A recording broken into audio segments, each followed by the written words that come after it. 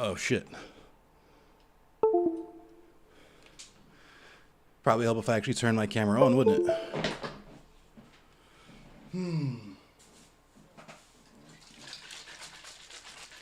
What the fuck is up, Denny's?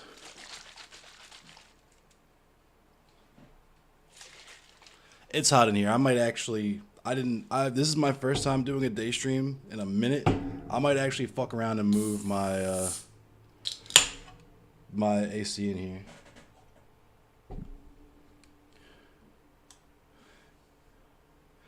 Thank you for the wishes, y'all. Thank you, thank you, thank you.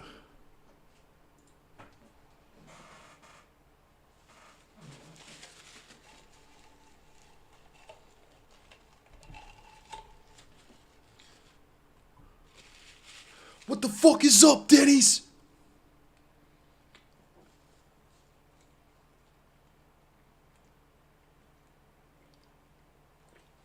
Yo, thanks, Chris.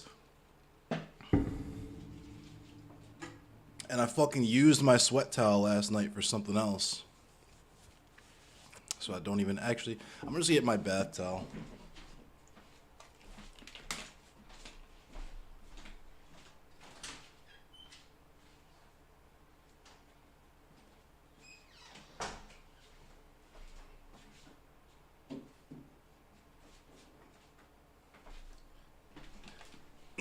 The Dawn of the Dead poster must remain visible at all times. It's so crucial to my background drip that I can't ever have it obscured.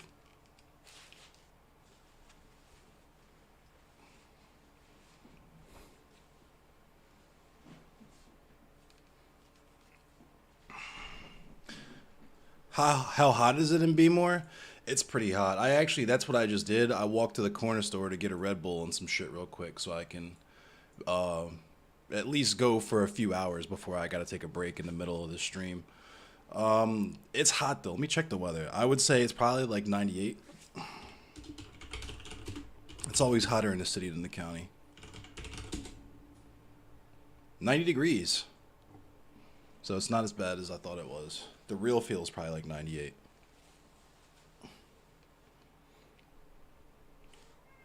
Never mind. Feels like 82. I'm just apparently not well equipped for this heat. What's good, bud?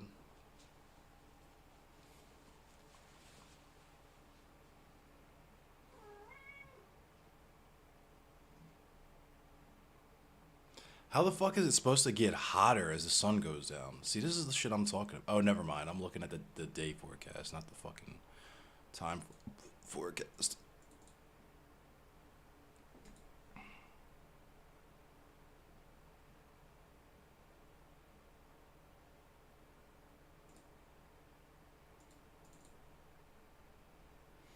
Oh my god, I gotta fucking turn off my ad blocker. There we go.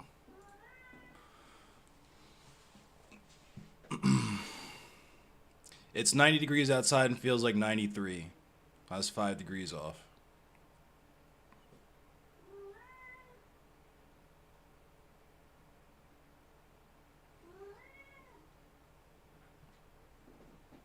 At 3 o'clock is when it's gonna start cooling off. It's only gotta last a couple hours. I've had enough of this global warming shit too. It's kind of ridiculous.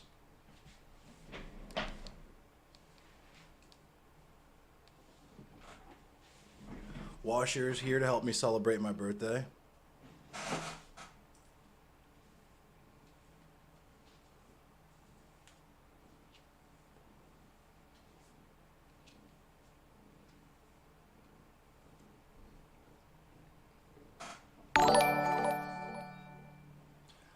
Yo, Michael Mistaken, thank you for the tip.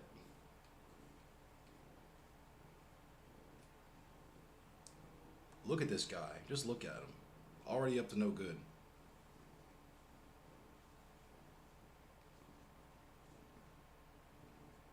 Already looking for some shit to get into.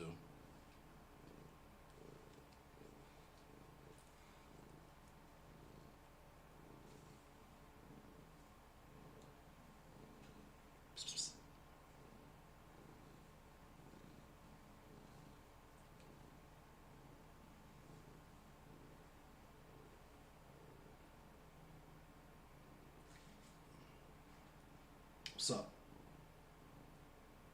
What's up?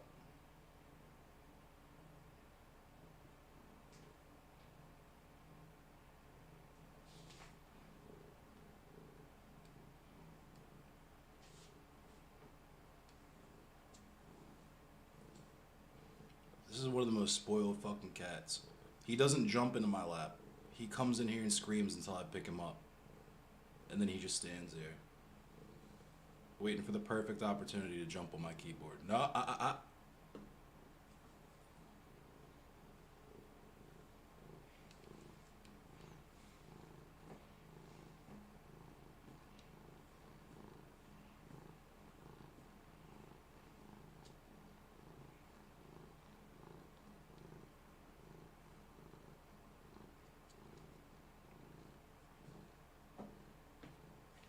And our kitty, yes.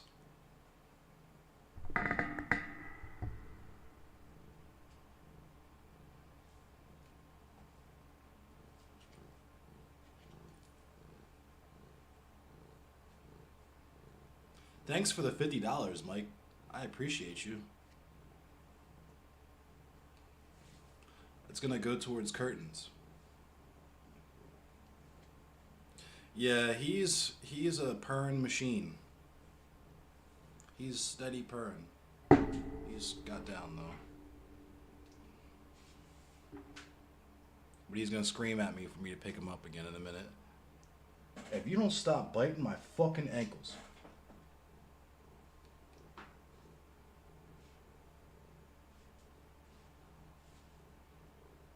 I'll beat your ass.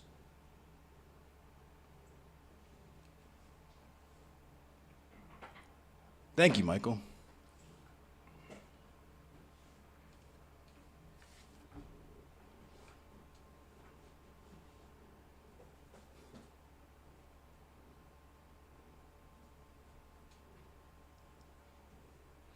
So what should we do first, y'all?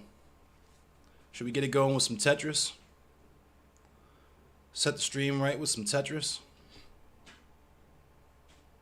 What did I just say about my ankles? Let's play some Tetris.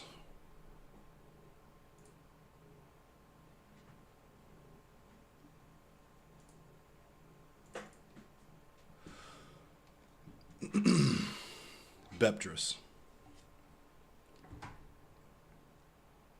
Got the old faithful dusty ass, dirty ass Nintendo Switch Pro Controller, because I barely play my Switch anymore.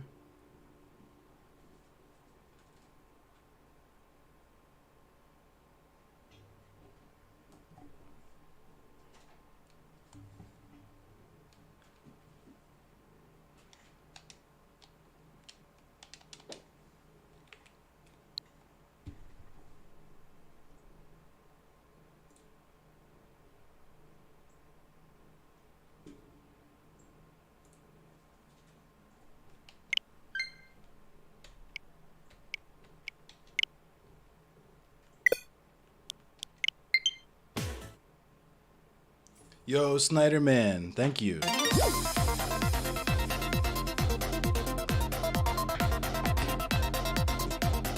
gonna set it up with some Tetris.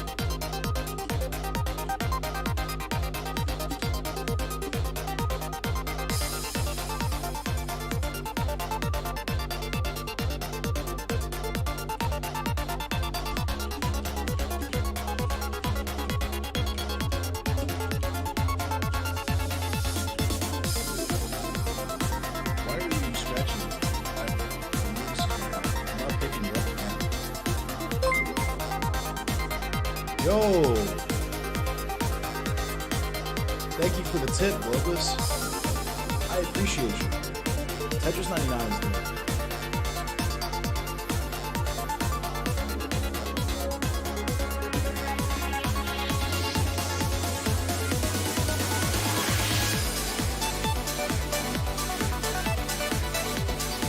I don't care if you scratch the chair. This chair is broken.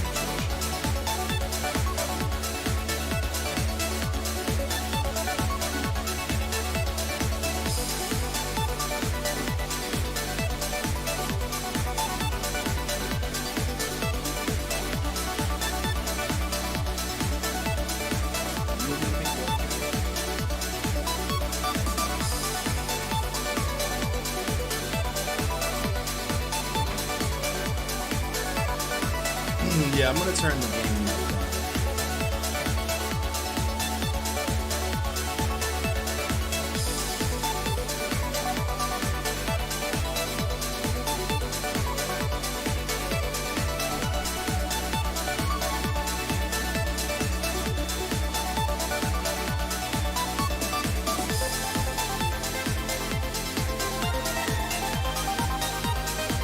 I'm gonna turn the volume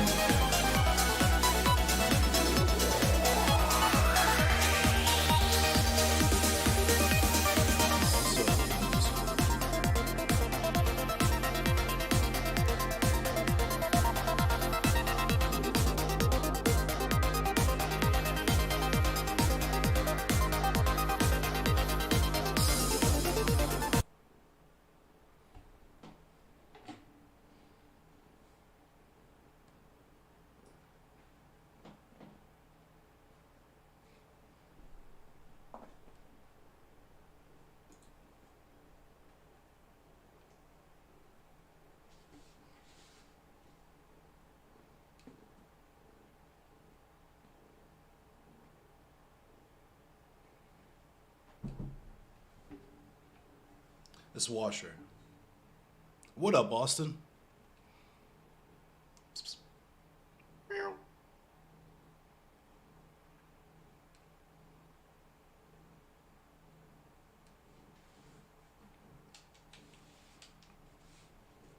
I love him too.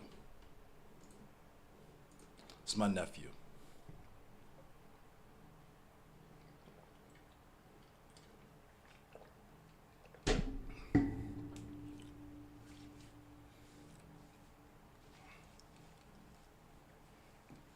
I'm gonna throw the loop back on.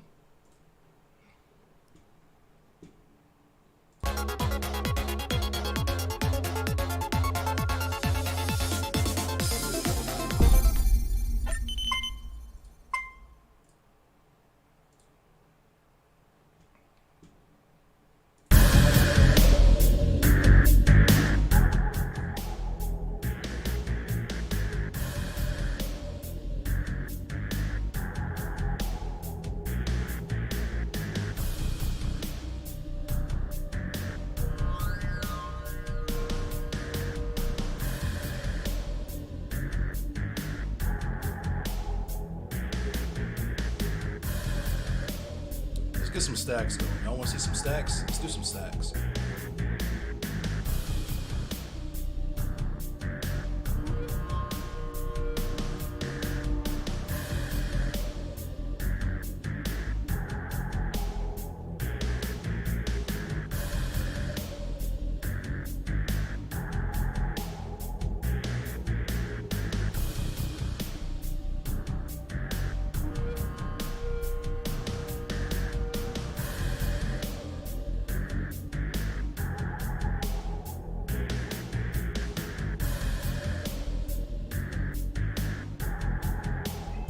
Ow.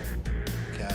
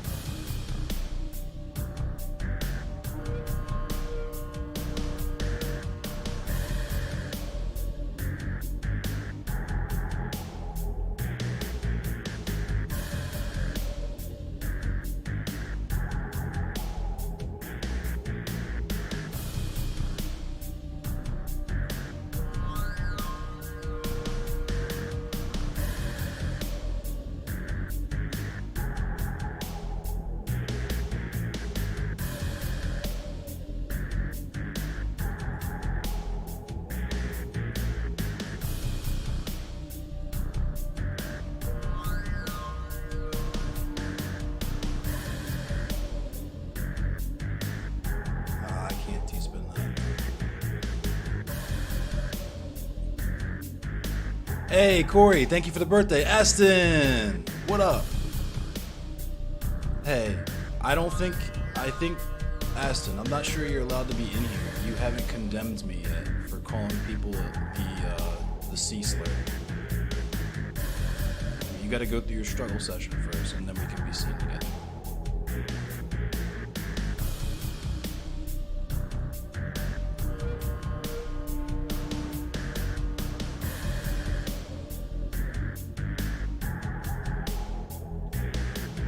I'm still in exile from the international online leftist community for my appalling opinions on race mixing.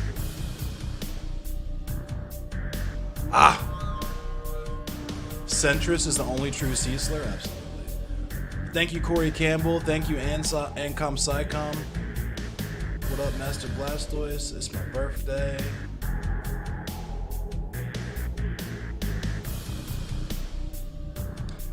We can talk about that if you want. I'm chilling in my Discord.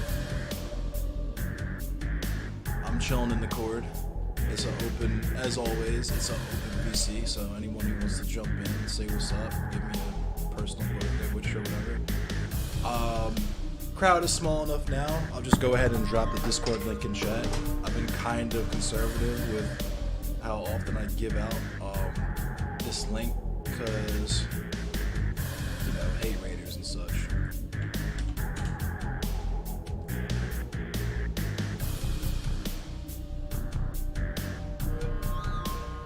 Yeah, well, it's not even that I want to preserve blackness, because that's the other thing, right? Is that blackness is itself like a state of being. You know what I mean? It's not necessarily dictated by the quantity of melanin in your skin. But with that said, racism is a thing separate. It includes colorism, but colorism is its own thing, right?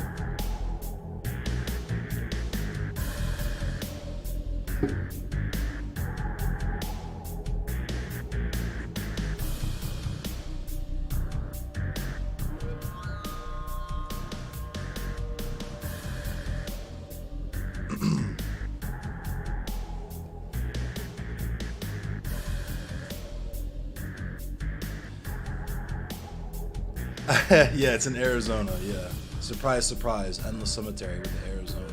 I'm broke, okay? I'm a proletariat. I'm trying to get out of my toxic work situation.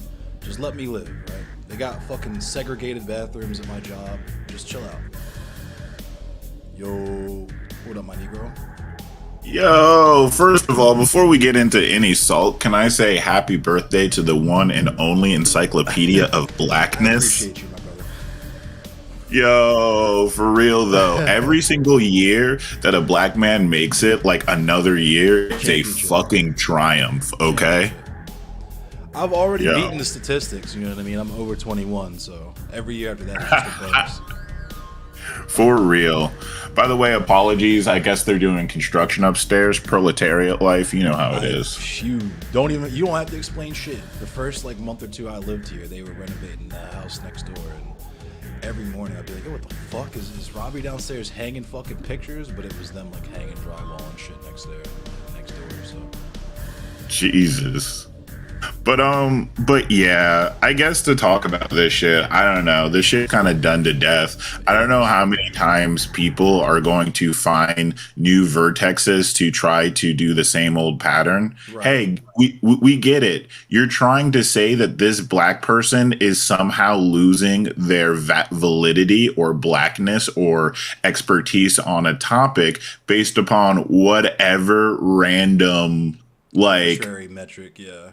Yeah, that you're creating, that you've never consulted or talked. It's all from your own mind. Like it's wild to me that somebody like you, who is incredibly well read and puts time and effort into their understanding, like, but we can't. It's a self-report because they haven't thought about any of the shit that they say or think for longer than 2 fucking seconds. Like I say this often, is that you can figure out a lot, like everything you need to know about a lot of these people's political positions by watching like 1 or 2 seasons of South Park. That's it. Yes.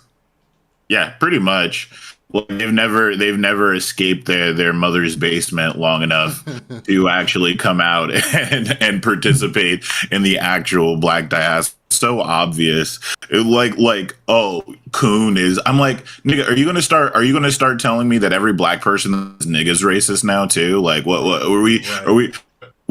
Is the next time like, is it racist when we call each other fed? Right. It's giving. I just think nobody should say it energy. That's what it's giving. Yeah. And meanwhile, yeah, that's exactly what it is, because it's like once you explain that it isn't really racist when black people use it across each other, then every white person's going to start to want to use it. I was just about to say that, like 100% of the time, the I just think nobody should say it energy comes from they're upset with their inability to say it. Yes. Yeah, like 100%. Like as if like, context like has never.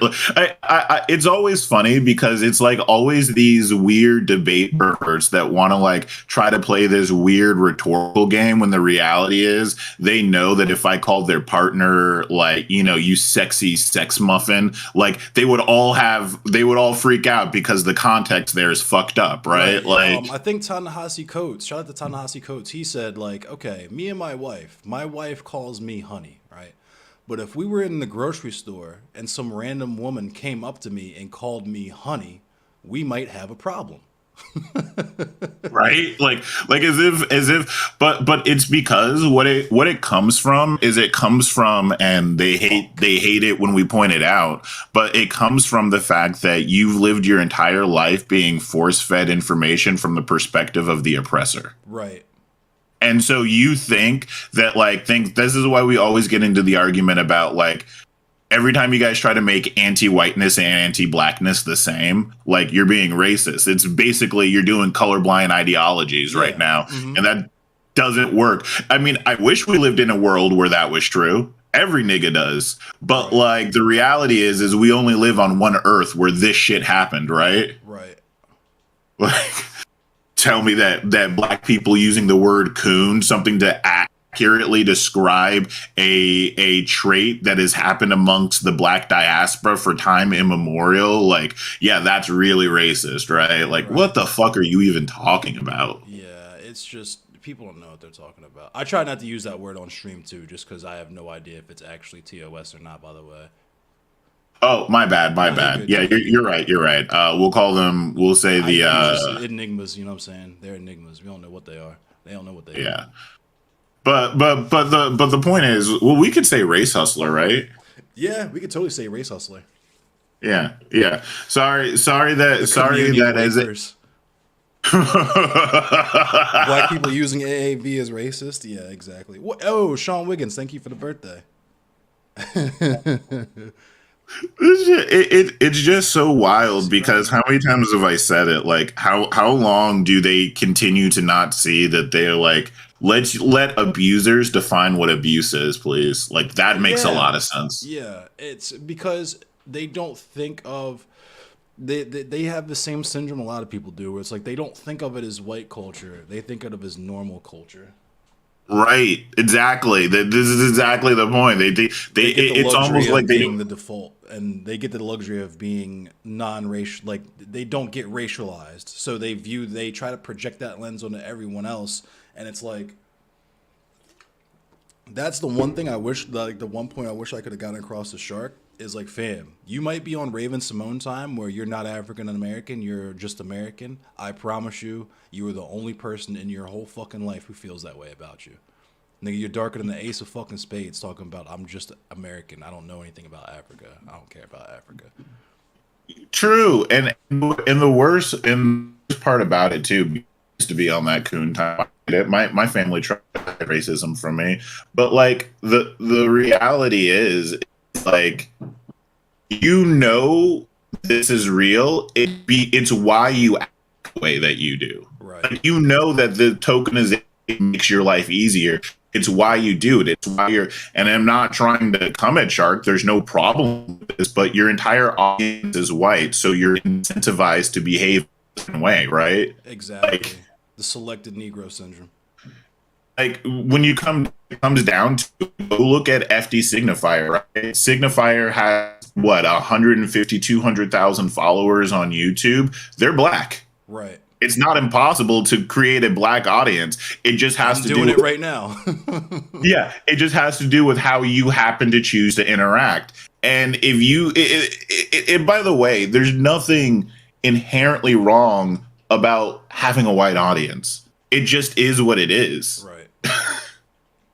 It's for me, it's just funny because like especially knowing that you're one of the most prominent black voices in the space, like why would you not use the opportunity to signal boost and at least occasionally speak on issues that affect us to educate your audience because that actually would be the thing, right? Creating change in the material conditions for your fucking community.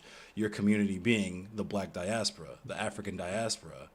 But instead, you would rather be like, this is something I don't necessarily have to care about because I live in a privileged position where I don't feel the effects of it all the time because I'm the selected Negro.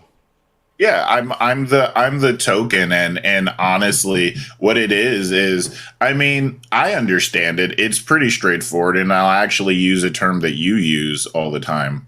Why the fuck would a man like deny the thing that has given him his family, his life, his career?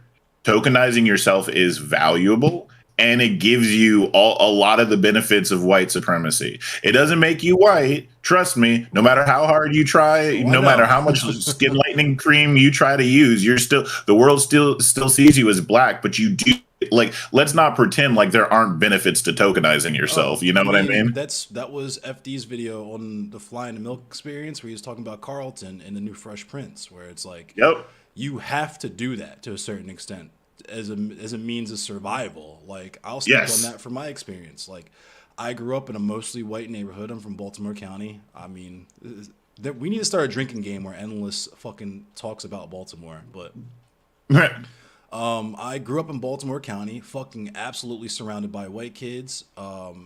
And you know there was some shit that I picked up as a consequence of that. My mom actually, I was just having this conversation with her because I asked her if she remembered this, but there was a point in time where I straight up told my mom, like, "Mom, I wish I was white." Like, and it wasn't because I like there was some of that like you know I don't know what to call it, but like the white skin, the black skin, white mask shit, where like I looked in the mirror and saw a white person. You know what I mean? Yes. And We get this. and sorry to take a quick sip, wet my whistle. So it took me a while. My mom had to explain these things to me, and you know where our family comes from and all that. And it was a constant source of like grief for me because I wanted so bad just to fit in that I would let shit fly, like my white friends using the N word, like, and I'm not even just talking like singing along to your favorite song. I'm talking the hard fucking R, right? Where Yeah. like if there's more than one Kevin in the crowd, I'm N word Kevin, right? Like that type of shit. Y- Yo, yes, Zeron, thank you. sir. And FD's Wait, talking wait. Are trash. you endless? Are you trying to right now, like, tell me that there sometimes might be, or most of the time might be, depending on like the research you look at, negative consequences to raising black people away, black children away from black people? It's Oh man, almost, it's almost like I could have there's a swore we reason why talked we're about this before. I'm not sure though.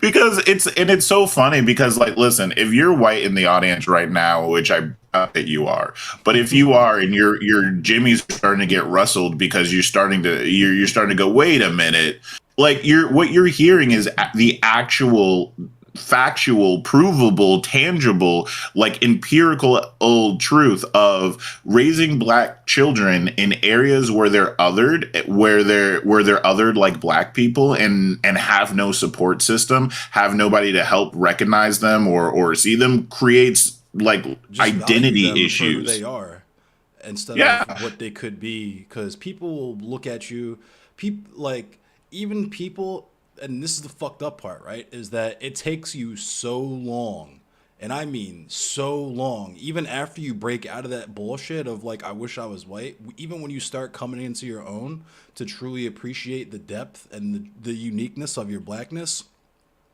takes you so long to recognize the get out motherfuckers. The I would have voted for Obama a third time if I could motherfuckers, right? Yeah. Because that feels so good in contrast to the just straight up open fucking naked white supremacy that you might have had to deal with throughout your life. And And And when you get to those people and they're not immediately intrinsically harmful, you get settled into them because white people smell that, or black people will smell that shit on you a mile away. And that's where the black people told me I wasn't black enough shit comes from. Yes, sir. And that is, and by the way, that doesn't make it right. I want to point out that we're just pointing out stuff that happens, right? Like And I wouldn't even say that it's a matter of us saying that these people aren't black enough. It's just how they receive it because they don't completely yeah. understand blackness yet. Yeah, yeah. Sometimes I'm just going to actually bite the bullet on this one and say sometimes it is though, because not every black person is raised with a consciousness or understanding of like blackness and like how you can't challenge other people's blackness. A lot of the times that is a survival mechanism that's actually used from a group that's othered all the time so that they identify with their identity so strongly that they do want to create membership like that. And it's not, and it usually, real talk, they usually grow out of it by the time they're 12. Right. But the reality is what you're talking about isn't even far-fetched. How do I know this? Audience, I too was raised as a fly in the milk, and everything he's saying is not unique to him. Right. Absolutely not unique to me. Like, it just is what it is. I've done the whole look in the mirror thinking, man, my life would be so much easier if I was just white because I am white. But, like, people don't think I'm white. Like, girls look at me, they don't think I'm white, but I am. Like, you know, all that whole fucking conversation you have with yourself that ultimately, when you look back, is depressing as fuck. Right. Oh, hell yeah. All the times where like, my entire personality in its current form, like the music I listen to, the stuff that I like, is some of it straight up is a product of me doing the whole I'm not like other black people thing, right? Yes, sir. And then you find out, oh my fucking god, black people invented a lot of this shit, and it was just fucking like metal music, right? And punk music. We invented all that shit. We even invented this, just the sound, the distorted guitar sound. That came from niggas. They came from the black fucking church. But straight up, Led Zeppelin didn't just kind of copy our style. They ripped our music off directly. Straight ripped one to one. Elvis Presley, all these motherfuckers. And when it took me, you know how I learned this? I went to, my dad lived in Memphis for a minute, and I went to Sun Studios and I went to Stax, and my jaw, I had to fucking walk like a penguin because my jaw was fucking dragging behind me the whole time we were on this tour. You know what I mean? It hit the floor and I never picked that bitch up because I felt like cheated. I felt lied to. You know what I mean? That we had such rich fucking history, but the only thing that they want to show us on TV is niggas getting shot, niggas getting killed, and all you see on MTV and shit is niggas smoking, drinking, fucking.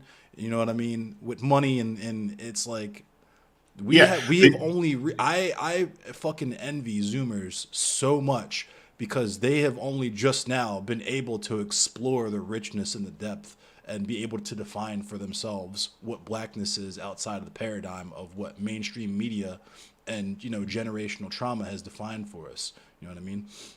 Absolutely true. And that's exactly the point that you're making, is that question when we have that time when we look in the mirror and we really wish we were white. The reason why we wish that is because we have internalized white supremacy's idea of what blackness is, and we decide to ourselves we don't want to be that. Right. We think of black people as all of the negative stereotypes. Why do we feel that way? Because that's the way that we're presented to for no reason. Right. How many times have you been in a place as a young black person in the fly in the milk experience and somebody starts treating you like you're ignorant or insert racial stereotype here, and all you want to do is be like, no, that's not. You think it's based on behavior. You literally internalize it. You think it's based on maybe I did something to make them think this. No, you didn't. It's just the color of your fucking skin. Right.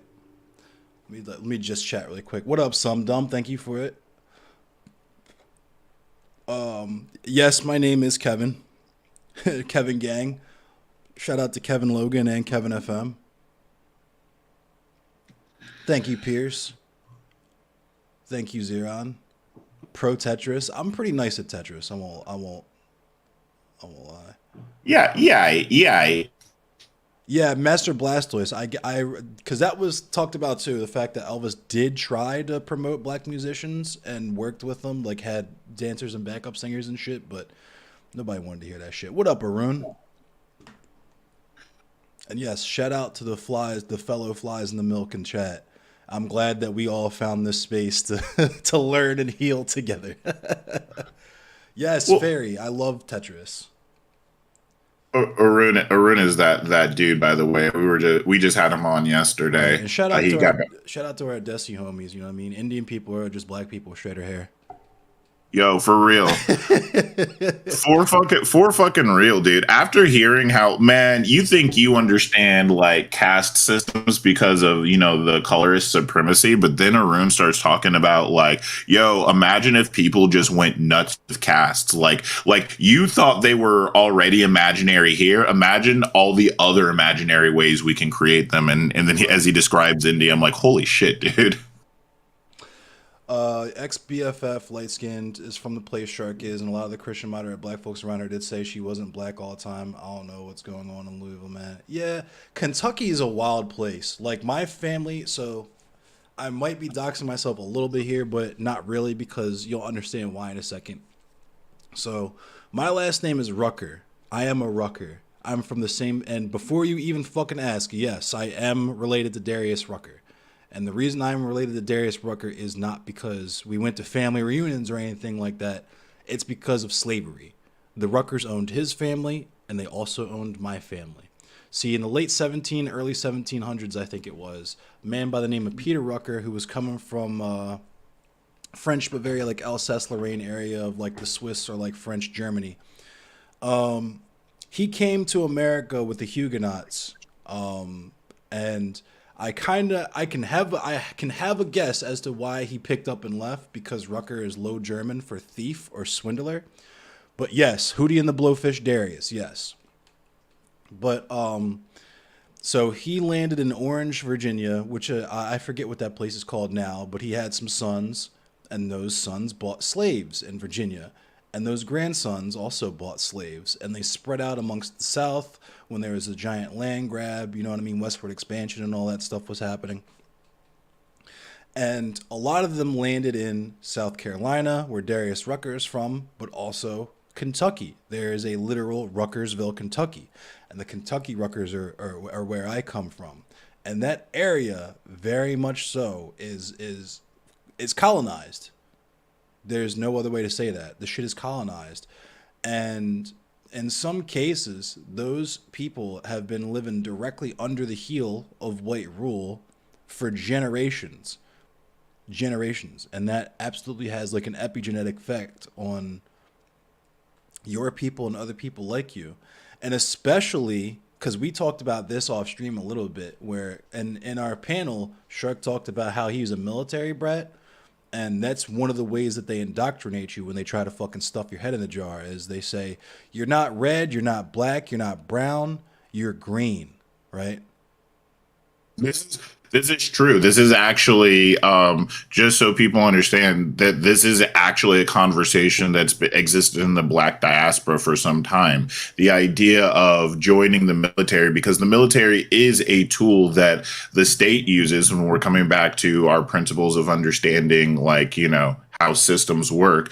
The military is a tool that the state uses. They put us in desperate poverty and then say here, they pretend like this is a way out, right? But really it's the way that they use to flatten our cultural expression. You no longer get to be black, you get to be military, right? And that right there is an attempt by white supremacy. Again, this doesn't mean that there were a bunch of henchmen that got together in a room to decide, hey, this is what we're going to do. This is just the result of hegemonic systems. Right. And I was going to say what Mowdy said, because Mowdy said, when you break out of the colorblind or I wish I was white mindset as a black person, you almost immediately start to feel like it's time to look for another social circle because there's always a significant chance that your current friend group won't understand or even empathize with your change in POV. My experience has been that people will try to shame you for not being their token assimilationist anymore. And that is dead fucking on. Dead fucking on. I wish Fade Runner was in here. So, because he was there for me This is why Fade Runner and I, one of the reasons why Fade Runner and I became like such really good and best friends is because his stepbrother was in this. That was my social circle. That was the people I went through that with, where I would go out with them and they'd be bumping Lil Wayne and saying the N word together and shit, right? But a lot of them were good old boys. And when I started on my, I forget, I think it was either Trayvon Martin or Chris Brown that got me to really start questioning the nature of not the event itself, but how a lot of the people that I was friends with reacted to it, right? Because Yes. there are certain things that you just the cognitive dissonance is way too fucking strong, right? Where I have people on my friends list talking about how this child deserved to get killed for X, Y, and Z. Doesn't matter. Doesn't even matter which reason, right? And that does something to you. So it made me turn a corner that I was already headed down, just as by virtue of my being like a lifelong anarchist, identifying as an anarchist in one form or another my entire life. And I had friends that were like, "Yeah, you're different now. I don't know if I like you now." Right? Like that kind of shit. And it was literally like Wayne called it out before anybody else, before I even acknowledged it, or rather before I was ready to acknowledge it. The fact that the thing that's different about me now that they don't like is the fact that I won't just let them be openly fucking racist around me anymore. Ding, ding, ding, ding, ding. One of the times, and that really fucking hit me, right? Because again, I grew up in Florida. I grew up in Oh, Cracker so fucking you Ville. definitely know. Yeah, hell yeah. Yeah. It's So different out there. and my friends have always done things that were like slightly racist. You know what I mean? Like one of the things I'll never forget is the way they devalued black women. They love to Oh, tell me black women are ugly. And oh yeah. I really like low key, like always had a problem with it. I always had a problem with like the fact that like a good chunk of my friends were fat and they would get all in their feelings if you made a fat joke, but meanwhile they would always make black jokes, right? So one of the times that it really fucking kind of opened my eyes was I was in this phase of neglections. That's what the term for it is when we kind of realize our blackness and we start becoming more self-aware of how society looks at us and what's really happening. Like because the reality is sometimes you don't even know why you're uncomfortable, you just know that you are. Just a vibe. The Um, vibe check is failing. y- yeah, yeah. And so we're sitting there playing Magic, and then something happens, and my friend, well, like not really my friend anymore, just goes inward. And I was just like, I was so shocked. Like, it really took that moment of like, holy shit, you're mad at Magic, so you start dropping in bombs in front of me. And then everybody, like the people that were coming at me, like, yo, he was just mad. He doesn't really hate black Oh yeah, people. it becomes your Like the fault whole when you conversation, and I'm overreact, just quote like, unquote. he didn't even like apologize. That deserves more than an apology. That deserves an oh my god, what the fuck is wrong with me? Right. You know what I mean? hmm And that conversation wasn't the one that was happening. And I was just like, really? We're right now, this person just said the N word out of anger and malice and hate or whatever for a situation that did like exactly the Completely bad way uncalled that for. you think would use it in front of me. And y'all are defending him. Like y'all, like my side's not the side being taken. Right. Like no one takes him to the side and go, yo, man, you got to go. Like that's fucked up. You can't be like that. I'm the one that's making the problem. Right. You're overreacting. You know what I mean? Yeah, this shit's nuts. Yeah.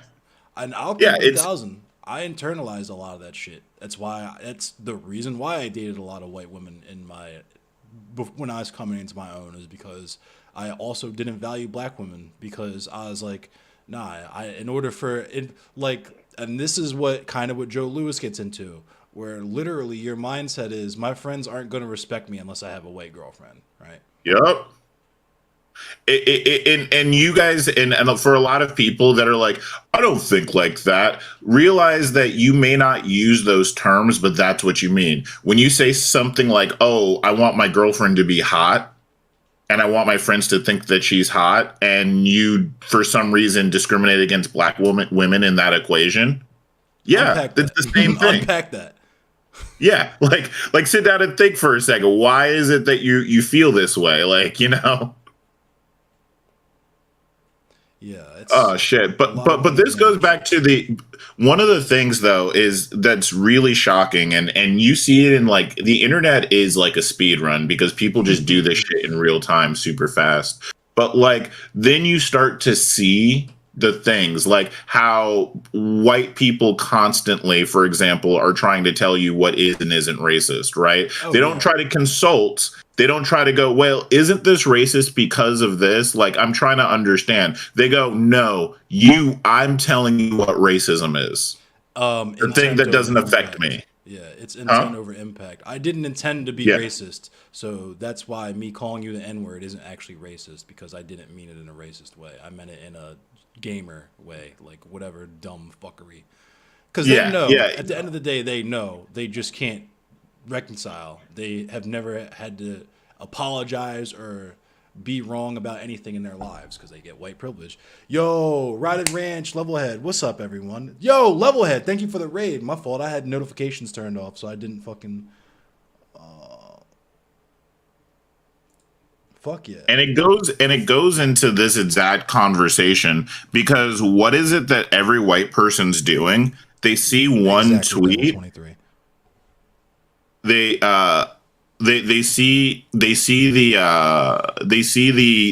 tweet or I'm gonna whatever, throw a loop and right now. literally are like, you need to denounce this person. It's like, well, can we talk about it? No, if you don't denounce it, we can't even have a conversation. And it's just like, well, it sounds like you're trying to tell me what is and isn't racist and why, and take out, you don't even want to and again, it comes back to the reason why you're so strong on this. And I know a lot of people get in their jimmies about this race mixing thing that no one, by the way, I think it's funny that you're the anti-race mixer even though you talk about how you dip in the mayo all the time. Not only Like, that, but I fucking hate the term race mixing. I truly do. I wasn't the first one to say it. Like, the term race mixing in and of itself is extremely Racist. fucking racist. And that never gets talked about either. oh yeah, that's my biggest thing here, because it's like, excuse me, is race real? Is race a real biological? So stop talking about it like it's one. Right. By saying race mixing is a thing, when the reality is like you're literally trying to refer to biology for something that isn't biological. Right, exactly. I'm having a completely separate conversation about colorism, and they're like, "Oh, so you're just mad that white people and black people have children? They're happy, leave them alone." It's like, you are so privileged and have lived a life so completely devoid of anything like that happening to you in your life that when I speak on this shit, you can't even fathom. Like, I can't even start from the beginning and walk you through because you don't got no fucking legs. Right, exactly, exactly, like, you don't understand the conversation we just had. We just had the conversation about the fucking identity issues that it gives you being raised not around black people. It literally fucks your mental up. We actually care about the well-being. String puller, thank you for the fucking hundo. I feel you. The niggatry is powerful today. Yo, for real. Yes. Thank y'all for standing in solidarity, bro. Real talk, and Liz, like, it always shocks me. Not shocks me. Well, yes, shocks me that people don't realize how hard we fuck with each other. Oh yeah, like, understand that even like black people who don't necessarily agree on things 100% of the time, they fuck with each other heavy as a means of survival. Friends. Like how many? We have like the amount of times people don't realize, like, I don't think we've ever had a conversation where we came at different perspectives. Maybe the gun thing, Yeah. but like that like we didn't like go, okay, this is what you're saying, that makes complete and utter sense to me, and I'm like, you know what I'm saying? Exactly. No one's ever like, I condemn you, Endless, for your terrible takes. Like, what the fuck? That's how y'all white people fucking work, because y'all be on some funny shit sometimes, but that's absolutely not how we operate. First of all, that's just immature. Like, even, like, I'm telling you right now, even with white supremacists, people that are racist and white supremacists, I don't create ultimatums for them. It's weird. So, and here's the other thing, because I talked about this with the Richard Spencer thing, right? Is that if we're functioning off of the whole, if it smells like white supremacy, then it must be black supremacy thing, then the whole disavow thing doesn't go far enough either, because that's literally a meme in the white supremacist circles. The word disavow itself is a meme. They'll be like 88, oh, never mind, I disavow. Like, they do that shit all the time. So you asking us to do that is literally just more gotcha, because just look at how they interact with us. They always think we have some secret hidden. That's when I was talking to fucking Aiko Rules in Demon Mama's chat. She's like, I don't think a conversation would be productive because you're not being honest. And it's like, okay, tell me more about what I think. I didn't know you were fucking psychic, Aiko. First of all, I didn't know you had at any point in time been black. But let me know more about what I secretly think, but I'm hiding from the rest of the world, about my secret fucking anti-miscegenation beliefs. Please tell the chat. Can we be honest about where this comes from too? What up, Merrick? Oh, Merrick's in chat? Yo, Merrick. Oh, you in Endless's chat, but I never see your ass, right? Shit. No, I fuck with Merrick. Everybody, I fuck with Merrick. That's my girl right there. So don't. Faye and Wooly, thank you for the fucking tip. Yo, real talk. That's love right there. For real. I appreciate y'all. Fuck yes. I'm gonna be able to pay my rent this month. Awesome.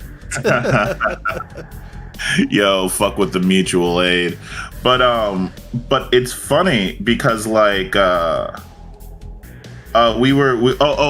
this whole thing, if you really break it down, what it comes from is, and I'm just gonna say it, and it's gonna upset you white folk, and because you guys are not very self-aware, and it really hurts. But what it comes down to is you want to make anti-whiteness equivalent to anti-blackness because y'all want to be victims of something. Pretty much, like not understanding that whiteness itself is a political position. It's not actually anything, because you are not a white person. You not. You could be Lithuanian, you could be fucking Ukrainian, you could be British, you could be all kinds of European. Being white and identifying as white is something completely fucking different, though, and nobody ever wants to talk about that. I only hear that in America. The I identify as white or whatever, because I have a buddy who's black who followed an Italian girl out to Germany and got married and whatnot out there. But he's telling me that, like, I think they don't even care about black people out there. It's just like in the sense like they would do in America. It's like, oh, you're black, and you're American. Oh, okay, you're an American or whatever. Right. I think I forget what the one immigrant they hate was a specific one. It's like somewhere in the Baltics they just hate, and they're like, oh, get these motherfuckers out of here. You know, type of deal. Well, I'll tell you that I will push back on that just a little bit, because Italians are low-key super racist. They're one of the super racist countries. And that's just because, like, yeah, they are. I'm a soccer fan. And the ultras, like from Italy, throw bananas at black soccer players. Oh, I was gonna say, I've definitely seen that shit. That shit is crazy. Shout out to them fucking international black football players, because I don't know, fam. The blicky would come out if I see one fucking banana peel hit the pitch. Yeah, the blicky's coming out. No, you would like real talk. Like, but this is another thing. Like, shout out to, in order to be excellent, to be the top of any of your fucking field, anywhere, you literally have to like tokenize yourself. Didn't what's his name? I think his name's James Morton or whatever. In that show Scandal, he said that to his daughter or whatever. He was like, "What I tell you when you're growing up, you got to be twice as good and twice as smart." Black excellence. Black excellence, man. Work twice as hard to be considered half as good. I got told the same thing. My mother said I got 2 strikes against me. I'm a black man. So exactly. Oh yeah. And their mama always told me, he said, I'm not visiting you at the cemetery, I ain't visiting you in jail.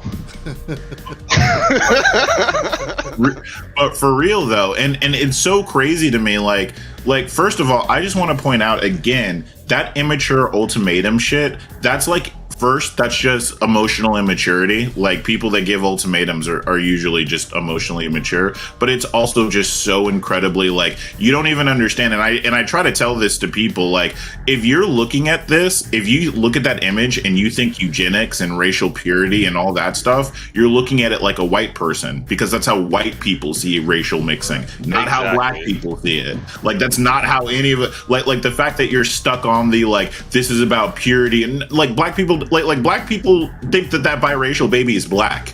They don't think it's white. They don't care how many times you hop, skip, and jump with white folk. That baby's still black. Like, isn't there that joke that's consistent where it's just like the white woman has a baby, it's tinted or whatever. It's like the two white, it's like a white man, a white husband, white wife, whatever. And then all of a sudden the black baby comes out and they're like, "What the fuck you doing? What the fuck you doing?" Yeah. I've seen that joke so many times, so of course I know. What was that Cat Williams meme, or that was it a skit or was it from a movie or something where she was talking about how it was his baby even though he'd been in jail for Yeah. He was like, "Ma'am, that baby is from the Caucasus Mountains." Yeah, exactly. Straight up. And I also thought about this a little bit differently as well, because this is like, you see it in Asian families where like Koreans want to marry other Koreans, like that's what they instill in their children. You see it indigenous with people like want to marry other indigenous people. Indigenous people, same thing. Whereas it's like, because they're oppressed, or even this, like, rather, I guess, at least in America, they just want to kind of have these tight knit communities. And I'm seeing it more now as you've like presented it to me, that it feels like white people feel entitled to our spaces. Exactly. Very much so. that is what this is. And on top of that, like, I always just present the opposite. Like, okay, so race mixing, like saying that you don't want to or you don't want to have a light-skinned baby is bad, but like, are we going to start like saying that you don't want to have a tall baby? Is that fucked up too? Are we going to start forcing people to intermix with like different races? Like, is that the prescription here? Because like, either people are allowed to have preferences, especially since preferences or not, and you think that race is biological. That's where this comes from, and it isn't. So like, yeah, it's I guess it's at the most it'd be like phenological at the very most. Phenotypical. Yeah. No, it's not phenotypical. No, I'm rejecting that already, because okay. Yeah, because race is biology has come out in 1,000 different ways and said that race. Yeah, with race race is a political. Yeah, race is a political condition. Yeah, like in terms of like dark skin versus light skin. Yeah, that's phenotypical. Yeah. Dark skin versus light skin, exactly. But the term race, like, what makes them, like, we all know that dark skin versus light skin isn't the line for colorism and necessarily. See, this is why I said the shit is racist off Bucks, is because I was Right? talking about dark skin versus light skin, and we somehow got all the way to race mixing from that, right? Yes, Because exactly. for the exact reason that you're saying, they're the ones who are essentializing race by saying that it's genetic. And the thing that's really wild to me is that I feel like they don't listen to black media, because like I've been watching Roland Martin for like ever. I know he's like old school, black media, from like my parents' generation.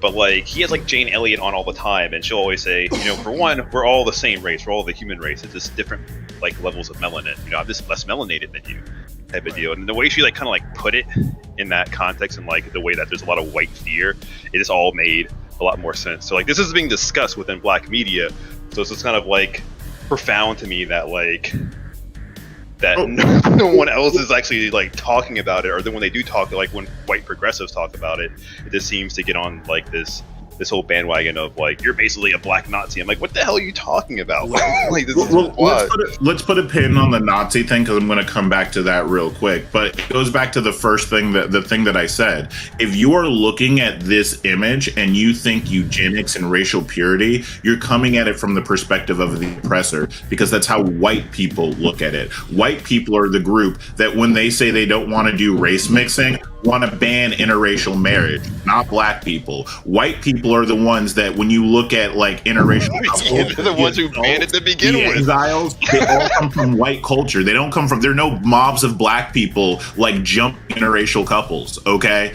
Like, this is what we're talking about when we're saying, like, stop trying to make anti-blackness and anti-whiteness the same. White people are trying to erase black people, not the other way around. Shark tried to do that in conversation where he was like, individually, I don't think it matters whether it's institutional or not. And I'm like, I feel like it kind of matters whether you're getting your ass whipped by the fucking police or just some random black people because you happen to walk in the wrong neighborhood. You know what I mean?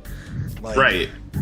It's just that fucking, it's a cop out where it's the same shit that white people, the same excuse white people give about quote unquote reverse racism, where it's like, I'm sorry that you went to an all-black school and the black kids were mean to you and beat you up and took your lunch money.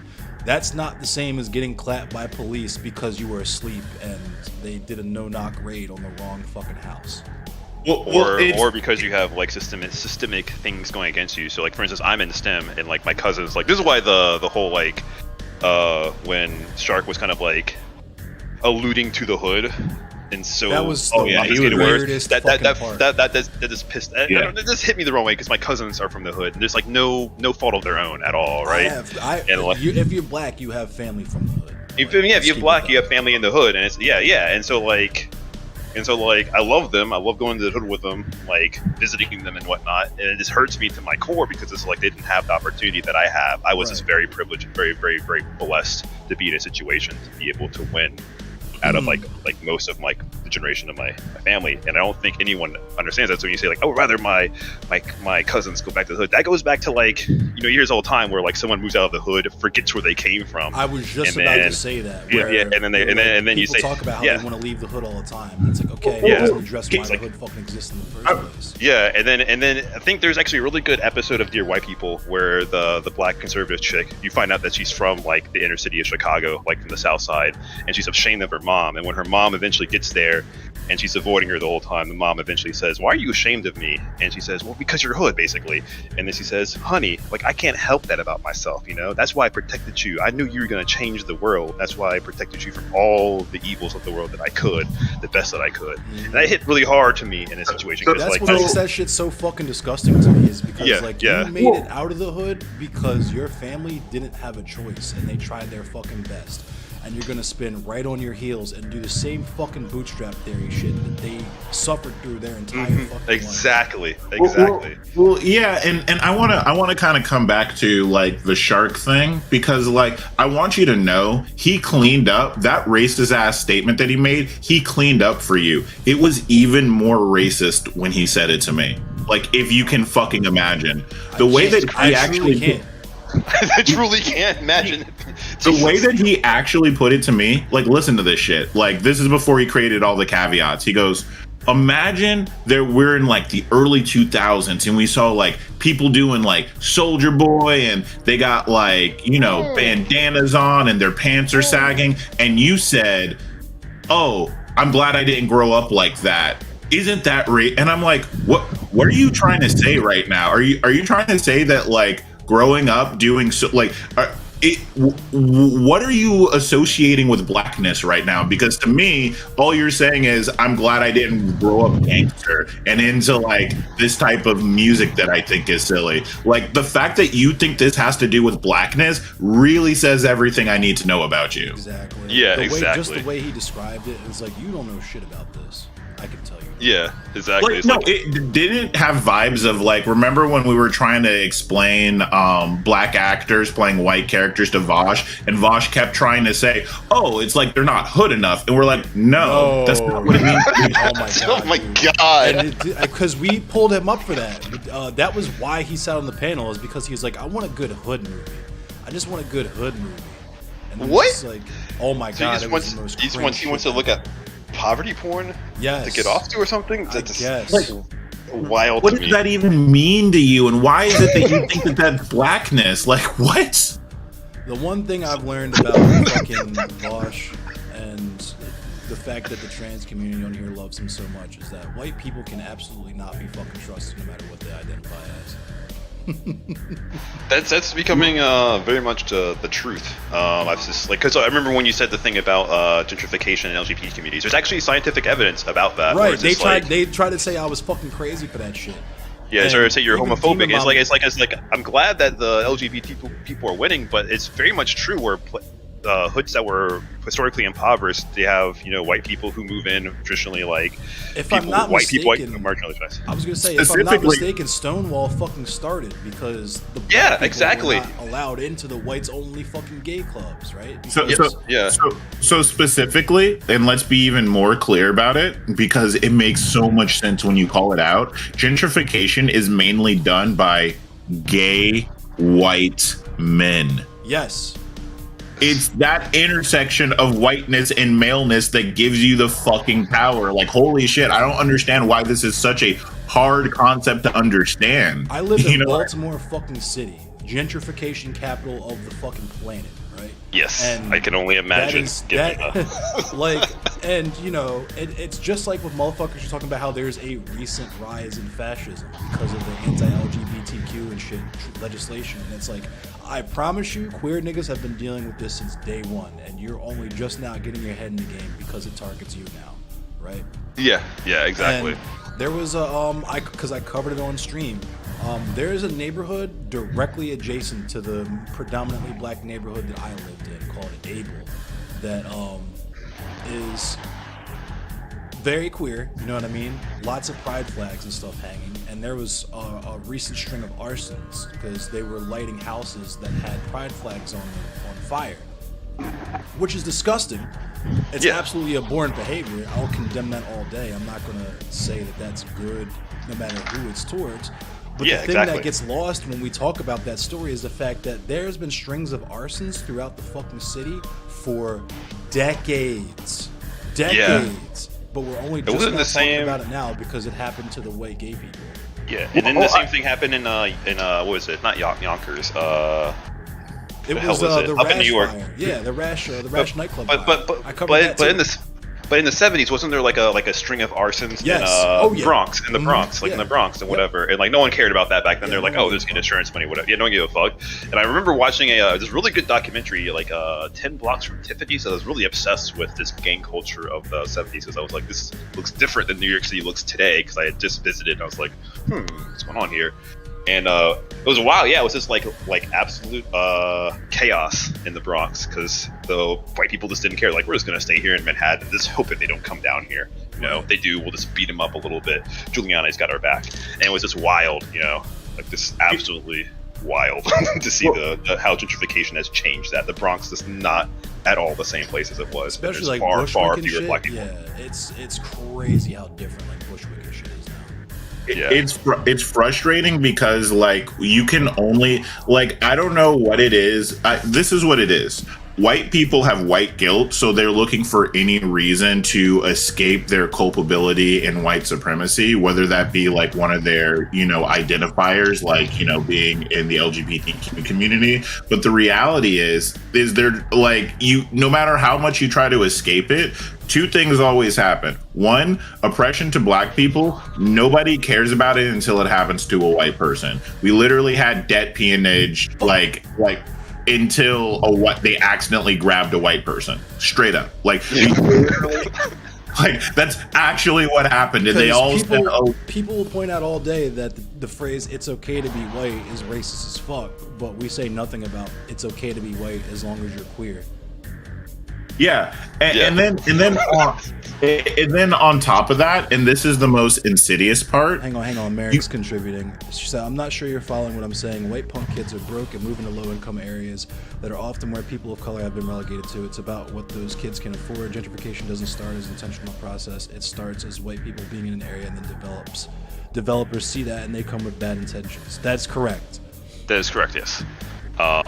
It happens quite often, actually. I used to live in Atlanta, and when I was going to school, went to Georgia Tech, and basically there's a slum that's still a slum, and basically from what I gather is like a bunch of really rich Chinese investors come in and they just buy up all these like dilapidated houses or run it as a slum, and then they just wait out until a developer comes in and wants to buy them out, and then they just raise the rent and make it unaffordable. What up, Tegma? Happy belated. Yo, Tegma in the house. Yo, to the point that you're everyone's trying to make, I wanted to point out the second thing that they do, which is white people, like, they want the black stories are fire. That's why there's Black Girl Magic, right? Because the story of our struggle is so fire, and that is the only time they want us to exist, right? Like, black people will only exist in the LGBTQ spheres when we can tell a story, but as soon as we can't tell a story, like, we out. Talk about feminists, Sojourner Truth, Ain't I a Woman? Why the fuck do you think that white women didn't give a fuck about black women? Yeah, exactly. If you said that, when it creates when it's politically advantageous for their movement and their benefit, and has nothing to do with us. Like, it's just a pattern that has existed since time immemorial. And the sooner you kind of like look at things at that lens, the more you see the fucking pattern everywhere. Yeah, like I definitely see that, because like white feminism started bugging me a lot during the Trump era. Yo, just because of this. Thank you. If you want to hop in on this, Merrick, if you want to hop in too, because I feel like it's hard to like get your point across, like typing and shit. So VC is open. I'll drag y'all in. But like I guess when Sojourner Truth said that, it was basically because they were basically segregating the feminist movement back in the early 1900s. Basically, they were literally segregating it. Fucking Margaret, or what's her name? Susan B. Anthony set her whole entire fucking movement back like years, because she figured out, oh, women would include black women? Nah, I can't do that. Nah, I can't do that. The white men won't like this. At the same time, they go, but black girls have black girl magic, so we need to use them as a face for people to sympathize with, because black women, by having that intersection of woman and blackness, get the worst stories that people can empathize and attach themselves to. So let's use them, but let's not have them. True. I have to push back a little bit, Merrick, in that, so punk, the reason why I kind of don't really have a problem with laying some of that blame at the feet of individuals is because so many punks forget what their roots are and forget where punk came from. That's number one. Number two, it'd be those same punks that are like the aesthetic punks that absolutely will call police on their neighbors. 1000%. I've seen I have seen it happen, and we all know what happens when you do that. So same thing with LGBTQ people, by the way. Yep.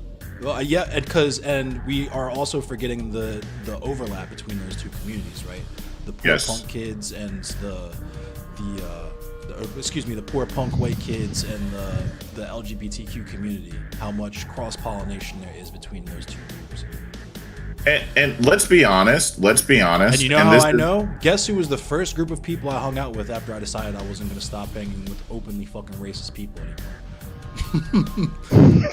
Like I said, I grew up in Florida during like the alt-rock punk phase, right? Like Florida as a state went through that phase. You remember, right. That's why we came up with Warped Tour and all that shit.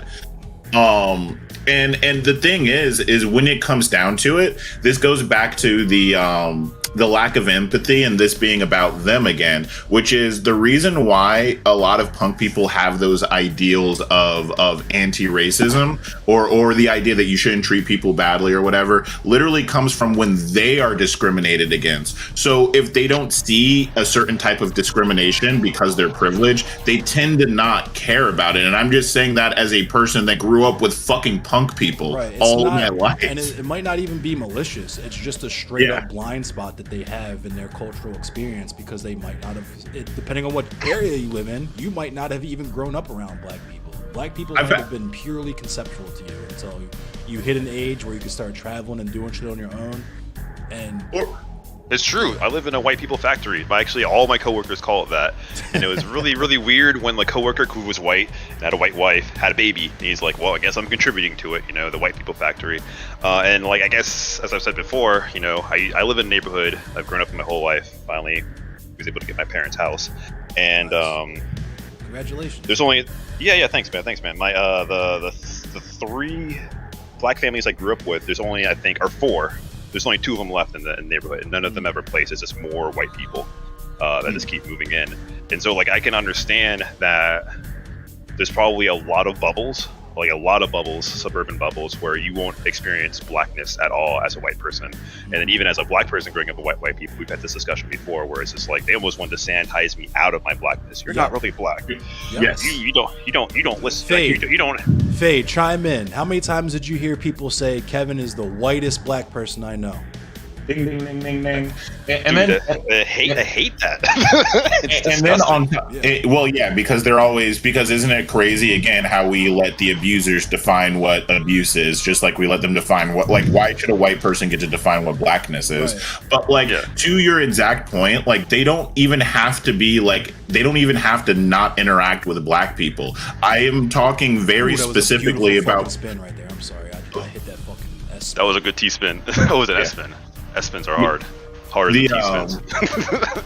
I grew up with a punk kid who literally told me when a lot of this stuff was popping off, man, I wish things were like when we were kids, when there wasn't any racism, because we grew up like we grew up together, and you can tell me about. And you're just sitting there, you're just like, what? Oh, fuck. I was literally thrown on the hood of a cop car while you knew me, and you don't think that there was racism where we grew up? What? The KKK marched in our fucking Christmas parades, and you don't think I experienced racism? The racism ain't new. The smartphones are, friend. How come you never? How come I didn't know about the racism? How come I didn't know? What did you? Were you the? I'm sorry, I didn't know you were the grand poobah of racism. That I was supposed to confess all white people's racism to you whenever it happened to me. Like I didn't even know it was happening to myself. But I'm supposed to tell you. Fuck off. But this person is unashamedly and very unabashedly punk, and well, they consider themselves punk, right? And they consider themselves anti-racist and anti-fascist and all of those things. But you realize that when your privilege makes it so that you don't have to come up with these intersections, you really, they have a different view of what's going on around them, right? They have a different understanding of what anti-racism and anti-fascism means. Matter of fact, they think that they're neutral positions, that you can just be neutrally anti-racist or anti-fascist, which is doesn't make sense. Right. But you can be neutral on a lot of things except for those. Like I had to spell it out to them. You could be neutral on a favorite type of tiki torch. I don't think you can be neutral on white supremacy. Exactly, it can't be neutral on white supremacy. Yeah, let me see if hold on real quick. Merrick's trying to get in here and I don't think she knows how. Word. Yeah, I like how much I agree with you because you're a communist and I'm definitely a capitalist. So I just love that we're able to have these conversations. I was gonna make the typical joke that you're not a capitalist because you don't own capital, but you just said you own your parents' house. So. Yeah, I have a lot of capital in stock. I own Bitcoin. I own a bit of capital. I just not enough capital to be like fuck you white people, not yet. And I'm not gonna sit here and act like I don't dabble in that shit. For me, it's like literally just like gambling. You know what I mean? Just like instead of lotto tickets, we buy a few fucking Stellar XLM, and if that shit hits. Yeah, I feel you. The big thing that I look for is dividend extraction. So companies that are really, really old that pay out Merrick, regular jump dividends. in the waiting room and I can drag you in. That's what I dabble in.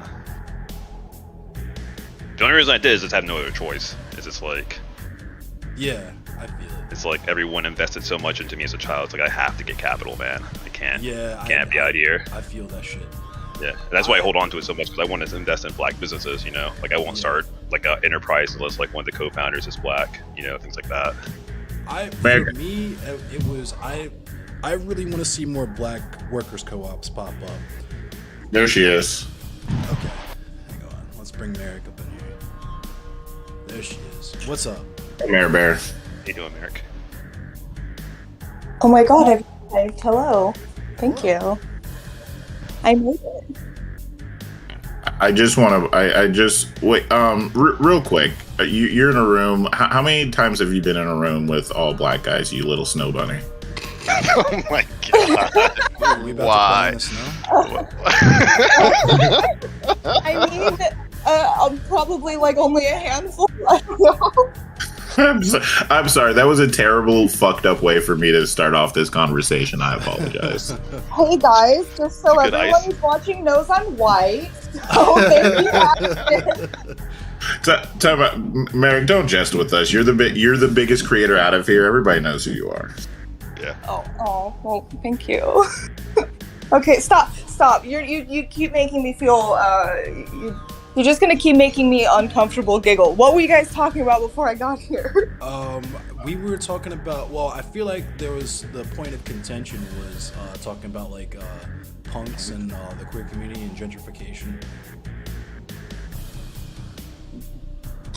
Oh yeah.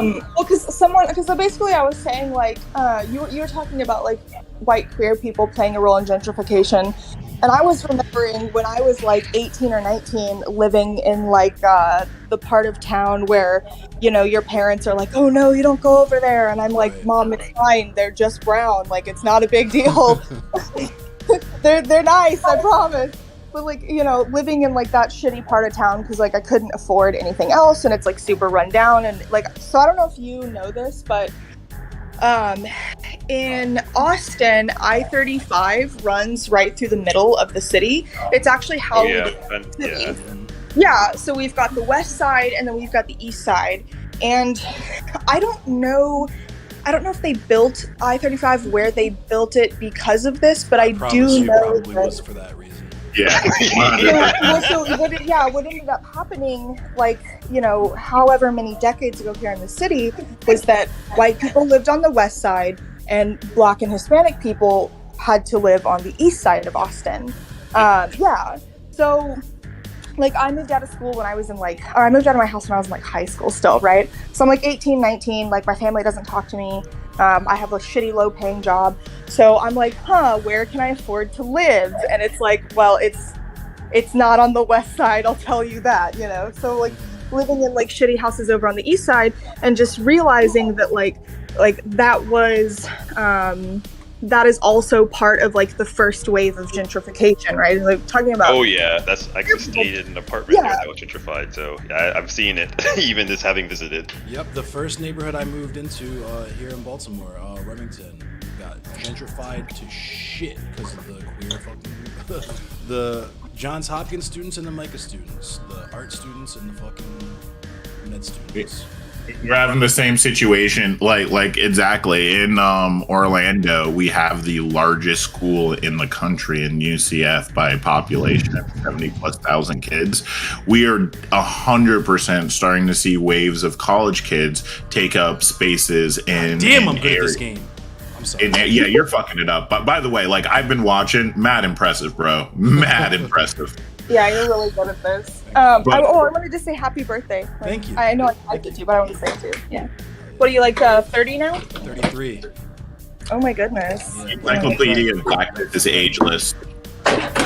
Endless and ageless. It's actually the white tears. They function as like a fountain of youth. You know Oh what I mean? my You Amazing. know, I know where you got your name from, but remember where I thought you got your name from? And they literally just did the show Sandman. I really thought you were like trying to be an Endless, and I was like, damn, that's cool.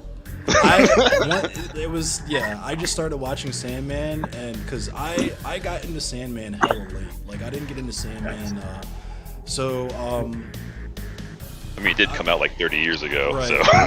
Incidentally, while we're on the subject, there's this white girl I was dating who her family found out she's fucking around with a nigga, and you know her father was talking about coming and blow my head off, all some crazy shit. Oh, man, Jungle Fever. Normal. Yeah, don't mean started fucking my best friend. Normal things. And, Average white father behavior. Yeah. So was kind of depressed in a rut. Damn, 6th place. I almost won that game too. So I was kind of in a rut and got back into stuff that I was into that I found comfort in childhood since I was an adult and had the ability to waste my money on stuff like that. So I got back into comic books. And for anybody who knows me, knows anything about Baltimore County, my comic book store has been my comic book store, no bullshit, for the last like 30 fucking years. My family, when we first moved to Arbutus, because I lived in Relay, which is directly adjacent to Arbutus. Whenever I say I'm from Relay, people are like, "Where is Let?" And I go, "Do you know where Arbutus is?" They go, "Oh, okay." So I'm forced to say I'm from Arbutus. But there's a comic book shop there called Universal Comics. Shout out to Universal Comics. When I was like, one of my earliest memories in that neighborhood was, sitting in the car, my parents kind of scoping the scene, finding the grocery store, finding the laundromat, all that stuff. And of course, as a child, what are you looking for? You're looking for the playground and the toy store. That's Right? it. So I saw this big ass comic book store, begged my parents to stop. Because by that point, I'd already been into Power Rangers, Spider-Man the animated series, Batman the animated series, all this banger ass shit that was out Fire. in the 90s. Am I Fire. a comic book fan? Give me 5 seconds. Matter of fact, I'm going to finish the story and then give me 5 seconds. I'm going to go show you all something. But we stop at the comic book store. Fucking, I got all the shit that I wanted. Ghost Rider 2099, Punisher 2099, Spider-Man 2099. Regular Punisher, this Predator comic that was out at the time from Dark Horse, a bunch of really niche shit. X-Men, of course. I fucking loved X-Men. What, the Predator versus Archie? No, not Predator vs. Archie. It was the Predator. Fuck, what was that? I forget what the series was called. It was the first some of the first Dark Horse shits that came out that were. Oh, okay, yeah, a little bit way older than that that. were like it was like the Commandos in the jungle, but Yeah. But yeah, so I had been going to this comic book store since like 1997, right? And I was delivering pizzas at the pizza shop across the street, and I have a giant X-Men poster on the wall over here that you can't see, but you can kind of Hashtag X-Men are niggas. they truly are. They really are. So I'm hanging out in this comic book store again because I'm depressed and because this was also happening kind of at the intersection of me coming into my own and stop fucking with racist people anymore.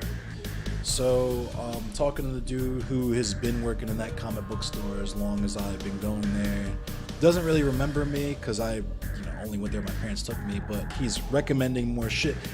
We're making my pull box for any comic book fans or any people who frequent a comic book store. You know what I'm talking about with the pull box. We're formulating Friendly my reminder: pull box. make sure you get your pool box emptied. Yeah. Oh Nice yeah. comic Make sure you're keeping up on that because that shit will fill up quick, and $20 worth of comics will turn into $120 worth of comics ASAP. But he was like, yeah, you should check out Sandman if you're because I was trying to branch out too because I was like, I've of course loved X-Men and all that, but at the time it was Avengers vs. X-Men, which was, if we're keeping it 1,000, kind of mid. The fights were awesome. Like the AVX, when I get what I'm gonna show you guys, I'll show it to you in a second. But I was like, I want some other shit. X-Men I feel like was like the weak time in Marvel where they were trying to become relevant and they were really trying to boost the Avengers. Like yeah, at that time, 2012. It was because Yeah. they were still in legal battle with Fox over X-Men, Oh, yeah. Fantastic Four, and Daredevil and all them. So they were trying to push the Inhumans really, really hard and make them the new X-Men. humans The Inhumans sucked. suck so fucking bad. Yeah, they do. But they were trying to push the Avengers, the Guardians of the Galaxy, and the Inhumans because their flagship characters, the X-Men, they just couldn't do in the MCU. So I was like, my favorite comics are trash. Gambit's solo run had dropped and it was absolutely fucking agua de culo. So I'm like, put me on some independent shit. So he got me back into Judge Dredd, and that's another ironic thing about me. My favorite X-Man is Bishop, who is low-key a cop. And one of my Yeah, favorite he's comic book basically a characters- time Time cop. cop. And one of my favorite characters of all time in comics is Judge Dredd, a literal Nazi allegory, right? Yeah. So, I get Okay, some but people- why? Yeah, Why is he your favorite? Judge. I saw the Stallone Judge Dredd when I was in second grade and became obsessed. Like just because I fucked with Stallone so heavy, and I thought the uniform and the hover bike and all that shit. I'm just a sucker for dystopian like cyberpathy futures, and I've just Sure. fucked with that aesthetic. And so through that, I got into the 2000 AD comics. My cousin, shout out to my cousin Ahmad because he fucks with he put me on to like the Sabbath comics and everything. Many a Christmas, we just sat as a family and read comic books together. Shout out to Kuma Bear as well. But you know, he put me back onto the Judge Dredd. There was this comic called Exsanguine that was from Dark Horse. That was an independent comic that he put me onto. Got me back into a lot of the fucking Image comic shit that I was into. So Spawn, even though Spawn was ass at the time because Al Simmons wasn't Yeah. on Spawn anymore. Yeah. I don't know what the fuck they were doing over there, but They were desperate, is what they were doing. They were very desperate. right, put me on to Haunt. You know what I mean? Haunt was fucking dope ass shit, but he also put me on to Neil Gaiman and Sandman. And I thought that shit was cool as fuck. So that's when I got into Sandman. And then when I saw that they were trying to do the series or whatever, I had to get into it. Aesthetics always do play a pretty big role in the fascist stuff. Exactly. And Carl never read Urban's anything. Dread, I will stand on this. Don't at me. Carl Urban's Dread is the finest comic book movie ever made. The best one ever made. Oh Period. wow. Okay, I have a It's question about pretty. Sandman. I have a question about Sandman. So I just started to read it. I just got the actual comic, but Okay. I did watch the Netflix series, and I thought that the Netflix series that there are so many moments that are just like over the top, really cheesy. Is this in line with the spirit of the comics, or is this just like Netflix being Netflix? Okay, so let me come in with this because I'm going to come in hard. You probably know better than I do. The dude that's playing Sandman is trying way too hard to be like Edward Scissorhands. Like Yeah. he He's has so an idea emo. of He's what. so emo. like, His actual aesthetic, like the look is perfect. You know what I mean? The Yeah, hair it and is. The body type and everything was perfect. They cast him perfectly. He's just phoning it in. yeah, he literally he comes off like a whiny teenager, which to be fair, Dream is kind of Demolition but, like, Man. Oh my fucking god, yes. I'm sorry. Go ahead. but yo, Sandman, the one thing I was literally going to say this though. I will say that sometimes like comics do a good job of putting very anti-racist and anti-imperialist messages in their things, and they're just so woven in that you never think that you're going to see it hit mainstream. And this last episode of Sandman, episode 11 that came out, bro, like they did the thing with the muse, and I'm like, this is literally a whole episode that's about what does liberation mean, and what are white incentive structures that make them unable to do what's clearly heinous. Chat really quick. Like real talk, like the whole episode they're like doing this thing where he's like, well, will you like give up your muse so that she can be free and have the agency to choose for herself? And that shit hits hard, bro. It fucking hits hard because the reality is, and Joe Lewis says this all the time, like for black people to be equal, or for any marginalized group to be equal, the lives of the people on the top of the hierarchy are going to have to fucking change a lot, and they're not willing to do that. Like, are you willing to give up? In Sandman, they make it really direct. They make you like, oh, this is heinous because he's like raping this chick in order to get like muse from her. But like, are you willing to give up like your high levels of like your education structure? Like, are you willing to these are let my your comic kids books. go to a bad school? The long boxes. I love the long boxes, man. Man, I've gone out of control. I have like 14 or 15 long boxes now, and they're all unread, man. I just cannot keep up anymore. I gotta Yo, keep up in a full box. Have you guys fucked with New X-Men? New X-Men is really good. I like New X-Men. Hold up. It came back.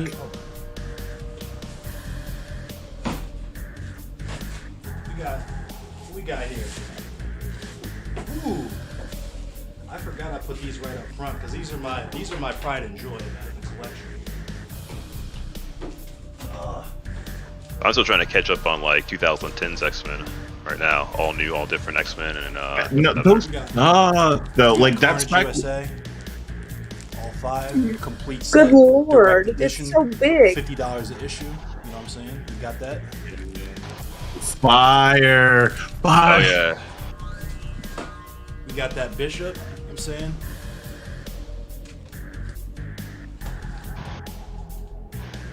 Got that Uncanny. You know I'm on point with that. Ooh. Then we got that Scarlet Spider. All the power, none of the responsibility. Kane Parker is the best Spider.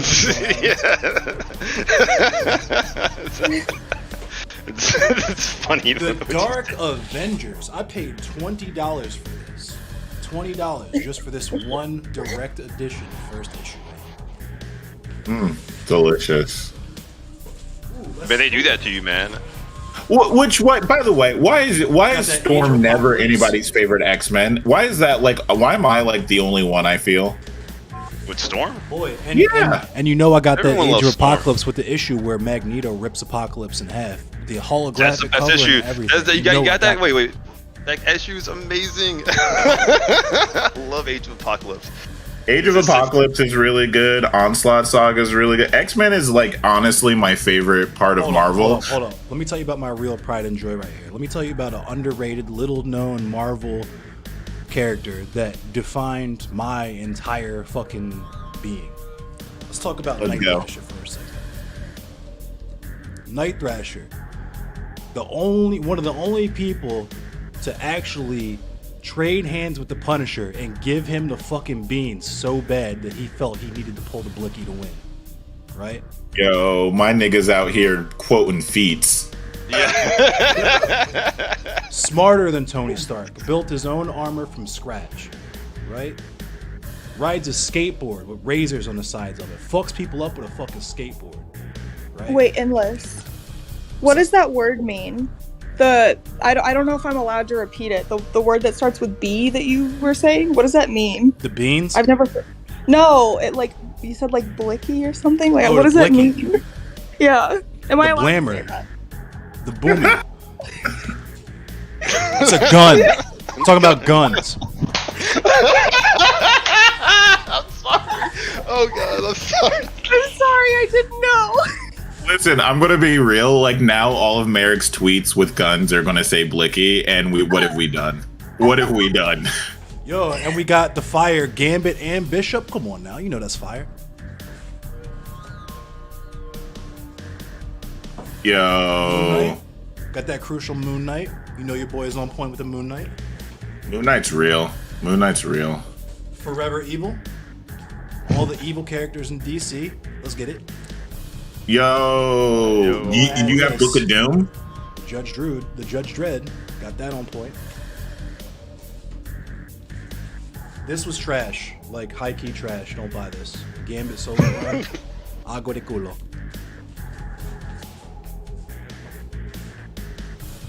Ooh, and you know I got the Rain Fire X Force with forearm up front.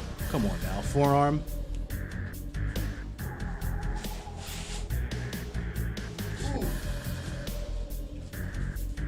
Daredevil End of Days, where Bullseye claps Daredevil. Spoiler alert. Man, these are classics, man. Oh my god, I forgot I had this. The Matt Fraction Hawkeye. The best Hawkeye run ever written. Classic. It's where you find out Hawkeye is deaf. Oh yeah.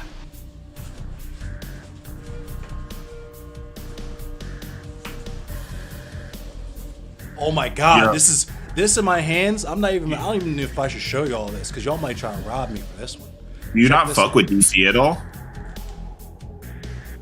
The Masters of the Universe, Origin of Skeletor, #1, baby, direct edition. This bitch is probably worth like $50. That's pretty wild. What did you just ask me, Aston? You not fuck with DC at all? Do I? Do you not? Because like you've named everything but DC. Red Lantern. Do you have the #1 DC right here. Red Lantern right there? There you go. There you go. Oh, I forgot. I Lantern got this, War. This Do little you have one right do here. you have Blackest very- Night? I do have Blackest Night. Blackest Night's the shit. Yo, Kenny X Force, are you fucking with me? That's the shit. Ooh. Get the blank cover for when you can get it signed.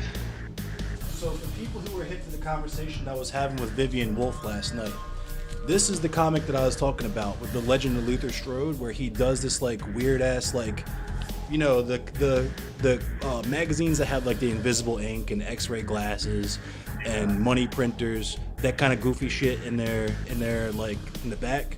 Well, this particular magazine also had this like secret yogi like Uberman like exercise regime that actually turns Luther Strode into a hulking fucking superhuman immortal tyrant who could like punch through drywall and squish people's heads with his hands and fucking like rips his own intestines out and chokes people to death with them and then stuffs them back in and heals up. Like, just insane shit like that. Highly recommend Luther Strode.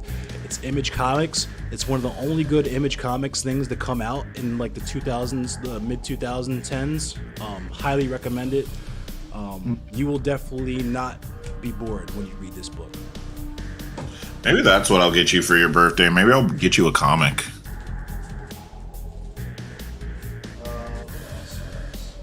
I don't got a whole lot of DC because I'm definitely a big Marvel head. I like Marvel. I like Marvel too, even though I feel like DC has just specific stories hit. Like Marvel, I've always said has a better universe. Yeah, Marvel definitely has a better universe. DC has really good stories though, for sure. Like holy shit, their stories are real.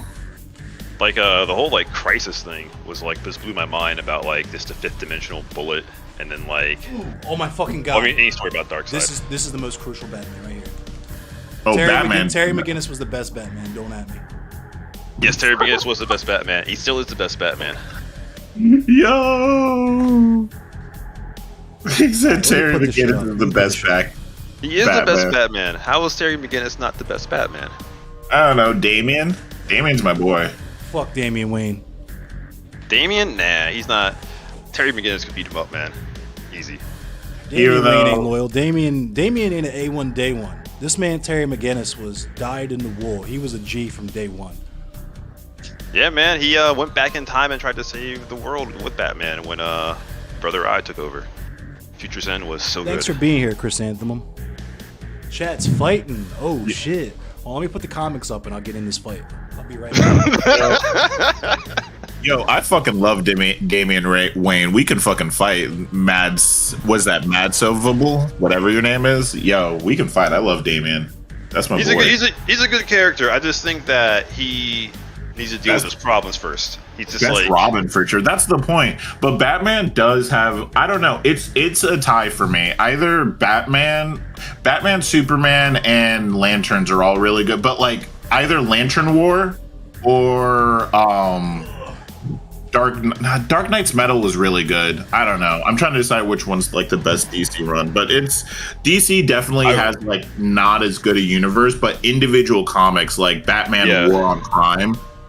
Yes, yeah. Killing Joke. Chee! Like, you know what I'm saying? Killing Joke was so good, yeah. And then, did you read Endgame?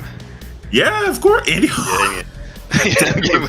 First of all, Joker stories are always good. Let's be real. Like, Death in the Family is incredible. That's good, yeah. Killing Joke. There's another famous Joker one I'm missing. The Joker's 3. Killing Joke. Yeah, Killing Joke is a classic. Killing Joke is what, like, They fucking butchered that in the animated movie. Oh, in the animated Yeah, movie, they yeah. Killing I do Joke's, enjoy Metalocalypse. Metalocalypse is literally incredible. Literally, like, I will never not laugh at that show. That show's so stupidly funny. So I love that episode where they go and Yeah, learn come the on in blues, voice chat. Yeah. and then they like say play a concert like having learned the blues, and then everyone just starts like committing like their heads explode, and they just like start like going, oh my god, this is so depressing. It was like the craziest thing. Merrick, how do you feel about it? That was the show that like really actually got me into metal. Really? I think, yeah, I was younger, I think, when I started watching it. And I just remember being like, this is one of the coolest sounds I've ever heard, and watching the show and being like, this is so funny and so fucked up, that I think it gave me Thank like you an for the birthday wish. appreciation of it. Is it more funny to you now that you've like gotten into metal and like rewatch it? Because like that's what all my friends yeah. said. It's like Oh, all yeah. the jokes, all the metal There's so jokes. many that are, like- references that Yeah. you like. Exactly, yeah. Burzums, Rotted Body Landslide. Like that's why I watched it. Like, Yeah. the animation style and the sounds were cool and all, but I would literally just watch it to see how many references I could catch. Because we used to play this game. My first band was a band called Reanimator, and we were like a thrashy death metal band, but in the vein of Mortician. So all of our songs were about horror movies, and we used to sample horror movies. And so like one of my That's favorite awesome. games, one of my favorite games to play as a kid was guess which movie the sample is from, listening to new music. And then samples that I couldn't recognize the movie, we would like Google it and then find out. Y'all ready for this T-spin? Hold up. Oh, it's coming. Oh no, you can't. You It's there. can't. It's there. Oh, Yeah, let's go. but no, you just need Let's to fill go. it first. You gotta fill the other hole first. Come on. You have a But, square coming up. But yeah, so I would just watch that just to see how many references I could get. I remember like watching the opening scene, and he's talking about like real coffee from the hills of Colombia, and I just remember being like, this is the dumbest fucking thing, like, but they're taking it so seriously, and like stuff like that being really foundational to like my sense of humor forming, you know. So I really appreciated it for that. Dude, bro, every episode, the fact that every episode, don't you know that they're going to usher in the end of all things? And he goes, no, we wait. Like every fucking episode. It's incredible. Brendan Small's a mad genius. Slide that in there. Yeah, man. That's why I love home movies, Home movies. so much. Home fucking Yo, He did Coach McGurk. George Washington with like the 30 dicks too, right? Didn't he do that one too? Which one? Everybody goes, what? There's like an animated Fuck, video. I can't spin that one? Okay, just put it in there. Fuck it. Yeah, there's like an animated video where they make a song about George Washington, about how he's like a monster who like assassinated his enemy's wife. Oh yeah, yeah. I think I know what you're talking about. Yeah, they make a movie about that. Yeah, I think it was like a school project or something. In the Oh, someone says that's Brad Neely. I think he did like Professor Brothers too, actually. Okay, sorry. I'm getting my like old school Adult Swim people. Shit, you think that's old school? Shit. Remember the Brack Show and The Zorak? Brack Show. Yo, I used to have a Brack Brack Show Show was t-shirt so before my house hilarious. burned down. The first ever CD I ever bought was Space Ghost Musical Barbecue. Oh yeah. Y'all That's don't know before nothing my about that. Youngins in the chat don't know nothing about that. Dude, Space Ghost was brilliant. I was Space reading Ghost the oral history of that, and it My was so mom's funny in how they chat. would I know my mom knows I used to love Space Ghost. Space Ghost is so good. Stay up till 11 every night, and it's just like a real talk show, but it's with a cartoon. Yeah, Space Ghost was like the OG funny. That and like, do you guys remember C-Lab? C-Lab was my C-Lab, fucking- what, 2020? Scary guys. Oh yeah. C-Lab 2021 was easily hands down. I still have the DVD of season 1. Hands down, my favorite. I would say is probably if not my favorite, definitely the one Adult Swim show that I could just watch. Like I just put the DVD on and front to back, not skip a single episode. Still laugh at every single joke. Like, oh yeah. There can That's, be only none. That's Harvey Birdman for me. Harvey, the I Dreamwall. got season 1 and 3 of Harvey Birdman as well. That show Yo. is just so ridiculous I with still do Flintstones that. as the Whenever like as I'm the, trying to get Godfather. whenever I'm trying to get into a game with someone, and I send them an invite. I'll be like, "You get that thing I thing sent that's into you. Yeah, get the thing that's into you. you?" And every time they're like, why do you keep saying that?" And I'm just like, Yo, real talk. Like that used to be the vibe, though. Like, but back before Adult Swim was Adult Swim, it was just Space Ghost and random shows coming on before it was branded. and then You'd Midnight watch Run- that. Midnight Run was my shit because I fucking Yeah, so you- heavy. You would watch all that shit, and then you would flip over to like Sci-Fi Channel to watch its Yep. like anime night, Back and that when it was the actually spelled vibe. sci-fi. Yeah. This is like before my time. Like, Oh, altogether. yeah. You don't know nothing about that, youngster. Yeah, we're on, I mean, we're I on know Unk about energy that today. tsunami. I'm on my Unk arc. Big Unk arc. Yo, back in my day, we used to get new anime by watching the preview episode in New Type magazines. Back in my day, we were watching Dragon Ball Z when we came home from school. In my day, you had to turn the channel on channel 3 if you wanted to play video games. Yo, for yeah. real? Wait, is that though? real? For real, you didn't get the AV I cable? actually did Dead that. I ass. remember doing that. I only Wait, did it how- 'cause you could chain it. How to old the- is the new guy that just popped in here? How old are you? I'm 19. Oh, Ooh. boy. Oh my god. I'm gonna be 20 in a couple months. So. Have you ever seen a DVD? Like, have you ever Yes, seen one? I've seen a DVD. Yo, bro, that hurts because DVDs were new technology. Right. Bruh. I They remember when were new DVDs technology. dropped and took VHS tapes off. That shit was crazy. When I got Yeah. my PS2, I would be so stoked I could get DVDs. Yeah, because that was it. You that's one of the reasons, the biggest selling points of the PS2 was like, oh shit, it's also a DVD player, bro. Oh yeah. Okay, Liquid new television. question. All right, let's Have you go ever- back. Max, let's go. Have you ever seen a VHS tape? Yes, we. Oh my god! I'm so proud of him. I used to like when I was like a kid, like in my grandma's house, we had like a Aqua Teen VHS, like a Hunger Force. VCR, and like I've seen what? So I was just acknowledging the Aqua Teen Hunger Force. Siful and Ali. Oh my Yeah. god, yes. Continue. I'm sorry. Yeah, no, you're fine. Space Jam VHS. I used to watch that every day. Space Jam. Okay. I Very remember nice. seeing that in theaters. Shout out to Moms if she's still in chat, taking me and my brothers Devin and Miles to go see that in fucking theaters. And Yo, me the just two- geeking. The two VHS collections that I know are still at my mom's place are my original VHS when they did the special edition of Star Wars. Got Yes. those, Yep. and then The Land Before Time. Don't pretend, don't at me like you didn't watch Littlefoot, okay? Oh yeah, Lamp Littlefoot's originally great. But when so when I was growing up, we had two sets of VHS tapes. It was Indiana Jones, the Yo. first. Yeah, it was the Indiana Jones, and then it was the Star Wars ones. And I used to watch those like constantly, all the time. Yeah, over Yeah. and over. I used to be able to say the entire Empire Strikes Back movie like I knew every line.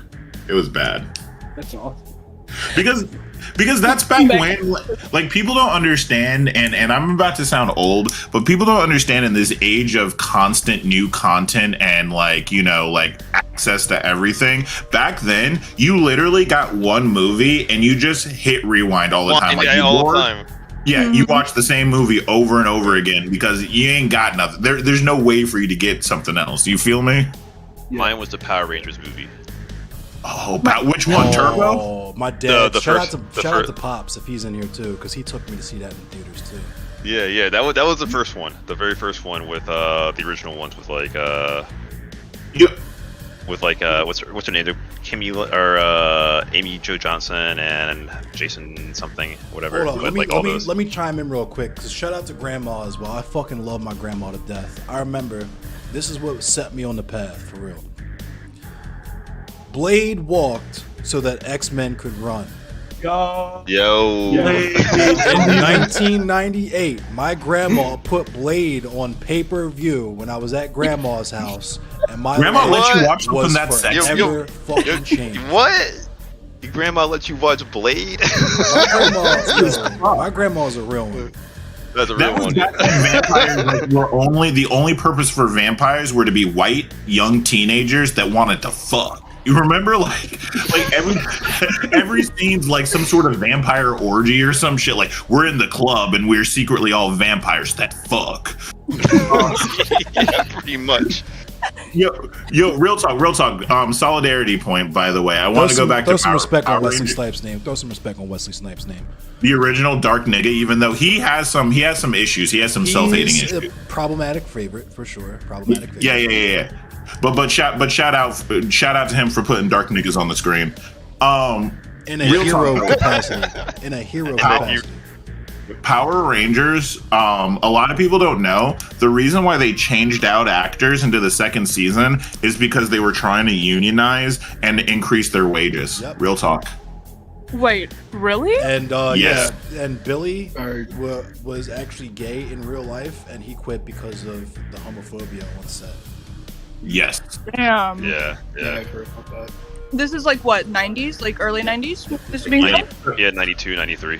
Not only that, I mean, there's the obvious secret. Like, I'm sorry to bust your bubble if I'm doing the Santa Claus thing to you right now. No. You know, Power Rangers isn't a real show. It's a cut up of another Super Sentai, show. Yeah. Yeah. Yeah, Wait, Super what? Sentai, where they put Super Sentai is the Oh, real yeah. show. Whoa, you They didn't know just this? cut the scenes and put American actors in between to make sense out of it. Oh my god. Yeah, No, so they, fucking- so it took all their their battles and whatever, like all the kung fu stuff or whatever, There's and a then they would cut that up documentary- and with the teenager scenes, like There's it's school and actually a whatnot. documentary about it on Netflix called "The Toys That Made Us," and one of the Yeah, that's episodes is about Power Rangers and Saban, and Yeah. Oh my it was literally God. just this Jewish guy that was like, "Yo, we got all this fucking Super Sentai footage. Let's just get some actors to shoot some B-roll in between, and then we'll just use all the fight scenes and giant monsters and shit from all of this like 80s Super Sentai shit." And that's exactly. And they would do Low-key 80, and they would do Low-key ADR. Like, they would Loki do- Hikey, it was like legit Asian appropriation.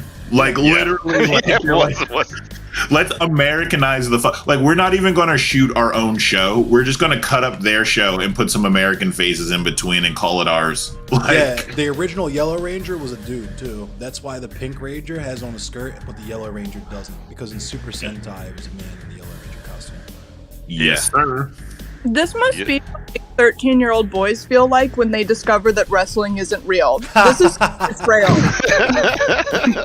You take that back. You take that back. It's still real.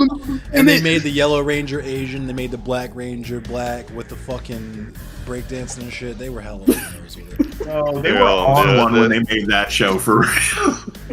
They were. They really. That was back at the time you could just do that and literally nobody noticed. Yeah. And matter of fact, like they noticed, like people made jokes or whatever, but like it was like, oh yeah, that's why they did it. Of course, that makes sense. Like it wasn't like what the fuck. Right. Oh yeah, it's just common sense. Oh man. Yeah, it was fucking. Of course, why is she the Pink Ranger? Because she's a girl, obviously. Oh, that makes sense. Yeah, shout out to every black kid growing up that had to be the Black Ranger. By the way, Oh, like Rapist in your is friend one. group, Oh yeah. Oh. like every fucking friend group is like, "Hey, you're the Black Ranger, right?" It's like, "Ah, man, why can't I be the Gold Ranger or anyone else?" No, Why can't I okay. be the White Power Ranger? Oh wait, no, that's Destiny. Nah. Yo. Yo. Have you seen his fans malding in my Coping? mentions? Yeah, Yeah. coping and singing in my mentions. Yeah. Saying shit that, is different. Dude, so they're like, this doesn't look like this behavior is friendly at all. I'm like, he's staying at his house. They're going to Yeah, lunch. I Laughing fucking and joking. I asked Taj because Taj tried to cope like that. He was like, have you seen any of the clips of him like dunking and shitting on these? Blah, blah, blah. And so I just asked him point blank, okay, how many times in the last ever have you fist bumped a fucking white supremacist? Crickets. Well, you know why there were crickets, and I'll say this to you because he doesn't want you to know. I'm like absolutely sure in the last 2 years he absolutely has. Like I've seen the interactions. Like he fucks. So my there, God. there's this black conservative in this area called Willie, right? Pinky in the And- Brain was a banger too, not just Animaniacs, Chris Anthem. Pinky in the Brain was also a banger. Pinky in the Go ahead. Brain was Yo, great. Pinky, it's Pinky. What are you gonna do in the tonight? brain. Yeah. But yeah, listen, Merrick, I'm just gonna say this, all right? What you're doing is cruel. You cannot be an attractive female in front of all of these incels, okay? They're gonna mulch. Oh, I'm so sorry. I'm so sorry. Yeah, I should have known. You got Like, a you- BBL, you, got a you- fat sack of titties. What is you doing? You know these people are gonna maul. Like, excuse me, like I know that rape is bad, but did you see what you were wearing? God, like seriously. Yeah. Well, Edgy. you know, I'm just mad. Like, I think we all knew that, like, they were friendly and that they were talking. I'm just really mad because at the time when he released that clip where someone was like, why are you cool with him? And he said something about, oh, it's easier to be friends with conservatives. I was like, okay, well, this seems like he's saying that they're friends. And a bunch of his fans were like, yeah, they are friends. Who fucking cares? What does it matter? What does it matter? And I was like, whoa. What do you mean by that? okay. But then whenever I was What like, do you hey, mean like, by that? Wait, well, wait. yeah, but like they were like, yeah, of course they're friends. Who fucking cares? And so I was like, oh, okay, so they're friends. Like everything lined up, everything made sense. And then whenever I like said something about Merrick, can we put a What? brakes on this real quick? I just want to, before you go too much further, you mean the conversation was not over when Destiny said it's much easier to be friends with white nationalists than it is like other groups of people? And well, that he wasn't enough? specifically said lefties, specifically lefties. Oh, it doesn't Okay. surprise me. Okay. Well, It's like so that I was Matt like, Boris one. It's like, oh, I hate being a Nazi so much. You're forcing me to be a Nazi. Oh, Yeah. you think it's racist when I wear this Halloween costume that's a Nazi costume? Guess I better wear it all fucking year. Like, okay, dude. It seems like you're in Well, so so- much pain. right. I mean, this is kind of where I was like, okay, well, it seems like it's a reasonable interpretation to take from this that they are friends. And then I remember at the time, I actually have the screenshot right here because Ooh, someone that posted fucking it. Destiny L-spin, posted to be though. Oh my asking me God, if I was retarded. He said, "Are you retarded?" and was like telling me I needed to seek professional psychiatric help Oh my God. for having that interpretation. So, Yeah. are you telling me that instead of actually engaging with a good faith critique, Destiny resorts to rhetorical tricks and ad hominems? I've never seen this behavior Couldn't before. imagine. Cannot imagine. Yeah, We're talking well, about the same Destiny, right?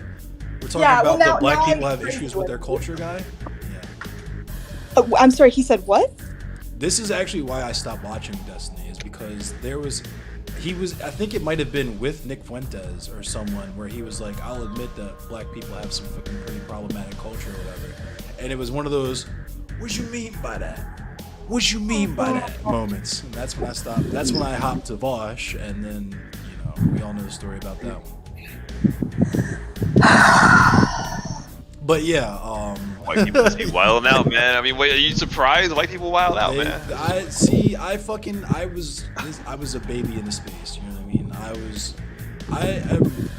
I'm not an online leftist. I am a leftist who is online, right? So discovering all these people is like, damn, okay, let's see what it's about. It's cool to see people actually talking about some of these topics, and then you go on there and they're talking about how we need to be more cruel to black leftists who talk about race mixing and shit like that. And it's just like, all right, dude, this is not different from where I came from, but your audience is all white and they have no perspective on it, so they're not going to tell you that. And if I try to say something about it, they're going to all call me a clout chaser. So.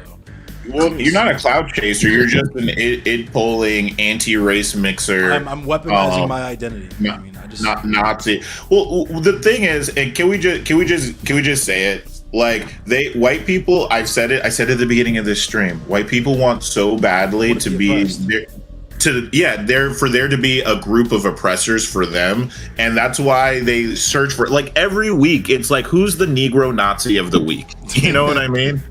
Like, I had a decently long conversation with Lua about that shit too, just because she didn't know about any of my conversation with Shark or any of that. I think that's part of it, but I also think that it's like, I also think that there's just like a big knowledge gap. Like, I think there's a lot of ignorance Absolutely. too. And Yep. Yeah, I I don't guess want they to have get been too done hard. enough reading. Yeah. Well, no. So this is Not the even issue. reading, that's life experience that you can't get from a book. Yeah. I guess there's a lot of life experiences with too, but it seemed like there's like a lot of like thought leaders that we have that they just don't even know about. They don't know. Wait. So this is the problem, right? The problem is not that there's a gap in knowledge. The problem is that they posture as There's if they are unwillingness to learn. Yeah, as if they are ultimately knowledgeable on all of these topics. Like the whole debate bro game is the fact that you have to act like you're never wrong about anything ever, which is in itself is going to lead you down these fucking pathways. Like Anti-intellectual. Yeah, Sure. like literally Vosh told me directly, my brand is never being wrong. Sure. I think there's a difference between like the content creators in our space who do kind of like set the tone for discourse and like set some of the talking points, and the actual people who are in our spaces. Like, I think for a lot of the people who are in our spaces, there is a lot of ignorance because it is a very white space. And I come to that perspective having been one of those people who like didn't understand a lot of these things because like I grew up in a white conservative super Christian household, but I do think that like you touch on this unwillingness to be wrong and this ego with a lot of the content creators in our spaces, which makes them very rich and it makes them have a lot of audiences. And here's the thing is like I love Vosh. Vosh has a lot of problems, but Vosh has done I do love Vosh. I wish that there were ways that he was a lot better about things. Like, but I guess I should say that as well, that like the work that Vosh has put in can't really be understated, but he's crazy. He has blind spots. Yeah, he has major blind spots. Absolutely. And I think that's something that like I'm willing to say to his face too. He does have major blind spots. But I do think that this is part of this like male debate bro ego thing that it makes them who they are. It makes them popular.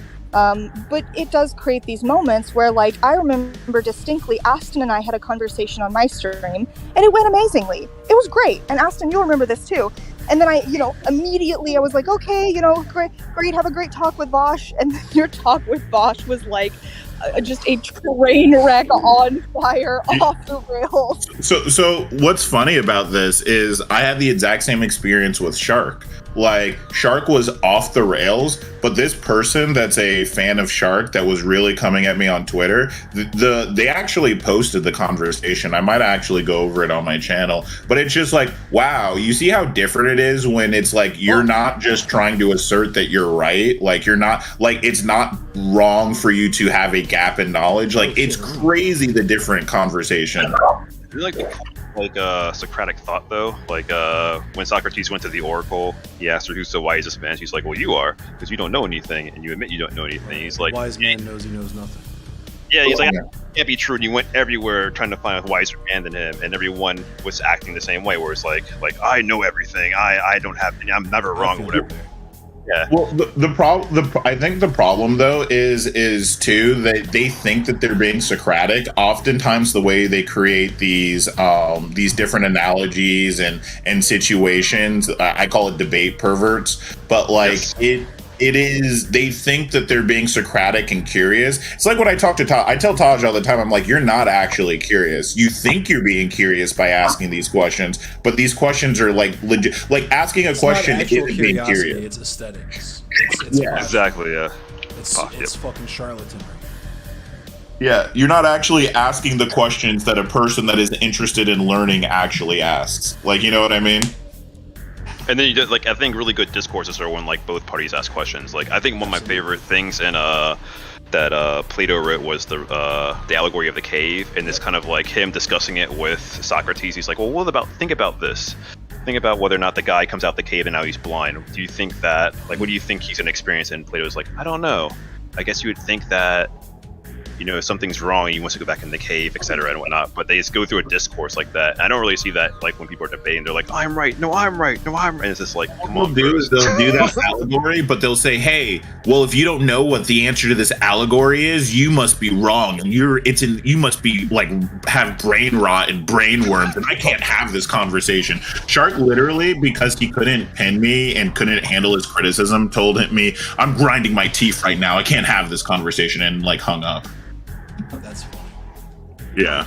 I mean, this is something I've talked about, right? That I think that we need to, We need I think we therapy, need to make it- right? yes.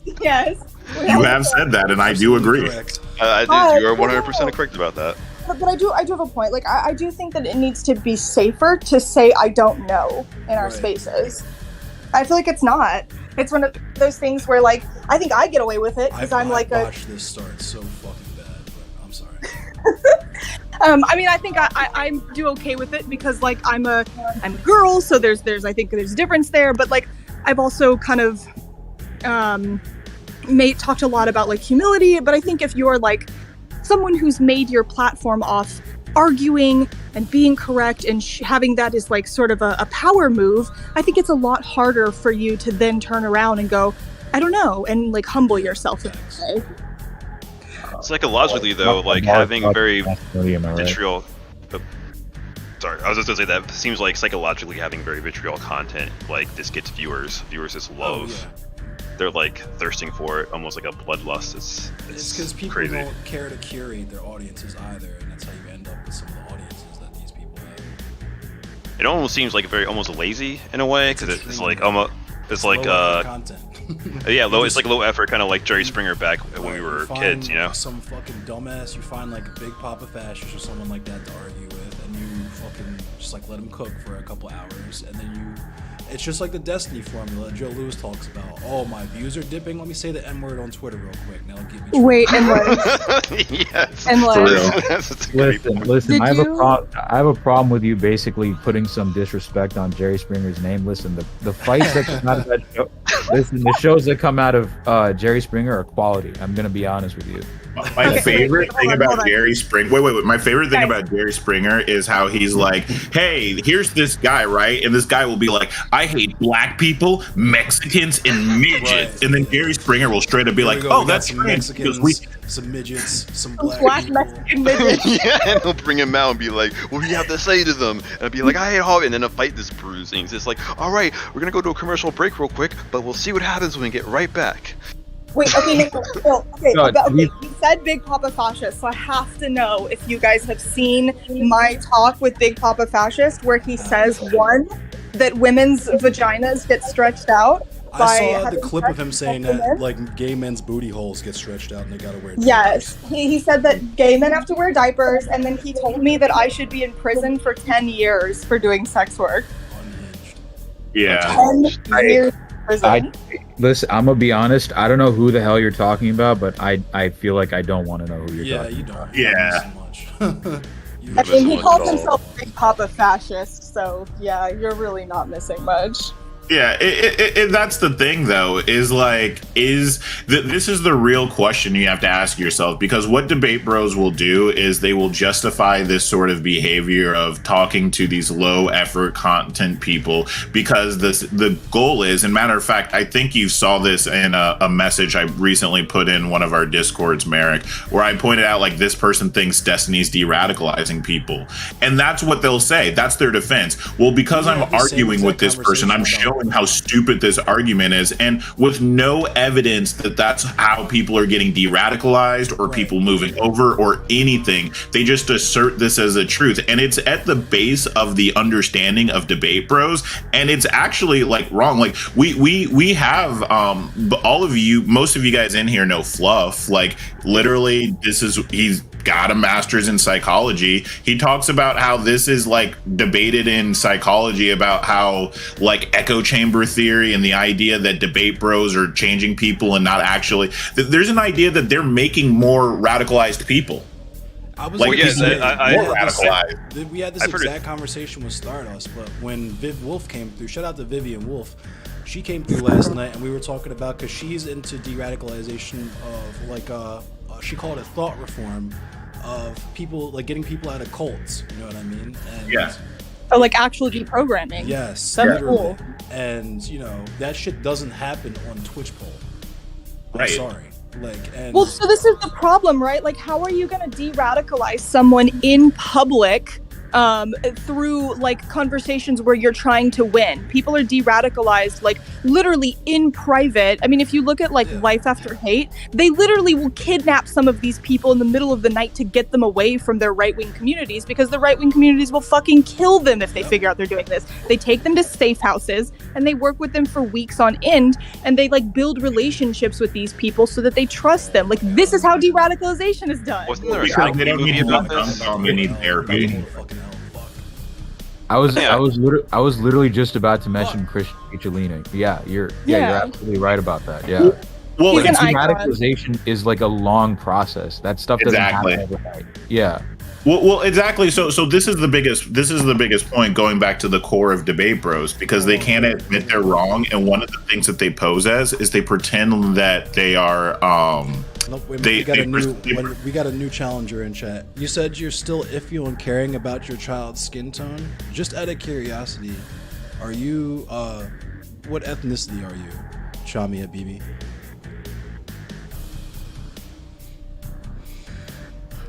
real quick. But the thing that I was saying about Debate Bros at their core is they're pseudo intellectuals. They aren't actually experts on any of the topics that they talk on, but they pose to be, and that's what leads them down this weirdly perverted path, right? They're Arab, by the way, Endless. I saw.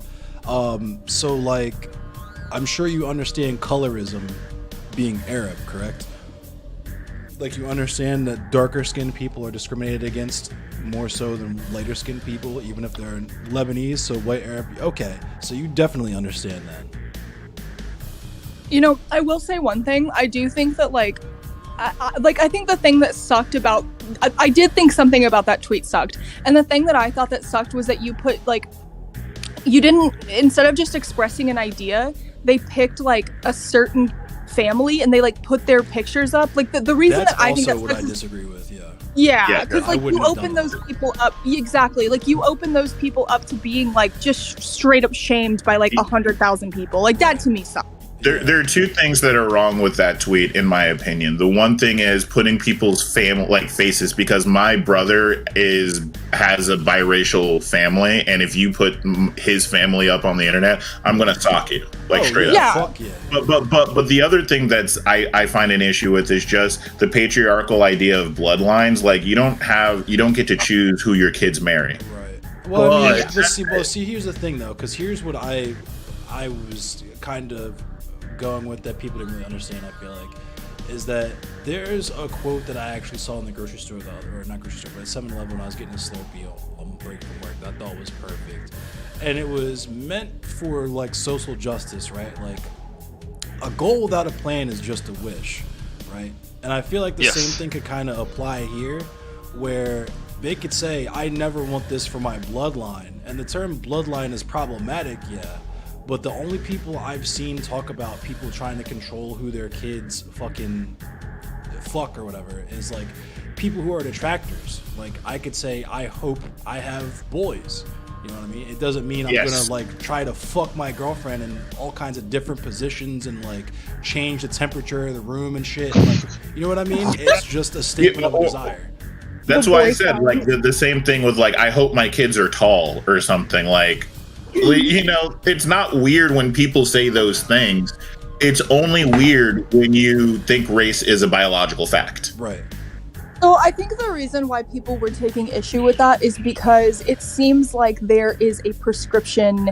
Like, so what I heard people say over and over and over and over again was that it seems like there is an implied prescription, and that Yeah. because of the implication that will like pressure people to think like, oh, you know, even if I love this girl, like my family won't like it, my community won't like it if I have kids with her, like I'm letting my people down, like, you know, things like that. And I so feel that's like what I think was a big issue. what you were saying about how they used a specific family, I think that's how and why people got fucked up, is because Yeah.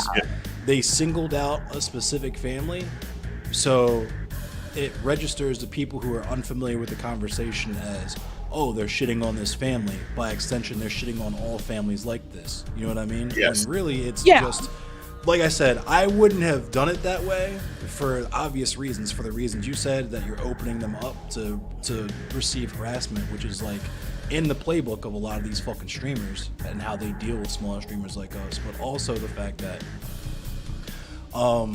if you truly believe that fucking other people can do how they want, then like, I don't know. I feel like there was Then a why- better way yeah. to, I feel like there's a better way to do that. Well, exactly. Endless. Can I say it this way? Let me say it this way, and this is where I think people get fucked up. They think that it's because they're so far. It's because they view this as a in the eyes of white supremacy, and not the way that black people are viewing Right, this. exactly. Ultimately, the reason why we're saying this, and I want people to understand, there are, like we talked about at the top of the show, actual known psychological issues of raising black kids away from black people, and that has to do with the fact that they are othered by white people in ways they cannot, you know, identify or interact with. We've all talked about the Find the Milk experience. To say as a black person, I do not feel I am necessarily equipped with the tools to raise a kid, a biracial kid, a black child in white culture is not, it's just considering the kid. Right. It's Hold on. considering like, am I a good enough parent? Is this something that's possible? Because the Right. distance away from black culture is the problem. The distance away from support groups that can help you get through the fact that you're being othered by society is the issue. Right. Okay. So let me, because Okay. Chami Habibi just said, I find it weird because it feels like assigning a moral right to skin color, but it is written from the direction of the oppressed, which optically from the tweet seems like it's trying to make it more right, but at its core it's just essentializing someone to their skin tone. That is incorrect. You're Arab. I'm guessing you're Muslim, right? You would not have a problem with me saying that being Muslim openly and practicing your faith is a direct challenge to anti-Islamic sentiment, to Islamophobic sentiment. Likewise, trans people just visibly existing is combating transphobia. Black people just visibly existing is combating racism. But Dumber when I people- say dark-skinned people existing is combating colorism, now suddenly we have a problem. And it's weird as fuck to me that we can't apply that same logic here. So I think the issue is that like Aston said, like a lot of people are not familiar with this. Like I was familiar with this before this happened. So like my biological cousins are black. Like not my adopted cousins, my cousins are black. And so when I saw that tweet, I was like, oh, so I didn't have any other framework other than like you think my cousins are like a mistake or something, or you think they shouldn't exist. And that's why I was like, dude, this shit hurts biracial people. So like that's why that was my gut reaction, because I didn't have any other framework for which to take from that. That's why I put so much effort into reinforcing the fact that light-skinned people and like biracial people or whatever are just as, because there's really no such thing as biracial people. You're not half white and half black. Half black. You're black. You're black. Yeah. Fucking Barack Obama was not the first half-white president. White president. He was the black first. This is black what I president. fucking pulled Ellen DeGeneres' dumbass up on, because he didn't understand this either. Yeah. There's nowhere in society, like, you can say that you identify with white culture or whatever. I identified with white culture growing up. That didn't make me white. I was white as Yeah. fucking Fade Runner will tell you. But they used to say, Kevin's the whitest black kid I know. That doesn't mean that I was a white person. It means I was an honorary club inductee as long as I did the proper song and dance and shuck and jive the way that the white man wanted me to. And the minute I stopped doing that shit, this is why you should not tolerate. There's people that would tell me to my face, I have no problem with black people. I just hate niggers, right? And they never want to explain to you what the difference is, because they know it's arbitrary, and it could be something as simple as not liking the right football team that transfers you from one category from one to another. Yeah. Well, so I mean, I get what you're saying. I think I think it came off to a lot of people as like the black Nazi stuff, because it loops back to what we were talking about earlier, right? That like big content creators in our area like set the discourse. They set how people are going to think and talk about these issues. And like right now, the only way that we've been talking about it is like the framing of the Vosh convo with Professor Flowers that like really kicked this whole thing off. So now that's the framework through which everyone is looking and talking about this. If you remember, that was my issue with lefties talking about this. Not that this is an issue that shouldn't be talked about, but the way that they talk about it is like equipped to talk about it. They're not equipped to talk about it. Negro of the week. I want to point out that again, this all comes from, and I'm sorry again if this hurts some people's feelings, but this all comes from the idea that you cannot let go of the idea that you think race is real. Like you in your words, in your speech will say like, I don't believe race is real, but in your actions, when you see something and you see this and you think it's like racialized, like that shows me that you actually do believe that there is some sort of something else to race besides just the othering of a specific group of people, right? Like if you really truly in your heart understood that, then like why is it that you every time like Endless has to say over and over again biracial people are black? Like I don't know, like how is he not accepting biracial people? How is he saying that they're abominations? He's saying they're black. They go through all the same, not all, because yet again I have to reiterate that colorism is real, right?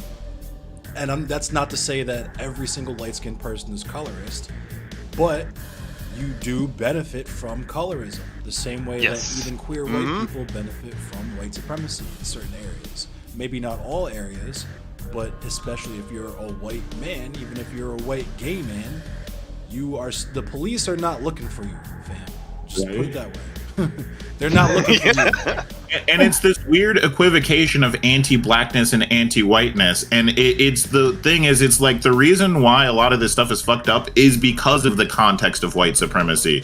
White supremacists want to erase us. That's why you see this and you feel like you want to be erased. It's because white supremacists try to erase us. They think that getting rid of us in the bloodlines will improve their genetic pool and stuff. That's their language, not our language about that. Yeah, exactly. Blackness exists because of white supremacy. I would love to I'm not African American, I'm American shit. I feel that energy.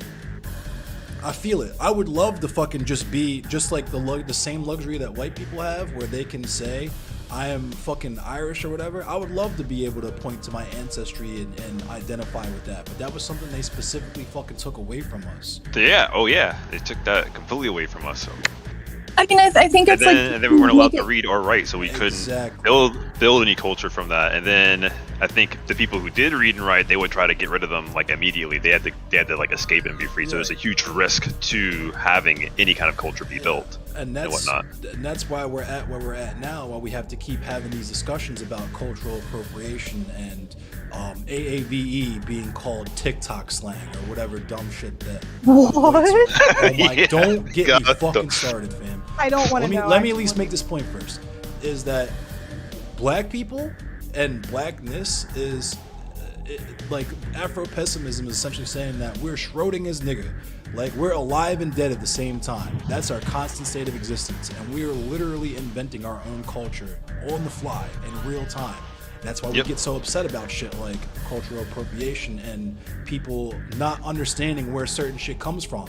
Is because time and time again, we've had to deal with that, where we, as a consequence of our condition of blackness, being given scraps and being treated like second-class citizens and being forced into the margins to create our own shit from nothing. You guys see that, and because of what capitalism is and how you can commodify everything, even anti-capitalism, right? That's why you got Che Guevara t-shirts and shit like that. Or like capitalist realism. Yeah. Right. They'll come in and be like, ooh, the white kids will love this new music or this new dance or whatever it is, and presto bango, now you got motherfuckers calling fucking decades old AAVE TikTok fucking slang. Ugh. Like, it's a thing.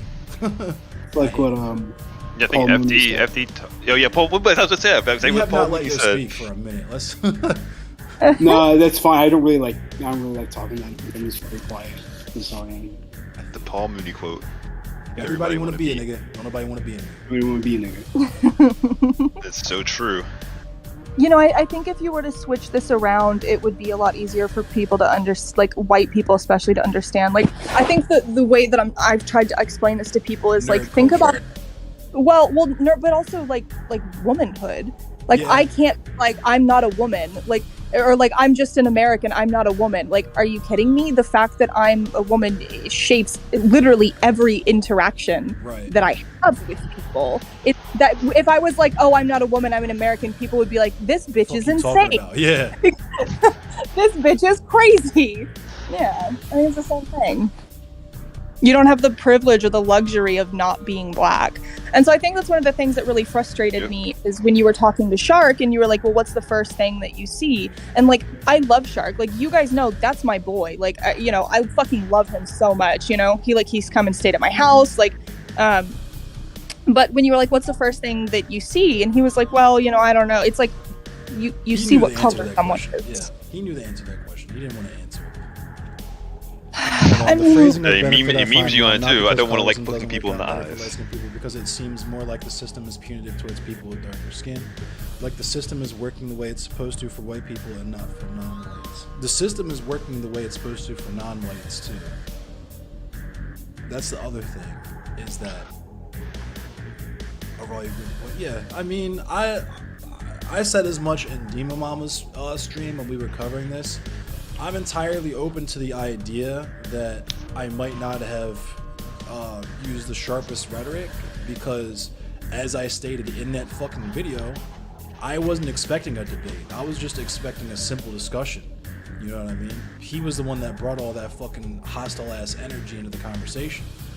And just like what fucking Pyro said last night, because I was still getting frustrated about it. You could say you don't want to fight all you want, but if somebody runs up on you and duffs you in your shit and you start defending yourself, guess what you're doing now? You know what I mean? You're So fighting. yeah. You're fighting. Right. So I guess it is a debate in that sense, but like, yeah, that's kind of how I carried that. I don't know. So what do we do then to start kind of changing the tide of our spaces? more representation. I was gonna say this is the effort that I've already been putting in. Shout out to Universal Discourse. Me and like UD, Globus, Paradigm. Like we're just straight up trying to build a space that's please forgive the usage, but separate but equal. You are never escaping the allegations. I'm never gonna escape the allegations, right? But it's not because we think we're superior or we're better. It's literally just Viv expressed this last night. All of us have expressed this. We're tired of dealing with the fucking Destiny palette and gender swaps and all the fucking permutations of that. We want to have real conversations about real shit where it's not a fucking like Wolf described, where it's not a fucking shitty Indian news network where people might be arguing, there might be some contention, like with me and String Puller, where I'm staunchly anti-capitalist, he's capitalist. We could go back and forth about that, but it doesn't have to be all these fucking ad homs and clip chimps and shit that goes on in other spaces. So we build that because it's something that's already valued by the creators and by the people in our communities. And when we put the effort into actually, just like in real life, with building dual power, with combating the state, right? Combating the status quo, because that's what we're up against at the end of the day. When we put the effort into building something different but the same that already has that value, it just might be undervalued because people either don't know it exists or they haven't experienced it, so they don't understand what it actually means to be a part of that. When they see it and they understand how base it is and how valuable it actually is, at the very least, we just become an alternative, right? And we're already like, look at, for example, my analytics compared to Sansal's analytics. My man's shits have been falling off a cliff since fucking July, right? But me, I'm on the up and up. I'm already for the past week, yeah. I've been already outpacing him. I want to point something out with what you're saying too, so that people can really get it. And I just can't say this point enough. When we interact with these groups of people, these quote unquote debate lords, we get hate rated. We get called the N-word. That was the point I was trying to make, is that if we fucking put the effort into building this shit instead of trying to fucking bogart our way into spaces that were never for us, will never give a fuck about us, and will never acknowledge us as what we want to be. You know what I mean? I had the same fucking conversation with Zonia where she was talking about how she is standing her ground and defending her community. I'm like, you're talking about your community with someone who will tell you to your face, I will put Nazis on the platform if it gets me views, right? They're not handling you with care. They're handling you like a fucking lolcow. And you deciding that you want to accept all that energy and try to turn it into something else is just foolishness. Thank you, Boy Meets Mini, for the tip. I appreciate you. Shout out to Boy Meets Mini. I mean, I didn't start. So there's two things that I want to say. I didn't start getting hate rated until I started like really having issues with a lot of Destiny's community, and I don't know. You know, they're bullies I for sure. I can't say definitively that they're related, but this is the pattern that I've noticed. Shit, I'll say it for you. Fuck them. I think the other thing is, you know, you're talking about like, oh, we're trying to defend our communities, but this is the same community that put, you know, Gammy and I think Rose Malay and a couple of other trans girls on a panel with Lauren Southern and Lauren Southern's audience where they were giving out tons of personal information about themselves. I was gonna say people forget commonly that the entire genre of Twitch politics came from Gamergate. People don't remember that. People have very short memories. Well, you know, that was a wild time, man. God, time flies. Fucking internet aristocrat and shit. Oh boy, that was when I was a Stefan Molyneux fan. I don't even want to talk about that. That's probably the best. You know, I had a really interesting conversation with Demon Mama where when I was first being harassed a lot, and like some of you will know a little bit of the Merrick lore, hopefully most of you don't, because it's honestly a really fucking dark chapter of my life. It was really bad for me on here for a while. Yeah, I'm really surprised that people don't really know too much about the Dylan Burns shit, because I thought that was going to define me for a while too. But go ahead, I'm sorry, I didn't cut you off. No, you're okay. But so I was talking to Demon Mama about it. Demon Mama is actually the entire reason why I'm like here right now, why I'm still in these spaces, why I have like people that support me. Because for a while, like I was persona non grata. Like nobody fucking fucked with me. Nobody talked to me. Like I was like toxic, you know? And so Demon Mama was like, hey, let's actually look into some of these allegations about you. Let's actually look into some of what's happening. And she was like, Shout oh my out to God. Demon Mama, because she's the person Yeah. in the space that will do that. That will act. The first larger streamer in the space other than you that treated me like a fucking human being. You know what I mean? Yeah. Oh, she's great. She's such a great person. Yeah, you're really nice because I'm pretty good friends with Eris, and yeah, Eris is really good friends with Demon Mama, and like from her public bravado, you wouldn't know like in private like how like tender and empathetic she is. Oh, yeah, That's she's great. awesome. As Yeah. me, the I have first a lot time of people respect saw for me Eris, cuddling my too. cat, they like fell out of their chairs as well. but something Demon Mama said to me was when we were talking about like my experience on here, she was like, holy shit, you know, she was like, the more and more that I learn about you know, what's happening to women in the space, and the more and more I'm in the space, the more I realize that like Gamergate never fucking ended. Did it? We are now It living did. in like a post Gamergate world where like everything is just different now, and it will never go back to the way that it was. Soft Yeah, endless it's- fuck you up. That's funny. Yeah, Black it's men are almost- allowed to be it- soft sometimes. You know what I mean? We're allowed to frolic. We're allowed to be all kinds of different stuff. First of all, you know how I feel about niggas frolicking. I'm about it, and I think that we should specifically stream it. I Niggas think we frolicking can have is a frolic, genre right? and got to be one of my favorite genders. I'm just gonna say it. One of my top But what I wanted to point out, by the way, with this Gamergate stuff is just like, oh, are you saying that society did something that was irreparably bad and never actually grappling with it causes systemic issues in spaces? Yeah, where have we seen this before? Right. But like, this is the thing. This is the point that I was making about the hate raids. It's not that we get the hate raids from them. Well, it is. But the point that I'm always trying to make is, did you know that like Endless's people don't hate raid like Stardust and Sansol? I go out Even of my though we way to tell disagree. people not to do that shit, and when I catch them doing it, they get banned. Even though Yeah. even though we disagree, and this is where I always like, you know, this is where we think Vosh is goofy and has his blind spots, but I give him his flowers because I didn't get hate raided by the largest creator Oh my goodness! on the fucking Oh my platform. goodness! after Dryer's in here. disagreeing The other cat's in for here. hours. Oh my goodness! What are you doing? Hey, sweetie. Is there a kitty? She's hella shy. Hold on, the other cat's in here. Okay, I want to see the baby. Yeah, like this. By the way, Kitty's like way more important than what we're talking about. Oh, You guys saw Washer. The gray one's Washer. This is Dryer. She's Washer is 6. Dryer is 3. Washer dryer. Awesome. That's so cute. Right. It's adorable. They're adorable. Wait, That yeah, was can we great. see the baby? Is it possible? Hey, by the way, Endless, I just wanted to say, listen, happy birthday, Endless. Happy birthday, dude. I actually wanted to come in to basically say happy birthday personally. For Thanks, you, bro. Because, like, again, I don't think saying it in chat is enough. The But baby. yeah, I I'm hope sorry. you have a good one and keep up the good work, man. You've been on. I have to go now, so that's why I'm Oh, dropping. right the- on. Well, likewise, Arun. You know I respect the fuck out of you, and I think your work is crucial. And like I say this a million times, but like the way that Aston refers to me as the encyclopedia of blackness, you're like the encyclopedia of Indian politics. Like every time I talk to you, my brain fucking melts and runs out of my ears, fam. So I'm glad that Yeah, you no, exist I in this mean- space. I'm just doing my best. That's all I'm doing. Right? Same. I'm just yelling, Same. into a mic, and hopefully people listen. That's all it is. Wait, real quickly. I'm sorry. I don't think we've actually met at all. Oh, please get to know each other. Put Arun. Oh, Okay, yeah. cool. Yeah, Hey. put a rune I'm- on.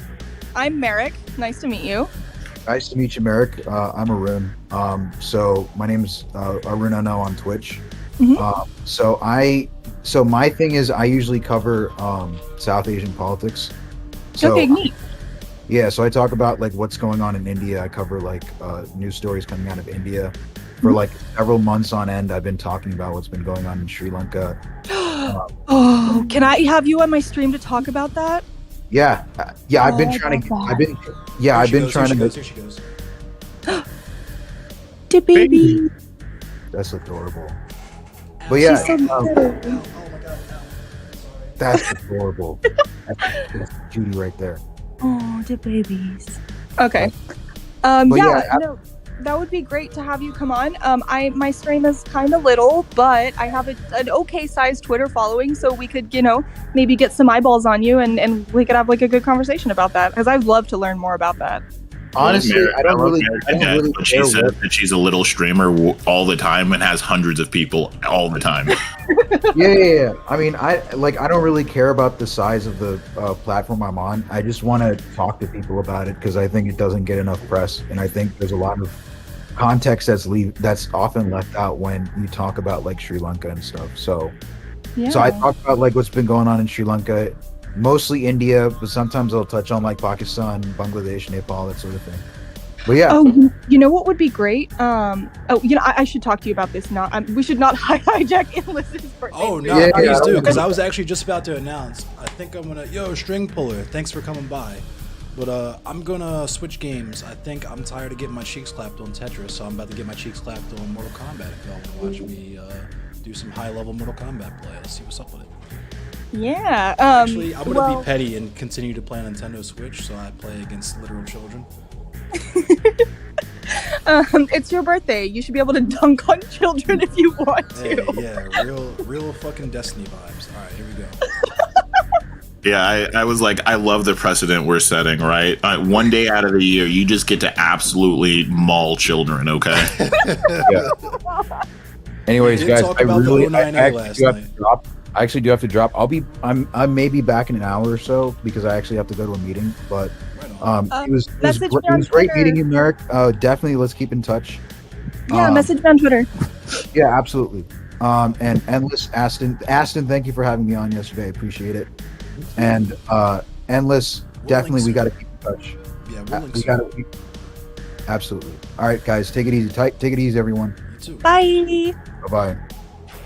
By the way, not to be like glory hogging or nothing, but just so you know, I'm not streaming today. I am only going to talk on your show or host your content on my stream. Oh, Happy shit. birthday, Andler. I appreciate you, fam. Thank you. Let's highlight this king. I Oh, appreciate it. wait. Can I do that too? I think I can do that on my actual website, Endless. Let's see. Because Yeah. the boost I've been getting lately has been really fucking. Because, like I said, I don't know. I don't want to say too much, but my work environment's kind of toxic. It's been getting kind of toxic. Oh no. But it's not Fade or anything. I fucking love Fade. Fade knows what I'm talking about and why I don't want to say a whole lot about it. Yeah. But yeah, Nah. it's been wearing on me for a little while. Escalated kind of in a weird way yesterday, and I've just been trying to decompress on here and hopefully maybe, because the goal is always, like I've said this a bunch of times, like I would love to be able to, thank you for the raid, I would love to be able to do this, just like stream during the day and just rap about black liberation and talk politics and talk shop and stuff for a living. Yeah. Gotta punch the clock until people decide I'm not a fucking blittler and they can actually vibe with me. So Yeah, moving through. These are the things that we unfortunately don't talk about. Like, I'm gonna be real. Let me just call it for what it is. Black Thanks, people. Well, we all need it, but black people especially need therapy, and we just don't have those spaces. And we have to constantly be navigating a hostile environment, whether it be at work, at school. Hell, we have to navigate it getting on public transportation, but we don't get any refuge from it. You know what I mean? Like, there's no we don't have a lot of spaces where we can just go and let our dicks out, so to speak. You know what I mean? Like, let our nuts drag, to use Yeah. a Baltimore phrase. yeah, for real.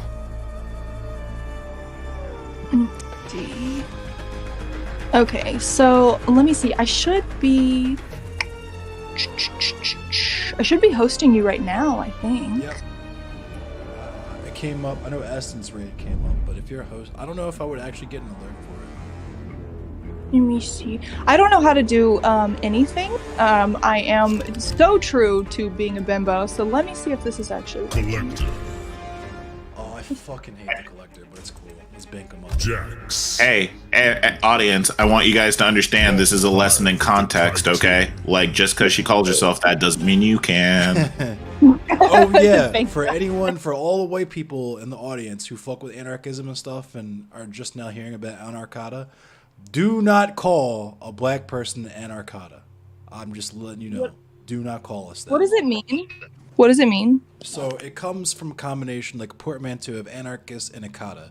Akata meaning it's kind of a tongue-in-cheek reference to what people from Africa refer to African Americans as akata, which is like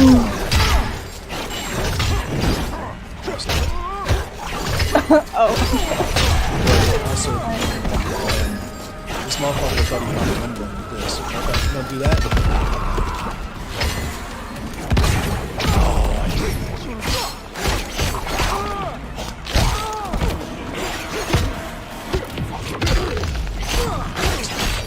So, is the goal in this to eventually stream full time? Yes. Just kind of Like, that's why I'm putting so much effort into building a space.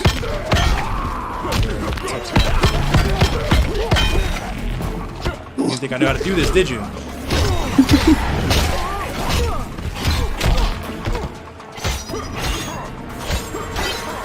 who is this? He talking to his girlfriend?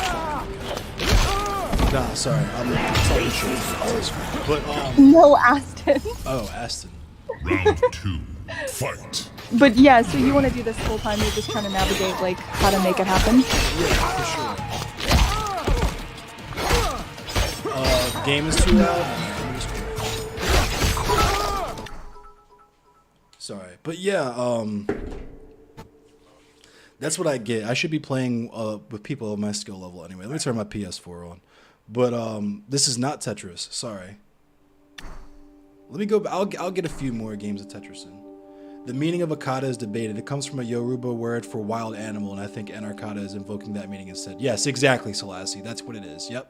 What is Yoruba? Who is that? An ethnic group or? Yeah, it's like a language from I want to say it's I'm showing my ignorance here. Fuck, it's right on the tip of my tongue. Selassie, help me. But yes, essentially like indigenous African like. Let me see. Yeah. The area of Nigeria, yes. Okay, yeah, and Benin. Neat. There we go. But yeah, the long-term goal has been streaming full-time. Like, I would love to be like, just like Arun wants to be like the Indian Hassan and the Tamil Hassan. I'd be down with being the Black Hassan because that was always my perspective. Like, I fucking love Hassan. I feel like Hassan represents like the pinnacle of what can be accomplished in the space, but it's like same issue I'd have with any political streamer. Like, I don't want to be spoken for. You know what I mean? There's certain things I feel like that he speaks on, but because he is he gets racialized as white until he tells people he's Muslim anyway. But there's certain shit that he speaks on that would be much better suited coming from a black voice and, you know, anarchata politics, because I understand that black liberation does not center me at the end of the day. I'm a cis man, you know what I mean? Mm-hmm. That's why I fuck with Bink Princess so heavy and Soul Bunny, shout out to them. That type of stuff would be much more suited actually coming from a black voice, and there's so few black voices in the space, especially black voices who will speak on the things that me, Aston, Paradigm, all of us speak on, right? So Yeah. I'm back. yeah, that was kind of the goal, but at the same time, the actual goal was and the goal was that so that I could live comfortably and do this thing that I enjoy, right? But also just looking at the work that all these streamers put in, whether it's Vosh or Hassan or whoever, the fundraisers, and that's what was the main draw to me. And that was like one of my first quote unquote political streams was when I was doing protest streams in 2020 from the George Floyd and Breonna Taylor stuff. And I shout out to Seaweed and Critical Ace Theory and them. They actually formed like the mutual aid stream, like Discord. I wanted to do fundraisers. I did a fundraiser. That was a fundraiser I did with Dylan Burns, or that the fundraiser of mine that he came on anyway. Was for Baltimore Food Not Bombs. The next fundraiser I want to do is going to be in September. I'm just trying to settle on a date for Baltimore Community Fridge when the Roe v. Wade shit dropped. I mean, we were putting in work together. Yeah, I you've saw the work done you put in. multiple. Yeah. You've done like multiple already, Yeah. for especially for someone who's like a So smaller small, streamer. Yeah, that Yeah. was the first thing I wanted to do, and the only reason I haven't done it lately is obviously I've gotten a little distracted going back and forth with people, but also I'm waiting Yeah. for the bullshit to blow over because I don't want to be in the middle of a fucking fundraiser for a mutual aid stream. Well, and getting hate raids. Yeah, getting and, hate yeah. raids, motherfuckers coming through to call me Blitler and shit, like just because they're fucking mad that I'm doing something that they wish they could do, don't have the wherewithal to even begin to try. You know what I mean? It's just, Well, yeah. I think we also like really don't value how and I don't know if there's like different pressure on you being a man too, but like we don't really talk a lot about how distressing some of this stuff is. Like sometimes it feels fuck like I'm yeah. one of the it sucks. Like sometimes it feels like I'm one of the only people in our space who will be like, yeah, I actually fucking hate being attacked all the time. It actually does bother me because so Right. many large content creators are like, just don't look at it. Like it does, you can't let it bother you. And it's like, but it does because I'm human. Right. So like, yeah. I think it's it perfectly bothers reasonable. everyone. It's just that it's Yeah. that another aspect of posturing where you got to act like the toughest. I mean, it's toxic masculinity. It's rooted in that for Yes. sure. But also, I just think it's also just like a poor survival mechanism I was too. gonna People say, think yeah, they it's poor. can't- yeah. It's that streamer mentality where it's like you got to eat that shit, and that's one of my favorite things about Hassan is he'll say, "Nah, fuck off." Matter of fact, I'm taking a day off. I'm taking a mental health day because I can only Yeah. look at motherfuckers telling me to kill myself and shit all day for so long. so before I'm like, much. Yeah. yeah, fuck out of here with that. And you know, it's. Oh, sorry. Go ahead, Austin.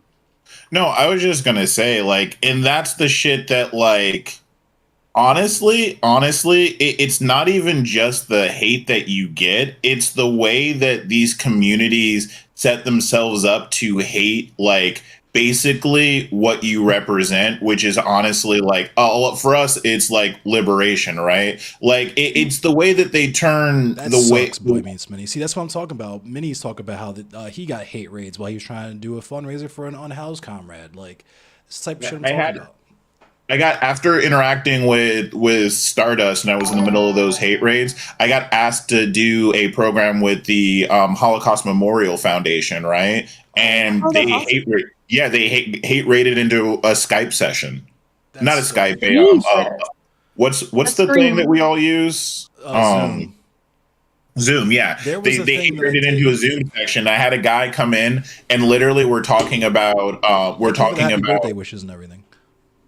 we're talking about child violence, like, because we're talking about guns and stuff, and he comes in to say, well, nobody would have gotten murdered if everybody involved, like, he came in just to be a little yeah. shit. Right, yeah. And it's just like, Well, you're I'm literally talking about talking to the Holocaust Memorial group, dude. Right. Like, come yeah, on. Yeah, and Master Blastoise brought up Dylan Burns. Yeah, that happened. The motherfucker did his goofy ass little snake video or whatever, and I'm literally doing streams about black people getting murdered by police, doing say his name streams and stuff like that, and motherfuckers are coming through to spam snake emojis in the comments, and it's like, come the fuck on, dude. How much more on the nose can you be?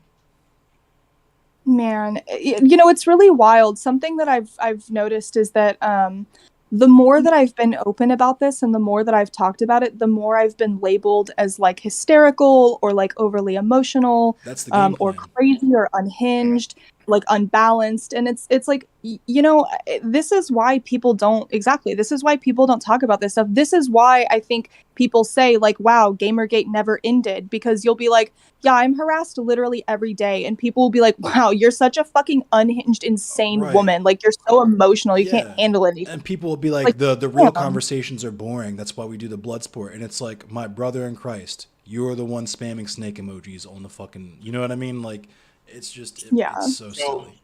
So not to direct the hate towards a single person, I'm not trying to come at him, but this is exactly one of the issues that I had with Shark, because I tried to talk to Shark about this exact thing, and then his response is, it was basically, well, black people, like, some black people deserve it, like they kind of earn it, and I'm like, are you being serious right now? And that's when it's like, that's when it was in that conversation I realized, dude, you're too far gone. Like, you're not going to talk to me right now. Like, you're incapable. I don't know if it's because I'm hitting you and you're feeling defensive about your blackness or whatever it is. Like, it is impossible to talk to somebody that is like low key okaying the way that. Oh yeah, that people- fucking Nazi. people Yeah, are treated in Dylan the Burns face. Nazi. And the thing that made that especially gross to me with Dylan Burns and the Nazi Twitter pic about black people is the fact that he literally has multiple black partners who, without getting into too much personal shit, they're not on the greatest of terms with Dylan. I'll say that much. But I'm actually gonna run to the restroom really quick. I'll be right back. Y'all can keep cooking for a minute. I'm gonna put y'all, at least I'll put your like icons on screen so people aren't just looking at like entire wall. Well, to that point, without getting too exactly hype into it, I want to just point out that the people that are not so happy with him, some of those people are not so happy with him because of this specific topic and his relation with that. So I'm just leaving it at that, and I'm just like, yo, like that, and that's what's so problematic is like when it's so frustrating when everybody wants to, for example, come at Endless for making jokes about Sansol, but then Sansol literally does the thing that he claims he's going to do. Like, how many times do we have to tell you that we be accurate about our vibes? Like, we're like, yo, you're doing this, you probably are like this. This is the thing that people like racist people do, and then fast forward a month later, you're doing the racism. You know what I mean? Yeah, I can't really speak to a lot of the stuff with Dylan or Sansol because that's not really something I've been involved in. But I have heard things behind the scenes, but again, like I feel like it's not really necessarily my place. I do know what you've told me, and I do know what I've heard, and I do understand that feeling of like I am always right about people. Like, you guys freak out at the time, and then later I'm vindicated. Like, I think that with Shark specifically, like that might be something that I can, work to find like a more like a less hostile ground with, because like I said, like, he didn't know you, and he knows me. So him and I think, I don't know. I think that I can probably bridge some gaps there. I think Shark is a significantly better person than a lot of the people in this space. I think this is something that... For sure. That's what I said. I don't want to like point the hate towards Shark or anything like that, because the reality is, and this is something that I know that he, again, people in his situation will probably hate hearing, but our arms are always open. We're not the side that's going to make you choose. Just because I just like with the Candace Owens thing, I see why you're behaving the way that you do, and I feel it. Like, I get it, bro. Like, I used to tokenize myself, and I used to have some of these reactions as well as a result of it makes moving through neutral, which are actually coded white spaces, easier. You know what I mean? And no one's going to hate. No, I'm not trying to hate on you for your survival mechanism, but it's just a lack of self-awareness of exactly what that is. You know what I mean? I do, in terms of like being a woman. I obviously don't know what you mean in terms of like being black and navigating through spaces, but I think there is sort of an analog in some ways. And I know people hate this. And I do think that there are some areas where it's not appropriate to compare being a woman to being a black person. But I do think that there are some like social avenues through which, it is an analog. So I definitely think that like, I can't imagine it's how much easier my life and my time would be if I dropped talking about feminist stuff altogether and I just started only talking about men's rights in our spaces. Like, it would be amazing for me if I were to do that, but I don't want to, but I understand why a woman in this space would. Right. It's exactly. It's literally beneficial to like almost all aspects of your life. You'll get less hate. Because again, how many times do we have to say our side, the side that's critical of, say, a woman that like engages in Andrew Tateism, right? Mm-hmm. We're not the side that's going to hate rage you. We're not the side that's going to harass you and dox you and do all that shit to you, right? So literally your peace of mind would be better if you were hateful. Not only that, but it's way more lucrative. Let's be real. Like, there's a million reasons why it becomes easier for you to take up those pro-misogynist perspectives as a pick-me woman. But like you said, you got this thing called integrity that just makes that shit really hard to do. Yeah, man, it's really interesting. I found that I'm walking sort of a fine line a lot of the time, because I do still talk about men's rights stuff, and I think it's really interesting and challenging to have integrity in spaces where things are so polarized, right? Because I could probably just be like, honestly, I'd probably be better off if I said fuck men too, and if I was like, men ain't shit. Patriarchy doesn't hurt men. They created it. Fuck them. Like they should change it. I just feel like our space really does cater to like really extreme views. Yeah. Social media, they turn that shit up. Like think about this, right? What we did, and I'm about to get Westworld on you, right? What we did was we created these computer programs, these AIs, whose whole goal was to increase engagement and increase the amount that people are on a platform, right? And interact with said platform, right? The answer that all of these algorithms came up with was hate. Yeah. Yeah. And you know what? I'm going to link you. Let's see. I'm actually going to link you go ahead. I'm linking you something that I want you to read. Okay, I will. Are you linking it to me in private? Yeah. Okay. So yeah. So that's the thing. Of course, that you're noticing a very real trend. It would be so much easier for me, even in my black space, to just call all white people slobbering, black colonizers, colonizing, oppressed. I could definitely get a lot more views doing that shit. But it's like you said, I don't want to be part of I don't want to play to our basest nature, because in the words I always use is in me seeking liberation, I do not want to take upon myself that me and my liberated people take on the weaknesses of my oppressors. And I find that the division and hate is weakness. That's a weakness of the oppressor. You know what I mean?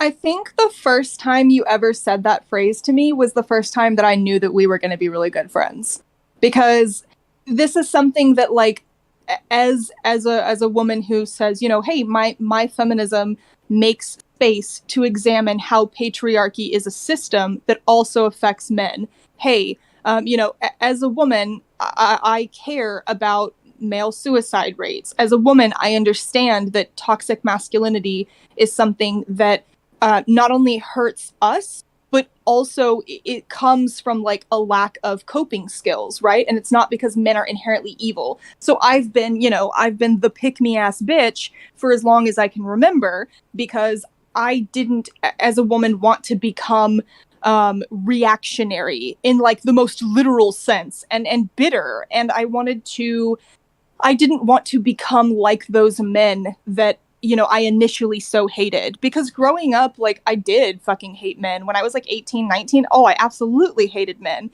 But I had to learn that was coming from a place of trauma. And I also had to learn that sometimes, even if your feelings come from a rational, understandable place, that you still have to do the work to understand that those feelings are not morally or ethically correct, and that you have to be an adult and get over the fact that you feel aggrieved. You can understand that it comes from a rational place, but that it's also not okay for you to become a bigot because of it. And I think that it's like really, really, really hard for people to come to that realization when we are operating in an environment where outrage and where strong negative feelings sort of dictate how things go. And like the article that I just sent to you is called it's called the toxoplasmosis, I think. Yeah, the toxoplasma of rage. And it literally talks about toxoplasmosis. which you're familiar with, right? Yes. Okay, so for anyone in chat who's not familiar with toxoplasmosis, toxoplasmosis is literally a bacterial infection. Hey, we're talking about I'm literally reading. people's negative emotions and how that drives like extremes in discourse. So toxoplasmosis is a bacteria that cats have, and it gets from cats. Yeah, I know I have that shit. I love cats way too much. Yeah, don't worry. We all have toxoplasmosis. But so it gets into rats, and what it does is it gets into rats' brains, and it makes them less afraid of cats, and it actually makes them attracted to cats. So they hang out in the area where I thought it was an amoeba. Oh, it might be an amoeba. I'm not sure. You know, again, real bimbo hours here, okay? But so it gets into rats' brains, and then they start hanging out around cats. And you know what that does? It makes it a lot easier for the cats to hunt those rats. So the article that I'm sending you talks about discourse in the same way, right? Like we get attracted to things that make us outraged. We get attracted to really extreme things and things that upset us. So then we're stuck in this cycle of being attracted to things that make us upset and polarize discourse and make it to where we see the people who have different opinions from us as less like ourselves. It's harder to talk to them. We assign more negative characteristics to them. We assume that they have more extreme positions than they necessarily do. And so this is why I end up saying a lot to people on Twitter, like, people are not the caricatures that you think they are, but we operate in a space that validates and rewards caricaturizing other people. Facts. So it can be difficult. Yeah, so it can be difficult to have like nuanced positions on things. So instead of being like, okay, well, you know, maybe the reason why you're concerned with, you know, there being light-skinned Black people, maybe instead of you being a Black Nazi, the reason why you're concerned about that is because you're worried that if there's less representation of dark-skinned people, that there will be less political power for you to engage in. There'll be more open bigotry towards you. You know, like maybe it's actually you want to feel safe. You want to have people around you. You want to cultivate a culture that makes, you know, you as a person with dark skin valuable and represents that. Yes, that was the exact term. That was the exact term. I was like, we live in a culture that actively devalues dark skin, so why wouldn't I apply value to dark skin to combat that? You know what I mean? Right. So instead of us having that discussion, it becomes, this is race essentialization, and you are coming at this from a perspective of pride and ego and, you know, Black skin supremacy, when it's like, well, that's not really the discussion we're trying to have here. But because people are worked up about things that upset them, this is now why we're trying to navigate this way. Facts. So that was the article that I sent. I appreciate you, Wither King. I responded with that article in the form of a video. It's one of listen. Oh, is it CPG Gray?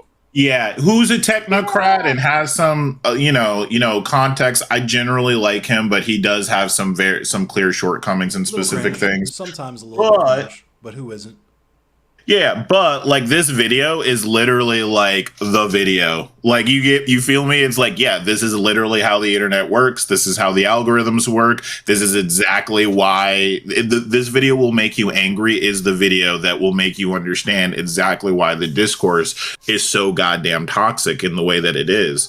And yeah, you have to sit and honestly, and I say this all the time, like, a lot of y'all that are out there debating and shit, like a lot of us people just don't have the patience to wade through all your shit to get to like what your actual positions are, because we have to go through so many straw man versions of what you perceive our position to be before you actually just listen and let us dictate and tell you what our position is, that it's like not everybody's got patience for that. And I used to be the type of person that would tell people you need to have more patience, like, you know, and now I'm on the other side of it. Absolutely not. The fact that I choose to engage you patiently is like a gift I'm giving you. Right. It's not a fucking divine right. I try to tell people who are on the React cycle about that too. Like, every single bit of this from start to finish is privileged information. This is a conversation that you're only aware of because I chose to be a resource for these types of things, for people who are genuinely curious and genuinely want to know these things. Because,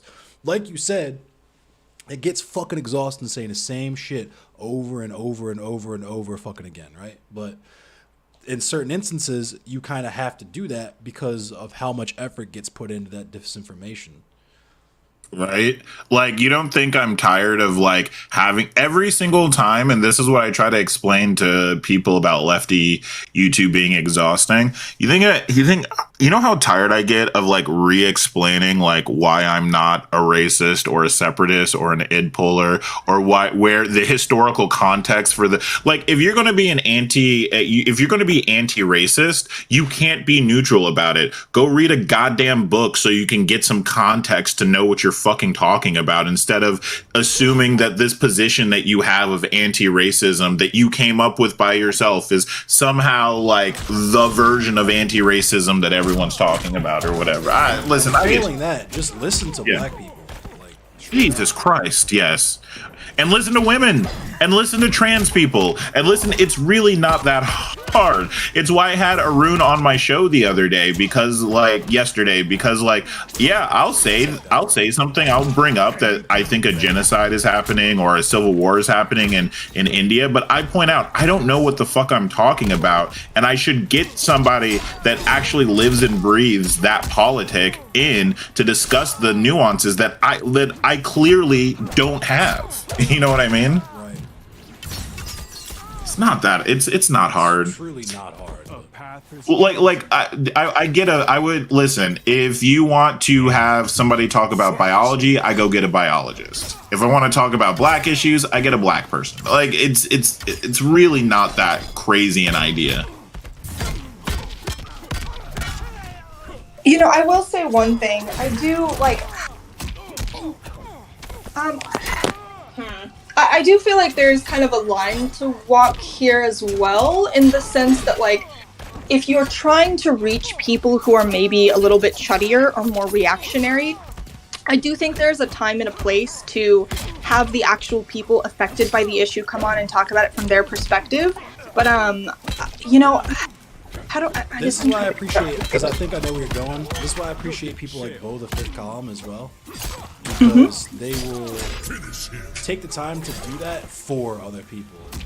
So yeah, that's where I'm going. And I love Bo. He's actually my YouTube dad. But so yeah, well he's the only reason I'm a content creator. He's such an angel. But like, so I feel that, you know, often it is my, you know, this is actually the reason why I got into it with Cherry, because when Kevin Samuels died. Oh, that whole fucking discourse, Jesus Christ. Yeah. Yeah, so there were a bunch of black women that were like, you want us to feel sorry for not being sad? You want to shame us for not being sad that this man who said that we're less than white women is dead? Like, you want us to mourn him? Like, no, fuck that. And there were a bunch of viral tweets back and forth about, oh, all Kevin Samuels did was said, sit up straight and be realistic. But then, you know, a bunch of black women were like, no, that's fucked up. He was like really fucking awful to us. It's heavy. Andrew Tate just talks about traditional masculinity energy. Well, yeah, but so I was like, you know, I do think there's a time and a place where if you look a certain way, and if you are part of that, like, part of the group of people that has like hegemonic power, that I think there is a time and a place where you have a responsibility to be the person that sort of carries some of the weight and tries to connect to the people that look like you, that don't understand and aren't going to listen to someone who doesn't look like you. I say this too, and I think it has to agree with me, is that white supremacy is white people's problem, right? Yes. Radicalization doesn't happen when we decide to continue to let you invade our spaces with no fucking indication that you actually value us or our time. It's when you talk to your fucking racist Aunt Kathy at the dinner table. That's when the de-radicalization happens. So I want to say on this point, I agree with what you're saying, but the people that have the hegemonic power, for example, I'm a man. I'm a cis man at that. I'm a cis hetero man at that. The thing about it is recognizing your platform and recognizing that my audience, or not my audience, people that identify with me may not identify with, like, you know, LGBTQ or women or something like that. And recognizing that me talking on those issues sometimes, well, most of the time, is like, is creating the idea that, like, Get your ass on the floor. Get on the floor. Yeah, you didn't know I was gonna do that. Did you? Calm down, Endless. Calm down. Sorry. Like basically, goes into what should you use your platform for, and it's like boost marginalized voices, right? Like if I'm talking on an issue, I never said I can't talk about like Sri Lanka, for example. I talked about Sri Lanka before Arun was in my room and talking on stream, but recognizing that it's also my job to boost his voice and let him speak on this issue with all, so that he can now reach an audience that wouldn't normally be listening to him because of those hegemonic value, like that hegemonic power that I have, is kind of what I'm getting at. This isn't me saying that white people can't talk on black issues. This is, you should listen to black people to see what they have to say on black issues. And me saying that this is a space for black people isn't meaning everybody else is excluded. It's meaning that you're welcome as long as you understand you're a guest in our house. Yeah, I mean, I don't think I would be. I certainly wouldn't be here if it was the only black people. Nah, you already know. You know how it is. We like to play in the snow, so you know. It's like, let me stop. Let me chill out. Oh my god, stop. I'm like, misogyny is a real problem. Endless is like, you're here because I like to fuck white women. I'm like, I love that. Listen. Yeah. I can't help it, okay? Like, oh my god. Mayonnaise. Listen, I don't eat mayonnaise, but I sure think it's delicious, okay? Okay, you know what? Boys, We I gotta forgot fucking I chill, my hair. yo. They're never gonna stop with the Blitler shit. Yeah, it's okay. Well, you're never escaping the allegations, either of you. It's true. It does not matter what we stated. But listen. But what shit. I was making a point and now I'm high. Well, I think I know what your point was. I think the point is that you kind of have to have a mix of both, right? Like you have to actively boost the people who are affected by these things, but you also have to use your privilege to be like, hey, maybe you won't listen to them. Maybe you'll listen to me. Yes. Right. So this is my exact, because I'll give you a perfect example, and I hate picking on Vosh because, like I said, I think the guy does a lot of good things. Trust. But Vosh has said, and I quote, I don't need to have black people, like, you know, black activists on because I represent them pretty well. I represent them well enough. I do good at representing. He said that out his mouth. That's kind of crazy. Yeah, and this is the point this is the problem that we fall into with and this is a pattern of white saviorism, right? Like the idea that you think that you represent an issue so well that you don't have blind spots is the blind spot that like precipitates all the other issues that kind of come with it. And that's where we kind of run into trouble. I don't mind you talking about an issue, but if you at some point think that you are the center of said issue, that's where we start to get problematic, right? Yeah. Oh my god, this dude's sweaty. Holy fuck. Where is Edward? Yeah, I think you have to understand your shortcomings. For me, it's just really frustrating because, like, I remember, like, talking on Twitter, and again, I think so much of this comes back to the fact that, like, we have to carve out our own spaces that aren't completely fucking insane, and that also Twitter is, like, literally the worst website in the world. Because I remember saying things like, you know, I want to be able to use my skin and use my status as a platform where people who are kind of chuddy, who are curious about leftism, can come in and learn, so they're not like flooding, you know, gay people, or I mean, I guess I'm gay, but like straight passing, where they're not flooding in like very visibly queer people's spaces or black people's streams or like overtly Jewish people's streams. I would rather they come into my stream and say all their weird chuddy shit to me, so that it's not like they're coming onto your stream, Aston, or your stream, Endless, and like badgering you with the dumbest fucking questions, the most offensive shit in the world. And I remember people getting really upset and being like, oh, sorry, hold on. I have COVID lungs, and I just tried to go up the stairs. Oh shit. I'm dying. But so I remember at the time people being like, wow, just say you don't want black people to feel safe. just say you fucking hate Jewish people. Just blah, blah, blah, blah, blah. You want these people in our spaces. Right. And it's just like, how do you win? Like, You what are you can't, because supposed to do? it's just like you were talking about. Where people are primed for that. It's just like when I was trying to talk to Aiko and fucking Demon Mama's chat. It's like, okay, why don't you go ahead and tell me more about what I believe, since you know better than me. Right.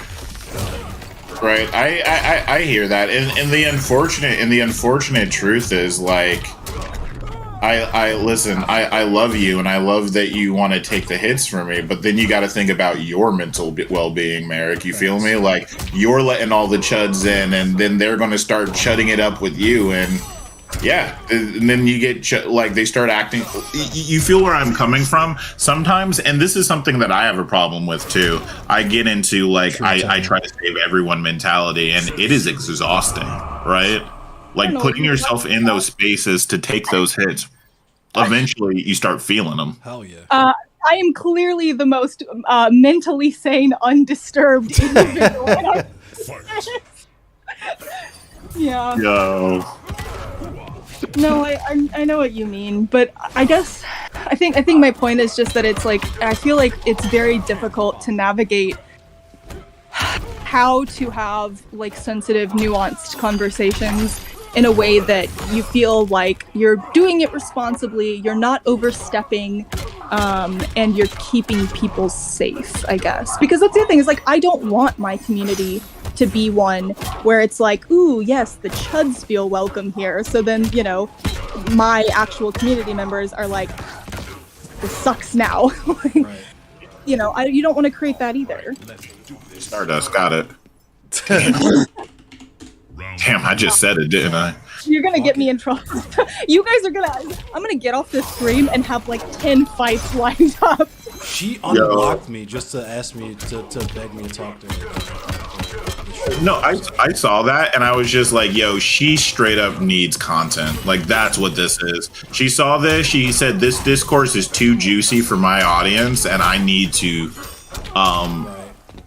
yeah, it's I don't know what to make of her because we obviously have hold on. So I know how you feel.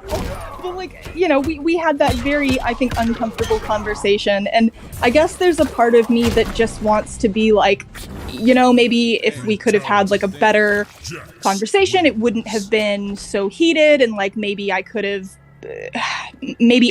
handled it in a way that it didn't get so hostile, or like maybe she really does think that she's doing, I don't know. I think a lot of these people really do think that's where you that fucked they're up, because you think she's thinking.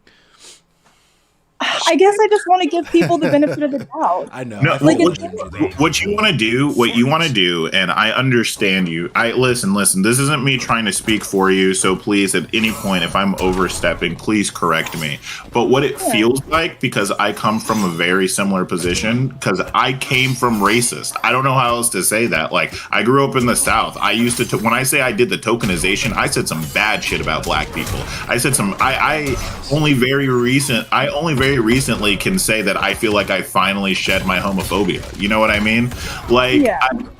and so what you want to do is, and I'm not in your head, but it feels like what I want to do is sometimes I want to save these people because it feels like I'm trying to save myself. Yep.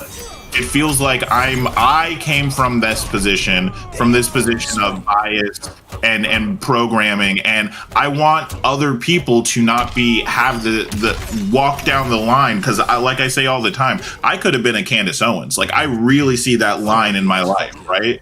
And I want to protect. I want to protect you. I want to protect people from that position. Not only that, I also want to believe in my friends. My friends are racist. My friends are homophobic. My friends are misogynist. And I want to believe in them because I know their good qualities. I want to believe that I can deprogram them. And the reality is you can sometimes. But it's harder to understand that sometimes you can't. Yeah, I think you're right. And like, I think this take that throw. Did you? Oh, nice.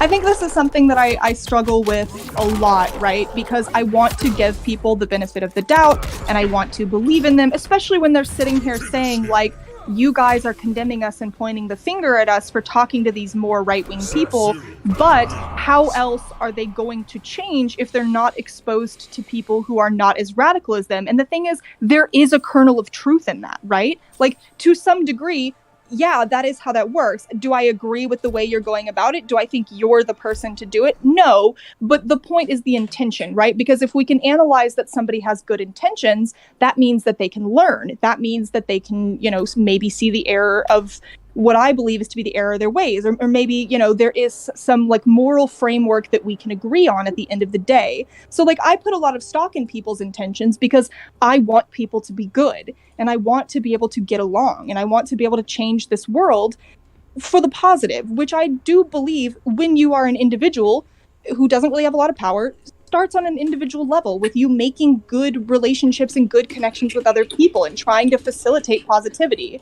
So it's like, But where I think the line is I think everything that you're saying is correct, but the hardest thing to kind of pill for us to swallow is maybe we're not the one that can save them. I was just about to say that there's too much incentive for them to stay the way that they are, honestly, unless we become larger than them and like snake their viewers or something. I don't know, but there's just they literally eat off of being as ignorant as they are, so it's hard to combat that. Yeah, and there, it's not saying that it can't be combated. It's not saying that these people are irredeemable. I don't believe in irredeemable people. Likewise. Yo, my boy Noob, that's my boy Noob right there. Noob's But not anyways, black. He looks black, but he definitely can't say the N-word. But go ahead. Yo, no, not at all. Not at all. Matter of fact, if he said it, I'd like reflexively hit him. Like, you know what I mean? But yo, OG classic skin too. That's what's up. Oh no.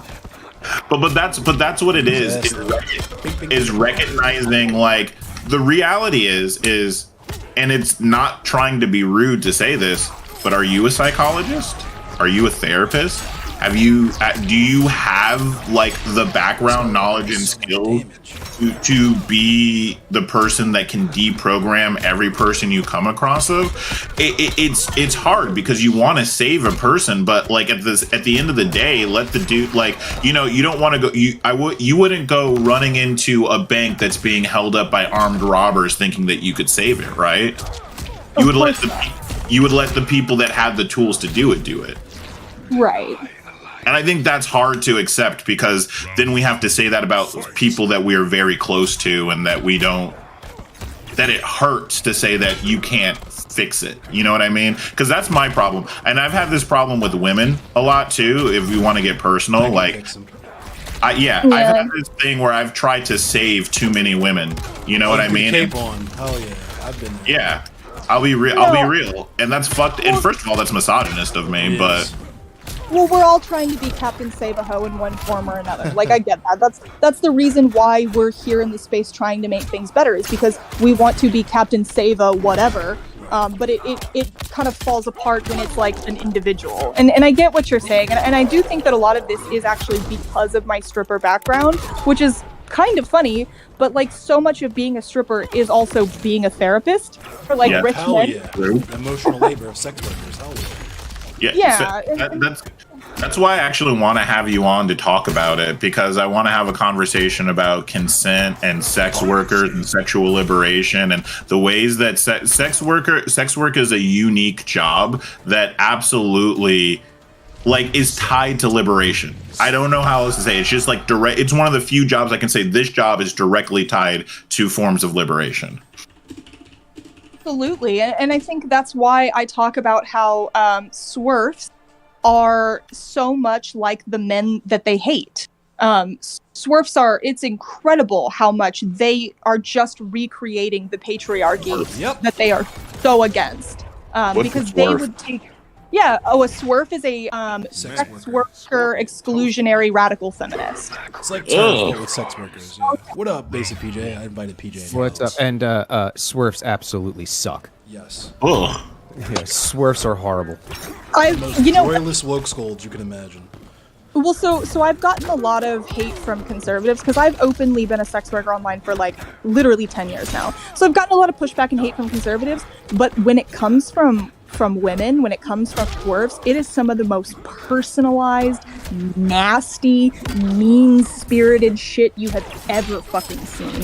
And I think like so much of it comes from trauma from these women, but instead of realizing that they're, like we were talking about earlier, sometimes even if your feelings of hurt come from a rational place, you have to understand that you need to work with your feelings or get over them or heal from them.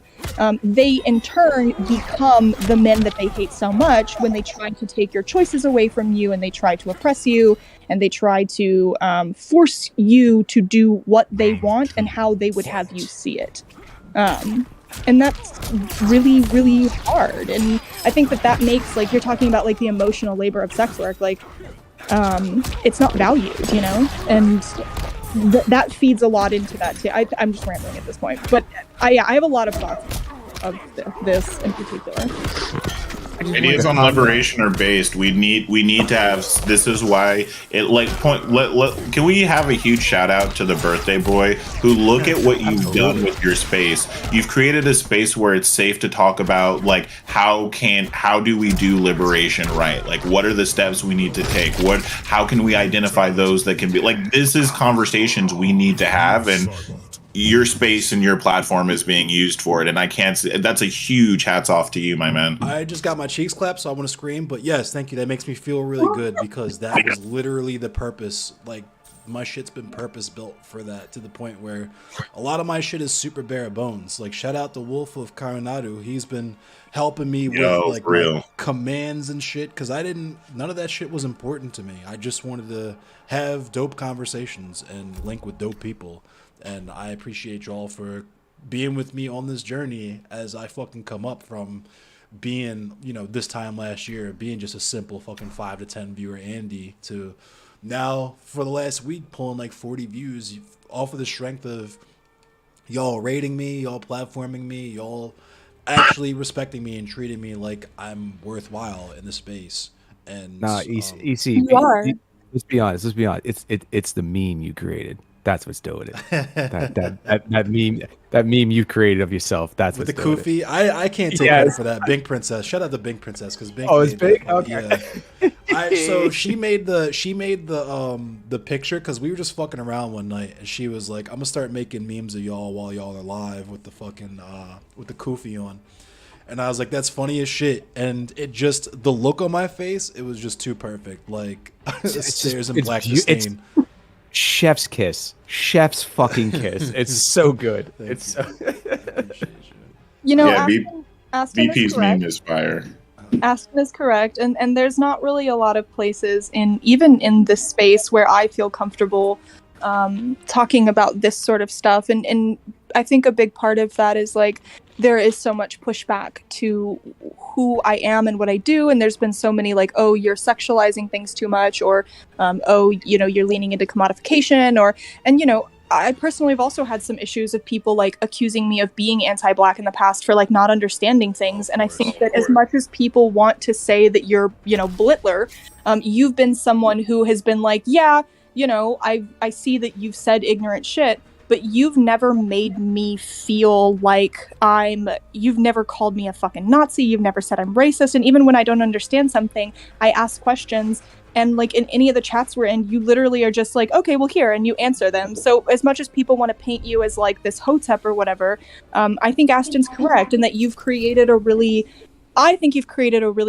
really laid back, welcoming, productive space. And I have a lot of and well, I appreciate you. It's because motherfuckers want to turn everything into discourse, and we say this all the time. It's like there's certain shit that's just not up for fucking debate. There's a time to fucking go back and forth and argue and get memes and shit, and there's a time to chill out and listen I might know and understand when someone's trying to drop gems on you. You know, that's not if I can fix it. Well, but I mean, also, I think that you have made it to where people who genuinely do just want to learn, but are not maybe, who are not where they should be, you also don't shit on those people. And I try not to tolerate the disingenuousness to that's good. They're getting you a spot until then. His ass and get him mad. Let's see what happens.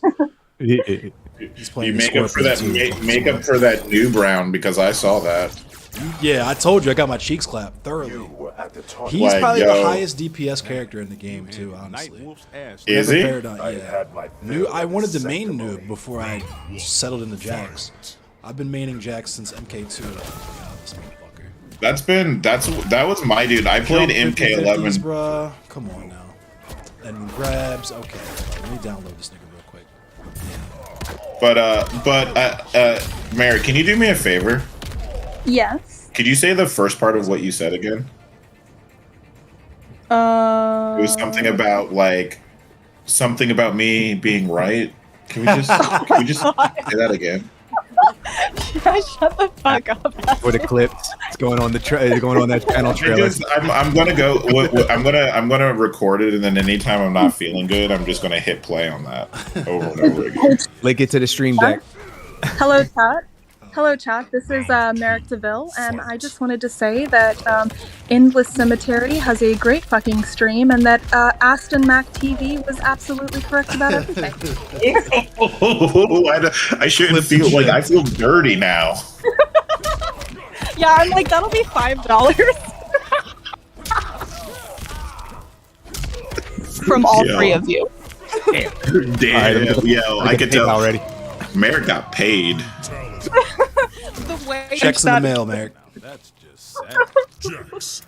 Yo, you know what I'm talking about though too, because there's certain. Well, actually, I think didn't you say this is one of the reasons why you felt you were bad at it? Because there are certain like sex workers, they know how to get paid, bro. Like they know how to commodify. Okay, like holy shit. The fucking mouthpiece. So I danced for like True, 6-7 years. And my thing was I would do blowout shows on stage. I learned how to do crazy shit on the pole because I don't have the fucking mouthpiece. Like I guess he did can't fall fucking asleep with do the it to controller. save my life.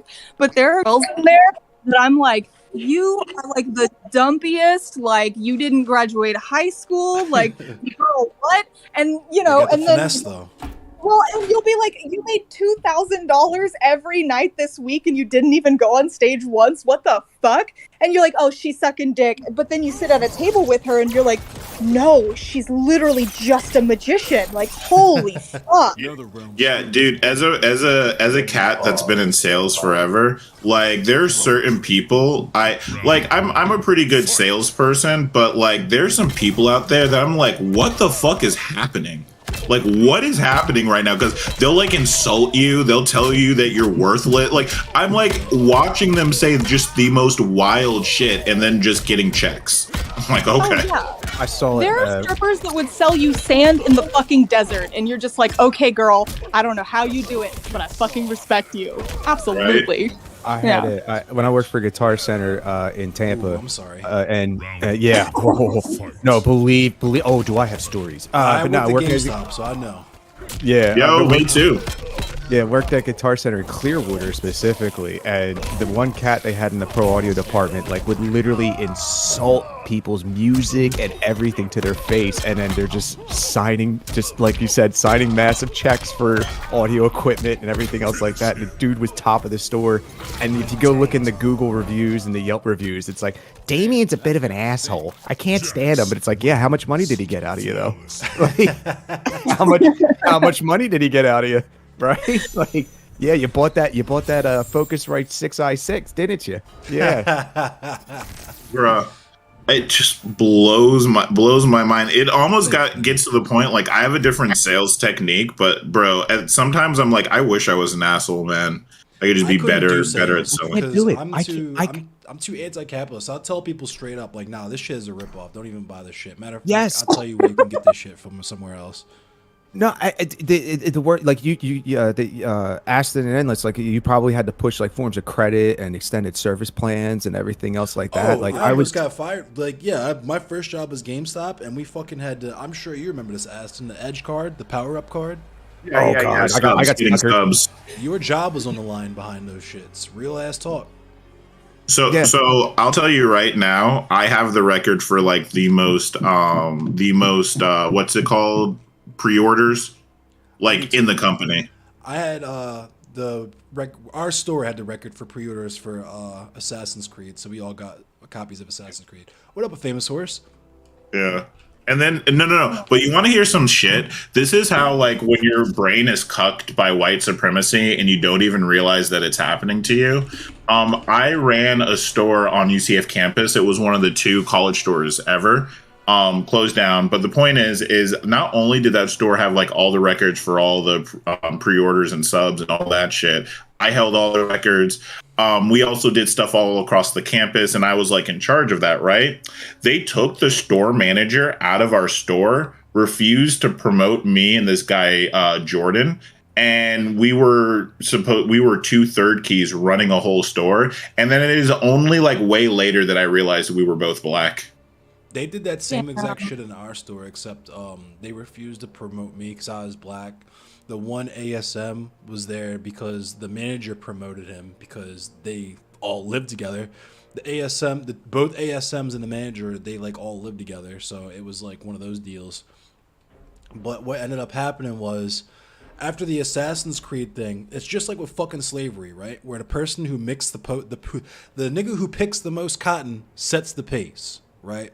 So we set that bar for reserves for Assassin's Creed, and then we pulled up short with other games like GTA 4 and that kind of shit because nobody gives a fuck about like older IPs.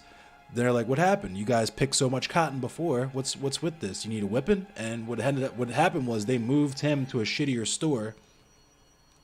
And instead of promoting one of the key holders or one of the ASMs, motherfuckers who like literally lived at the mall, right? One of the key holders was a mall rat just like I was, except his mall was that mall that we worked in. That's how he even got the job in the first place. He was fucking traipsing around the mall and just happened to put an app in because his parents told him he needed to get a job, right? And instead of doing that, they literally would just poach managers from other companies that had high sales or commissions or whatever. So like the holiday season immediately after that happened, I literally had a manager. This is someone who is running a GameStop store and is supposed to know shit about video games. That's like one of the prime directives for people that they hire, right? Is asking me to my fucking face if we have Halo 3 on the PS2. Yeah. Now, some of you might not understand how fucking silly that is. I can't really explain to you how silly it is. My jaw hit the floor. I clocked out and went home. Yeah, it's there's so Thank you, much. Squid. Yo, real quick, don't mean to take any shine away from you, Endless, but I do want to say, right now it's looking like congratulations, we won our race. Yes, let's go. God. Oh, nice. Let's go. Yeah, fucking awesome. Luana Gelzer. It looks like Yes, we're Charlie. right now we're about 300 or 400 votes up for our seat. So it looks like success. If like I could victory lap and toot my own horn for a minute as well, we interviewed. I actually interviewed Ashley Esposito twice. Once for my Baltimore Abortion Fund fundraiser, and then we interviewed her again because she was running for the school board in Baltimore City, and they won. She won. So That's great. yeah. Congratulations, both of you. This is what the fuck we came on here to do. You know what I'm saying? Like Yep. this is what the fuck we're trying to do. Actually, And to piggyback on Aston, it's great watching Anthony Sabatini lose his fucking primary yeah, also fuck in outta Florida. But him, Laura Loomer, Judge Smith in Tampa yeah. got Oh my rocked. god, the coping and crying and seeing when Laura Loomer lost, saying I'm that trying she's to- not gonna On that note, I'm trying to get Andy Harris the fuck out of here. Get him out of fucking Congress. We don't need someone who literally brags about how their fucking father was a Hungarian Nazi. We need to get him the fuck out of here. That's all I gotta say. Christ. He's like, it was mad funny. He was like, I hate communism. My grandfather was actually in the army. He's fighting against communists. And then you remember that he's from Hungary, and the little numbers start flying up in front of your face. Like, Which people were fighting the communists in World War II, in sir? Hungary, yeah. In Hungary. While I'm on my hype train, the person that I was personally representing and working on the election for did not win her congressional spot, but she lost to a guy that I actually is another activist that I work with. Okay. Shout out Maxwell Frost. I see you. That name And, sounds familiar.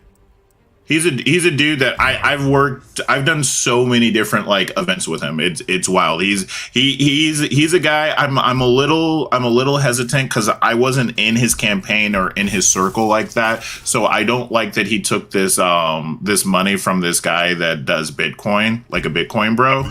But like that's like his one negative, so I don't want to say he's going to sell out, but because he's done so much real fucking work. Like, you want to talk about a guy that actually goes to he doesn't give a fuck about like your electoralism. He just goes out to the streets and feeds people. You feel me? Like, and that's the type of person that won, and he won against a person that entered the race with $10 million. So Holy shit. So fuck yes. Youngest member of Congress, because I think it's pretty much like a walk-in for this district or something like that.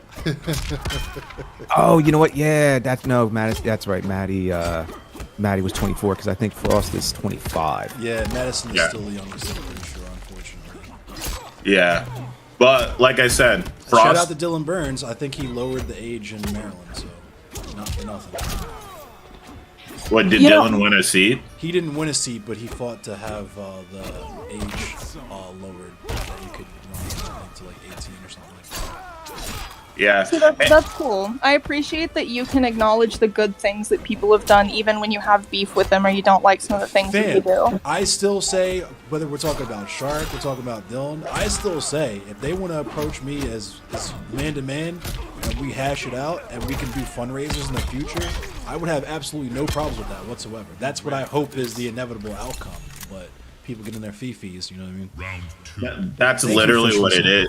Remember earlier, Merrick, when I said we're not the side that's going to make you choose? Yeah. That's like literally what we mean. Like we at all points, we just want to be able to have a reasonable discourse so we can talk it out. If you think I'm wrong about something, we can talk it out. But the way that they're engaging isn't really trying to talk it out. And further, shout out, you know, Endless being able to. Endless is the one of the people that isn't big on electoralism, and we're sitting here talking about electoralism on his show, and he's happy with it. Just pointing that out. I'm cool. You know what I mean? I'm the big fuck voting guy, but at the same time, diversity of tactics and all that. I will tell you who you should probably vote for, you know what I mean, if you're gonna do that. Yeah, real talk.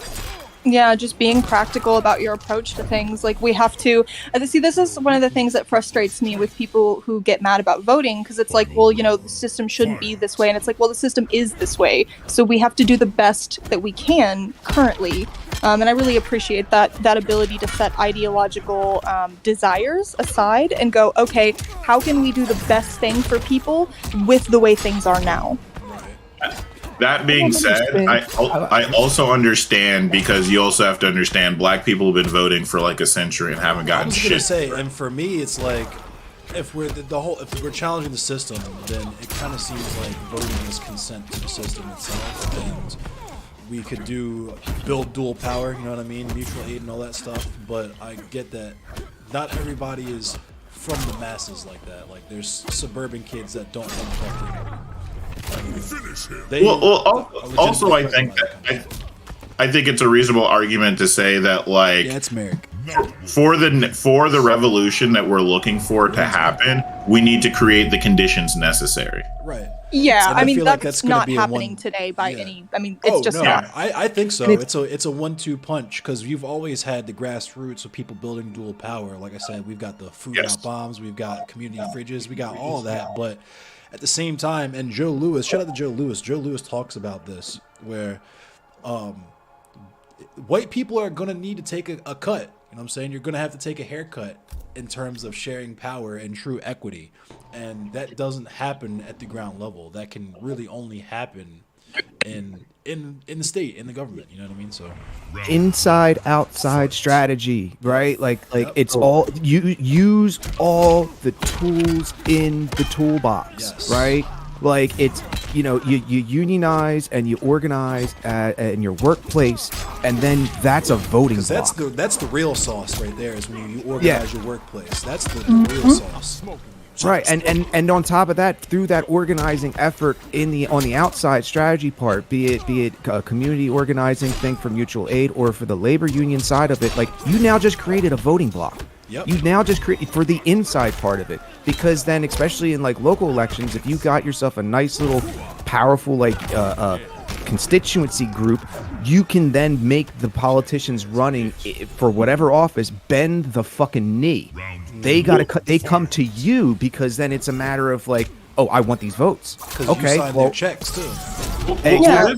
This comes Keep them back. in power. So, Well, this comes back down to like one of those things where it's like kind of like the biracial conversation. If you would like listen past like whatever perception you have of black people long enough, you would hear that when people say that they're not about voting, they're literally saying it's because people are disenfranchised because they're not getting what they want. Now, if you give the people what they want, you would, like you said, create a block. You would create a power block, right?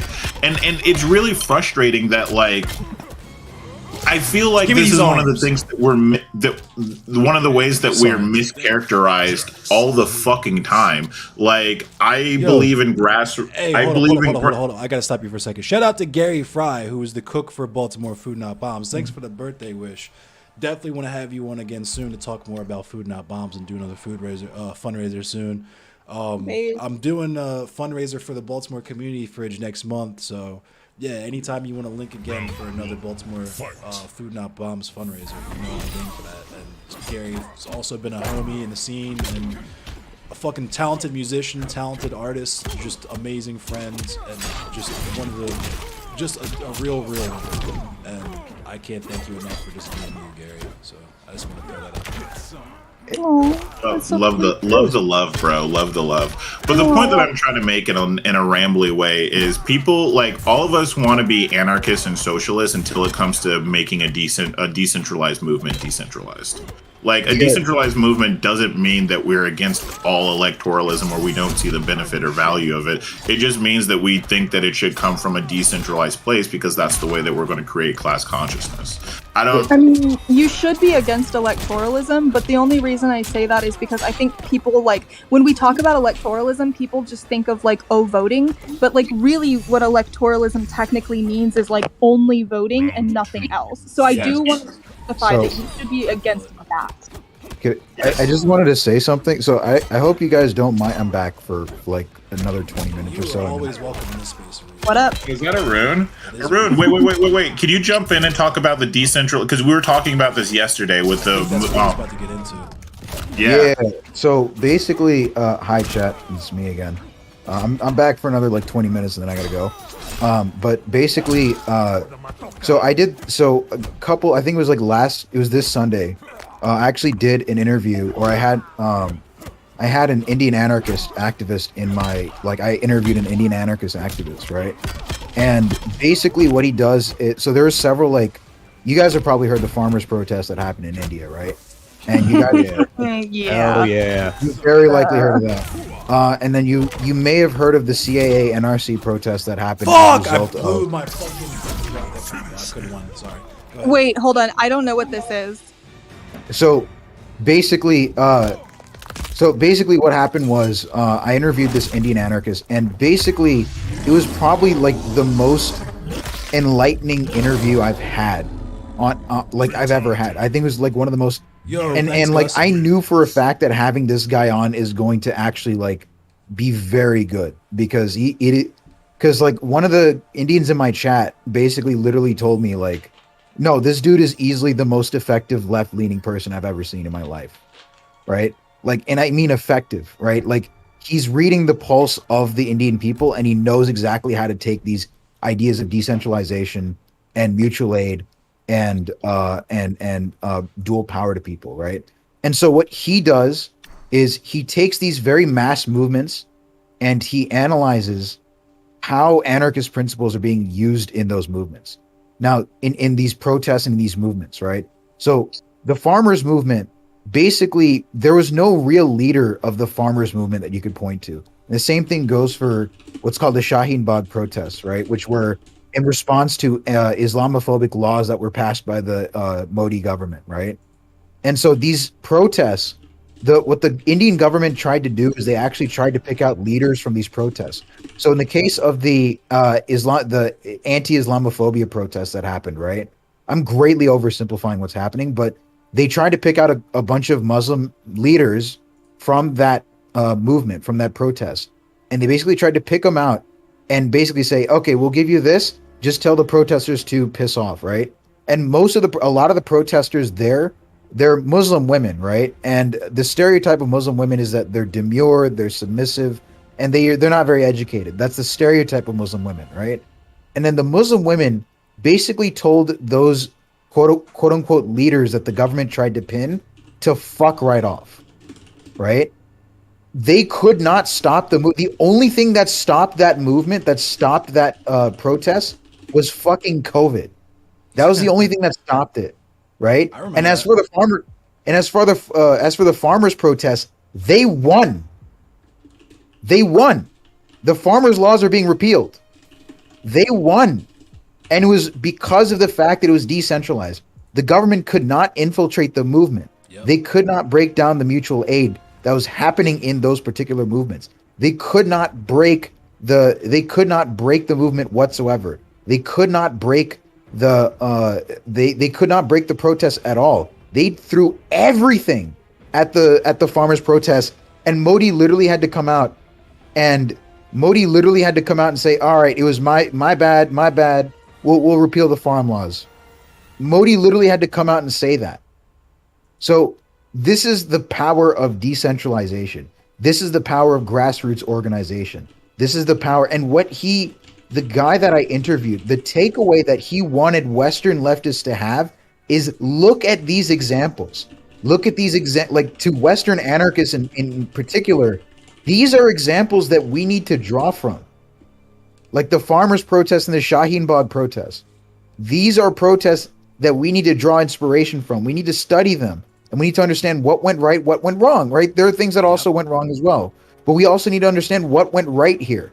How are they able to fight off this long? How are they able to keep doing this for this long? How are they able to do that? And it's because, one, it was a leaderless movement. Two, everyone was there for each other, mutual aid. And three, it was basically it was basically the fact that, I mean, we're not like the people in these movements are not like woke by any stretch of the measure. They're not going to be straight up intersectional feminists. Don't even think about it, right? They're still like, in certain circumstances, these guys are going to be upholding patriarchy. Some of them are going to be upholding the caste system, right? But in this particular movement, they're applying specifically anarchist principles, right? And that's the thing. And the thing is, like, there's a sort of stereotype that anarchism is a very Western idea. It's a very that shit's indigenous as fuck. Yeah, exactly. It's like, oh, if you're an anarchist, you must be a white leftist or whatever. And it's like, no, you Indians do this all the time. A lot of us just ignore the fact that the government exists and go about our daily life. Sometimes we can't, but we try and act as though the government doesn't exist half the time. Because we don't trust any of the, like, most Indians don't, I mean, other than the fascists and the nationalists, of course, but a lot of Indians just don't fucking trust politicians anymore. They don't fucking trust anyone. Like, the government tried, like, even, they couldn't even get the communists on their, like, not even like the communists, but like, they couldn't even get like so-called leftist movements in India to co-opt that movement. They're like, fuck off, everyone. We're going to keep doing this and we're going to fight for our rights. No one party could co-opt what's going on in India. Well, they could not co-opt the farmers' movements, right? They could not co-opt this and they could not co-opt that, right? And that was like the thing that was beautiful about these movements, right? There was no level of infiltration that was possible. And so, like, his takeaway was like, hey, let Western leftists, Western anarchists, this is a perfect example that you need to learn from. If you're not learning from this stuff, then what are you doing? You're just jerking yourselves off. Basically. Yeah, we had a smaller arrangement, if you will, like that with Occupy ICE back in 2018. Like when we were doing that shit in Tampa, like they tried, who's the leader of this? Who's the leader of this? No one's the leader. That's how Occupy. That's the whole point. No one should be a leader. In 2011, especially Occupy Baltimore. Just some endless cemetery lore, because I was involved with that kind of. I've talked a little bit about like the hacktivism I did and shit at the time, but fucking what was her name? Alexa O'Brien. For those of you who know and understand what that name means, right? You know For the other folks at home who might not know, Alexa O'Brien was literally a fucking Fed. Was a fake person that they made on Skype to try to reach out to other leftists to try to infiltrate these organizations. And they fucked up because there was no organization. Occupy was grassroots. We were the 99%. Everybody felt that shit. Everybody came out in force. And they tried their hardest to fucking try to, just like they tried to do in the 60s and 70s with the Panthers and so on. They tried it. They tried that shit and it didn't fucking work. Why? Because there were no leaders, there were no organizers. There was ideas that got floated and people decided if they were with it or not. And that's just kind of how it went. Yeah, But sorry. she was in my fucking Skype trying to ask me if there was any protests, any organizations she could join, blah, blah, blah, blah, blah. Before I even knew she was a Fed, I have no idea if that person is actually female or not, but before I even know if it was a woman or before I knew it was a Fed or anything, I was like, I can't tell you anything. I'm moving how I'm moving. And of course, security culture with myself wasn't revealing how deeply I was involved at the time. But I straight said, like, I'm moving how I'm moving. And this is how I recommend you move because we're all just kind of doing what we need to do. And that was it. It was the prototype. It was the prototype script that they eventually made FN Mika from. It seems. Yeah. I don't know. Like, my thing is, like, just do your fucking best. Like, just do your best. Like, just do what you can and do your best. Because we're all fucking human beings at the end of the day, and we just want, at the end of the day, we want to enjoy ourselves. Right. Shout out to Gary, because Gary said it when I interviewed him for the Food Not Bombs fundraiser, is that it's not about one person, it's not about one organization, it's about the people and what you can do, no matter how small it is. If you're working with people, it's gonna contribute. You know what I mean? Just do what you can, wherever you can. Yeah. And the other thing is, like, so I want to, like, talk about another thing that guy said. Yeah. The way he's going about introducing anarchist ideas or leftist ideas or communist ideas to people, right, is not like, is the way that activist is not, he's not going about it by saying, hey, read Bakunin, read Kropotkin, read this, read that. He's not doing that. Because nobody fucking cares about that shit. Yeah, it's like, no. And he also said something that really struck a chord with me. Why is the theory of a farmer, or why is the theory of your average person in India any less valid than the theory of, like, Kropotkin? Correct. Why is that any less valid? Right? And the other thing is, like, what he does, and I think is a stroke of genius. One, he never says the A word. He never says he's in, he never says it. He never says the A word whatsoever, right? Fifth column moment. Right. Very successful, never saying the A word. Hell yeah. Well, Never says the S word or the A word. He never says the A word, right? And then what he does is he actually says, "Hey, you guys know what Linux is, right?" Because there's this common notion, especially within, like, capitalism, that no one is willing to do things without a profit, right? Oh, no yes, the internet. No one's willing to do things without a profit, right? No one's willing to do things without a profit motive, right? You know what Linux is, right? It's the most popular operating system on the planet. More than Windows, more than Mac. Yep. It's the most popular operating system on the fucking planet. If you have an Android phone, you're running Linux. Yeah, I was gonna say I just switched back to an Android phone. If you have an Android phone, you're running Linux. If you've ever used, like, in-flight entertainment, you've used Linux, right? If you've ever used, like, kiosk, like, or what, like, kiosk information, and shit like that. Yep, that's all Linux, right? That's all Linux, right? Yeah, it's the most popular operating system on the planet, and it's open source, right? Yeah. Another example is this, Git. Like, if you've ever done a software engineering job, you all know what Git is, right? GIT. Y'all know what that is, right? Yep, GitHub. Yep. GitHub. Git. Yeah, GitHub, right? It's the most that's popular the place where people copy and paste programming from, right? Yep. Hey, real quick, don't want to interrupt, but I just want to say, Endless, much love, birthday boy. You deserve all of the flowers that are getting thrown at you. You know, I can't say enough good things about you. I'm going to dip for a little bit, and I'll be back, man. But I hope like this conversation needs to be had. So keep going, y'all. Thank you. I appreciate you all. Now, Right? You like Git? Git's the most popular. Git is actually how Linux is built. Most Sure, paid programs but, are built off of, like, the internet itself was a government program. You know what I mean? Like, Yeah, it started as no, DARPANET. You want to know what the most popular streaming software is? OBS.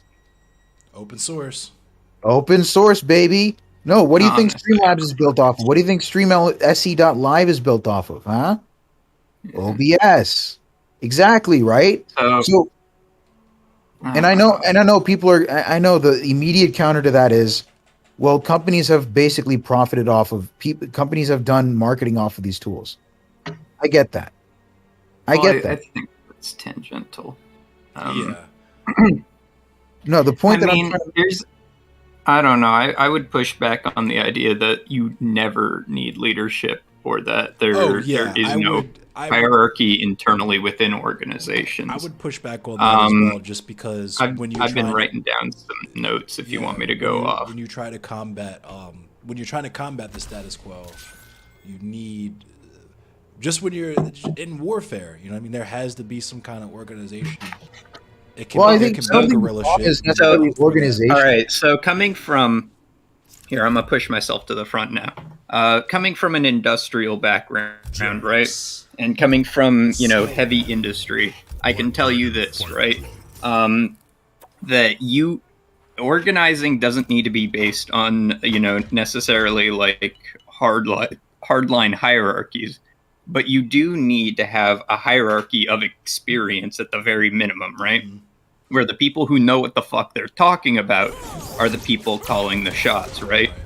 If there's someone who's been to like 100 protests, right, and he's like, hey, we're getting kettled, we need to get the fuck out of here, you shut the fuck up and you listen to him, and you don't talk back to him until you're fucking out and safe, right? So sometimes, like, listen, yes, I get it. Fuck hierarchies, although I'm not necessarily an anarchist myself, but there are times where, we all gotta shut the fuck up and listen to whoever's organizing. For instance, if I go out to a homeless encampment, right, with a guy who's been organizing that camp, right, I'm going to shut the fuck up and listen to the unhoused people who've been living there for 20 years, and I'm gonna listen to the mutual aid people who've been supplying the place much longer than I have, right? Because they know what the fuck is done. So like, I get it and I respect it. There are times though where I've had organizers who have never done nothing before, thinking, all right, fuck hierarchies, meaning our opinions on what needs to be done and how it should be done are equal, when it's simply not true, right? Because you can't have someone who flunked algebra and someone doing trigonometry in the back of their ears, right? You can't have both of them be equal footing when you're trying to like plot the trajectory for like a space shuttle, right? So I would push back on that. And this decentralized sort of means of putting shit together, it's not even necessarily an anarchist only thing. Mao very famously, advocates for political education of basically everyone, so that the famous quote being that every soldier has like a general's baton in his back pocket, right? You make sure that every guy has at least the basics of what he can do to understand, how to affect the larger cause. And in fact, Mao, in his book on guerrilla warfare, literally says this is a good thing. A politically motivated soldier is going to fight a lot harder, a lot longer, be far more motivated for his cause than someone, who in a capitalist country, the true means of why he is fighting, in the third world are generally kept obscured from him. I would say generally for anyone even, vaguely anarchisty in the Americas, the Zapatistas are the fucking golden model for what to look at, what to learn from. They mostly reject leadership. They practice ad hoc democracy, meaning, there's very little in the way of permanent political bureaucracy.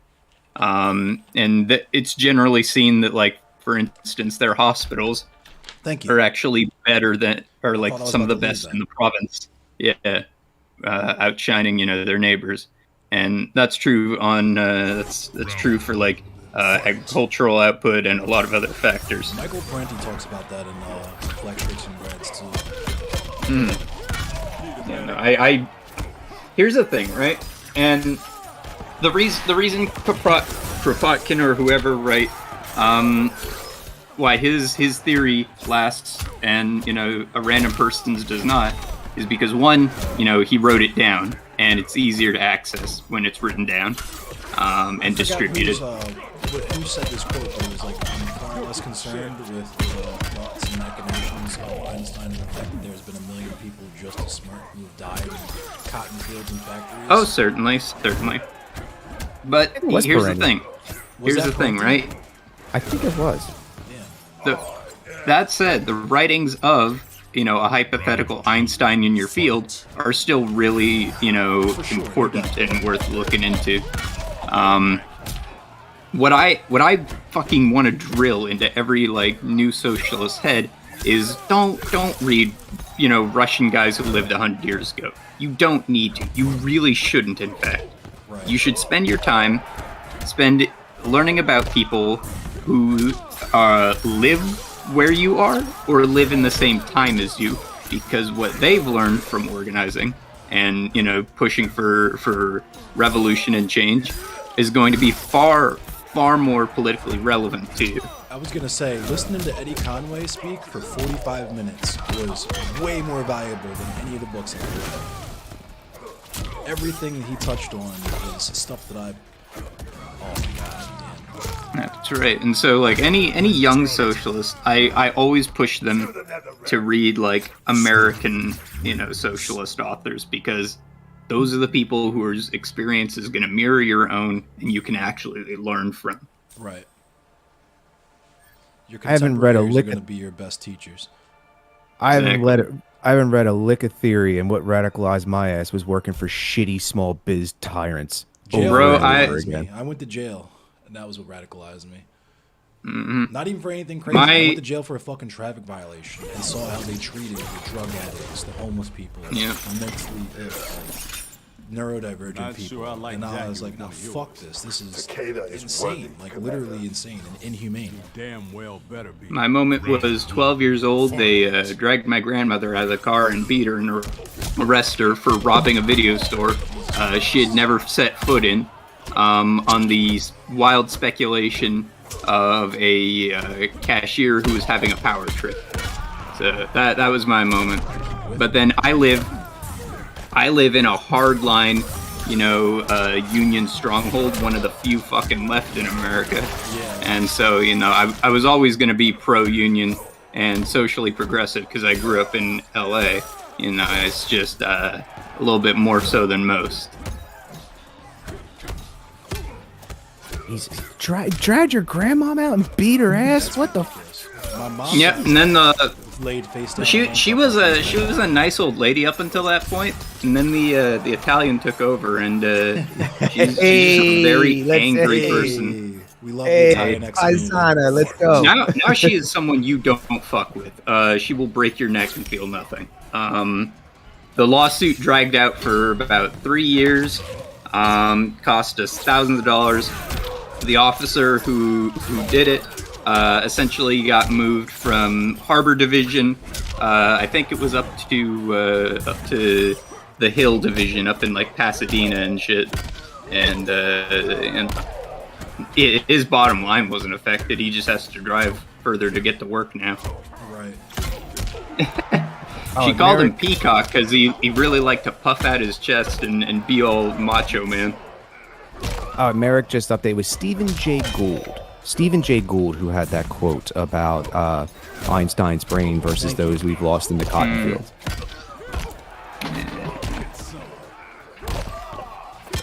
Well, Yeah, you know what? Real fast on the Italian. happy birthday, CJ. Real fast on the Italian. I can't believe our ancestors cucked out and fucking started the Knights of Columbus. Like, what the fuck? Like they were hanging Italian anarchists, and you decide, oh, okay, we'll just go and suck up to the colonizers. That'll leave us alone. All And then- I'm saying is Sacco and Fonsetti, cool guys. Anyway. Nah, yeah. I mean, I And explain. for- I have to explain this to like my fellow Italian descendants and so forth, like from Southeast PA. I'm like, you realize that like they didn't accept us into the quote unquote white club until Knights of Columbus and a drunk crooner sang a date rape song. Okay, Well, here's the more annoying thing, right? And this goes out to basically all white people, right? Is at the end of the day, you know, the ruling class in America is definitely white, but it's very specifically Anglo, right? And so, you know, our forefathers from wherever the fuck, you know, outside of England, you know, get to America, right?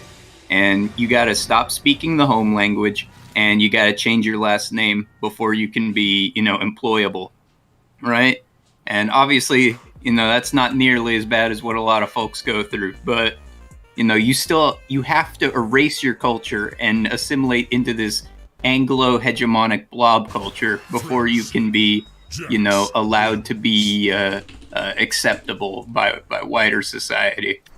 And so rather than getting into weird white nationalism, blob culture, Christian fundamentalism shit, if your culture is so damn important to you, you know, to other white people, this is at, you know, rather than fucking doing that, maybe get in touch with your roots and find the fuck out, you know, a little bit about yourself before you start spouting shit.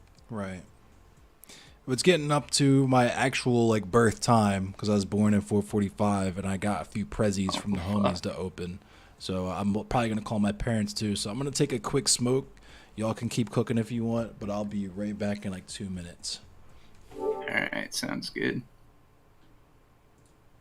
But Pennsylvania, most Italian Americans are East Coasters.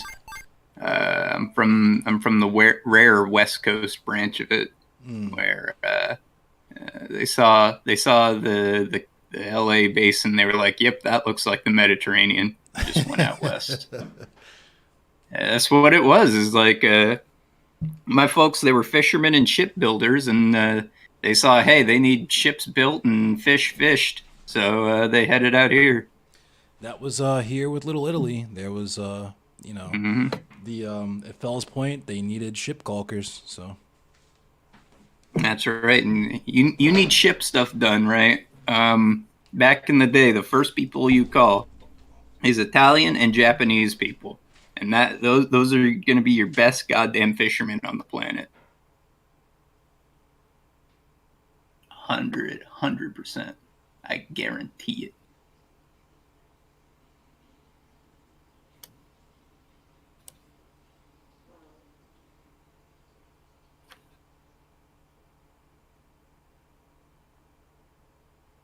Of course, now they don't do so much fishing around here as much as they do heavy industrial imports. And there's kind of a perverse little beauty to that.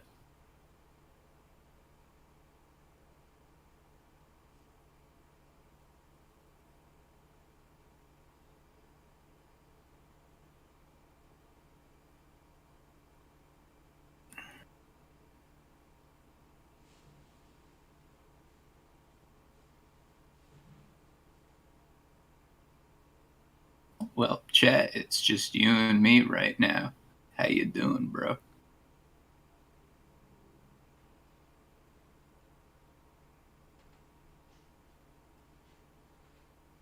Gotta admit, my dude Endless, he's got a damn sexy flag back there. I love that.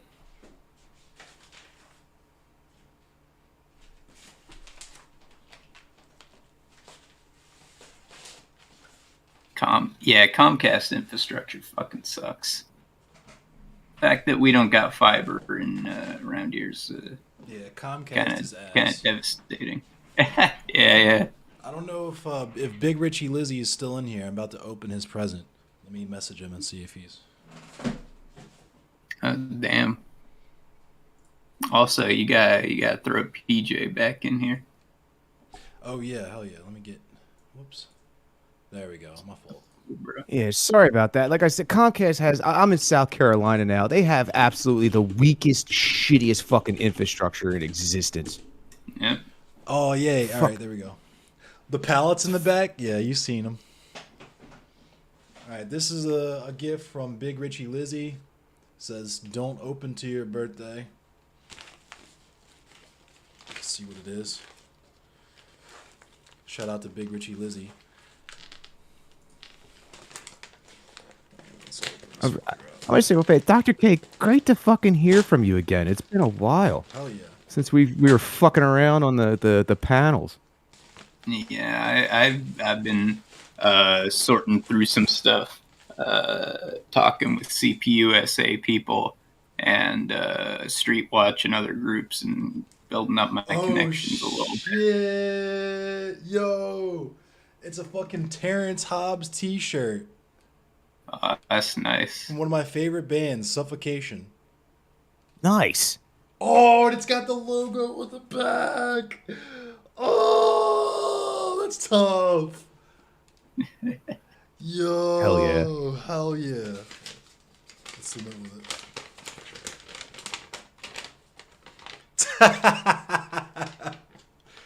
There's an inside joke about $7,000 that yeah, maybe I'll tell you guys on stream sometime, but fuck yes. I'm gonna be wearing this tomorrow for sure. Got a second gift here. That's from a friend of mine, Justine. Shout out to Justine. She does a lot of stuff with Baltimore Community Fridge. Let's see what we got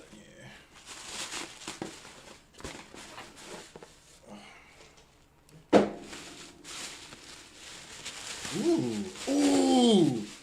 Hey, I got some 3D printer filament. Ooh. Let's see what color. Oh, it's the sparkly purple. Hold on, let me get this. Sparkly purple ghost guns in Minecraft. Let's go. Chill out. Chill out. Yeah, He said, chat's talking about I be selling ghost guns and shit. So. Are you serious? Jesus Christ. Yeah. But yeah, that's Mighty. the color of the filament there. If you can see that. It's like a sparkly bluish, like galaxy kind of bluish purple. Hell yes.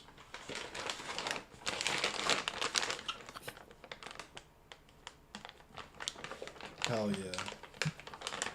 Why is it everyone just assumes anyone with a 3D printer out here making fucking ghost guns? I couldn't fucking tell you, bro. Best looking I ghost mean, guns in town, it's yeah. definitely the flashiest thing you can do with it. For sure. Warpath Tree. Oh my fucking god, y'all gotta chill. I don't even want to explain that one. To make a long story short, somebody I had beef with fucking hit a tree and died, and I celebrate his death every day. But Oh man, thanks, Joel. I'm not. Thanks, I'm CJ. not gonna give you a pickaxe to dig deeper into that. It's a long story, but I might explain yeah. that on another stream. But All right, you got any more loot, my dude? I think that was it. But I think I'm gonna go ahead and call my parents. Yeah, I didn't know it was your birthday. I would have said something. Damn. That's all good. Send you like an IWW beanie or some shit. Hell yeah, that'd be sick. I Nice. still I'm not a member yet, but I want to join up. All right, I think I'm gonna call my parents. Yeah, I should do that shit too. Fuck. My parents, at least. It's been a minute. Mhm. Well, I mean, they're actually going to be coming up to visit soon. They want to meet their step granddaughter. Oh, nice. Yeah, and then I actually got a niece on the way. Hey, And congratulations. yeah, gonna be a fucking uncle. God, I'm getting old. Jesus Christ. I'm not even out of the 20s Kuma, and I'm an thank you. aunt. Don't worry. It's my cousin Kuma. If you're in here, Kuma, and you're not busy, I kind of want to play some Hunt Showdown in a minute. All right, both my parents are ready. Let me go ahead and I'm gonna give them this phone call real quick. I'm gonna call my mom first, and then I'll three-way in my dad.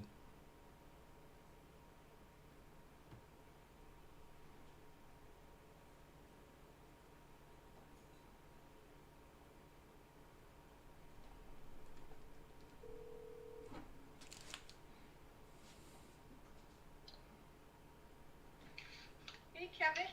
Hey, mom. Hold on, let me call dad. I'm doing all right. I got like 40 viewers in here now. Hey, Ma, we're growing over Hold here. on, let me. There we go. I'm trying to merge these calls. There we go. All right. Can y'all both hear me? I can hear. I hear you. I hear you, Mom. Can you hear me? I hear you. I hear you both. Happy birthday, son. Thanks, Dad. Love you both. Birthday. Thanks, Mom. Love you too. I know you love us both. Yeah. Oh, and there's the cat. I've been just chilling. I started at noon, and cause now is right now is my actual birth time. So I'm officially 33 now. 4:45. So I decided to open my presents and give y'all a quick call, see what y'all are up to. Well, you know I love you. We ain't talked in a while. Text. Yeah, been just needed some space for a minute, but we can talk about that later. Yeah, we'll be together. I love you no matter what, son. I love you too, Dad. I know I made some mistakes in the past, but We don't have to talk about that right now. always love you. Okay, all right. But you said you're on live now. Yeah. I tried to listen in. Yeah. I'm live right now. I'm still on. There's a bunch of different ways you can get to me. I try to make it as easy as possible. I got Facebook, I got Twitch, I got YouTube, I got everything under the sun. Trying to get my name out there and spread the good word, and also just do me and have a good time, decompress. That's what your mom and I want you to do, is do you. I listened for a while on your Twitch. Did you see my comment? I did. I saw because I shouted you both out because we were talking about nerd stuff. I shouted you out, Dad, when you took me to see Power Rangers. I don't know if you remember the Power Rangers movie. We went and saw that at security at the movie theater there. And I shouted you out, Mom, when we went with Miss Denise and Devin and Miles to go see Space Jam at that movie theater that used to be on Route 40. Yeah. We saw Casper there too. I thought you and I went to see Space Jam on Route 40. Was that with you? I could have swore because I knew Devin and Miles were with us. That was me and you, baby. That was me.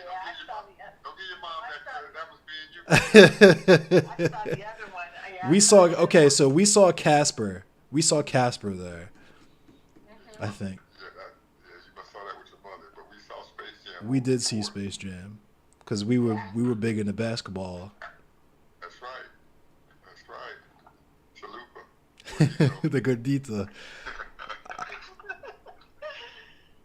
So what's been going on? Just been working like a dog and doing the stream thing, trying to get it going so I don't have to work like a dog. Yeah, that's good. Well, you still got a lot of freedom at your job, right? Yeah, it's not. Work your heart. Yeah, Work your heart. it's not that it's crazy. It's just, like everything, like everyone else, the pay could be better, the conditions could be a little bit better. But I'm grateful because I'm in a position where I got decent benefits and I don't hate my coworkers. All the people I work with in the dock are real, and the environment, at least most of the time, it's not openly hostile. So I'm settled in a position where you know, I'm proud of the work that I do, because, you know, point blank, if all the people with my job title quit their jobs tomorrow, this would all fall apart in a week. You know what I mean? So I'm proud of the work that. Important role. I mean, distribution, logistics is, shoot, like you said, it runs the country. Yeah, right. And you know, and of course, with you're retired, but your former job, you know all about that with, you know, stocking and how important all that stuff is. So Moving merchandise moving that freight. is critical. Yep, it's moving freight, and then it gets to you, and then you're moving that merch. That's right. Well, you sound good. You look good. I'm in good spirits. It's my birthday. Everybody's here with me. I feel good. I'm ready. I'm ready to start crying. That's good. You saw what I sent you? Yeah, I thank you. Yeah, thank you. Under deposit and a round trip ticket, whatever you're ready for. That was from both of us.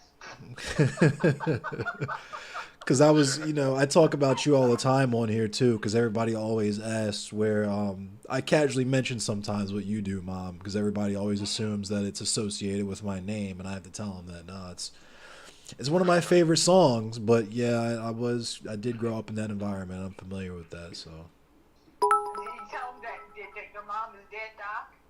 Yeah, Dead Doc at 1107, yeah, I said, I shouted you out earlier when we were doing a nerd conversation. Dead Doc, okay. I'm Dead Doc 1107. That's your The Twitch name. My Twitch name. Dead Doctor, okay. It's Dead Doc at 1107 on Twitch, and on Instagram it's Lady FD 1107. Are you guys gonna see your mom? Yeah.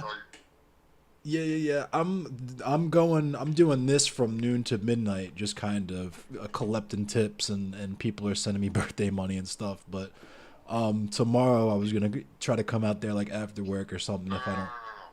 Grandma, he's talking about my mom. Oh, yeah, we made plans to go out there. Next weekend, right? Nah, is that Labor Day weekend?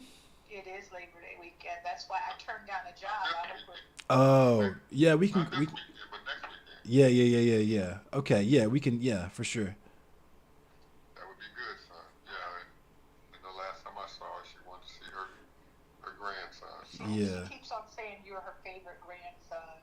She does say that every time I talk to her. Yeah, she said he never asked her for nothing. Yeah, she says you're the only one who never asked for anything. I always try to give when I can, anyway. But yeah, I want to see Grandma, so. Yeah, Grandma just turned 84. I might give her a call after I talk to y'all. Or actually, you know what? Can I add her into this call? Do you want me to see if I can? Yeah, why don't you try? I can, but. Yeah, see. Actually, here we go. Hang on.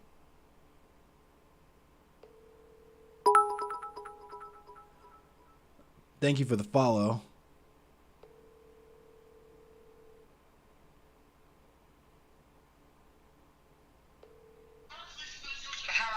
Hey, Grandma. All right, is everybody here? Yeah. Hey, Grandma. Hey, how you doing? I'm doing okay. I'm live. I'm with my viewers. Everybody's here. So I'm live with my viewers, with my audience, and I got my mom and dad on the phone. I just figured I'd give you a. Wait a minute.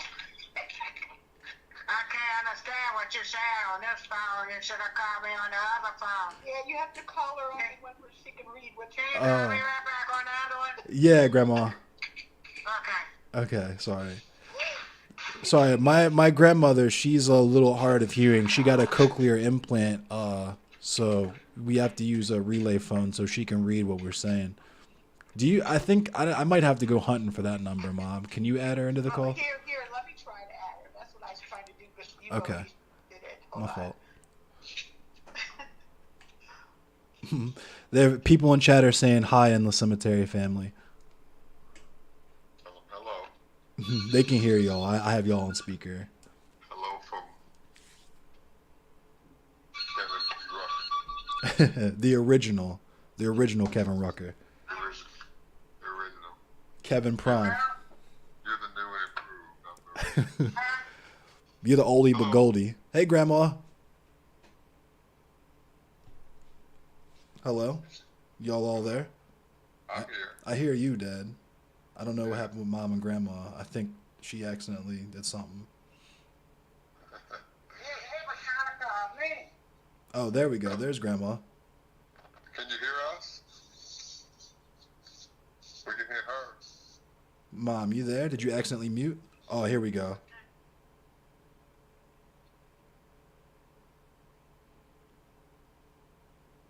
Hang on, let me merge the calls.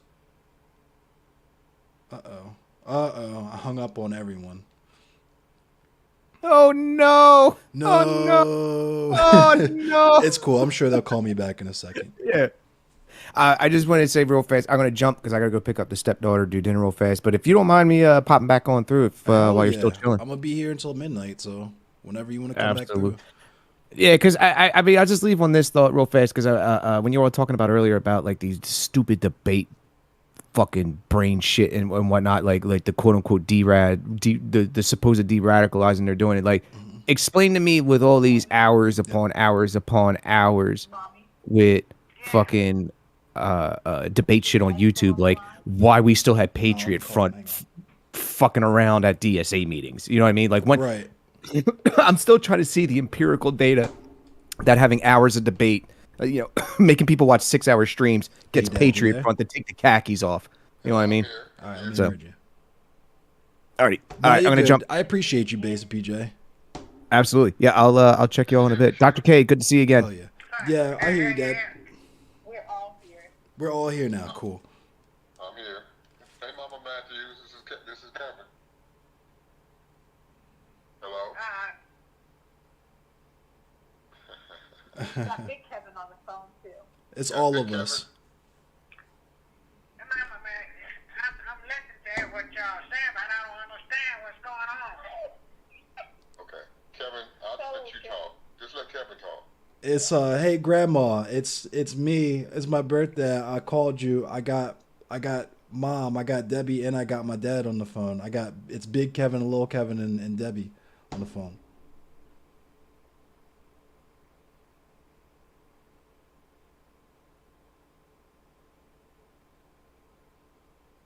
Hello? Oh yeah, yeah. I'm reading. Mm-hmm. It's all three of us on the phone. Yeah, I got all three of y'all on the phone, I guess.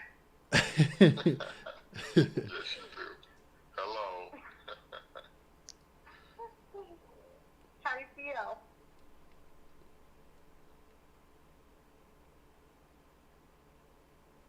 You there? How do you feel, Grandma? Yeah, I'm here, but I don't hear nothing now.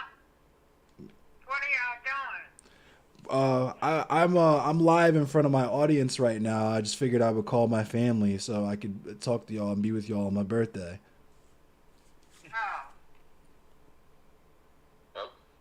Can you hear me? Can you hear me, Big Kevin? Yeah, I can hear you. Okay. I said Big Kevin. I know it's Big Kevin talking. I said Big Kevin. Right, that's right. Yo, Frackle, thank you for the tip. Today is little Kevin's birthday. Oh, it's little Kevin's birthday. Right. Happy birthday, baby. I'm either going to, I'm either squeeze some milk out or go get some in the bottle. Thanks, Grandma. Oh, boy, she's something else. She ain't changed a bit. Ain't changed a bit. She hasn't. You ain't changed a bit. It'll be warm with your some breast milk. I got to do that. Oh, God. Oh, my goodness. I don't think she understands the other people are listening. Hey, KP, your audience ain't going to be ready. Your audience ain't ready for her. Oh, nah, not at all. They know of her. If they listen, they ought to hear everything. They They know of her because I talk about my grandma all the time. But yeah, So, happy birthday. thanks, grandma. Thank you. Okay. Happy birthday.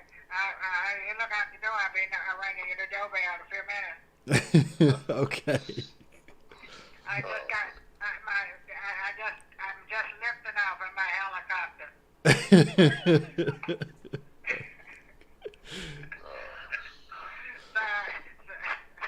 So I should be there in a few minutes. All right, grandma. I'll leave the door. I'll leave the door unlocked for you. I'll leave the light on for you.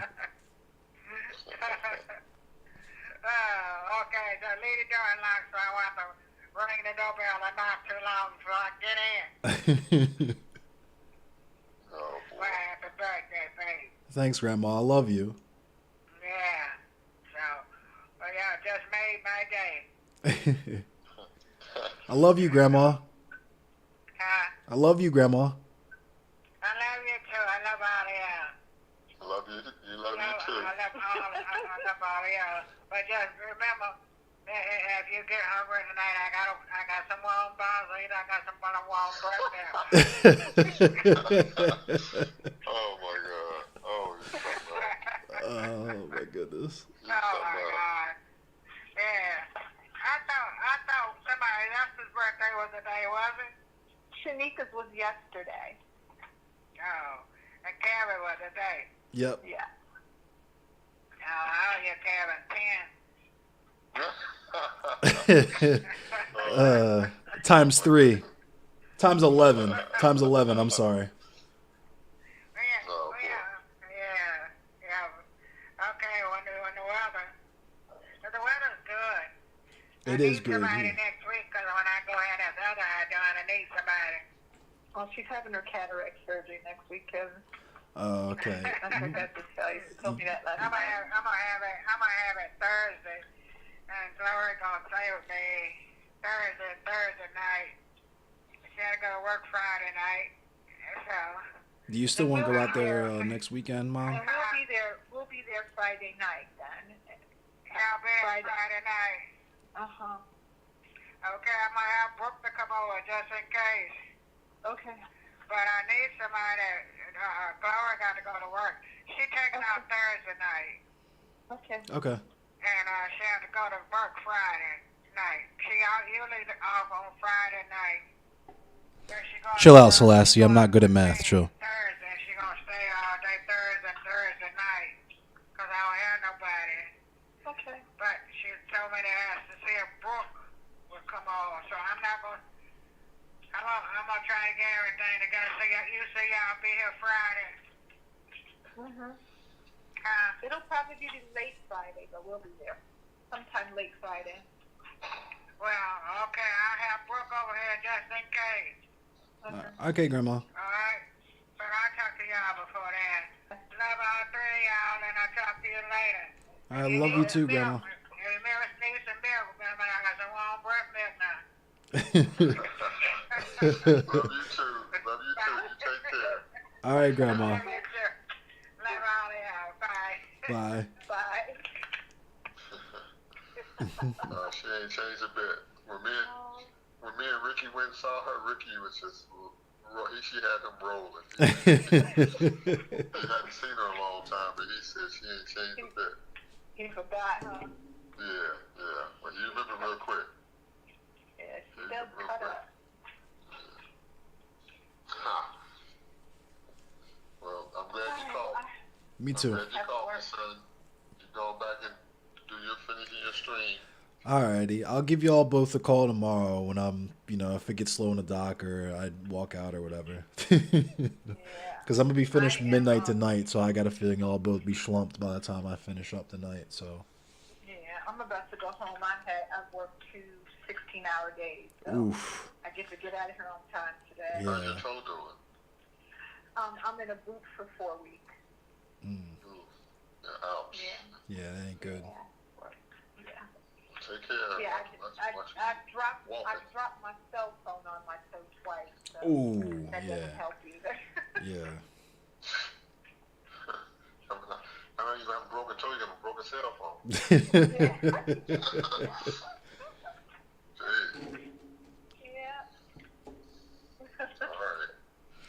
All right, y'all. I love you.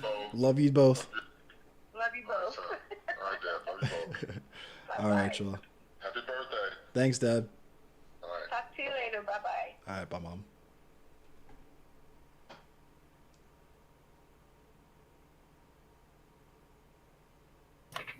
Yeah, sorry, didn't want to interrupt that. It's all so good. just kind of went on mute.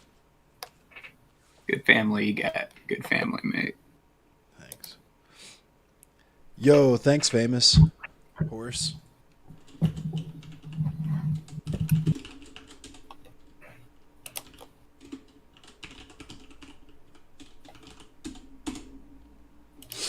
Oh man. Dead Doc, hey, that's my mommy. That's my mommy.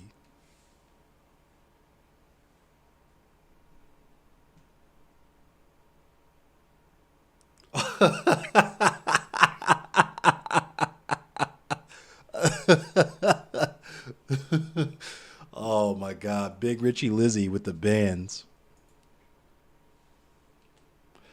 All right, let's do some more. Y'all want to watch me play some more MK, or cuz I kind of want to relax a little bit. I want to sweat but not too hard. I might go back to Tetris. Actually, I'm going to play some Dead Cells. I haven't played Dead Cells in a minute.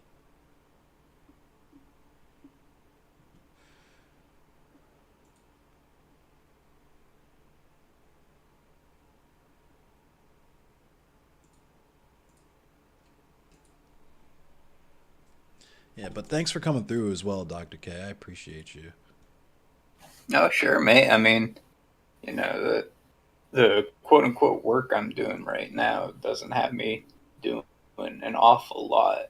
And so I'm kind of free to, stick around here while I'm doing my shit. Right. Even if I do sit on mute for a lot of it. Yeah, my grandma is the fucking funniest person on the planet. Like, all of the joy will leave my life the day my grandmother dies.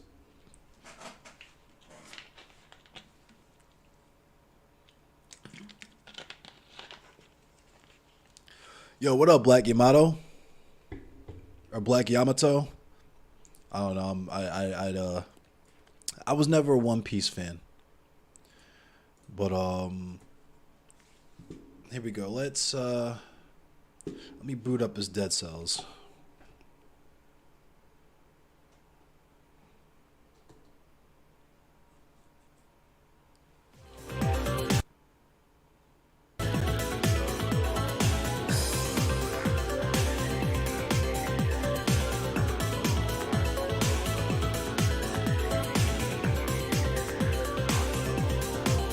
Yo, thanks, Black Yamato.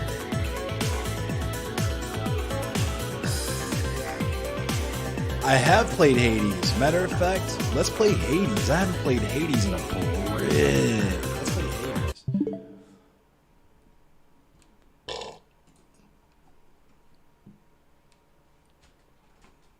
Hell yeah. Thanks, Fish Missile. Let's play Hades. Oh!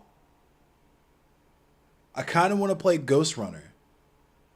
Has anybody here seen or played Ghost Runner?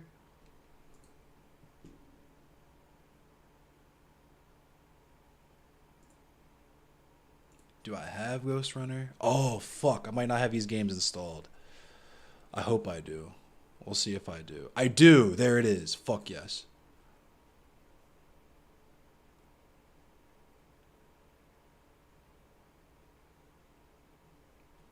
Ghost Runner is cool. Fish Missile. Did you... So basically how I describe Ghost Runner is like Cyberpunk, but good. It's not an RPG or anything like that. It's a first-person, like, parkour. If you played Mirror's Edge, if anyone remembers the game Mirror's Edge, it's very similar to that. It's Cyberspace Ninja. I have not played Risk of Rain, no. Oh, it's going to take me an hour to install Ghost Runner. Fuck. I'm going to do that, though, just because I want to play. Let me see how long it'll take to install Hades, too.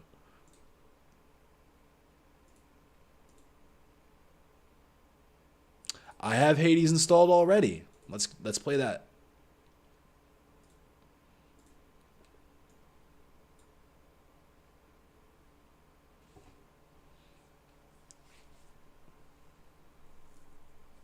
Yeah, Ghost Runner is very similar to Mirror's Edge. We could play some Hades until Ghost Runner installs. Dying was traumatizing? That's funny. Dying in Ghost Runner is kind of traumatizing too. I'll play a little bit of Hades, and then like we'll say like 6, I'll play some Hunt Showdown with Kuma. And of course, VC is open. If anyone wants to jump in, you guys want to wish me happy birthday or whatever, just let me know when you want to hop into waiting or chat a room or whatever, and I'll drag you in.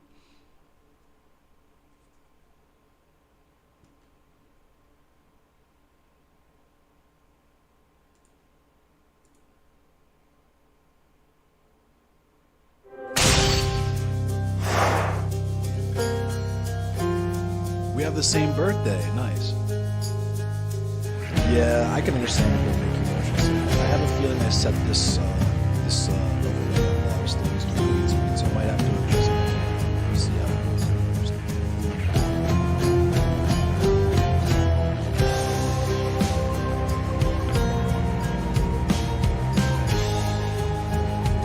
Hell yeah, thank you. My scummy ass birthday. What's up? What's up?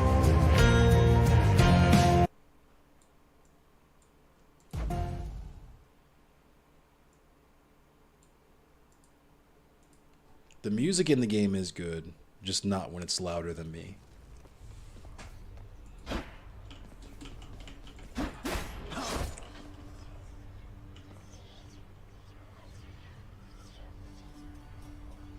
I have to remember how to even play this game. He just hungers. Wanna fight?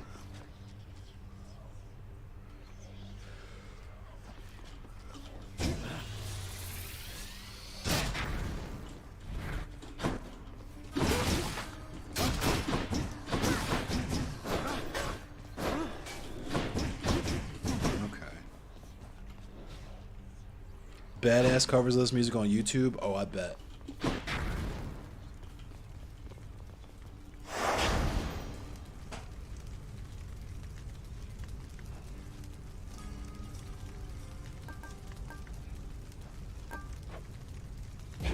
Do your worst, Father.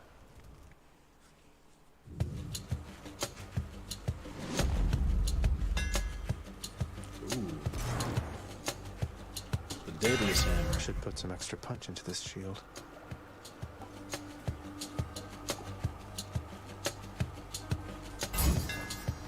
That's it.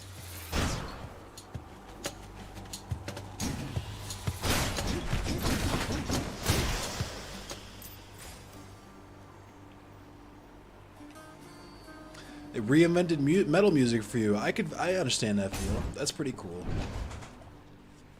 I actually did a cover of a track from the original Doom soundtrack, PC, of E1M3, Dark Calls. When I finish this dungeon, I'll put that loop on.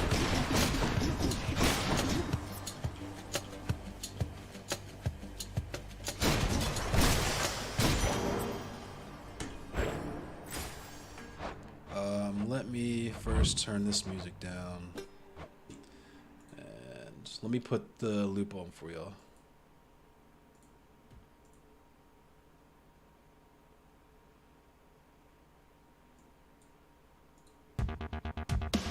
There we go.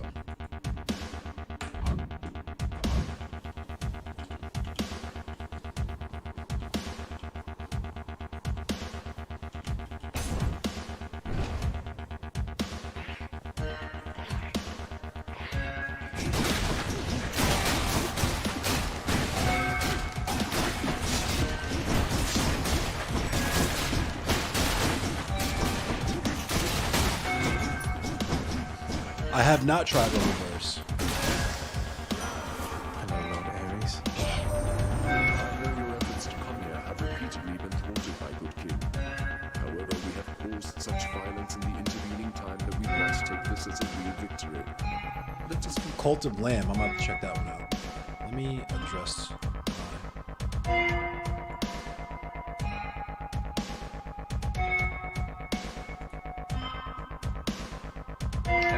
from what I've seen of Cult of Lamb, it's just like got a very, very memorable art style that kind of looks like they made a Don't Starve. They just took it and made it way cuter looking. Right. Makes sense. I don't know if it's my zone, but it looks cute.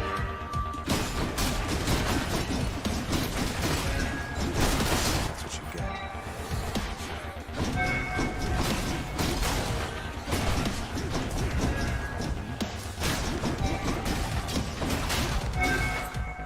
Playing this shit like I play Diablo or spam.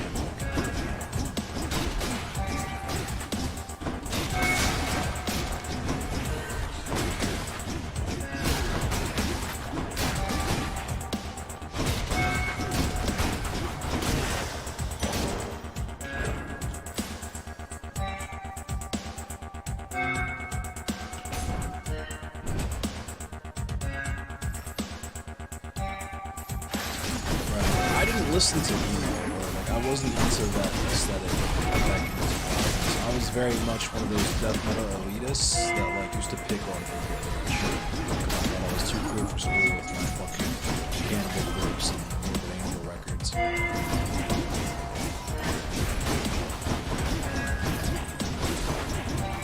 Thought I was too cool for school just because I listened to music that came out before I was even fucking alive.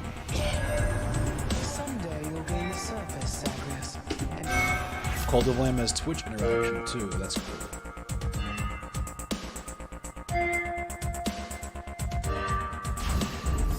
I see.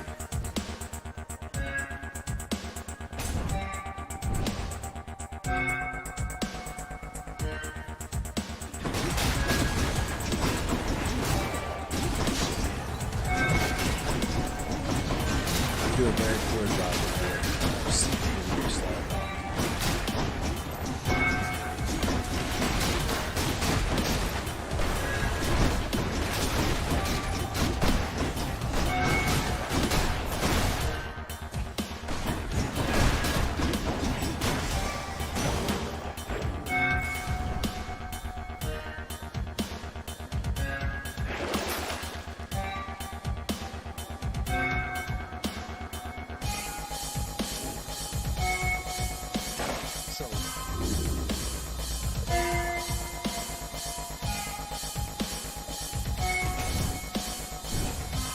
Cult of Lamb has way less replayability than Hades.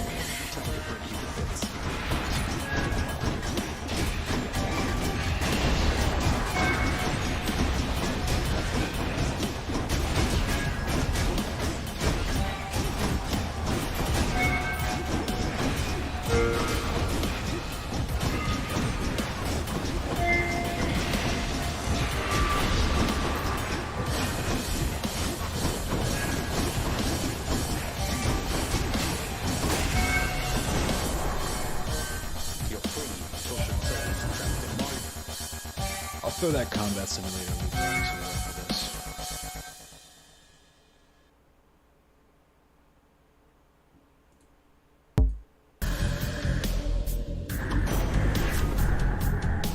Zero instance in base. It can be good, but yeah, most of the time I'm not really interested in base or resource management.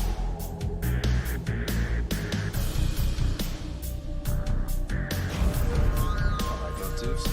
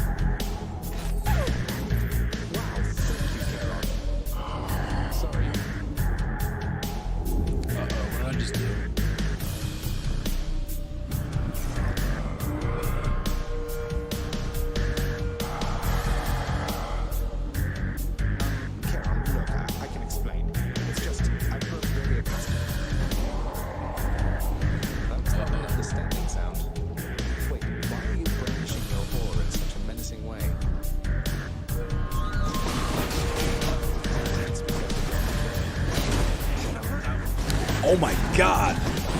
Fucked my world up in there, too.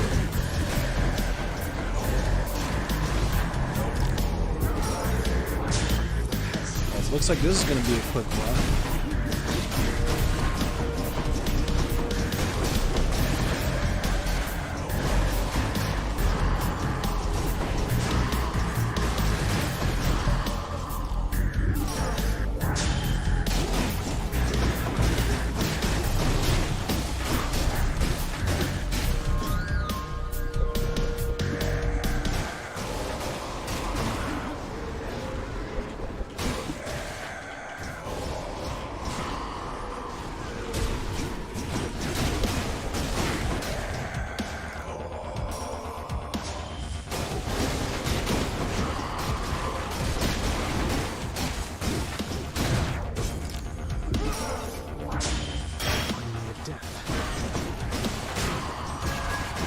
Nope. Nope.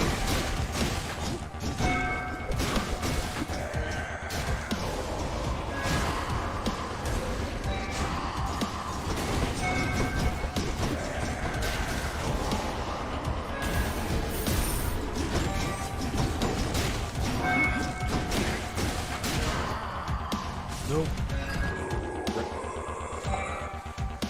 I did not know that would happen. For anyone who doesn't know, I definitely did not expect that to happen.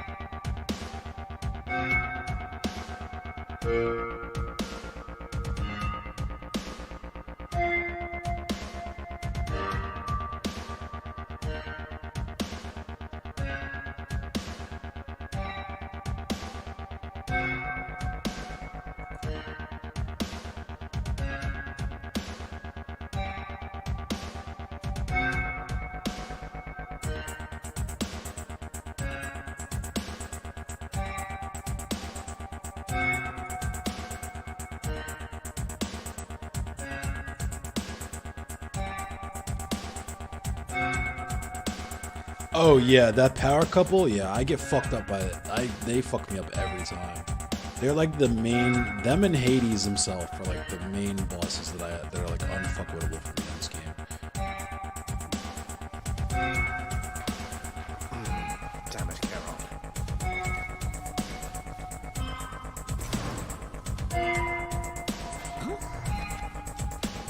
Hey, my brother Charon killed you, and I've seen this, right? He's never been particularly nice to me. Whacked me with his oar a couple times, but it never got that bad. Must be some misunderstanding. Have you talked to him?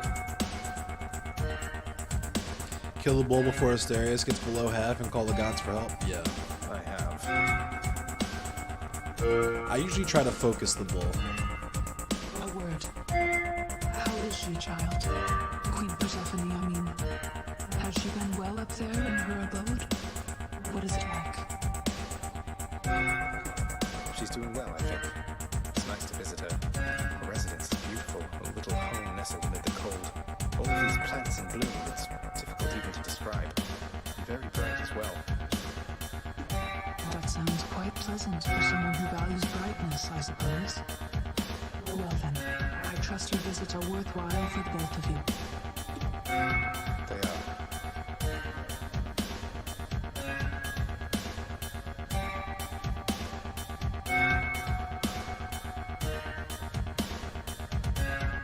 How's everything been going lately, boy? The underworld prince's casual evilry serves but to frustrate the infernal hound, as none of his three heads possess the gift and curse of speech. Hey, boy, just as long as one of your three heads enjoys these pets. I will always pet the dog. Matter of fact, let's give the dog a treat. There's a good boy. Thought you'd like that. Cerberus is overjoyed to have received such a delicious treat.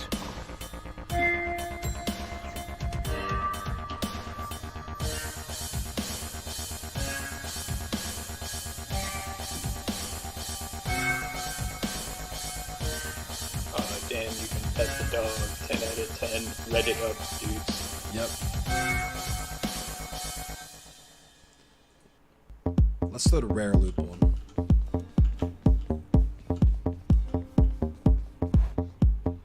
What? This is a loop from Turok 2 on the Game Boy Color. Ah. Yeah, it's a real deep cut for the real gamers.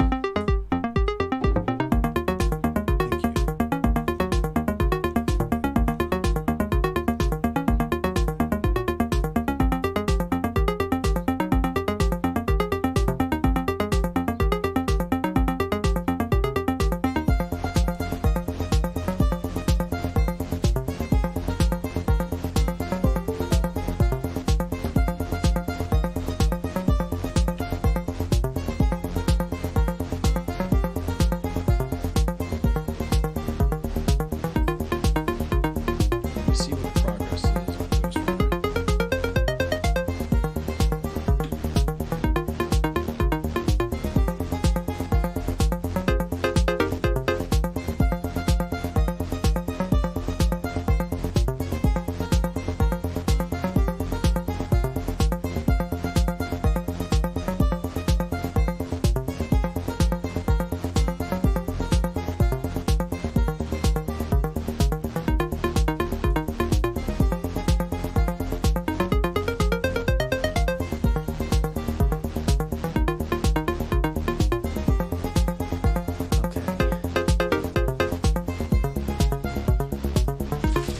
This is another birthday present too, but I don't think early because I can't resist Twizzlers. It's like eating wires, so I can be like the rat in the walls that I really am.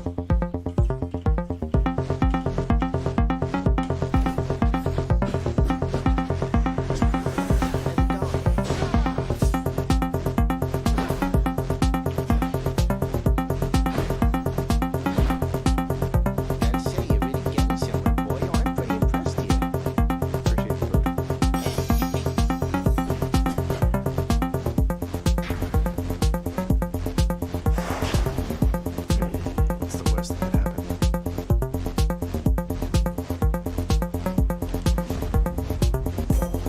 Goddess Athena. Ooh, an Athena, hell yeah. This is gonna be a good run. Your labors make you stronger, noble.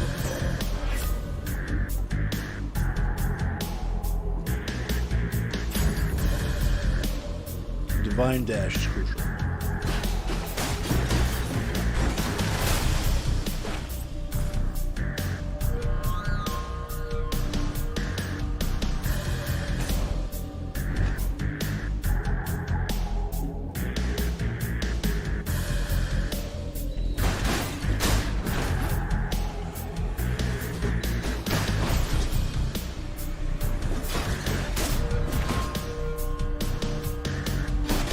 Dude, I am 1000% doing the chaos.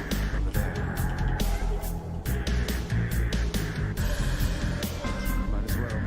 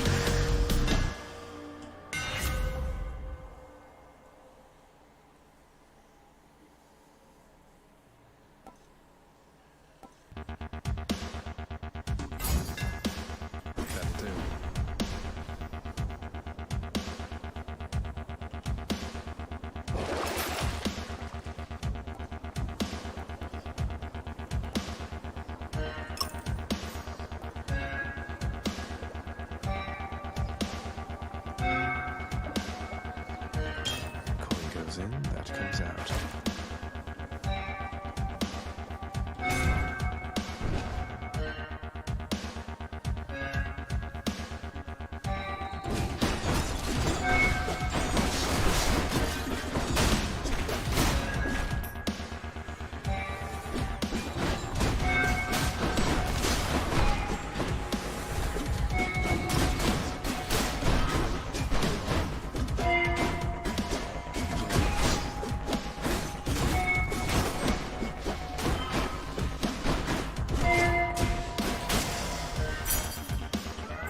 My chaos boom switched to a new effect.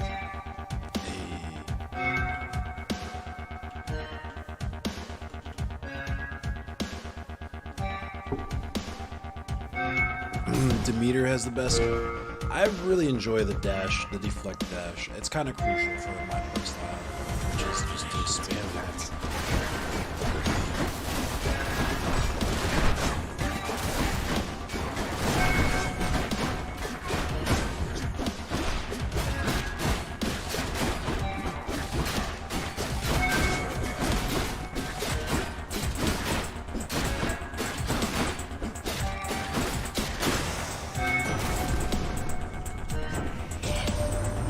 Know just how much you must want out there, young man. And I want that as well. Good thing for you, as I get what I want around here. Ask anybody.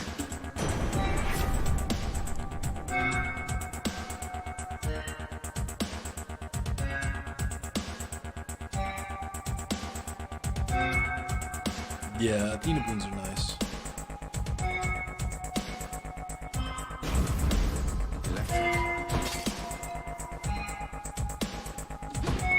Hey, another Athena Boon.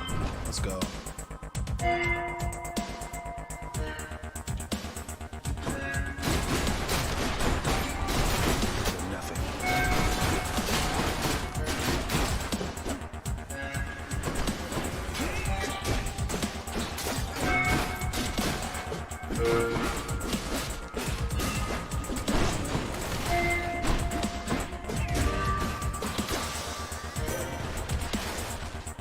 In the name of Hades.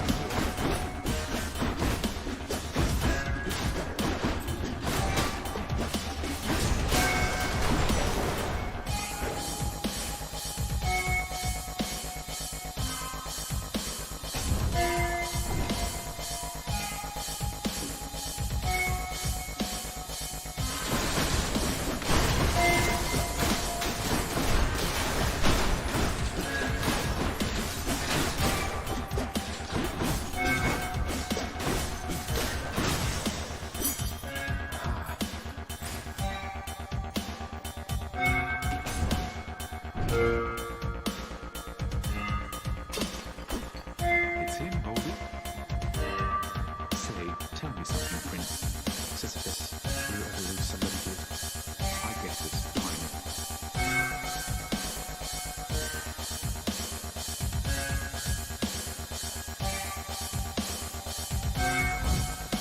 I got you covered, Prince. Oh, thank you. Think you'll go all the way this time? Nice.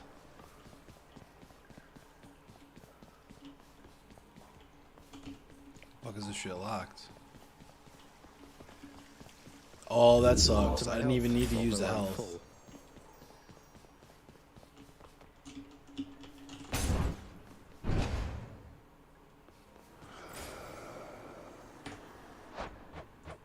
Turn the music back up.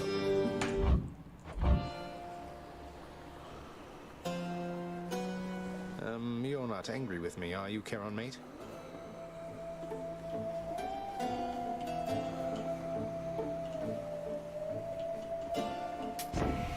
use this. I trust your ferry boatman Charon has no qualms about the freezing temperatures up here. I do record a lot of music, not so much recently, but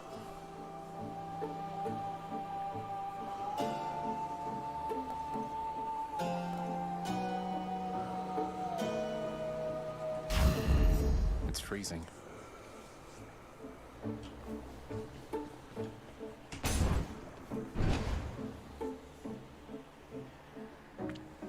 Ghost Runner's at 50%.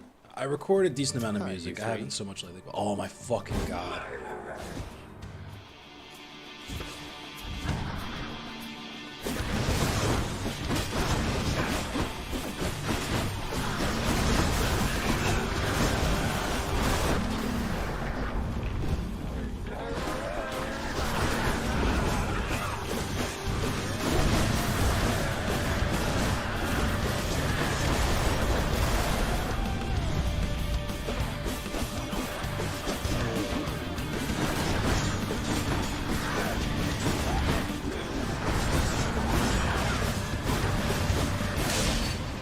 Damn, that was fast.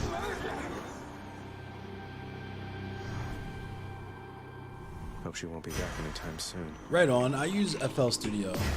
Blood.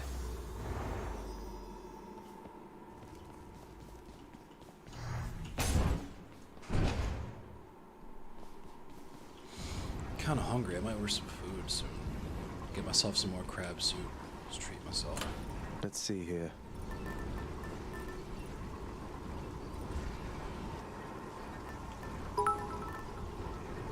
Edgelord 666 What up, Edgelord?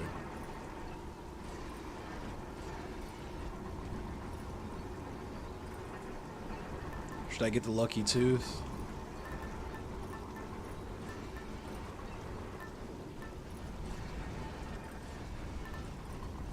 I already have it equipped.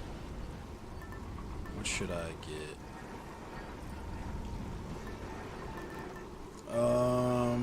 We'll do...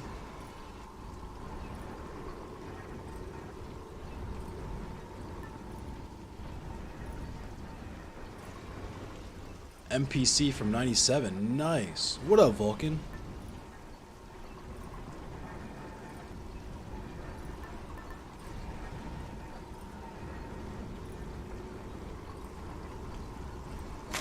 I'll go with the Evergreen Acorn.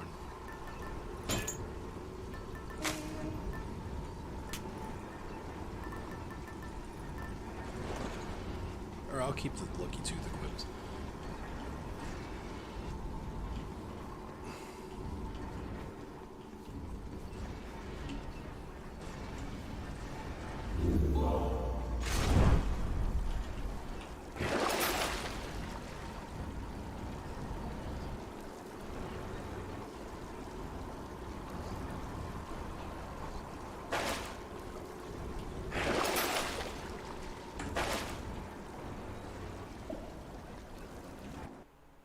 You don't usually take the tooth until the last stretch? Yeah, let me actually...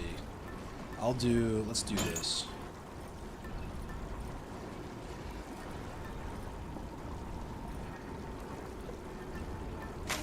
We'll do the Evergreen. All set.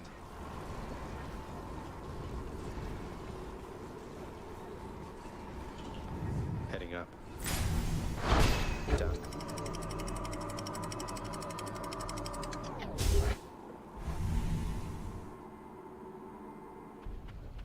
Oh fuck, I won't be able to put it on later? Okay. Shit.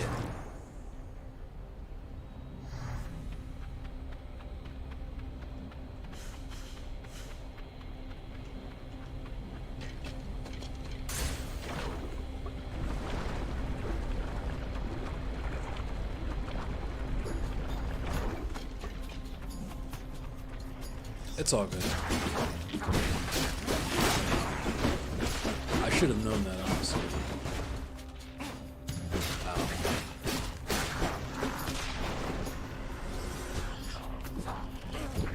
Yeah, I'm doing my birthday stream. Noon to midnight. Ow. I keep dashing into the...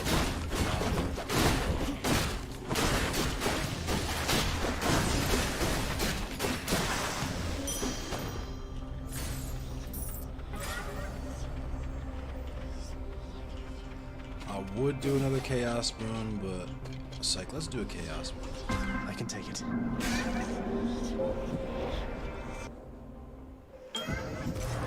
Darkness.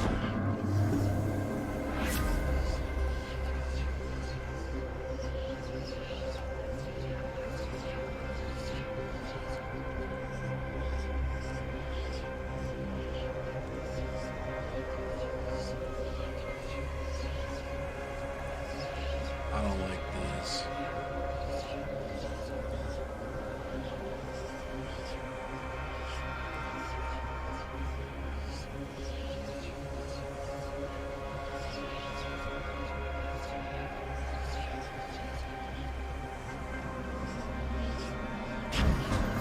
Let's see how this goes. I didn't really like any of those.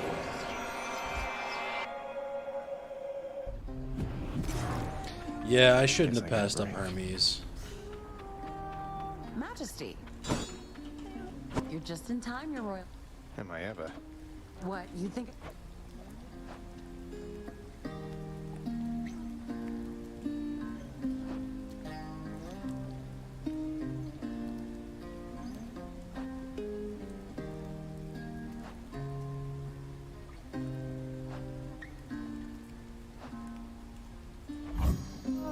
You got it. Oh, that's good. Nice. See you. What up, Kevin FM? Ghost Runner's almost finished too. That's a problem.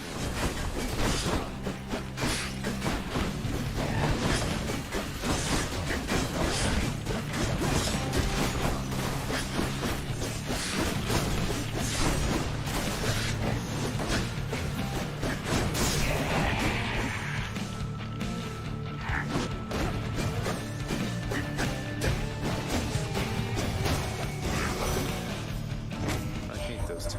I ought to warn you that my foster brother Zeus, he has just a disgusting... This game is good.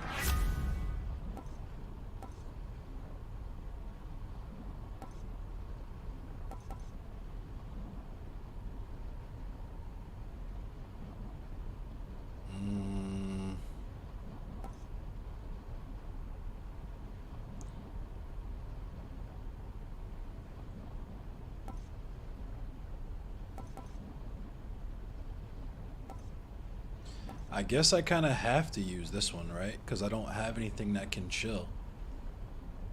Unless I use this. Should I use my Fated Persuasion? I was hanging on to it, but... Would you recommend that I use my Fated Persuasion here? Because I don't really use specials. And if I do use a special, I'm going to take a hit. Throw everything at the wall, see what sticks.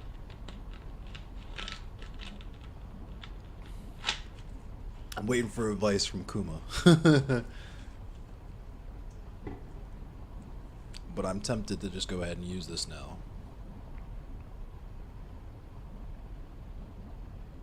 Top one's a prophecy? Okay. Took it.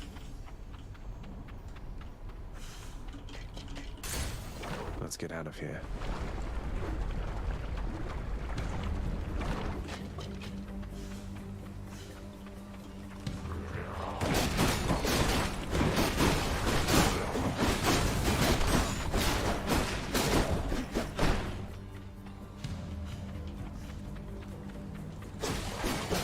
What button do I press for fishing again? I can't remember which one. Is it the space?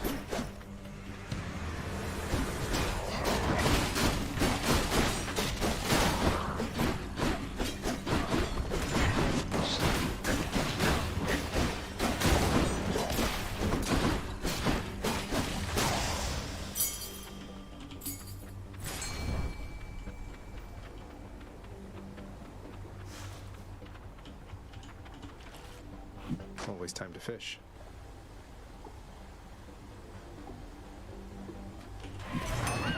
Oh my god.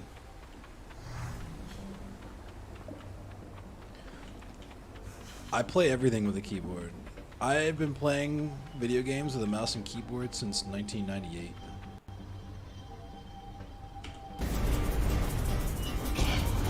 Allow me, boy, to introduce some of my loyal subjects.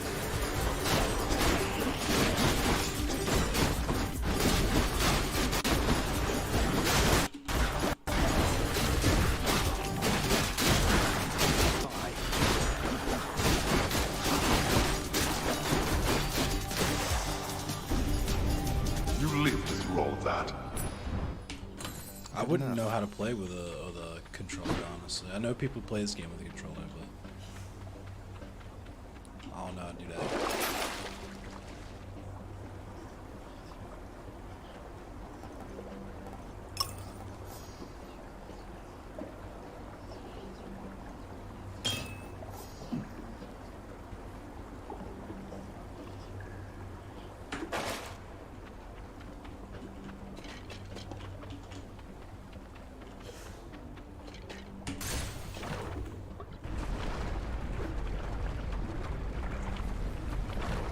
Thank you, Anal. I'm just gonna call you Anal.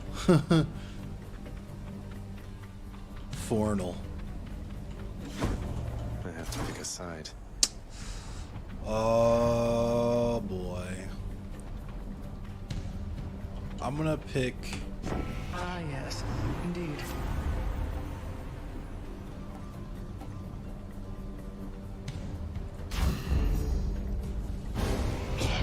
Even though I You know could have fighting avoided against this Athena's outcome people any number sucks. of ways, yet still you risk incurring. Did what I had to do. Let's give her a show then.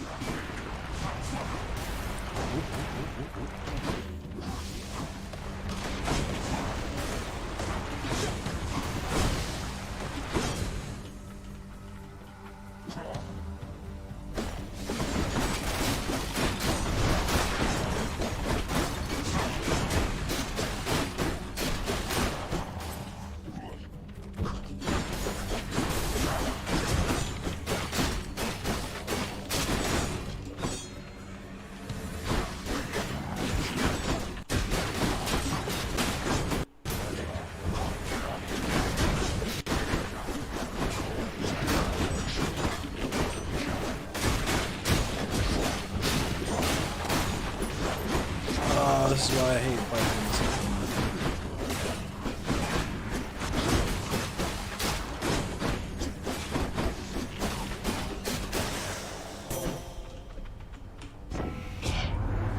Now then, I hope we can move past this little incident and keep our focus on the task at hand. Thank you for the birthday wish.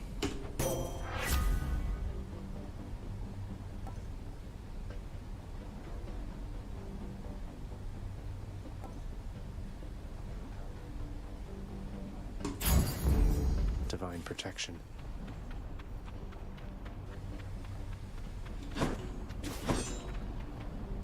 Got a pretty decent build going. I gotta do this because my health is scuffed right now. Yeah, Hades is a good game.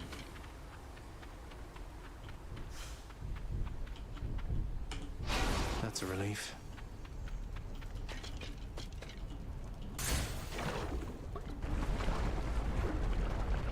So Ghost Runner's installed.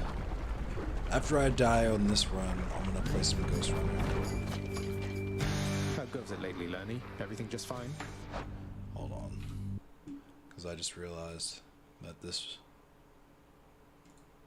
was in the way of chat on stream.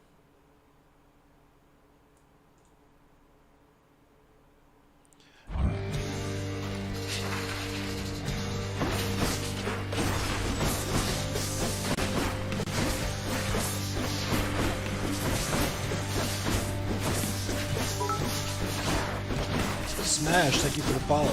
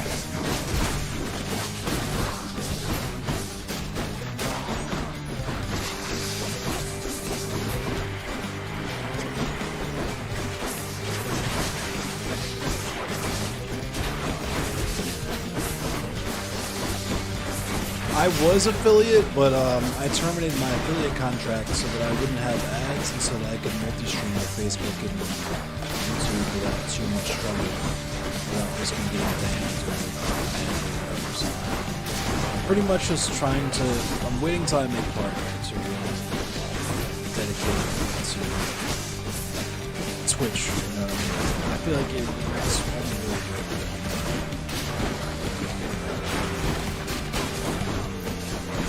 I hope I can beat this fucker off right now. Second chances.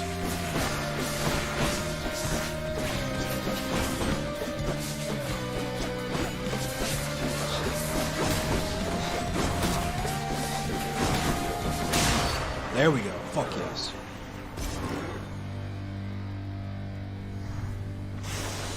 Enough. The curse of chaos has been lifted.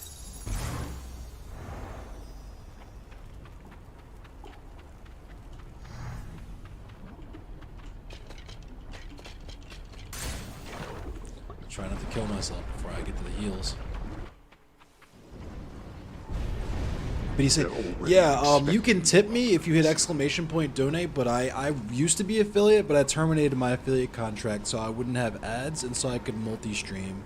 It seems more worthwhile to just wait until I can apply for a partner to actually do that kind of contractual stuff. So. Try another one, maybe.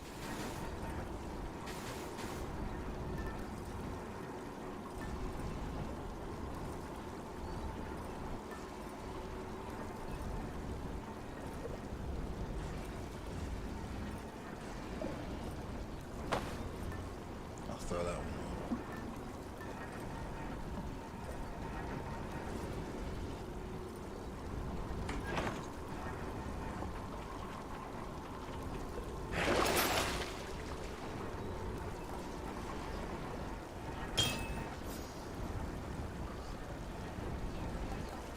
Definitely need that.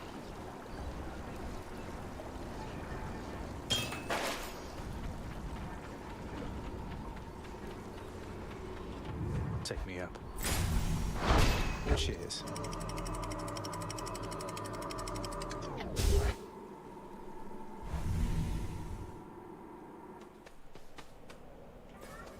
Nice and cool up here.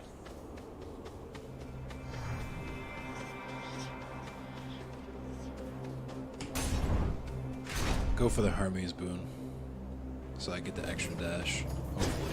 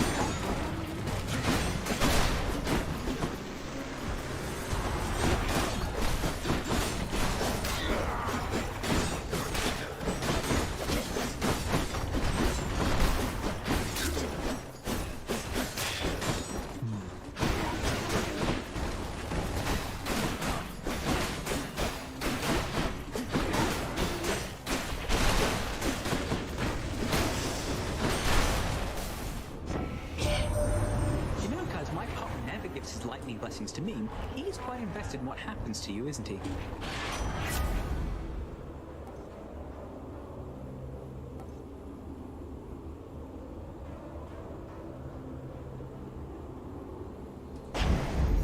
Faster than ever. I didn't get an extra dash, but that works. I'll use it. I'll get the Daedalus hammer as well.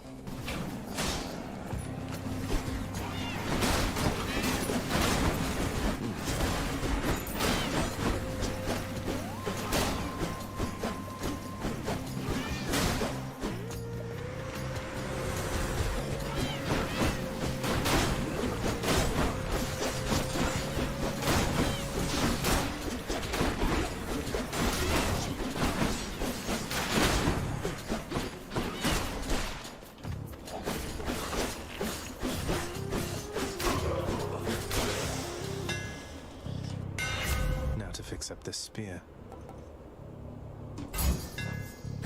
Thanks, Daedalus. Let's go.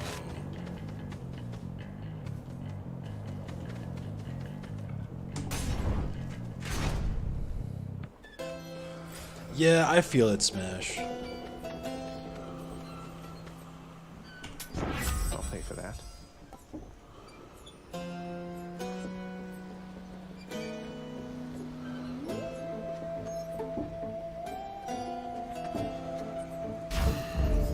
Thanks, you two.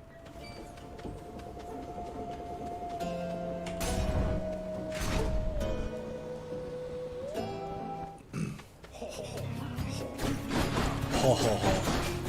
Ho ho ho.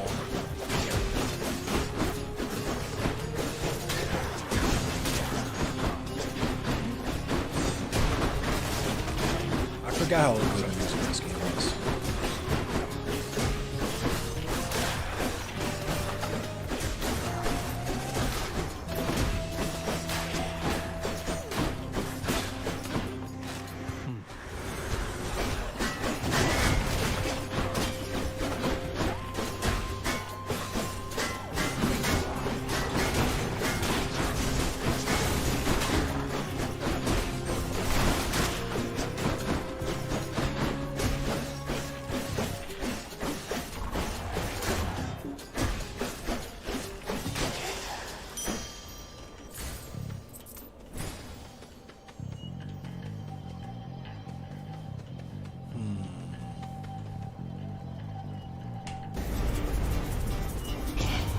That does not belong to you.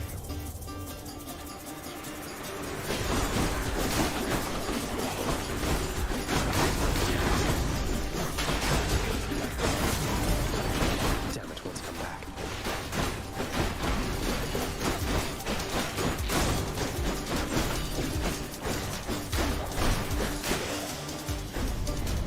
Blood and darkness. Well, that's better. Food. Thank you, Father. Alright. Do I want Demeter or Athena? We'll go with Demeter.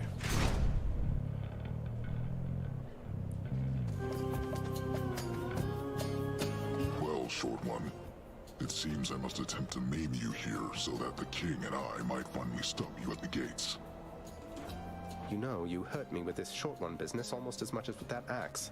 Why isn't Theseus Short One? We're the same height. No, the king is greater. That's fine. He is the greatest king of Athens. What are you? A willful son of a fickle god. I am beneath your father's notice, and you are beneath the king's. Now fight me. Damn. Man says he's a cloud chaser.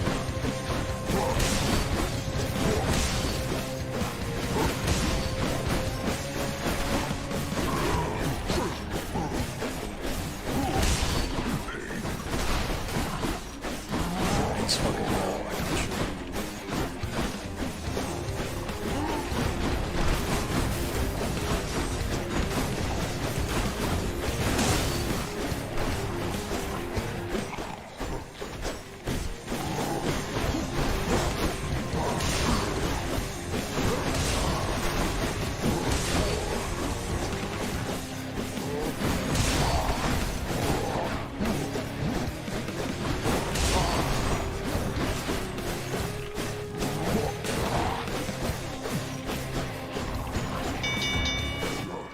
Enough. I yield. Well fought, Asterius. It's Demeter. Olympus, I accept this message.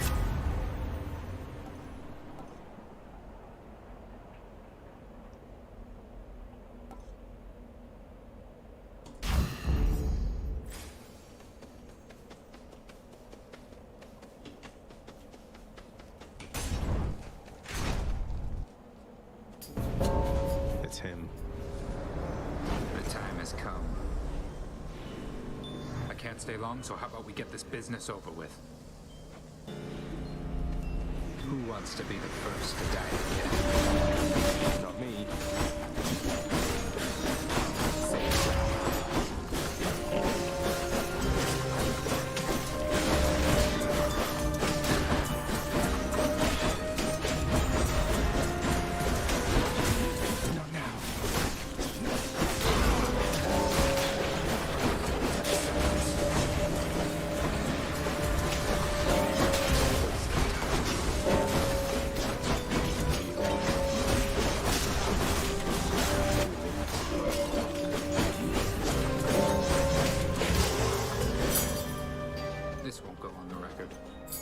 should be useful.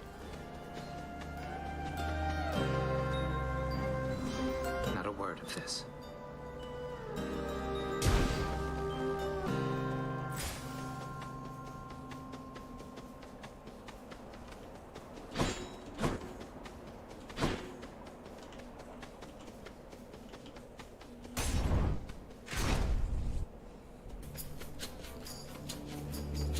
Can't do that. I'm about to fucking die.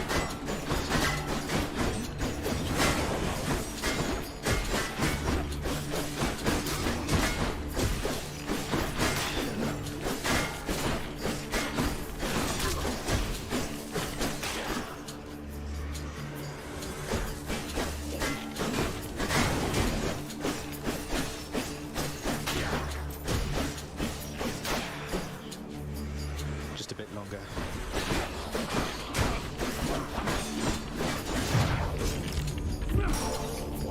Never. I still got 2 at least.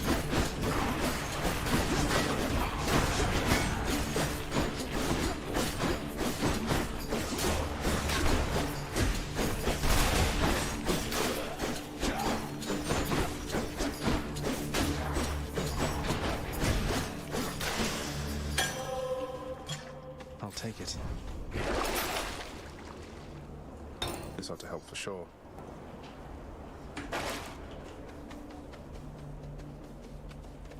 Refill if I see that dude, yeah.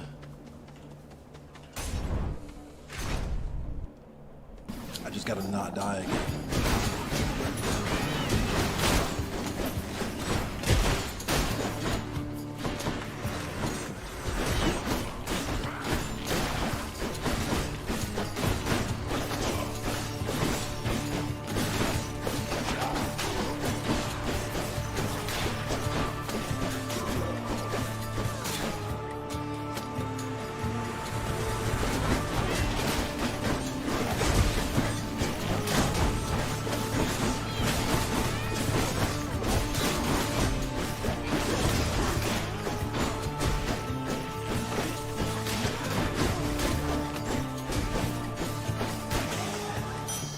Phew.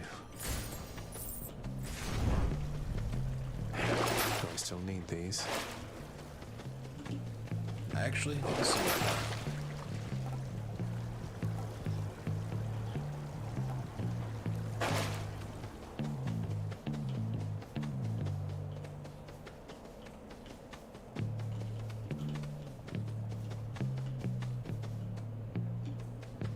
Ooh, Dionysus. I don't have any of his movies yet. Let's get him.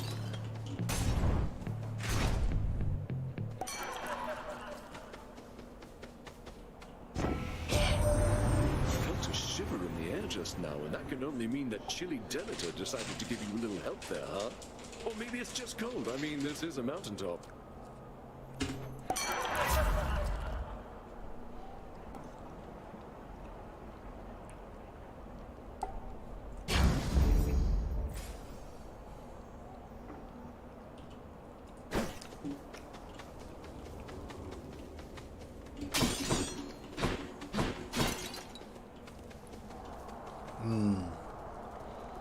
Fuck.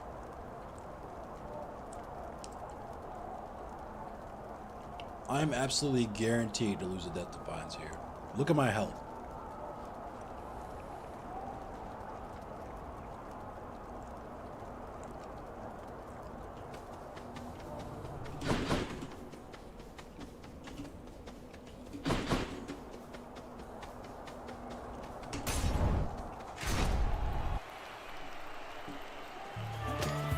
Challenger? Our foolhardy challenger approaches once again, I see. Well then, prepare. We're ready to do Ghost Runner after this and then Hunt Showdown if you want, Fade.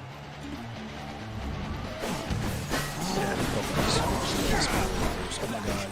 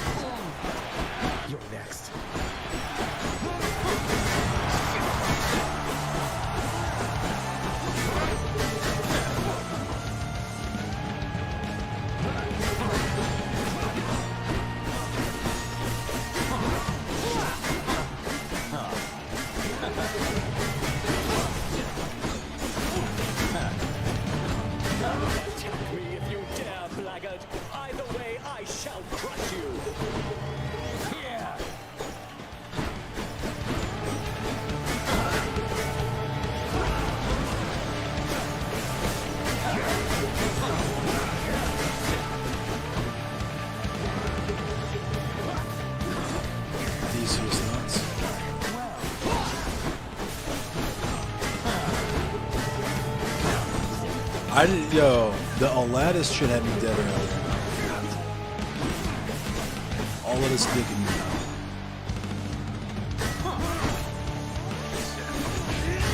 Olympians, I call upon your aid.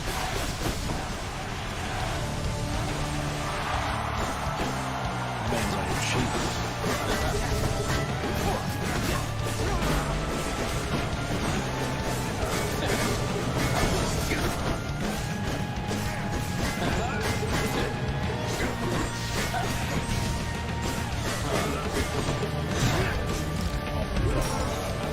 Both of my knees.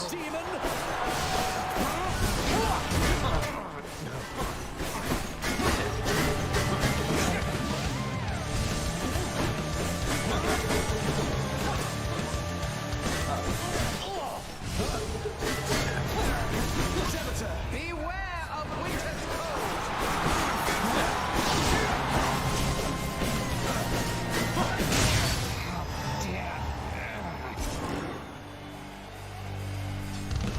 Finally. A souvenir.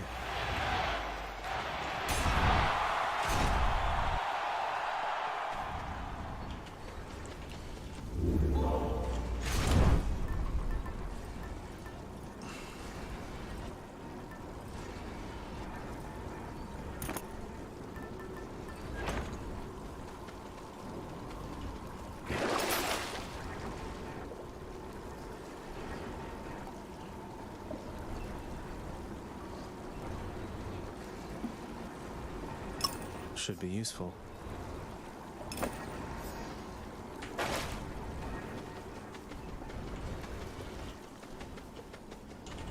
Cut through Elysium. Look in the bag.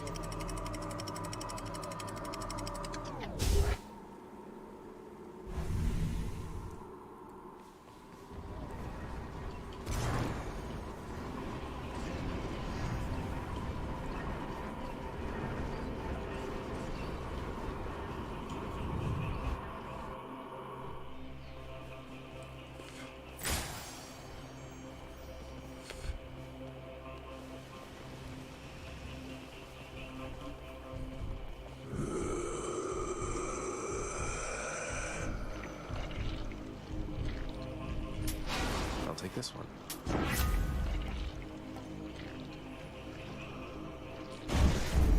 The Thunder God's might.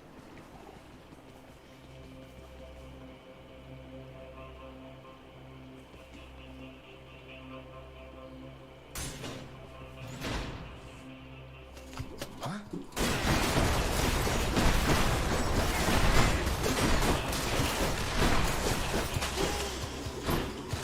5-second rule. That was 5 seconds, right?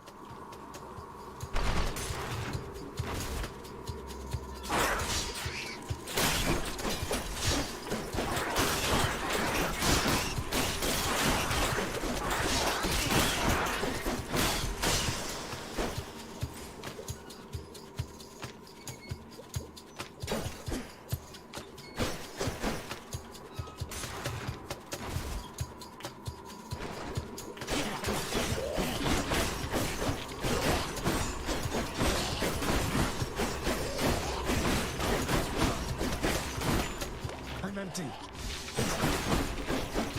Poisoned.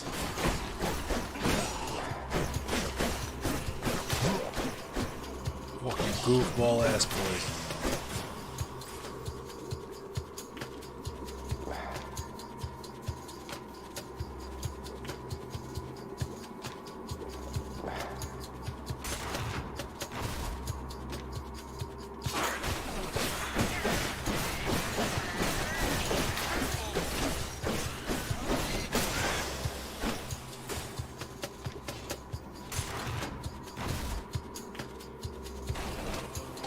Don't like the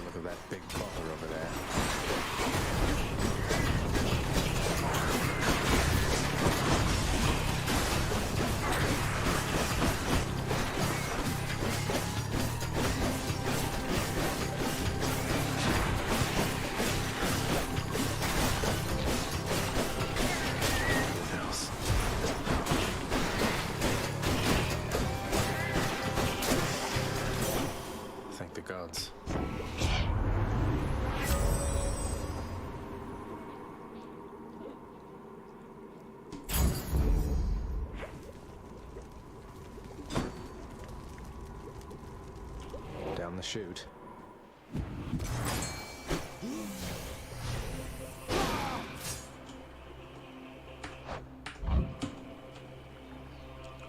Which aspect of the spear? I'm not entirely sure.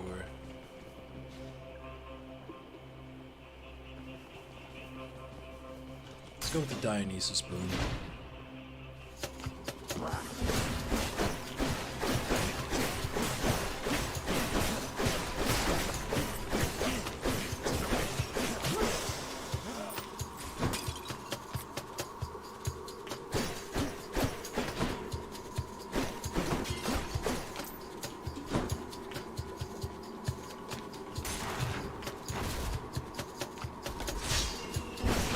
Yeah, this spear goes. I'm really happy with this spear. And I got to keep it up pretty much.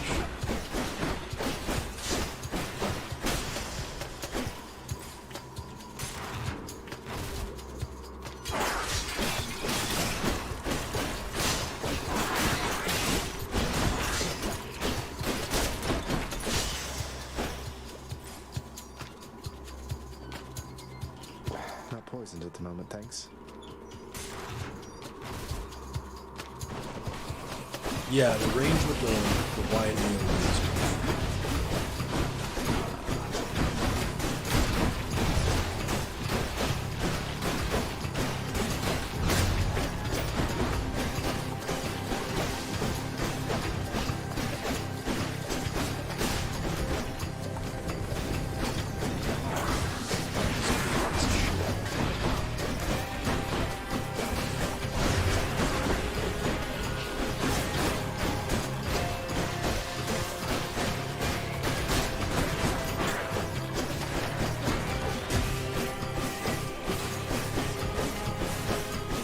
Hell yeah, I'm stuck.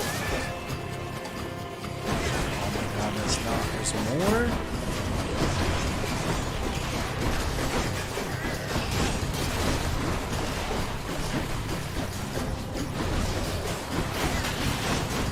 I'm glad I got that health on.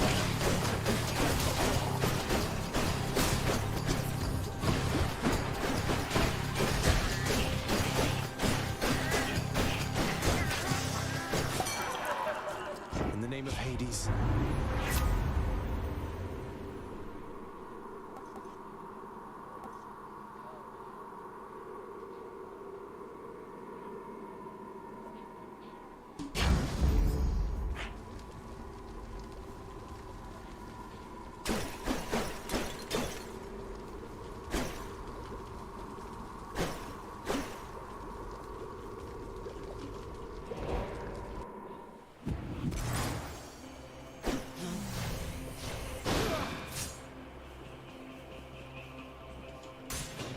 Let's see what's in here.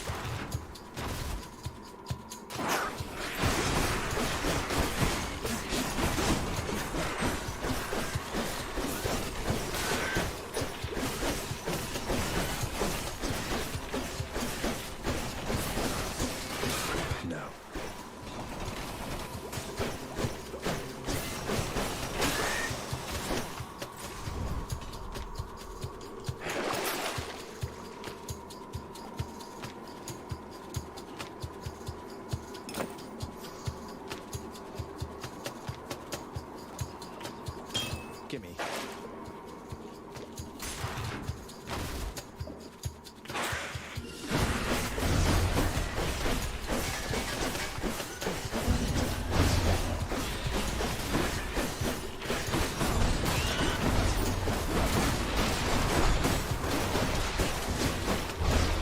That health regen is clutch.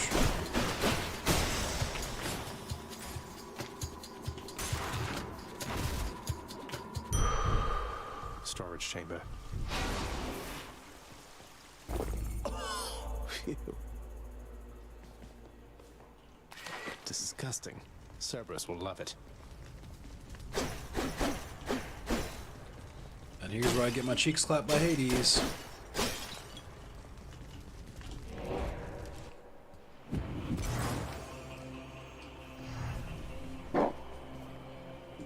Damn, I wanted that extra dash too. Fuck. Fuck it, I'll risk it. You gotta risk it. Risk it.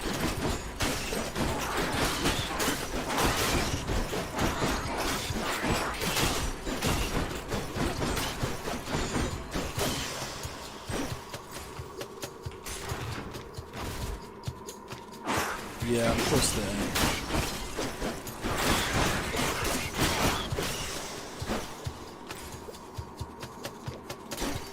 I'm rich.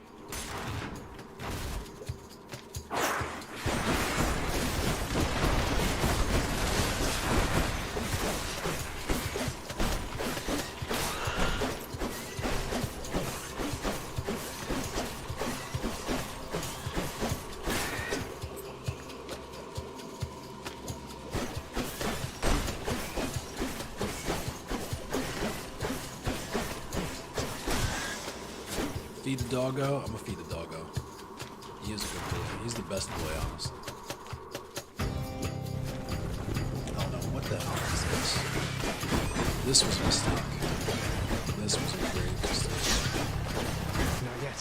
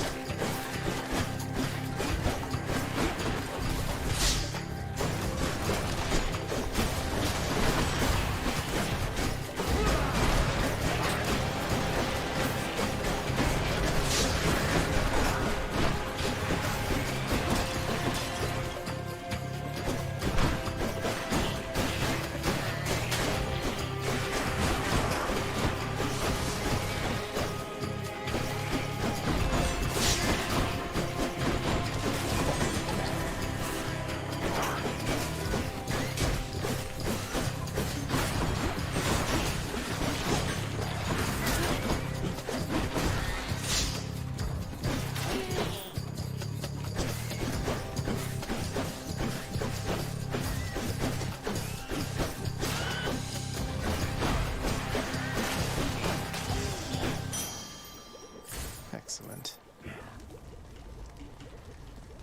Alright, now we can go get that extra fucking... Oh, Cerberus. Want something to eat, boy? Huh? I can use this.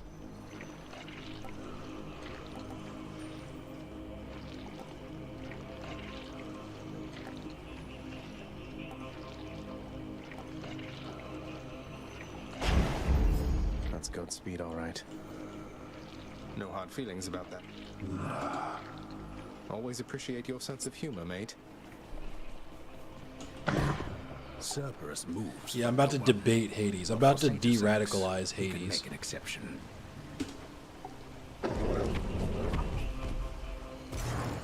I owe you one, boy.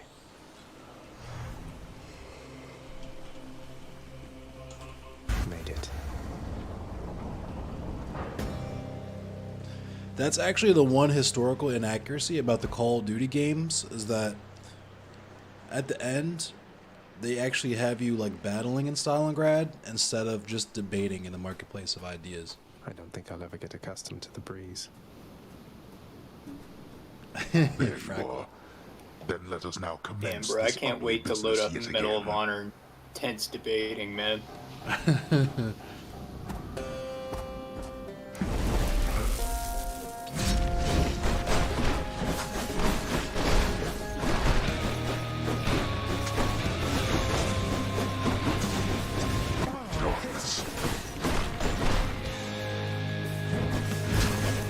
I really like Hades' like look in this game, but my god, when he takes off that cape, like I can't take him seriously because he just looks like a wrestler doing like a little intro good. Feels more like I'm fucking Hulk Hogan than a god of death, you know?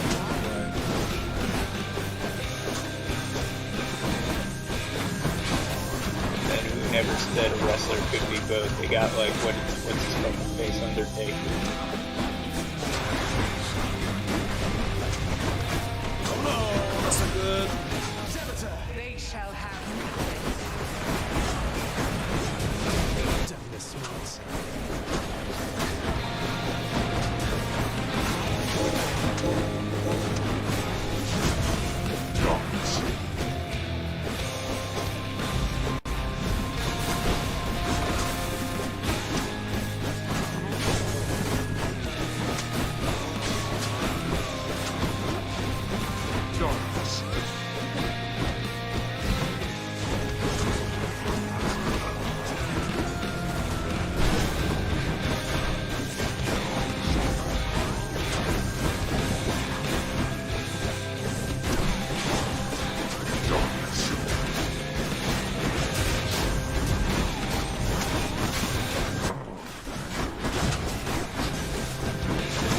This motherfucker has 2 health bars, right?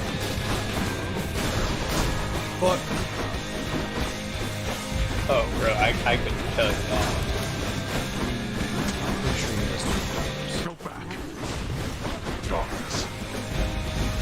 Yeah, I don't think the question is, does he have 2 health bars? I think the question is, do you? I absolutely do not. I got him out of his first health bar. This. Oh, then it looks like someone's goose is about to be cooked, huh? He has 3 health bars for you. Sheesh. Nice. We are not finished. Let's see you run from this. I shall take everything away.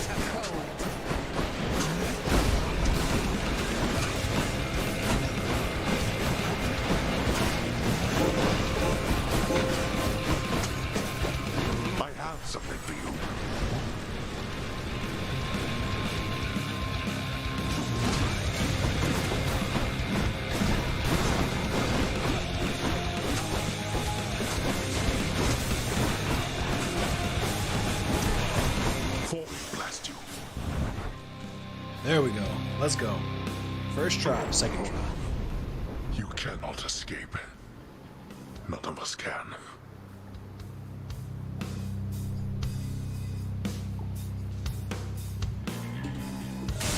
Blast. You.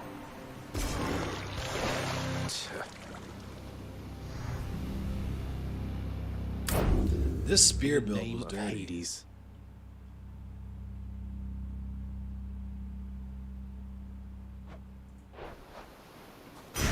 The ancient blood. My weapons can grow even stronger now.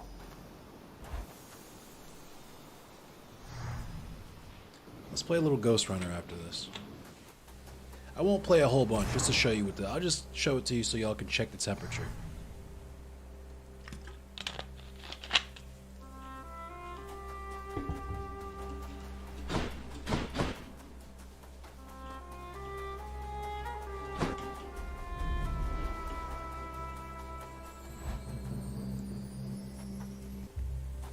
It's... I... Oh, it's you. So good to see you again, Zagreus. Since last you left, I couldn't help but think the worst about what happened after I had left. Or soon before. You mentioned Nyx.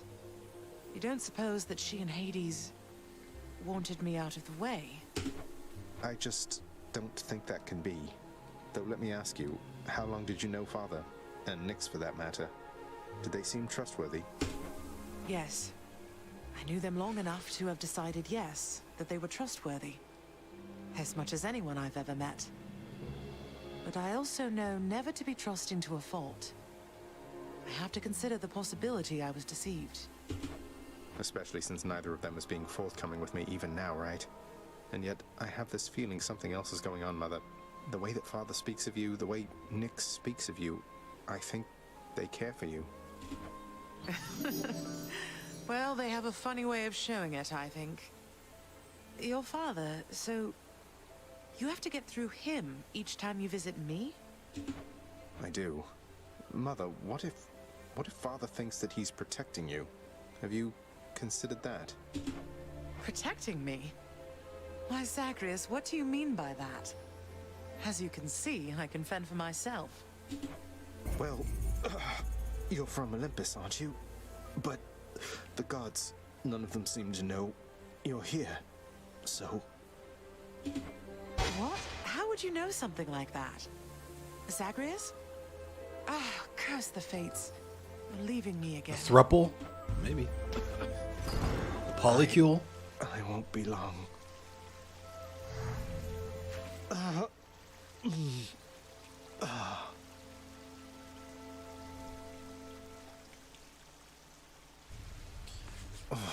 Hold that thought, Mother.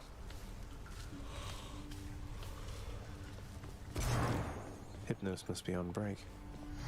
Everything is as it always was. I told you, boy. I told you. There's no escape from here. Learn that the hard way, then.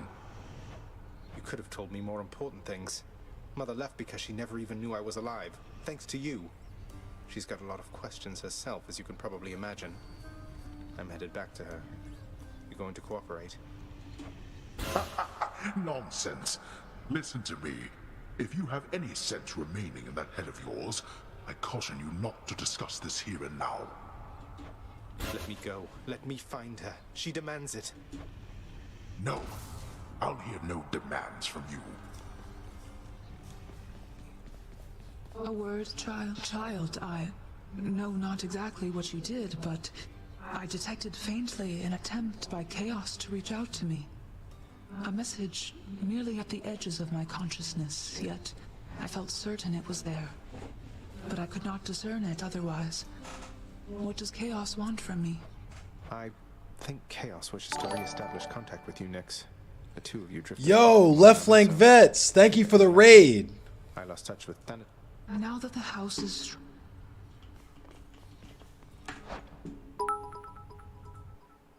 Yo, thank you for the raid, everyone. I'm in the cemetery. Today is my birthday. Sorry, let me cut this music off. Thank you, Marcus. I turned 33 today. For those of you who don't know me, I'm in the cemetery. I'm a black anarchist, I guess anarcho-communist with anarchata tendencies. I talk about police abolition, gender abolition, state abolition, all kinds of stuff on this platform. I cover a lot of instances of police brutality and corruption, a lot of state level corruption. And when I'm not doing that, I play video games. I play Mortal Kombat 11. I'm one of the best Jax players on the planet. And today I've just been doing a stream from noon to midnight, just collecting tips because it's my birthday and I had to miss a few days from work because I got 2 oral surgeries this year. Got my wisdom teeth removed in January and I just got a gum graft that failed a couple of weeks ago. If you would feel so inclined to toss me a coin, that'd be cool. But if not, I'm cool with you guys just hanging out with me and rocking with me on my birthday. So thank you for the 3D printing. Yeah, so I actually just got some new filament today too. It's I'll show you this filament I just got for my birthday. It's a birthday present. Thank you for the follows, everyone. So this filament is like a galaxy, kind of like bluish purplish with some sparkles in it. It's called Nebula Multicolor.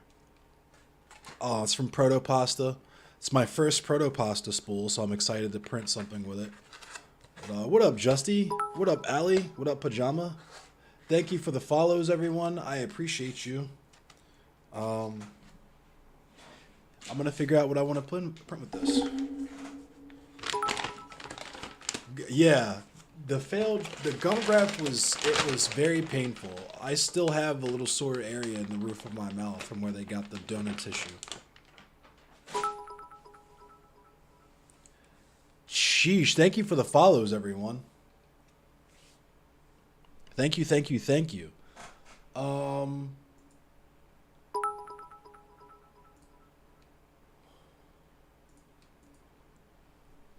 I think I was going to play a little bit of Ghost Runner, but if you guys would like, I could also play some Hunt Showdown. You guys want to do some Hunt Showdown?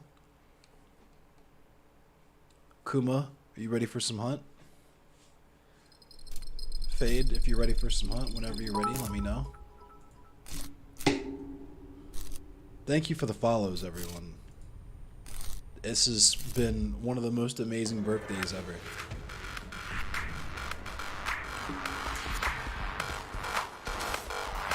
Oh my goodness, why isn't the game coming up? There it is. The soundtrack of this game is amazing too.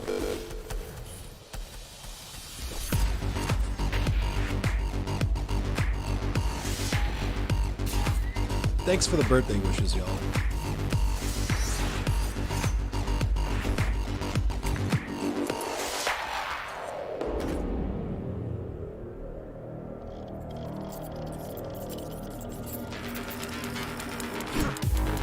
I love this soundtrack so much.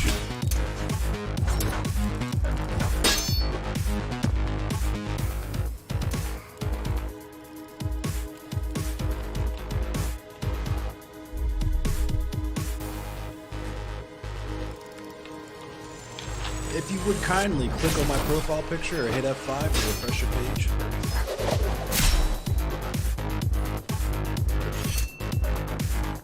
Enough!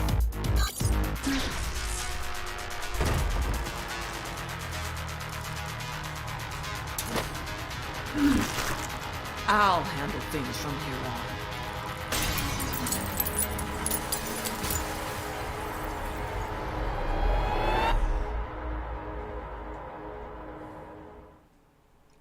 Thank you, Octavia.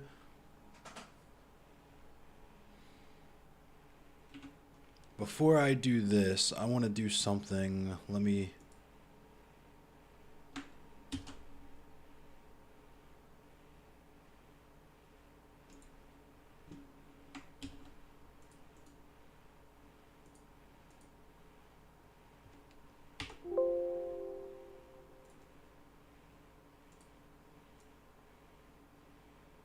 There we go. That works. Perfect. All right.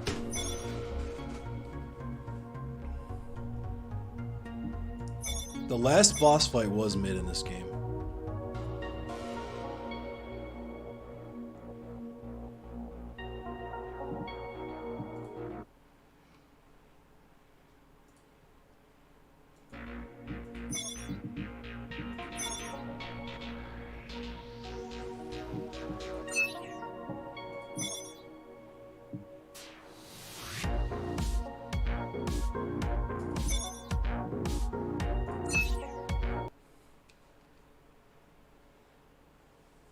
Let's check out this first level of this game.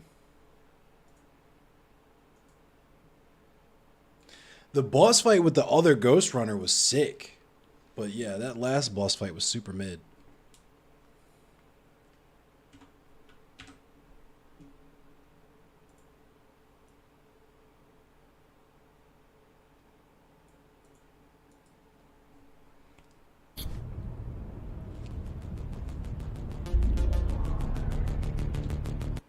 Let me also change the game.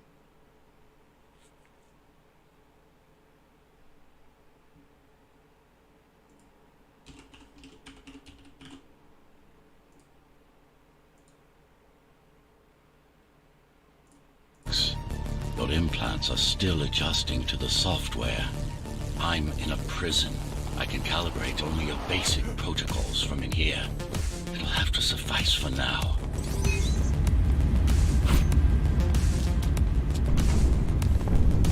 A trespasser spotted at Metro Station. This is bad. You have to fight your way out of here. The air ducts lead to another sector. God, your software is a mess. I've rebooted your acceleration module. You should be able to squeeze through that turbine. Oops. You can use acceleration while in the air. Yo, Aston, thanks for the raid. The trespasser is in the air ducts. Careful now. They'll be waiting for you. Initiating the sensory boost.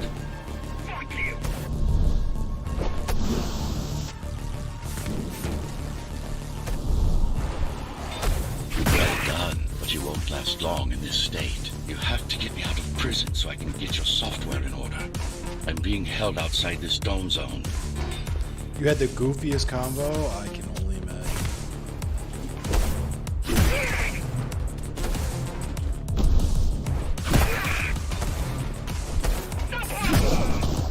Follow the pipes to get out in the open.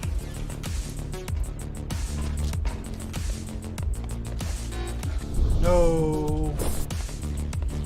Okay, I'm glad I didn't almost just die right there. Use the surfaces to your advantage. Slide to gain speed. These sewers.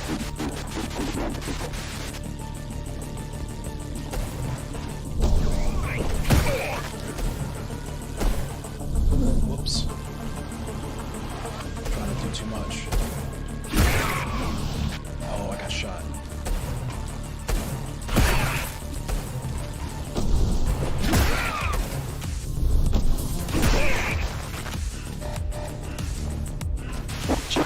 God, I love this game. I'm talking to you.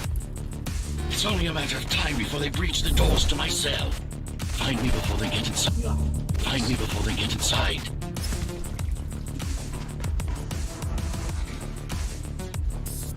It was Garsh levels of Goofy? Sheesh, who'd you talk to?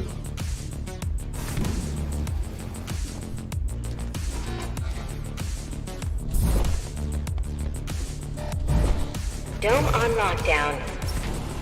Each guard has a built-in lockdown chip. Seven of them will unlock the doors. Ah. All tenants are to remain in their homes.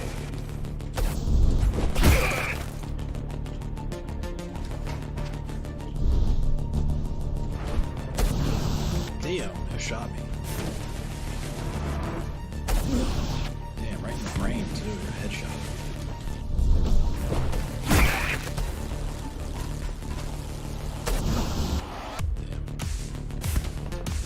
I might just go. I'm gonna take a different route. Take this route.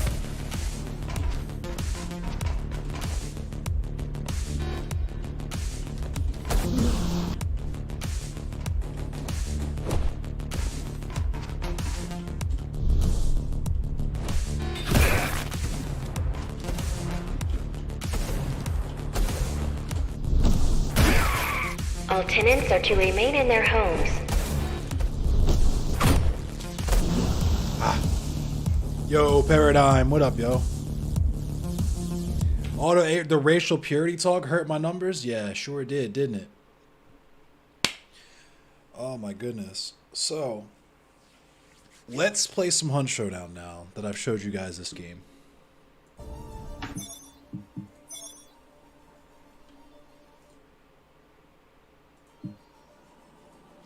You've been here since Tetris 99? You just took a nap? Sheesh, I appreciate you, Paradigm.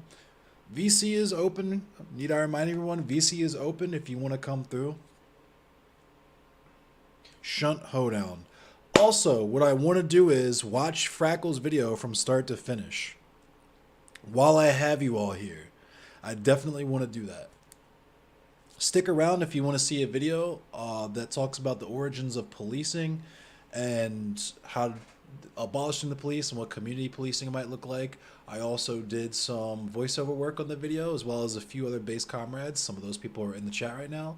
So yeah, that's exactly what I did. I said I want to do something else first. I'm getting Swiss cheese. Yeah.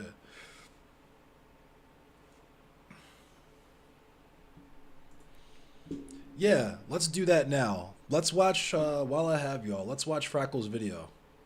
Is that cool with you, Frackle? You good with that?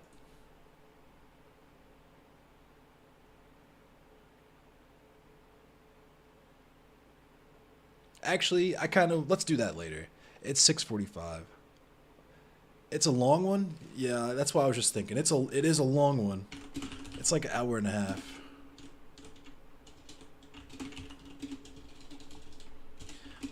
When I start getting tired, we'll watch it.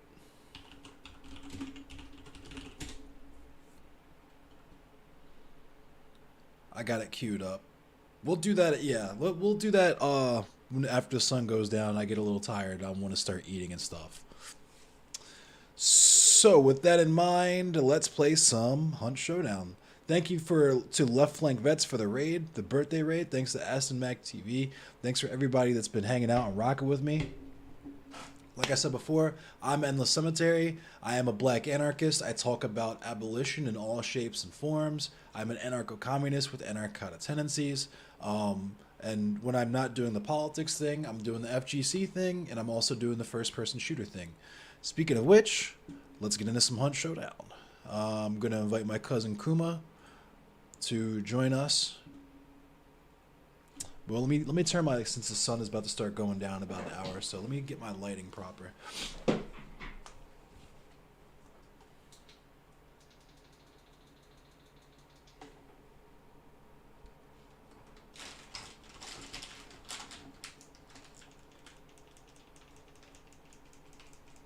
Also, drip check. For those interested, drip check. I got on the Dismember tee with the Gorguts shorts.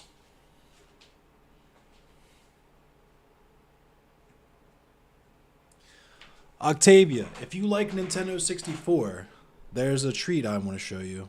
I am a musician as well. I operate under the stage name Nightmare Difficulty, and I do covers of video game music like this.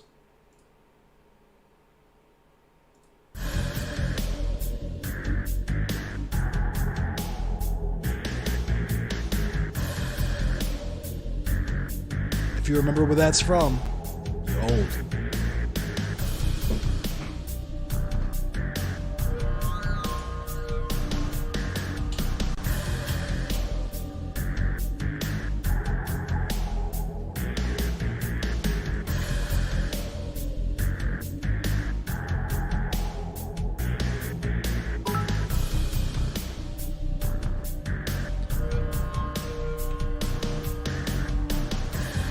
Lone Geek, thank you for the follow.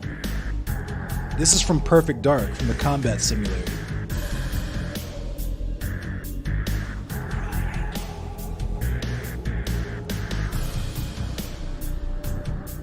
The game music is about to start, so I'm gonna have to cut this off in a second.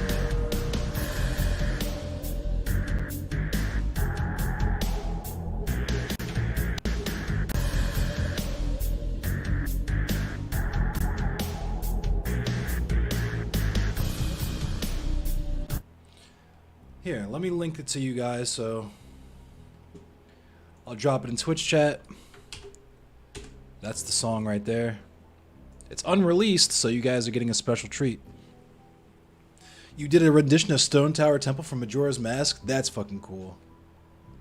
Yes, the emotes are cool. Thank you, Octavia. I do fuck with the emotes.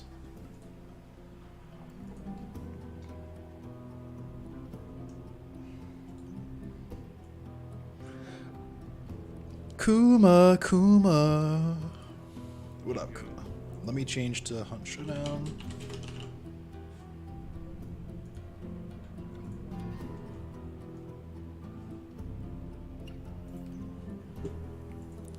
Invite you to this game.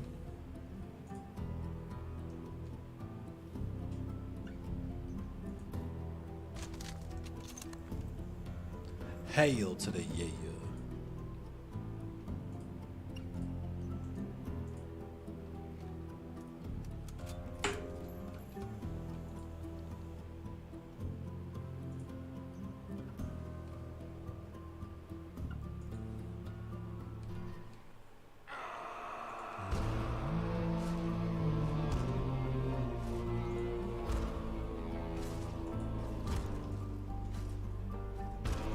Let me pick a different hunter to get warmed up with.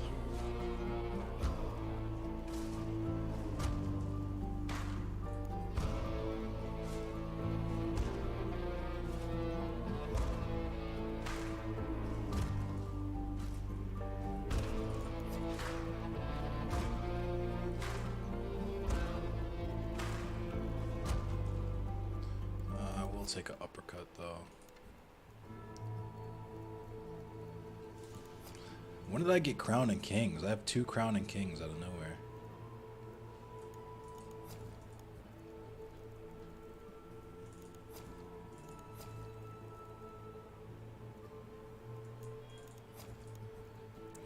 Antidote shot.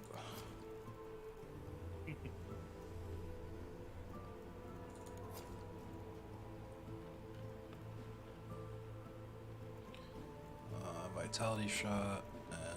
What else will we bring? I'll bring a B-bomb. Just cause. Thank you, Lucky SOB. Yeah, my DMs are looking different right now.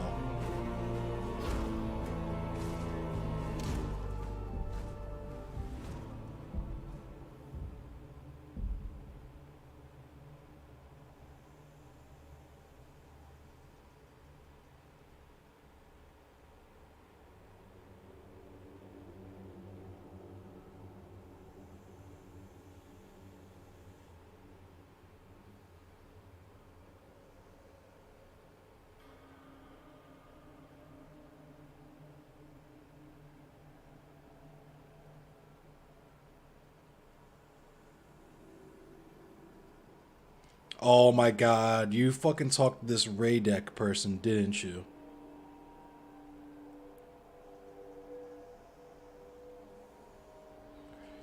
Sheesh. Yes, Lucky SOB, because you're at A1 day 1, so you were here when the stream was, it was popping, but it wasn't popping like this. It's nice to see some shit happening.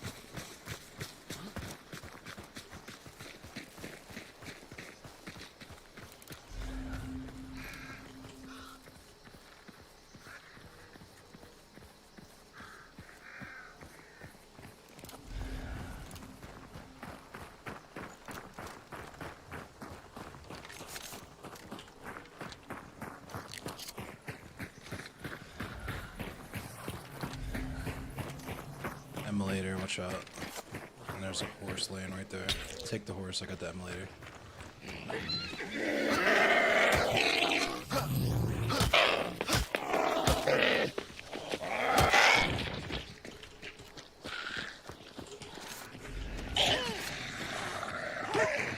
I'm gonna cut through the house to get to the clue so we don't set the birds off.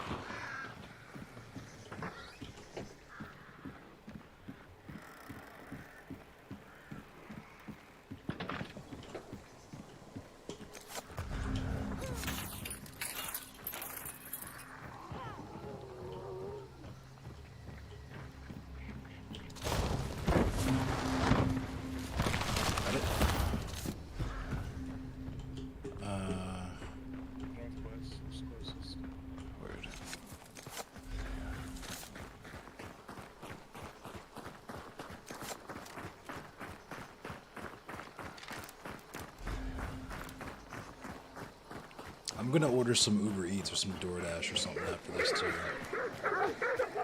I need to set that sound trap off.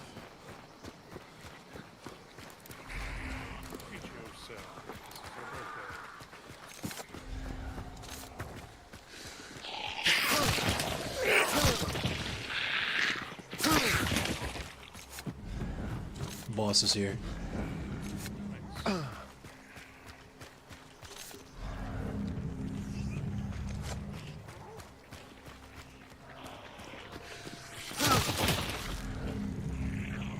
Where's the clue? Oh, there it is. No.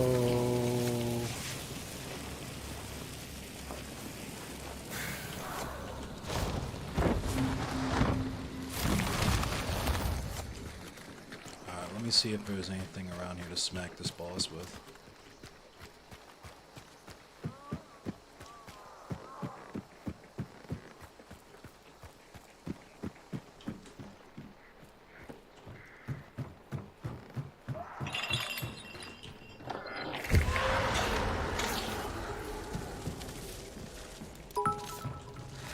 Gringo, thank you for the follow.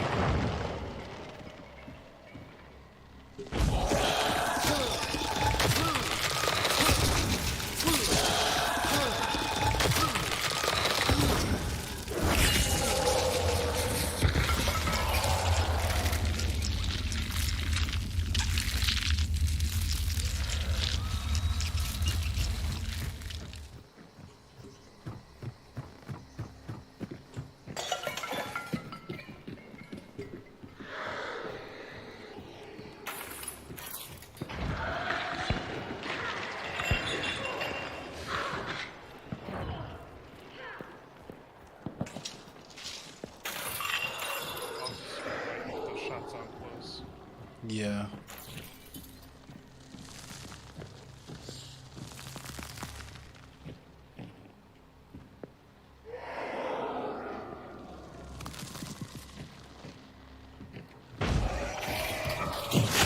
Oh my god.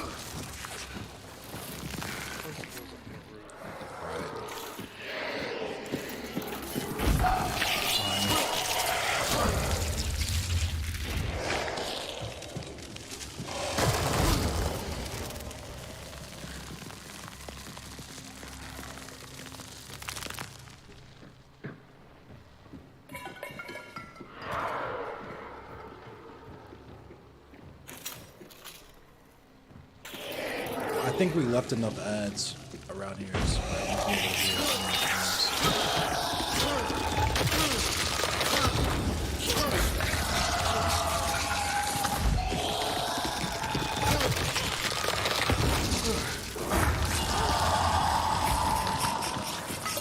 some of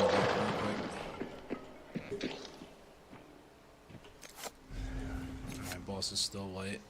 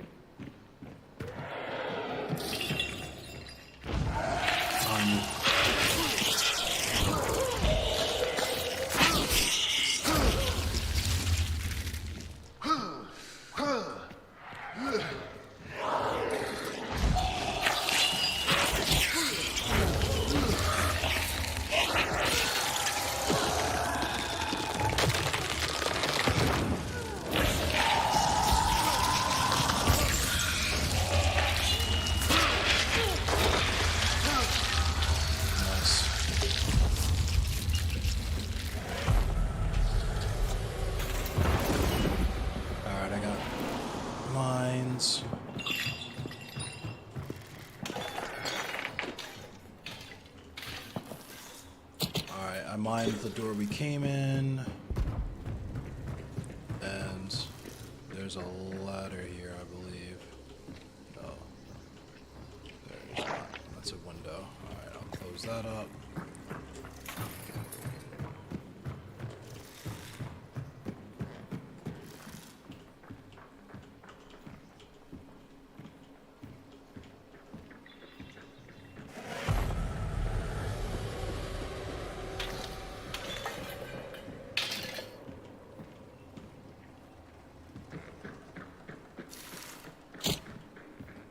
Alright, that's trapped there. But this door is not trapped.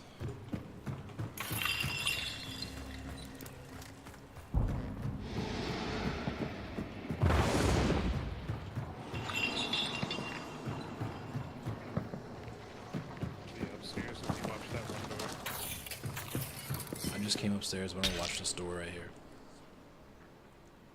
Yo, thank you, Wolf.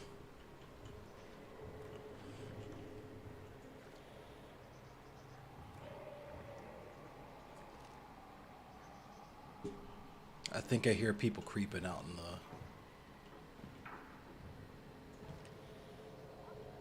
the mud.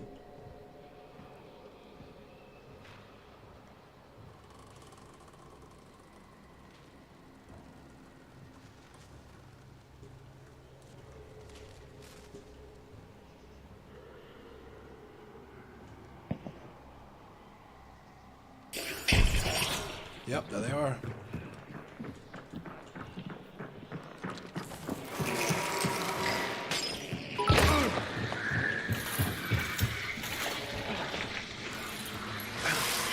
Oh shit, the bees are on me. Fuck. I fucked up. I'm about to die, I'm about to die, I'm about to die. Fuck!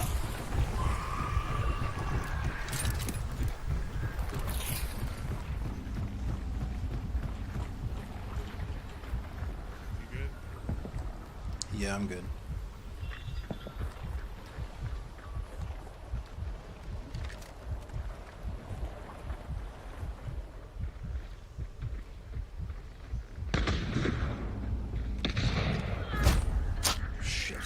Oh, he has bleeds.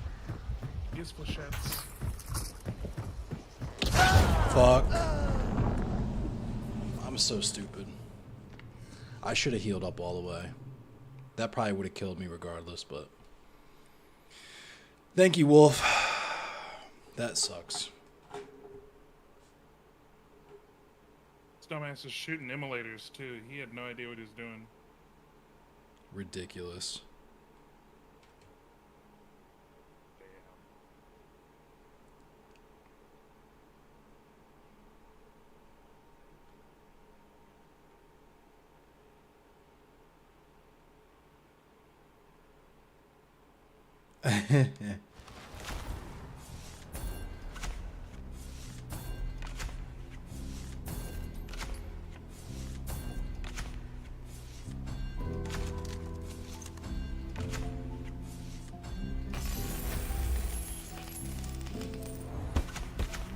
Bum, bum, bum, bum, bum, bum, bum, bum, bum, bum, bum.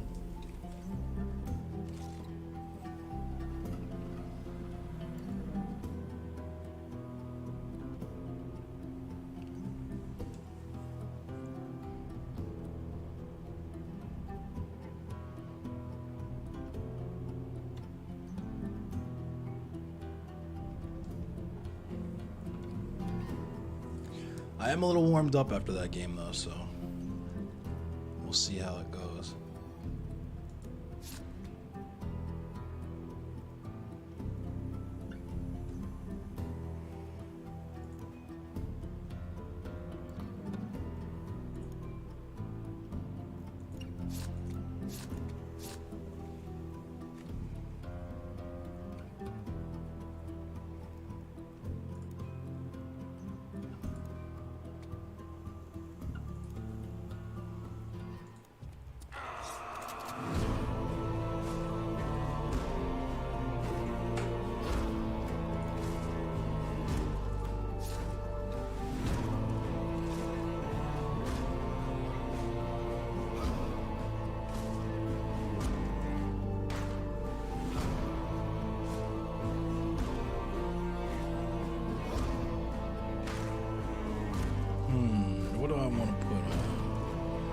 Throw it.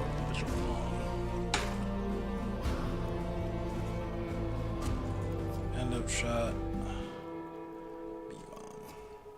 Alright, I'm ready. I'll also take this opportunity to order some food. I think I will get some more of that delicious cream of crab soup.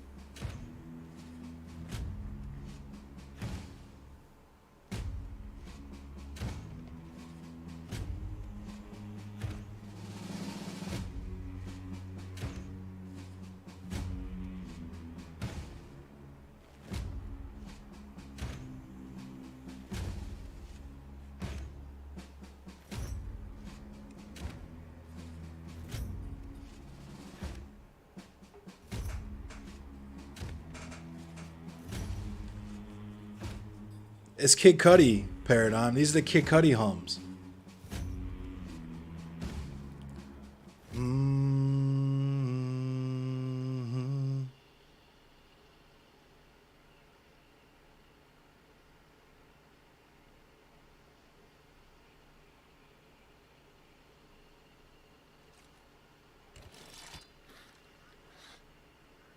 You got the chopstick. I do got the chopstick. Full Metal Alchemist. Oh, you got the silencer. Yeah.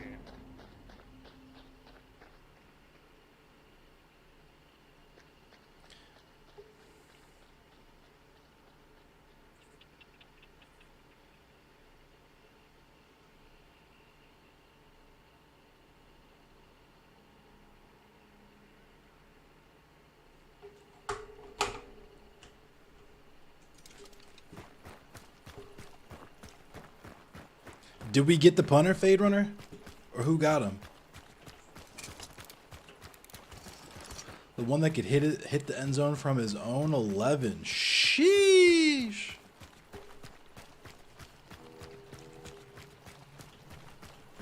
I know the Bills wound up. Oh, okay, the Bills wound up getting him. Would he get hurt? I gotta wait for you to just take care of this meathead for me. Oh, bet. Accused of gang raping a 17-year-old. Sheesh. Why is it so hard for athletes to just not be total pieces of shit? You know what I mean? Like, I truly don't get it.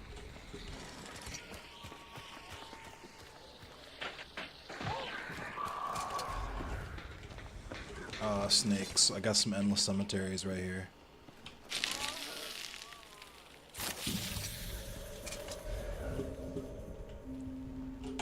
Which way are we headed? We could go west. If we go north, we might get too close. Nice.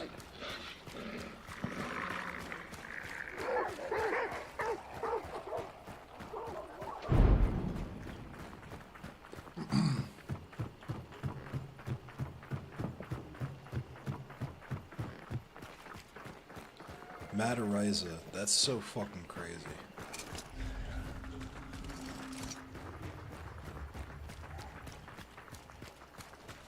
There's a meathead right here, be careful. Was that you that meleeed? Yeah. Okay.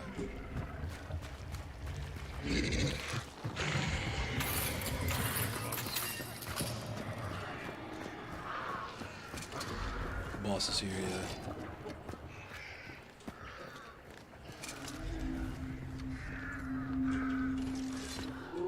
Let me slurp these clues.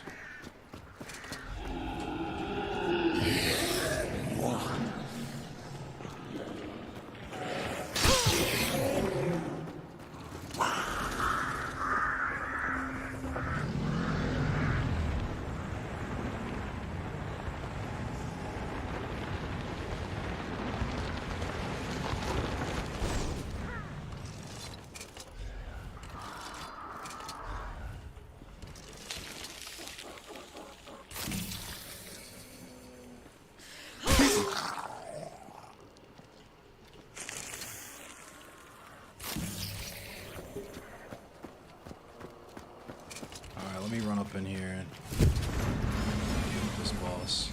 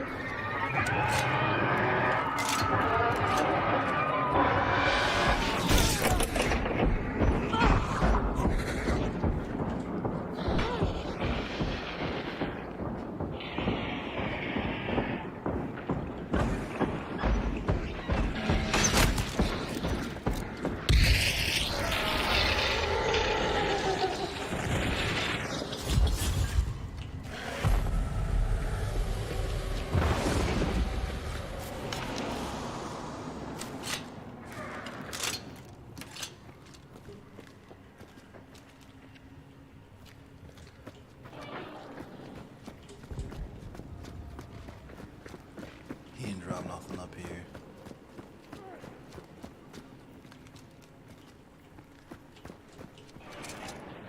I'll make sure the elevators are both up here.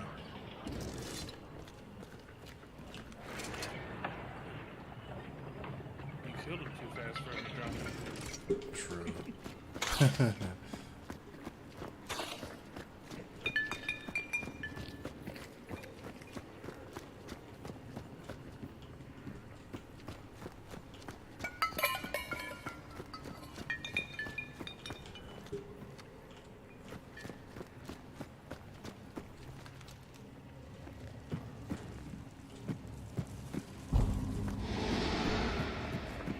So I killed him in a nice spot too.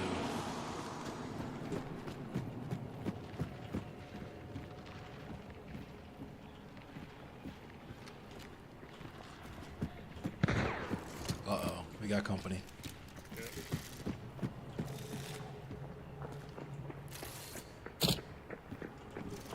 Be careful. The door on the other side of where we came from is trapped.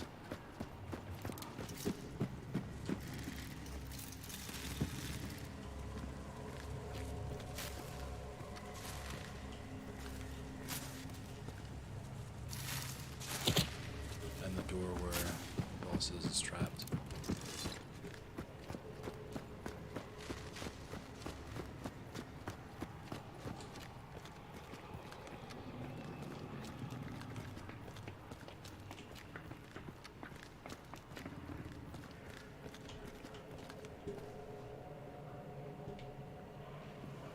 The NFL is so full of psychos.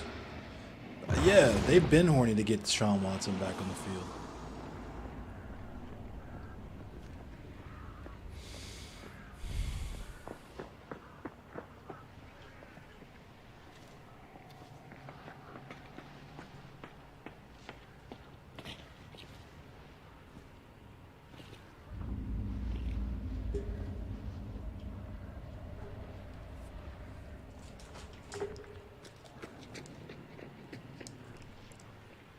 Twizzlers are vegan. I don't know if everyone knew that. But Twizzlers are vegan.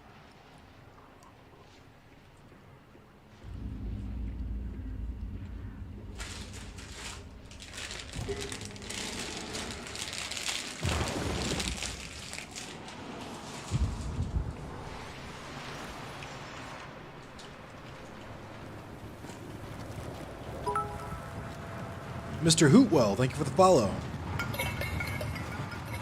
Punk God is a rapist, apparently, yes.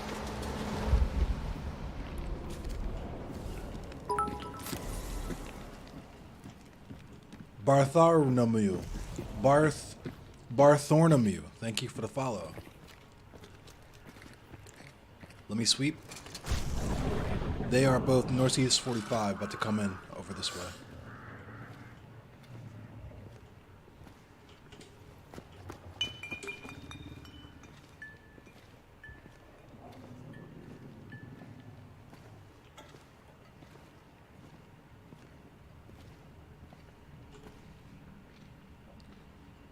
As soon as he comes through this doorway, he's getting chopped. As he runs past that barrel. It's getting lit on fire. Here he comes.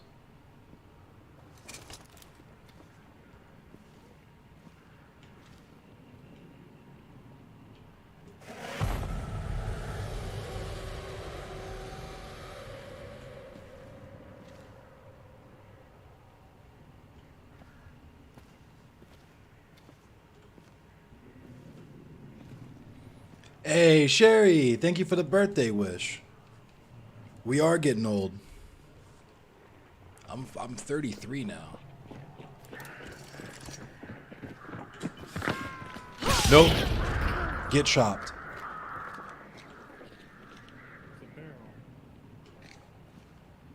Oh shit. Is he above us? Yeah, he's up this ladder right here. Come on. Come on. He's dead now.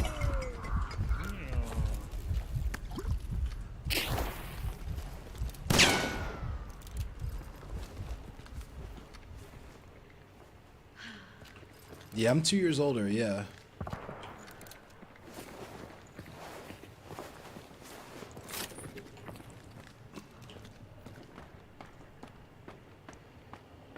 Thanks, Sherry. Black don't crack. Ooh, he had an uppercut and everything. If you want this uppercut up here, he's got an uppercut. You can take it if you want. I already got one. Let's see. We could head to the other extract if you want, or other boss if you want. Let me banish my snakes, my endless cemeteries.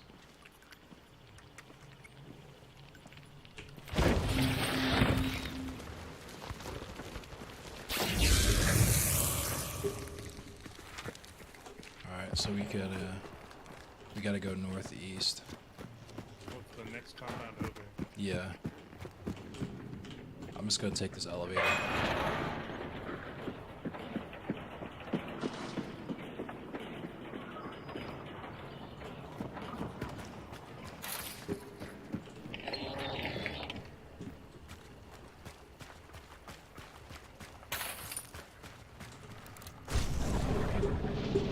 Alright, there's two on the ground, north.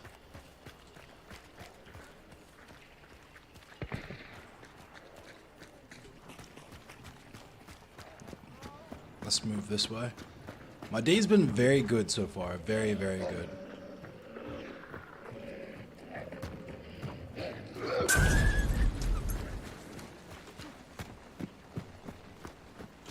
You're running right towards somebody.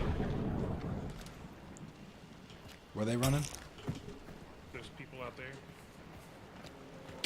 Up top here. I just saw someone. Oh, I see.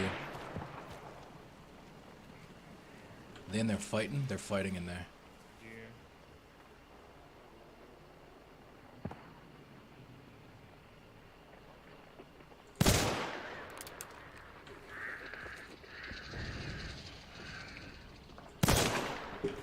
No, they're too far for me.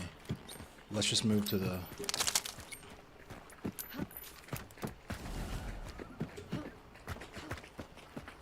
Careful not to get sniped.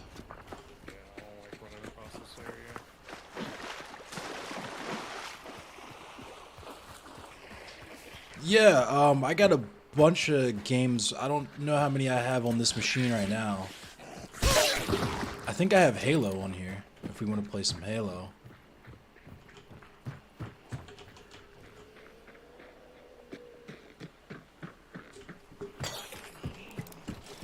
Oh my god, I almost chopped that fucking emulator. I was gonna knock him in the water and chop him. Oh shit, oh shit, oh shit, oh shit, oh shit. Oh fuck.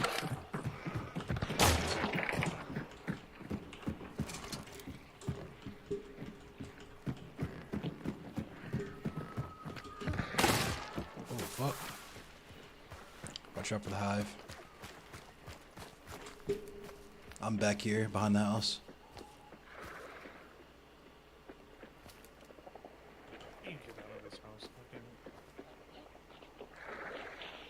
That dude's a terrible shot. Hell yeah, Globus. What up, Sherman? I'm gonna be streaming until midnight Eastern Standard Time.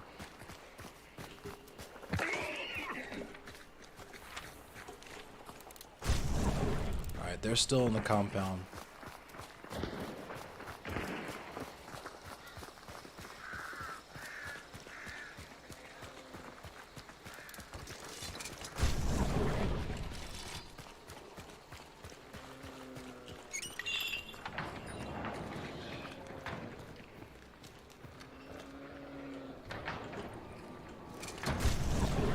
Alright, directly outside of that door. They're on the ground.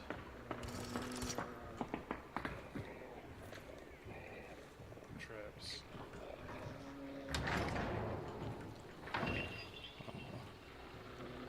I just saw him moving there. Oh, he poisoned me. Yo, Jason Society, thank you.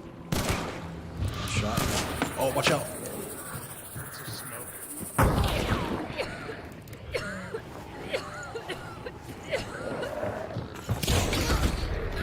Did I get you? What the fuck? You did. Oh, that sucks. I got you and I got the shot off and it didn't kill him. We can play Dead by Daylight. I haven't played Dead by Daylight in a minute. I'm pretty sure I'm back for Blood too. Yeah, let's I'll add you as a Steam friend. That was my dumbass fault because I tried to he hit me. I have no idea how he hit me so perfect with that headshot off Bucks. Were you still crouched? Because I feel like it's easier to headshot people. Yeah, I was crouched.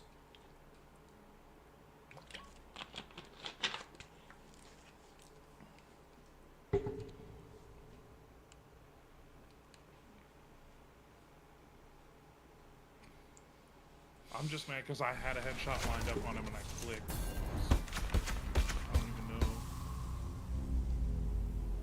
Hell yeah, Jason.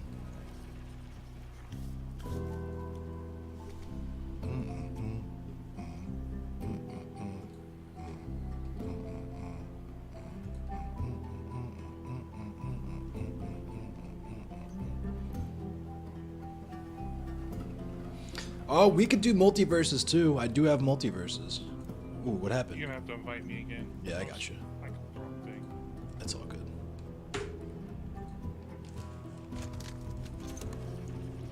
I feel it, Cly.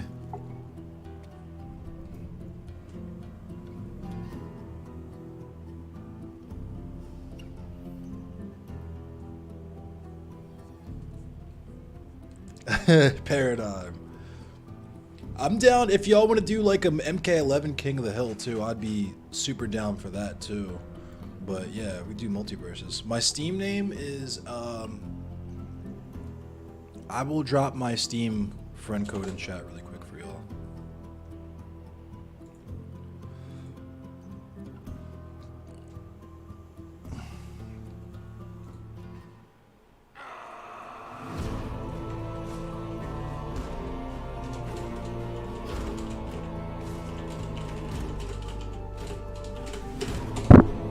There's my Steam friend code.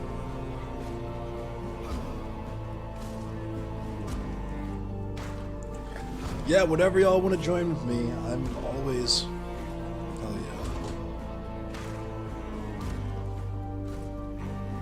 You're a button spammer? That might not be fun, man. Because I'm literally a world-class tournament, like high-level MK11 player. Like, I played that game for money in 2020. I won my first tournament in 2020. I won a national tournament in last year, November of last year. I got 7th place in that tournament, and I placed 31st in the entire continent of North America in MK11. I am not to be fucked with on Mortal Kombat 11. I'll say that much.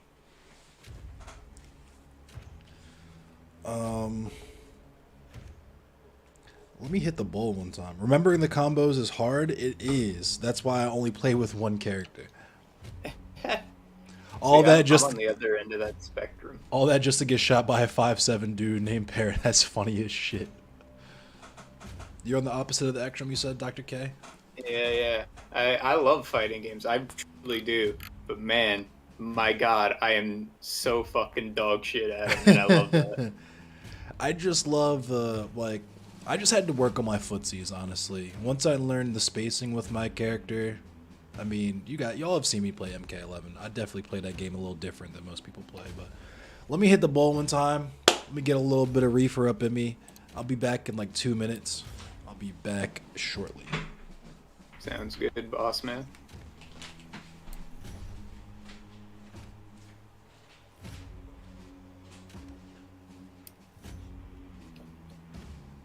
Yeah, no, Kuma.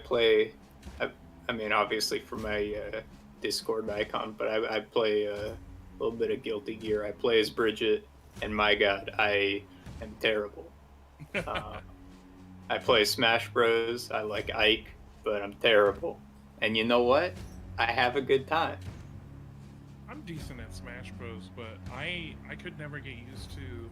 In a lot of fighting games, you have to like roll the analog stick in order to do Yeah. and stuff. I can't do that at all. Yeah, me neither. When I play on a keyboard, I can pull them off a little bit more consistently. Just because, like, if it's a keyboard, you don't have to roll nothing. You just have to do a little bit of key succession. Yeah, that makes sense. I haven't tried any fighting games on mouse and keyboard.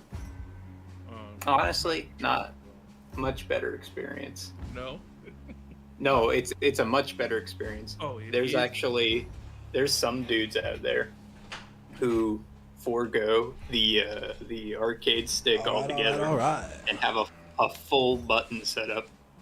And like the guys who have the full button setups for fighting games, honestly, that's far more on like the wavelength I can get behind. Right on. Because yeah, I can't Molina. do those joystick rolls either.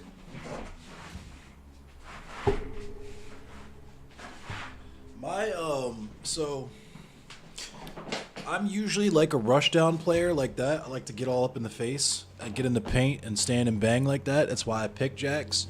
I also like grapples. I like grabs and command grabs. But the thing that made me really start playing more like footsie, like neutral minded, and really get into the whiff punish aspect of it was Soul Calibur 6, because that was actually the game I started competing in tournaments in first. I got 4th place in a local out of like 26 people when Soul Calibur 6 first came out back in 2019. I want to be a zoner, but I tend to do better with rushdown guys. My secret alternate pick on MK11 is a zoner. People never expect it. I'm all up in the paint and then I lose and switch to a character that just stands back and throws shit at you. People get so frustrated because they get used to that. They get used to that style of play, and then they have to adapt. And then the other fucked up thing is that once they download my zoning, I just stand and bang in the paint with them with that character again, and then they have no clue what to do. Mm-hmm. What up, Fett?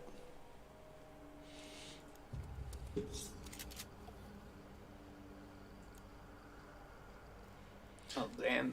Actually, let me get a legendary sometime. quartermaster. I'll use the bow since I got the bow. Yo, thank you for the follow, Carson.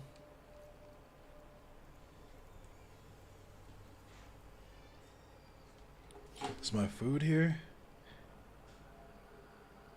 Nope. Almost. You added me, dope. I got a hunting bow, throw that on, and then I can supplement that with because I have quartermaster on, supplement that with a, let's see, what else I got. I know I have another crown and king, but I kind of want to use the Winfield slate, so I'm going to do that with the slugs.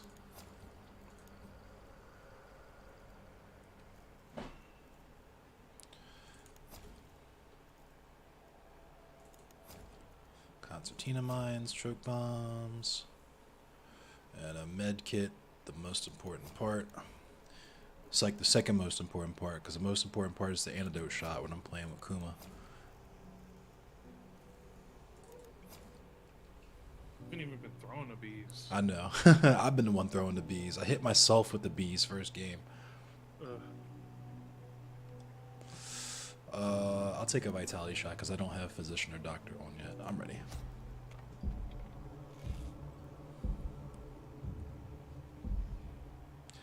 It's all good, Overlord Cly. I appreciate you. Yeah, last night was cool.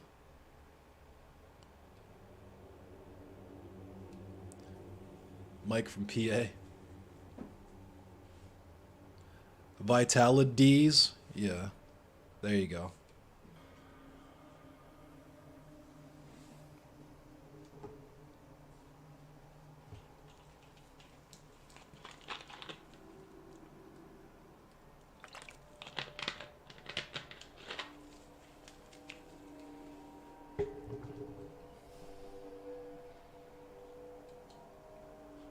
I just ordered all that food and I have 2 Chef Boyardees sitting right next to me. I'm stupid. That was not very adult-like. But it's okay. It's my birthday.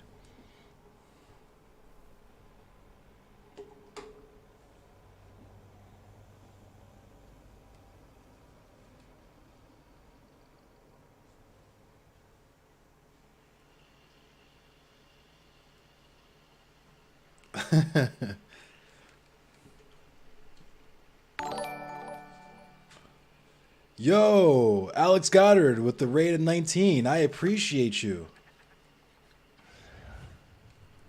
Yeah, I need yummy shit. Yeah. Raid. Can't find a name I like? That's a funny name. Thank you, Alex. And thank you all for the follows. Post on both sides. Oh, fuck. Fuck it. Smoke demons.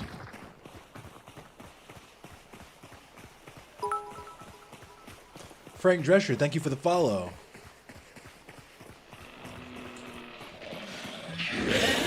Family Feud night? That'd be sick. That sounded very close. Boss is here, yeah.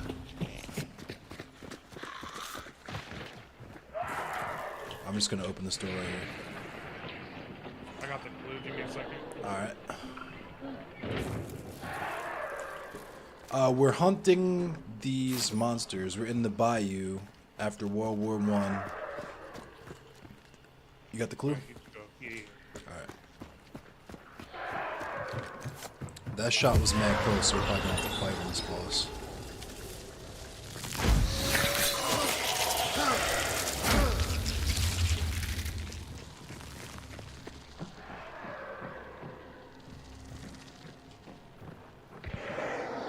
I do not have Phasma. You're something of a prison abolition, trans rights, and wealth distribution enjoyer yourself? Hey, let's go. Average on the cemetery. Alright, I gotta build my stamina back up. Yeah, this game is extremely historically accurate. You know, after the Great War, when the vets came home, when they had to fight against the zombies and the demons made out of bugs that stab you.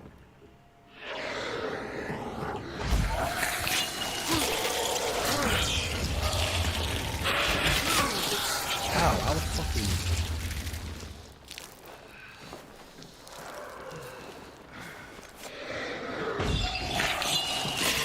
Yeah, I've heard some stuff about that.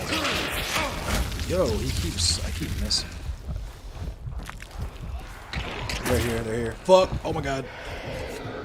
I gotta shoot up. Oh no, he's gonna kill me. Fuck! Tagged one. I got you.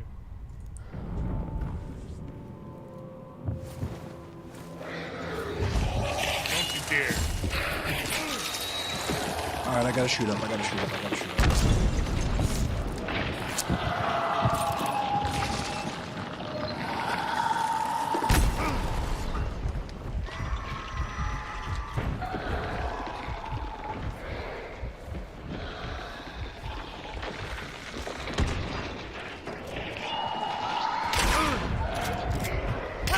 Oh, you fucking kidding me?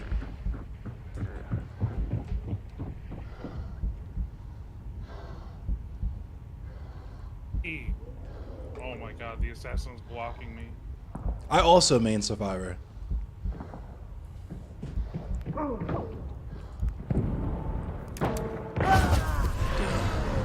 Good try. I didn't know what to do with the assassin on my ass like that. I just needed to get out of that building. That was a bad, yeah. We should have probably backed out before that. Fuck.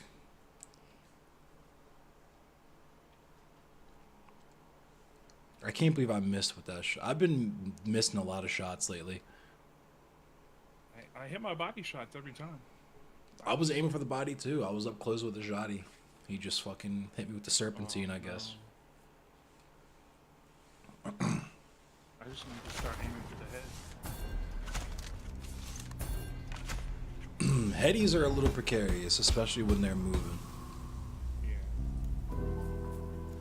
But that was like both the shots I took that game, I hit him straight in the chest. And if it had just been like a millimeter higher, it would have been kills. I hate that feeling.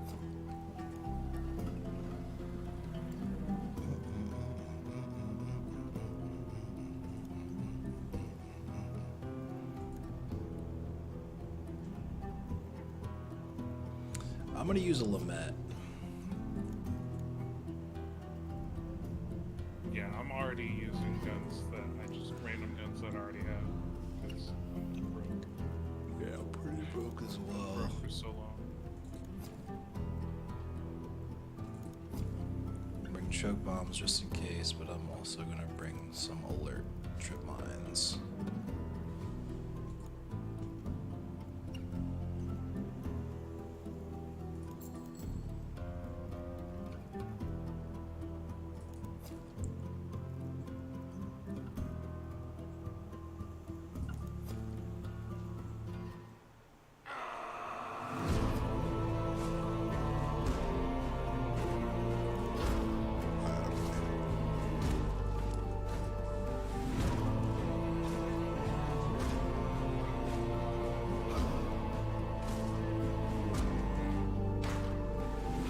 Scratch Jason, that's funny. Yo, what up, Pyro Tyrant?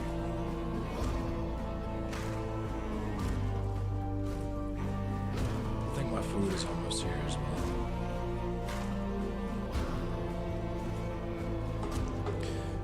Yeah, my food's almost here, so... You want to wait until after to start the game? Yeah. Actually, let's start now, and then when it gets here, I'll try to like hit a corner or something so I can go downstairs and get it. And then after this game, I can take a little break, and we can watch Frackle's video.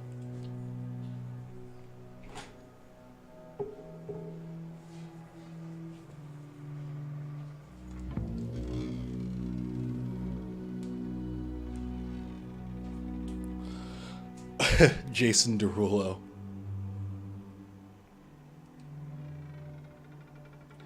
Jason Derulo.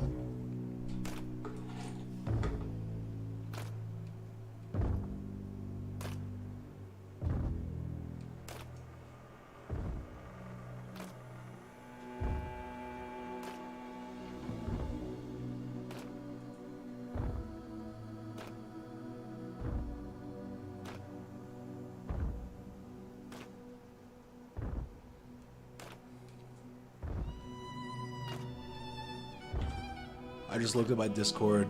There's hella W's in there because I forgot to switch back to the game. Oh.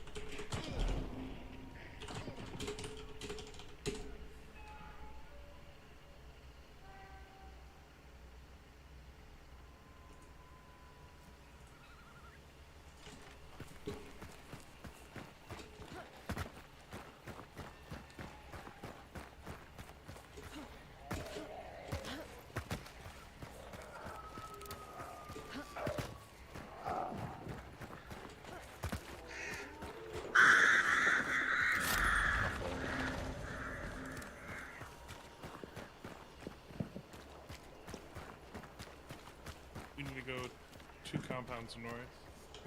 Bet. Be careful, there's birds right there.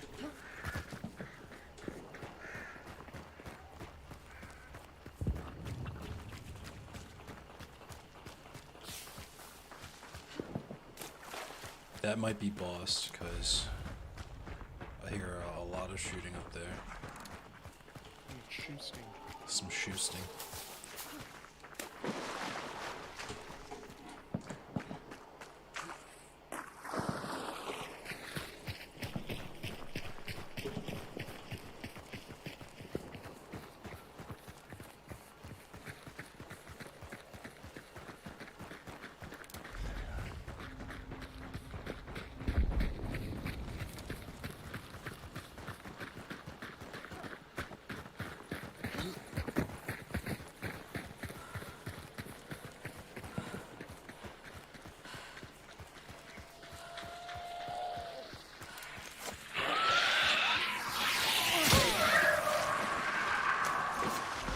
A lot of the lore in this game is pretty, like, this whole game is good.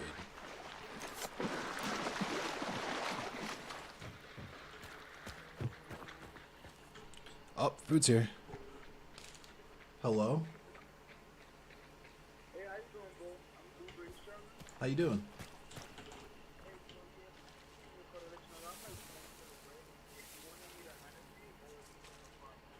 You could just leave it at the front door and I'll come down and grab it. Okay, alright. Thank you so much. Thanks, you. Enjoy your day. You too, bro.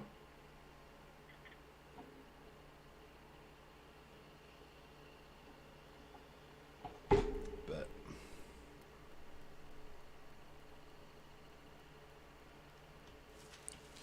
Yeah, he's turning onto my street now.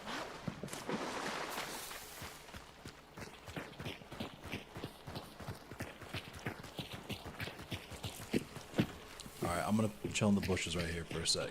I'll be right back.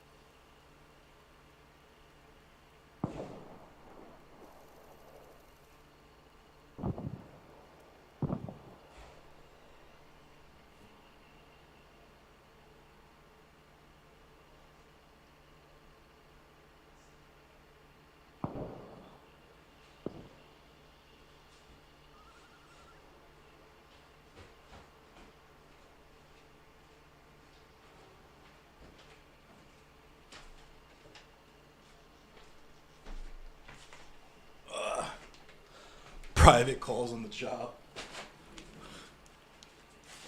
Alright, I'm back. I'm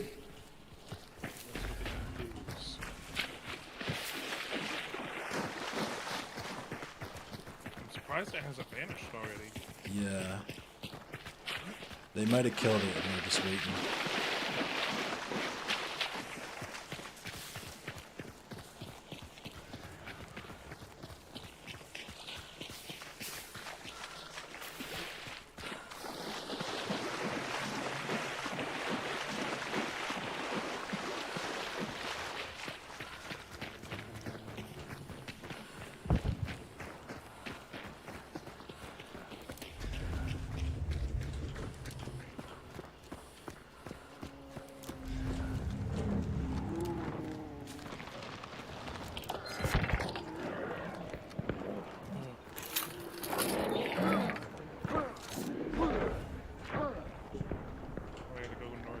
I thought we'd get 2 clues here. That sucks. It's all good.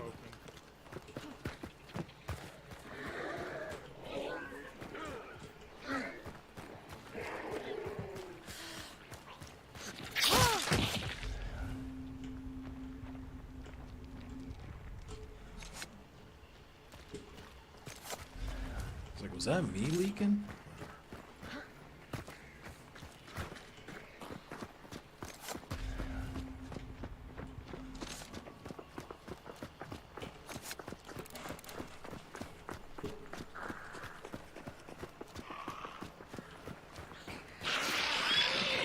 Okay, this is a lot.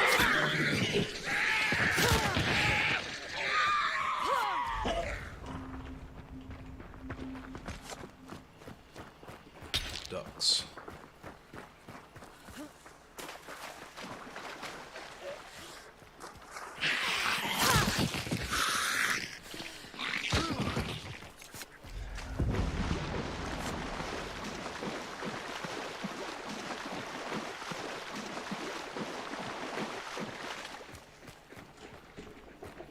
Water devils.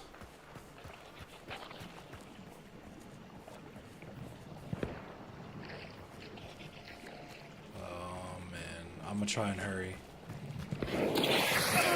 Oh, landed right in him.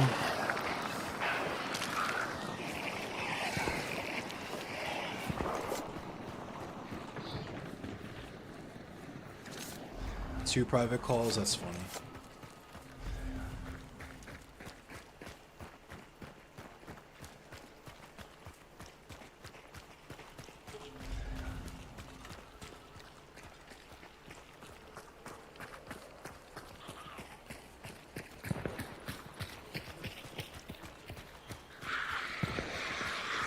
Shit. I'll grab the clue.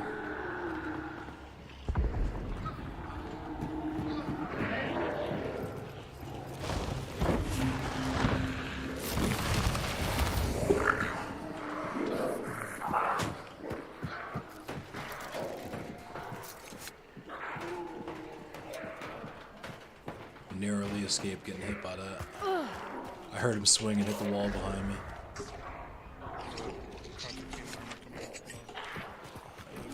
Oh shit, oh shit, just did. Oh, shit.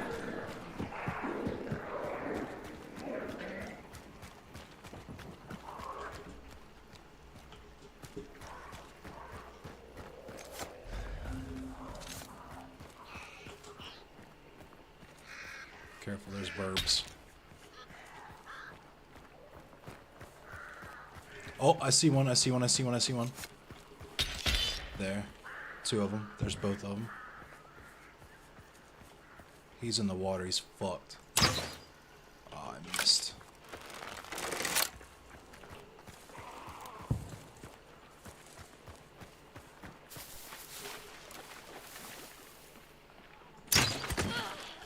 Got him. He hit me once. Fuck, he got me. Nice kill.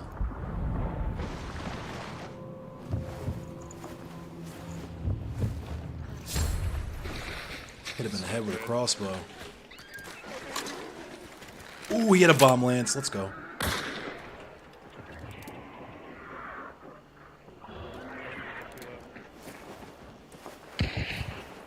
Loot. Heal up.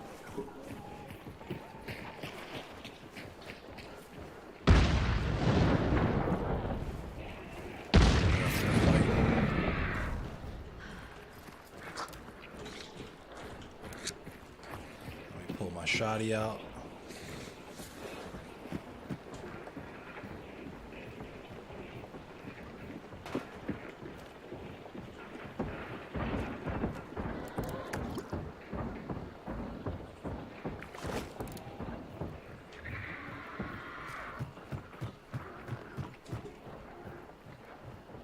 You can come in from over here.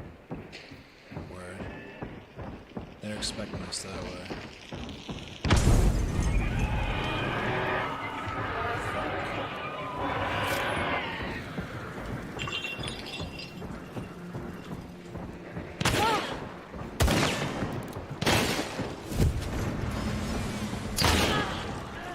Nice.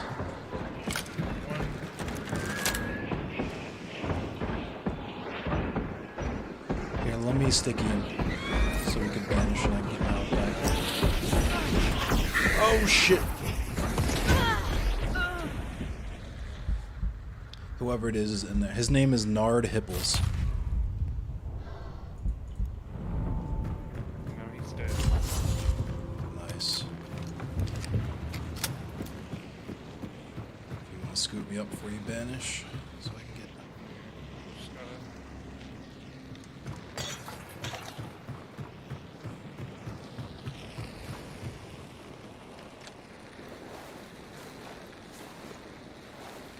Good stuff.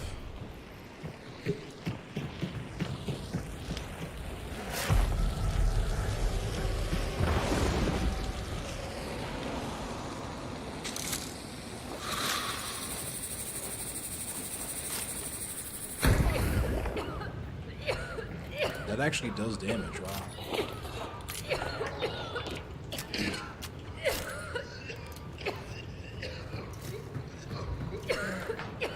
Alright, I'm putting alert strip mines down.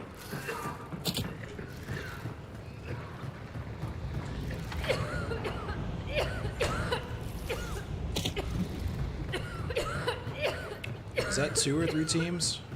We killed 2, so there should be one more. Might be going for the other bounty Yeah.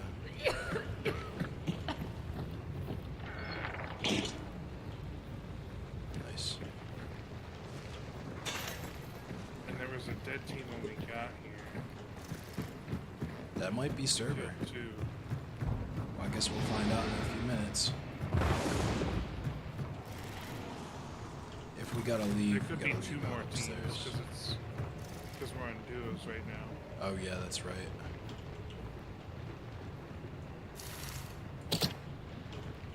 Alright, everywhere is trapped up except that door right there. I got fried calamari. It's gonna be my first time trying solid food in 2 weeks.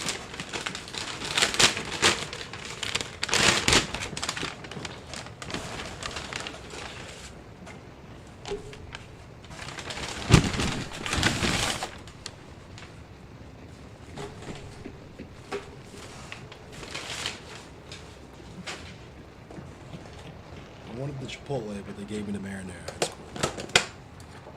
Oh, that is Chipotle.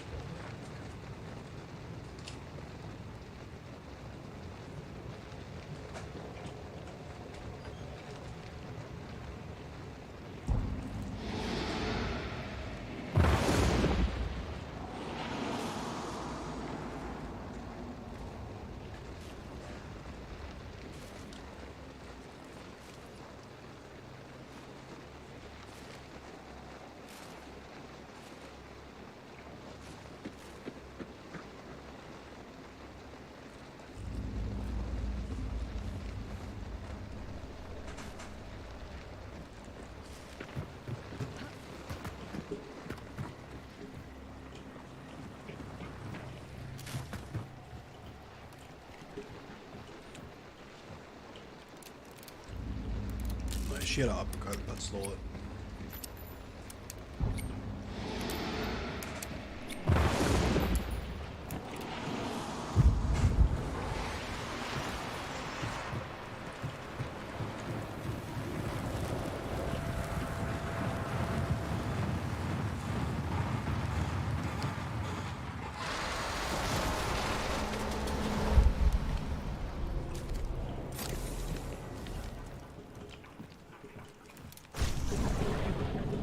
Clear. Let's do the other bounty.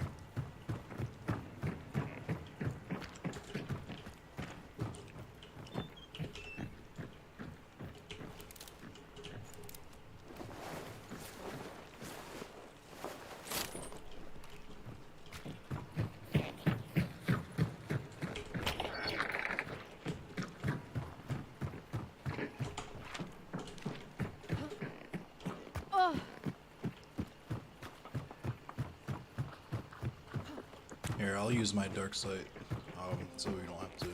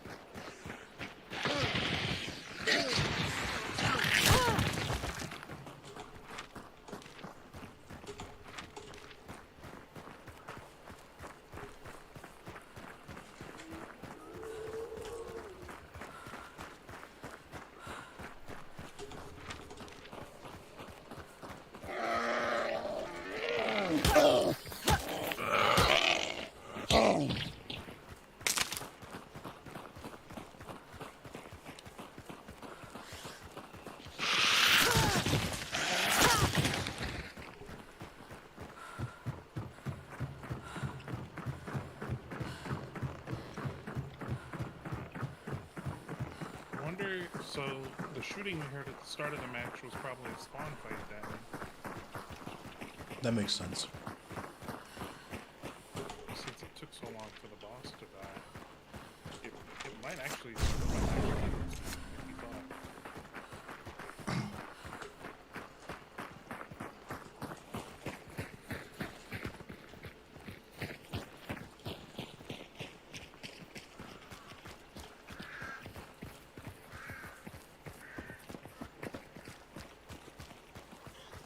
What's ahead?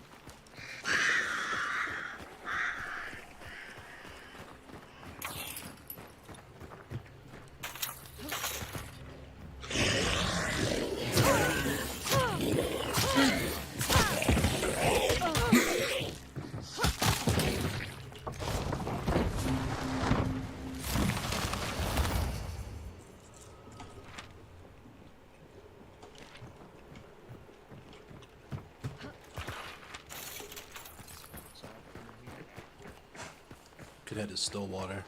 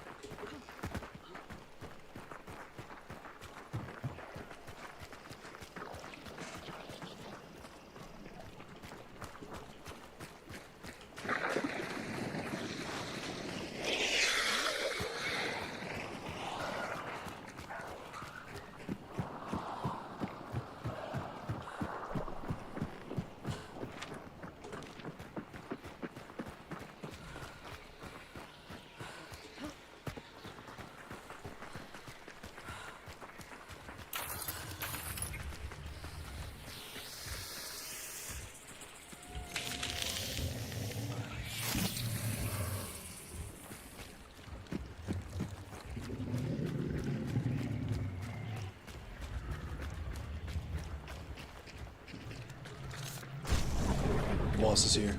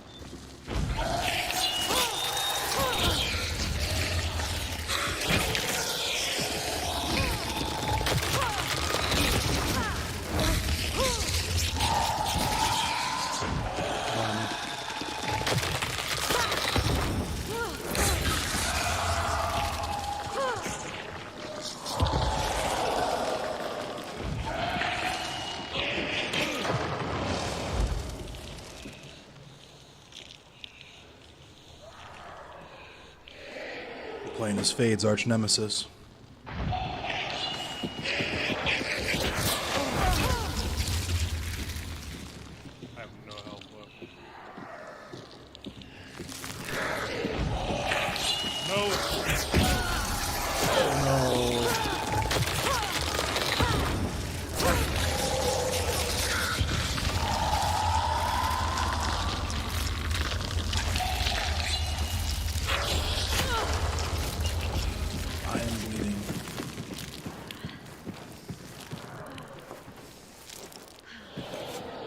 I'm gonna be playing Mad Dead by Daylight.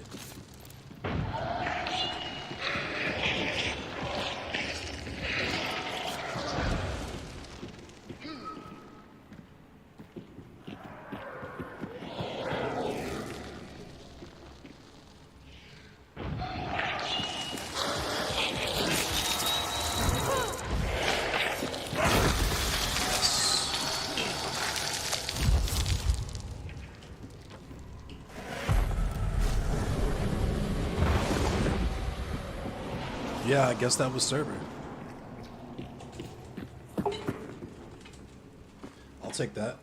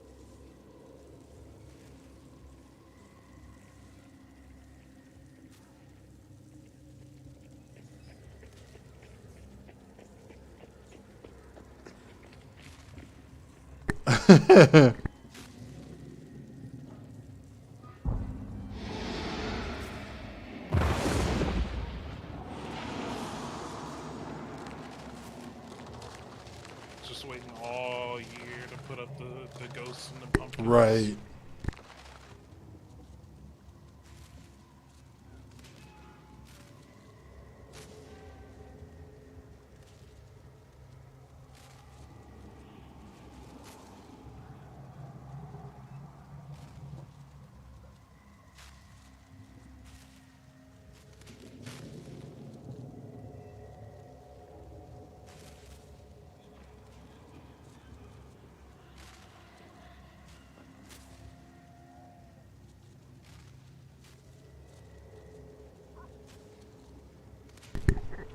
Thank you, UD.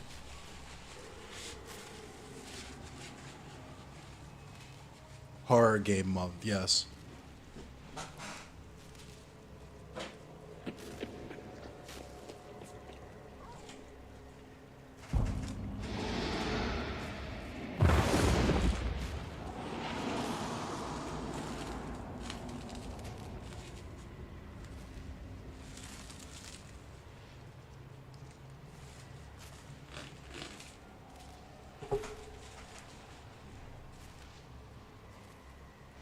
Tarot card readings all the way through Spooktober. That's cool. That's really cool.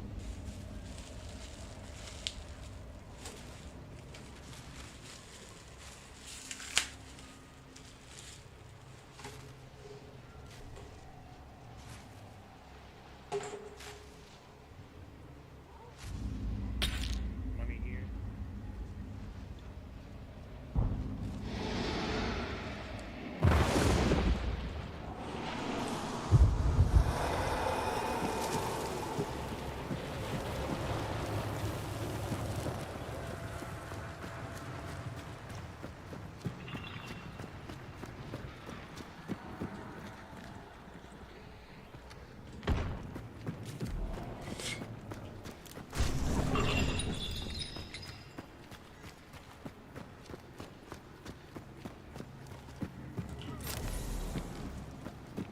I got the bounty.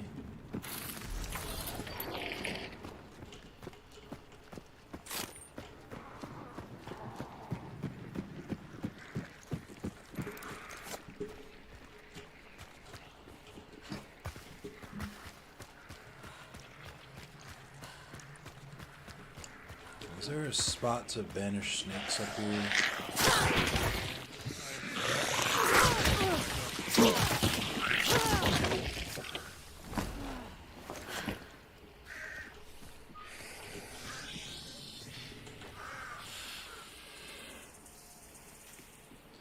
Banish these endless cemeteries. Oh my god.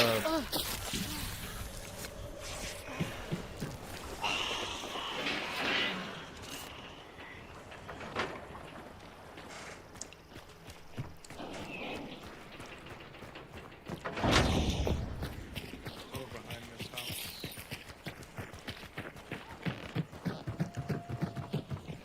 Nice. Oh my god. Yeah, I can talk about that if you want.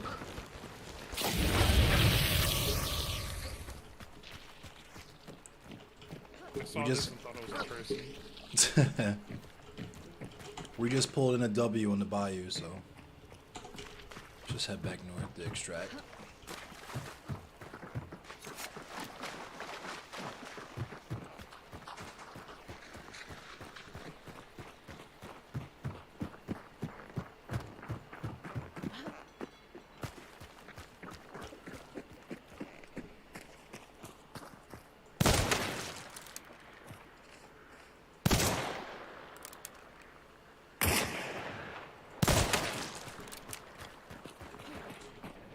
Water devils, water devils.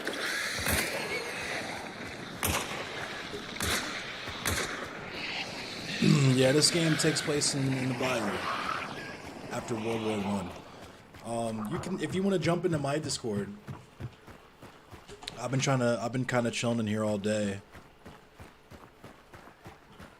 The PP man is at large. That's true. The game is not very fun when you're losing.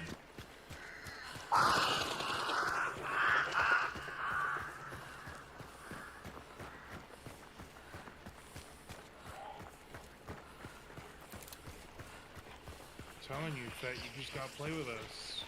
We'll teach you all the tricks, you'll get some practice sets.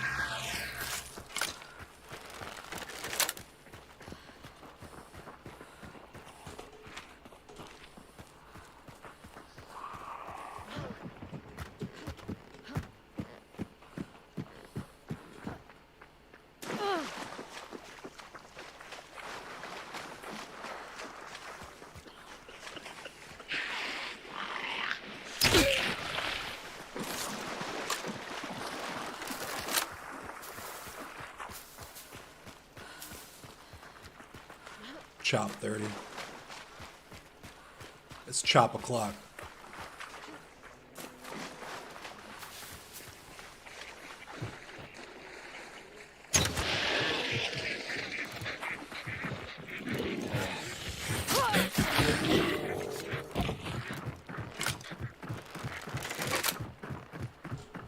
Hanging out and waiting. All right, let me drag you in.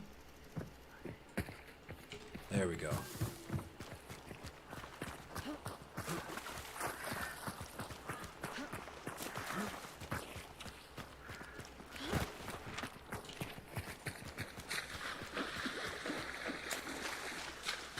Hello. Hey, UD. How you feeling?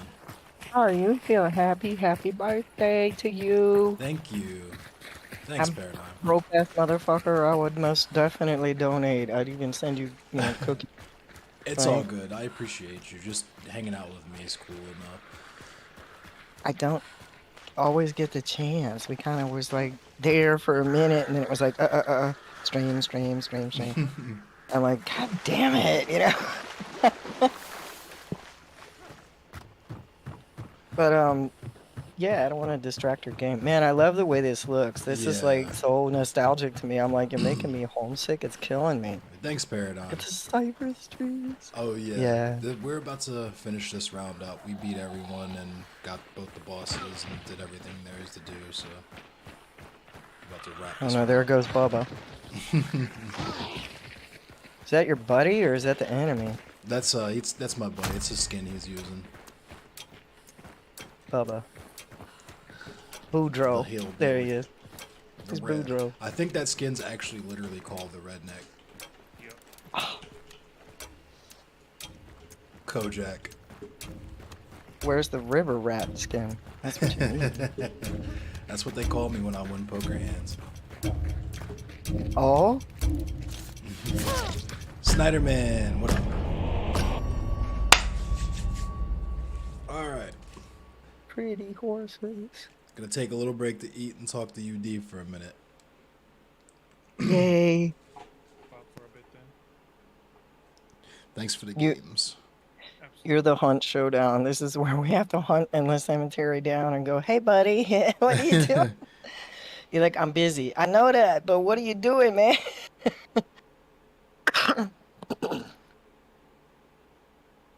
busy. Hunt Yeah. showdown. I'll try to get that game. It's there's a learning curve, but it's really rewarding when you actually get good at it. No, I know how to dive really well. That's all I know how to do. I'm fine. I've gotten very good at it since I can't see. Anyway, I'm like, They should have a game where you can play the monsters. Right?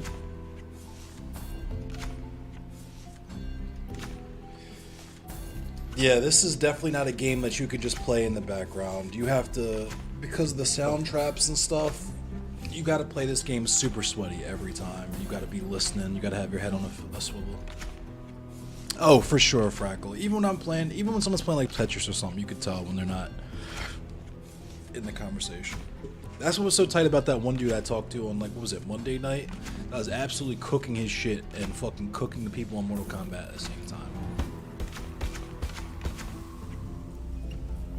Would I unlock? A poison bolts from the crossbow. Alright. Let me end this game. No, don't end the game. Maybe you could just play the trailer in the background so we can just enjoy the whole overlay and the whole optic of it. I was gonna, I got my, my like main joint up, and I'll throw the loop on that everybody loves. Let me open up the combat simulator loop before we get into this convo, so it's not just silence in the background, me like slurping into the mic while I eat. That's what I do. I'm terrible. I have Cheeto ASMR. Crunch, crunch. If I don't like you, I'll just chew really, really hard. So you'll be like, oh, damn, I'm out. I'm like, bye, Felicia. I have ways. I'm just kidding. All right. Can everybody hear UD okay? Is the volume okay? Let me put the music on.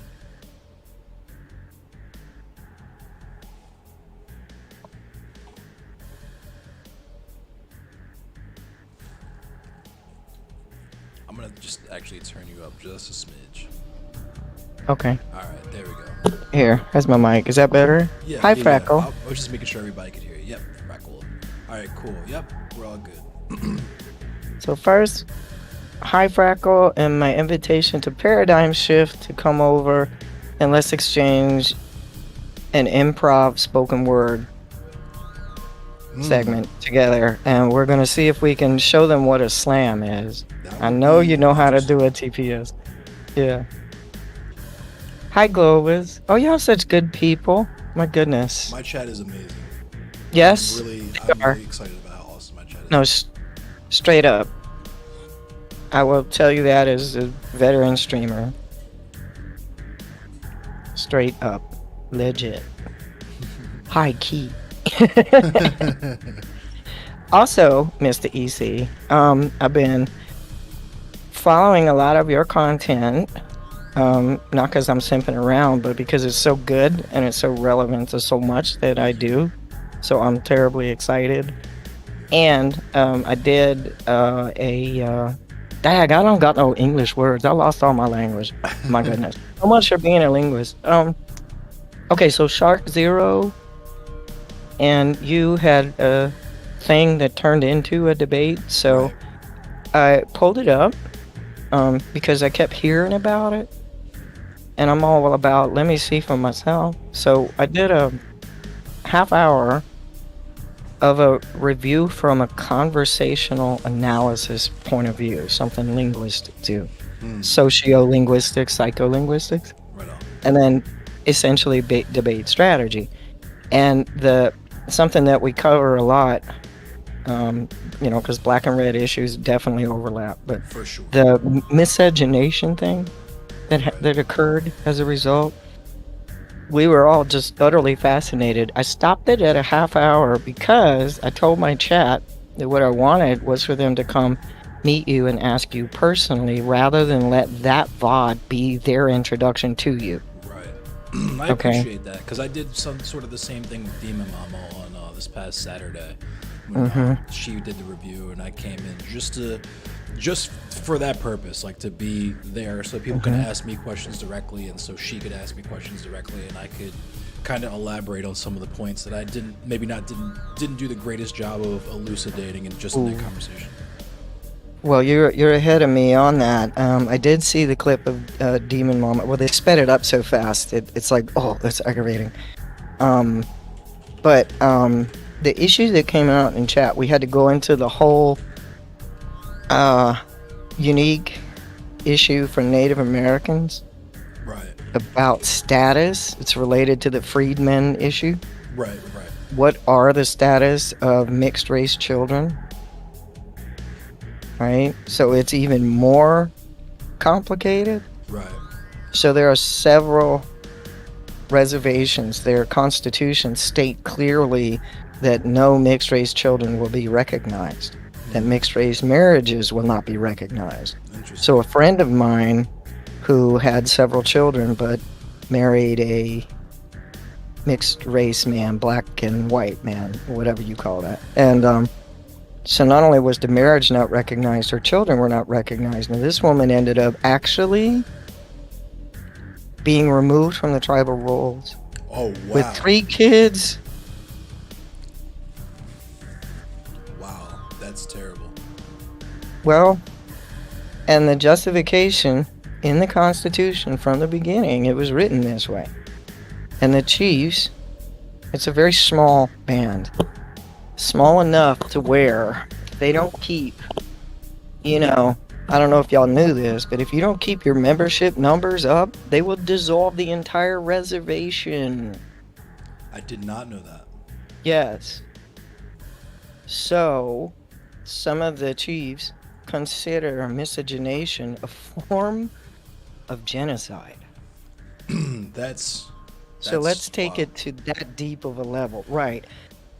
Because I know Do you understand? Frackle has touched briefly on that.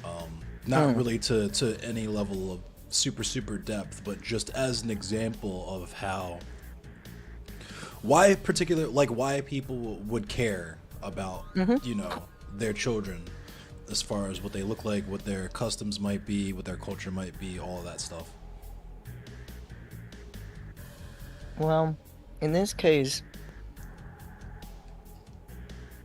I mean, it takes it to a whole new level. This is blood quantum. You want to abolish the Right. police? I want to abolish blood quantum. It's statistical genocide, and it forces many smaller bands who are in a fragile lifeline. It forces them to make these sorts of decisions because they'll tell you straight up, oh no, it's not that we care who you fall in love with and get married and have kids, it's that we can't afford, literally, to recognize them because they would diminish the blood quantum, and they're not of a appropriate percentage, so we can't distribute allotments. And they'll say things like that. They're trying to preserve what little they have. So blood quantum, which is racist as well, Right. forces some small bands to resort to these kinds of things. Can't imagine. Yeah, Frackle just said blood quantum is absolutely a form of genocide, and it's been a very effective one. Yep. This is also why you're going to get erroneous statistics. In fact, most Native Americans did not register to the federal government for that reason. I was going to say, there's really no incentive to do that as far as from what I'm seeing. None.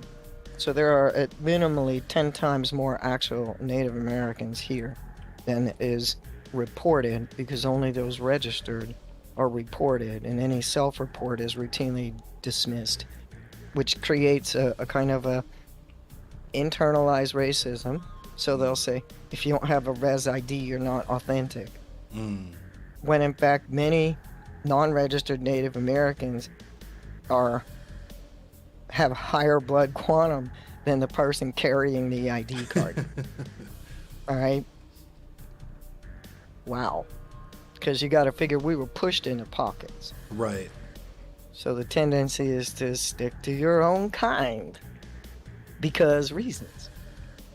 So I took your combo and used that as a segue into the Native problem of miscegenation. So all the accusations of racism don't hold a candle when you hold it up against actual genocide. You're like, gee. Right. Yeah, So- that's completely, that's different level for sure. But it's the same problem. Right. So I'm hoping, my chat was like, well, wait a minute, what do you call that? If you anti-miscegenation, wouldn't that be racist? And I'm like, oh, well, here we go. And I'm like, is it though?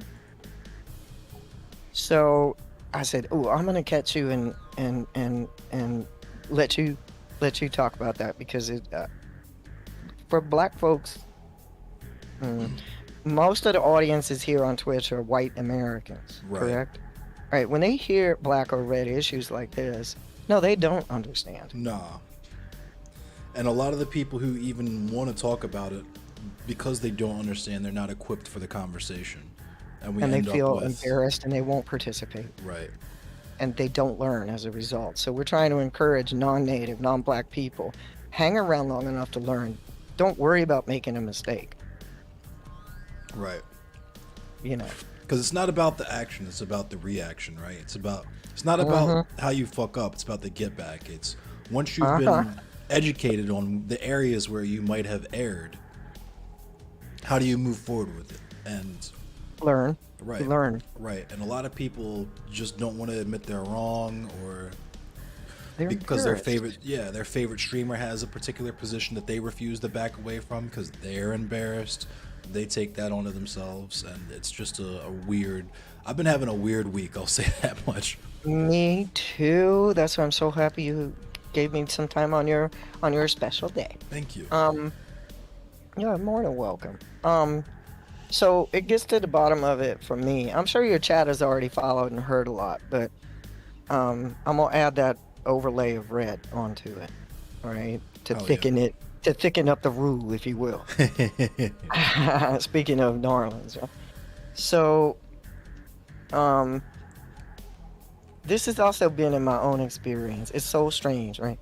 What is the preferred color, right? For most black folks, I grew up in communities that were all people of color. Okay. So where I've stated my ignorance was so thick when I went to university, I did not know what white people were like, and I did not realize that, oh yeah, they were actually in power. I've been, persecuted, harassed, assaulted by these people, but they were always just, oh, those are the Looney Tune people. Right. But I did not understand that, they are in power. Holy shit.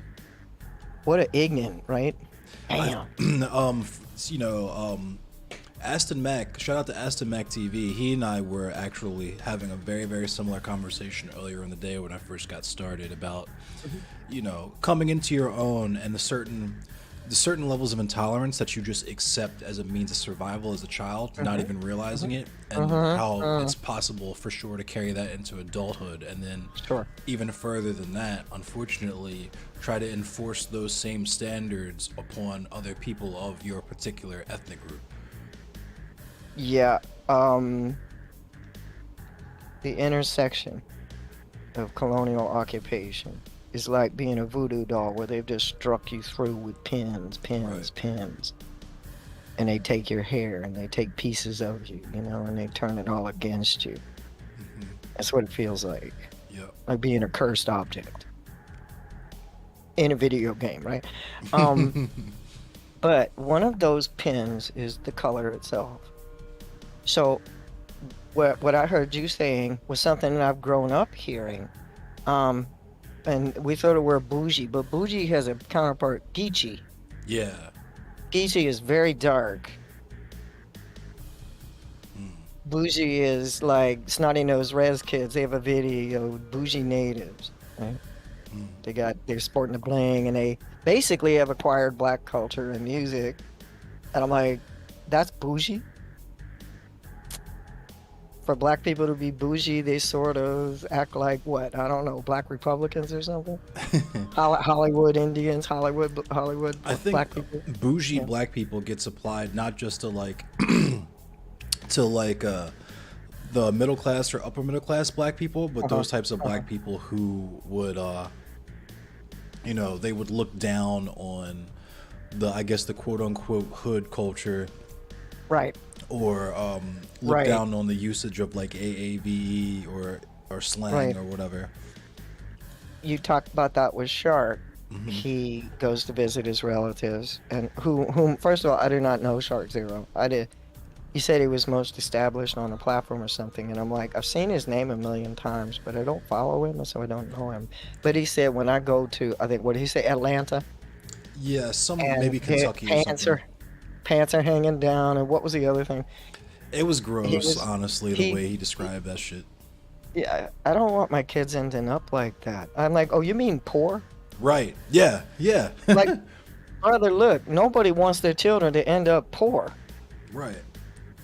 Okay, I get that, but man, you know, when you speak as he does, he speaks out of context. And he's extremely literal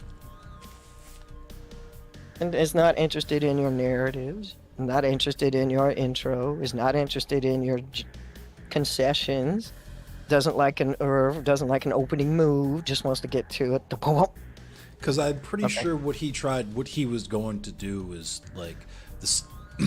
What I think he looked at that as was he was going to come in and get me to say some wild shit like I think race mixing is black genocide or something like that, so he could clip it, post it on Reddit, and get a bunch of up dudes. Because that's how these people operate. But I didn't. I never gave him that. Okay. Yeah. No, you didn't. But the issues remain on the table.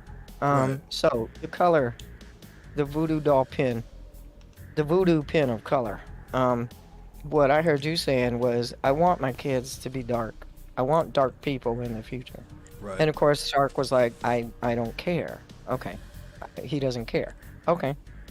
It's forced to ask at that very moment, well then what is blackness then? Right. And I would also say that I feel like what is whiteness? Right. Go ahead. I was just gonna say because I feel like it needs to be said as well that personally I think both of those positions are valid. I think that the way that Shark goes about it is a little cringe because he'll openly admit that he doesn't necessarily care about blackness either, which I feel like is something different, right? Because if you're saying what he's trying to say is, so what if it just so happens that people in the future so happen to end up being light-skinned or whatever, or that dark-skinned people, it's kind of a wash, it doesn't matter in the future. I can understand that point of view, but it's really troubling when that's coupled with I don't care that much about blackness. Because, you know, colorism is a thing that exists within racism, right? And as long as we defeat racism, colorism winning would be unfortunate, but at least the things that make us us would still be here. Our history, our culture, and everything. But when you're straight up like, I don't give a fuck, especially when you have a mostly white audience that you're not self-aware about, understanding why they would also necessarily believe that, it's very problematic, to say the very least. Many non-black or non-native people feel quite relieved to hear someone of color say that they're not holding on to that identity. It's like it absolves them of any racism. Exactly. They're much more comfortable when your own race doesn't matter as much to you as it does to them. I couldn't tell you whether that's the minority or majority, but everybody's relieved when you know you're not going to get into some racial bulwark that you have to scale the walls. Nobody wants, right? Freckle wants to jump in. Freckle, please jump in, because I'm always excited to hear his input. But also, I pulled the string puller in because he disappeared for a minute and just came back. So okay. Yeah, I was just doing chores and whatnot. Right on. Yeah, we're Uday is coming through to ask about. We're talking about the shark conversation again, of course, but I have a question for you about the shark conversations.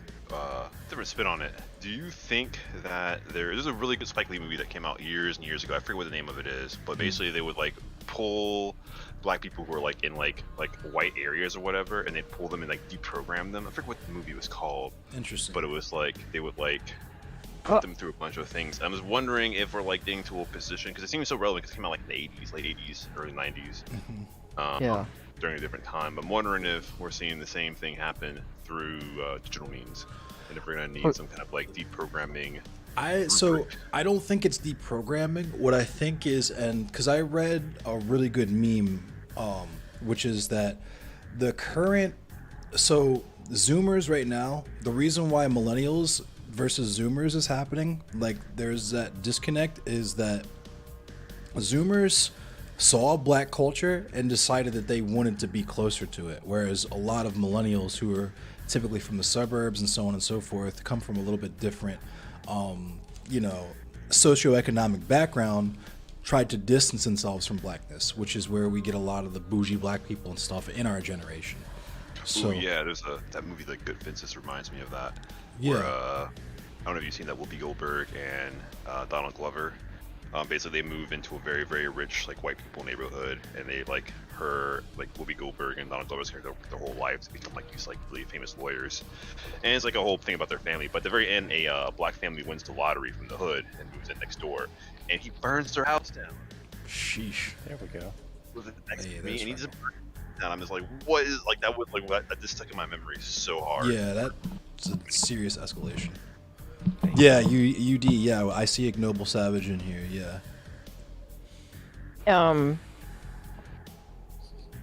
Yeah, I think that's it. I mean, that's where the red and the black experience will overlay completely. Is that whole? I'm gonna throw my whole race, identity, culture. I'm gonna throw all of that away. I'm gonna give that up so other people won't have that either, because it's a boarding school syndrome. Is we talk about it that way, right? I'm gonna give that all up and bleach myself free of native anything. You know, like it was some kind of taint, right? And there I go. And don't tell me, you know, there's sort of the, okay, I'm just going to be just a human being and I'm going to reject that status like many of us didn't register. And then there's the, I'm still native no matter what you call me, and I'm going to bring that when I walk in the world. So, and then you have the whole walk in two worlds, right? So, yeah, it's complicated, right? But it's the whole, I've heard another person on Twitch who was ashamed of his native heritage and decided that his take was that, no, all reservations should be dissolved and all Native Americans should be assimilated because they lost. Disgusting. That's the largest debate. That's the largest debate server on Discord. That comes out of that guy. Wow. So that's the prevailing narrative. So I had. Wow. There's a kind of odd line of thinking, and I'm not 100% sure that I, stand by it. But one of the things that I think is kind of missing in this is analyzing what has already happened with white people as a predictor for what is being attempted elsewhere. So what I mean by that is, in America, white people, we're actually technically a very diverse group, but this the flattening of like the American integration process has eliminated a lot of those cultural markers that would make individual white people or families distinct. And there could be, much more expression of Irishness, of Frenchness, and of Germanness, I was going to say, I touched on this very briefly. I didn't get super into depth with it because we kind of moved away from it quickly. But yeah, when I talked to Katarina, I talked about how everything gets burned in the melting pot until it's all just American culture. Either you assimilate or whatever makes your culture unique gets commodified and sold. Yeah, and I think basically what the heart of that is the call for that. The term integration is largely integrating into one's place as a cog under capital. Right. Like it has nothing to do with Savage. Preserving any sort of culture or expressions of individuality. It's beating all nails down so there's just one flat surface of worker drones to drive over. Yep. That's that layer. So the SES layer. Yeah. There's classism, racism, name it, every kind of ism, right? Yeah, so I think even just seeing the harm that it's done to the group that it has been most effective with is a good way of seeing what is being attempted to all other groups. Has it been more effective against other white or Anglo people or less effective. Because I have said forever, don't make the mistake of thinking that those colonizers invented this shit for us. No, they practiced on their own for centuries. Yep. Centuries. Yeah. Practiced. Just like with the police state. Yep. Yeah. Yep. and yeah, that's kind of the line of thinking that I think would fill in the gaps for some people who struggle to get it. Maybe, I don't know. Yeah, and you have to ask. We haven't even touched that. Yeah, you're absolutely right. Is I feel like we'll just go ahead and keep it 1,000. The white people, especially the quote unquote white leftists, I feel like would be better able to understand that conversation through that lens for sure. I think they understand intersectionality better in general. Over the intersectionality to begin with, especially the ones who preach it the most. They claim to understand it, but they usually use it in terms of analogies or comparisons when that's not really what it's used for. It's right. It's like using math incorrectly, and it's incredibly right. infuriating. If it's approximate, it's not actually accurate. It's not adequate. Yeah. And you can tell whether they're speaking from or about as a result. And also, I just saw somebody sent me some other YouTube streamer was finally calling Twitch politics the LARP. Yeah, it is very much. They usually joke about that a lot, where talking about that it is a LARP, because a lot of people just get on, and I know this as someone who is trying to get into the producer scene in this space. Oh wow. All they care about is content, right? Like all the talk to streamers behind the scenes or whatever. No matter what they say publicly, they're looking for content. They're desperate for content because they have to get on stream 4 hours a day, and most of them aren't as successful as some of the bigger streamers are. So most of them are pulling down $20,000, $40,000, maybe a year. I gotta say this. I gotta say this out loud really quick, just because Snyder Man hit it on the fucking head. He said they really don't understand intersectionality because a lot of them are anti-idpol, even though that's a fundamental component of intersectionality. Yeah, they're also very much against idpol. So if you actually bring up an issue, a good example is with the Vosh first Cat Black thing or whatever. Right. She was looking at it why is this white dude entitled to my time? Get out of my DMs, bro. I'll entertain this, but chill, bro. Know that you're being accommodated very heavily. Yeah, you're being accommodated right now. And then Vosh at that is no, man, I have to prove that I'm right. And then I remember I was in his other server. It was a smaller streamer server, whatever. And it's a bunch of younger kids or whatever, and they all were but it's not excusable for Cat Tix to sexually harass Vosh. I'm out of all the egregious things that he's done, that's the one thing you're gonna think that you're gonna fault Cat for, given all the body of work that she's done since I was 14 years old for trans people before I even knew what transness was. Get out of here with that nonsense. You're only doing this because she's black. Let's just admit what the racism is here. A black woman doesn't agree with what you say, and now you're wow. Now you're pissed. That was our whole entire first year on Twitch. That was exactly. I mean, there were so many black streamers, especially women, they were just dogpiled and run off. Banned, set up, reported. It was an entire brigade. Was clearly targeting. We lost so many valuable voices and great streamers. They just went, oh no. Yeah. I mean, I almost became a casualty of that. I was, after what I was going through after Dylan Burns shit, yep, and then Sansol and all them with the hate raids and shit, I was ready to just be fuck it, I'm just gonna be an essay writer for YouTube. That's what a bag is anyway. Dylan Burns is a sketchy fellow, man. He tries to other people will say in the background that it's because of his youth, but I'm no, he's a sketchy person. No, he's a piece of shit. Power at 20 years, right? 20, 21 years old. Young. He's genuinely a bad fucking person, knowing what I know about him behind the scenes and how my experiences have played out with him, and he made it personal. You know what I mean? It didn't have to be the way that it played out, and he fucking made it personal. So that told me everything that I know about it. That was the continuous sort of charge levied against him, however, for the whole 2 years. I was there when he first started, and it was from day one. And it was well, you a different kind of animal, but you awfully young. And I'm But let me say, I want to not walk it back a little bit, but in the context of the Shark Zero conversation and the color thing. Because that was where, my community was like, tell me about that. I'm like, okay, watch. For Endless, you want dark. You want your kids to be dark. And you want there to be a future for dark-skinned people.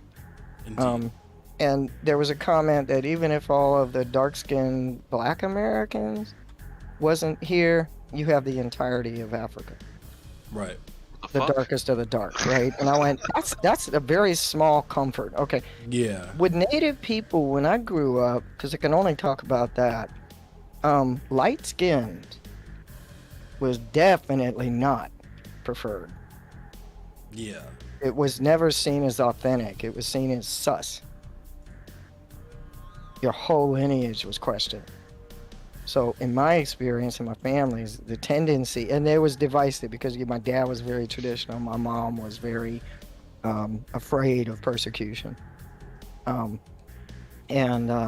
She was the, well, just tell them you're French. She was that one, right? My dad was like, no, let me teach you the good curse words in Cree, and then let me teach you sign language, and don't talk to white people. Like, they would argue this ferociously. It was horrible. Anyway, yeah, the darker skinned people were considered there was a pride that, oh yeah, the blood is alive in you. It lives in you. See, it's all over you. You look like you came off a res. The light skinned, they were always accused of being pretentious, of being traitors. And that was how I grew up. And you're talking both sides of the family. And what Endless was talking about just resonated with me in that regard. I went, oh, I've had these arguments. I know how divisive this is. Because you got Bougie and then you got Geechee. And it's for us, that comes from the Gullah Geechee people from the Sea Islands. Okay, if you didn't know. And they were the Jola from the west coast of Africa, and they grew red rice extremely effectively. So they were brought here not so much as slaves, but of course as slaves. But they could do this thing nobody else could do, so by and large they were left relatively alone. So their culture got to live, okay? So there's Bougie and Geechee. Geechee's always going to be darker.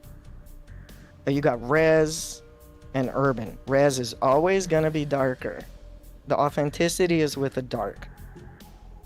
So when you hear a person say, I don't care about being authentically black, at first you say, oh, that sounds like Morgan Freeman. I'll stop being black when you stop calling me black. I get it. I get it. I'm like, right. And I don't think there's like a lot of people. But then who are you? What do you do with that entire history? Right. That kind of, I go, are you gonna throw everything away? All of it? Like, really? it makes sense. If we get to an actual egalitarian society, race wouldn't really matter so much, for sure. But that history can never, ever, ever, by any means, ever be forgotten. Well, if race doesn't matter in that way, great. Then we get to celebrate being who and what we are, the way we look. Right. Great. We get to have our ceremonial dances again. We get to feel good about ourselves and the way we look. That's what that sounds like. That's not what happens, though. Right, exactly. It's a lathe of heaven solution. All of y'all gonna be monotone gray. That solves it. I can't stand that whitewashing solution. Right. Why don't you dip us all in bleach? Would that make you feel better? No, because they gotta dip our brains in bleach too. Dude, doesn't that still advantage the people who are already bleached? They don't have to have their skin rot off to have that privilege. Oh no, but we gotta be shoved through a crucible till they purify our asses. What? Yeah. See, I'm not digging that. I don't. Yeah, I feel you. If they hadn't have made it a color issue. Yes. Yeah, See? So that's the problem right there, because we have this same thing.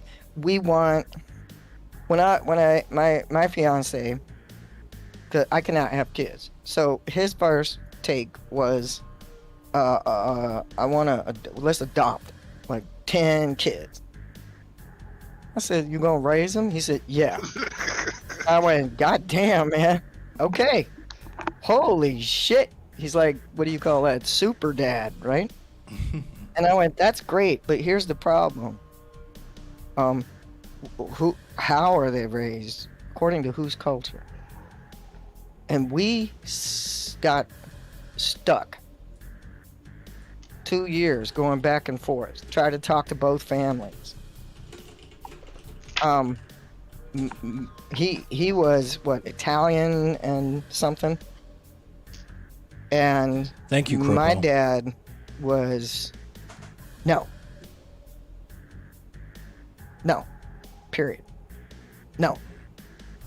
He's calling aunties and uncles and going, find her somebody to marry. Holy shit. Couldn't even have kids. I said, what the fucking difference? No. My mother looked down on him. Terrible, man. It destroyed our entire relationship. Oh, wow. Because Yo, thank you for the his tip, family, Ignoble on Savage. top of it, thought that they were being replaced by some foreign culture that they did not understand. So I was like, y'all are racist. Y'all are just genuinely racist. And you're going to ruin my relationship over this. But fuck all y'all. It did. It destroyed the whole relationship. That was the end of that. I was like, That's so unfortunate. It was totally unfortunate because it crushed him. He did not know that was what had been sitting there the whole time. It just crushed him. Right? And I'm like, well, y'all just piss all over people's happiness. I get that. But the other question of, well, if you adopt, who do you adopt? Okay. And so then we found out that they don't really let Native Americans adopt Native American children. Oh, wow. That's wild. That's wild. That's extremely wild. That's what I wanted to call a lawyer.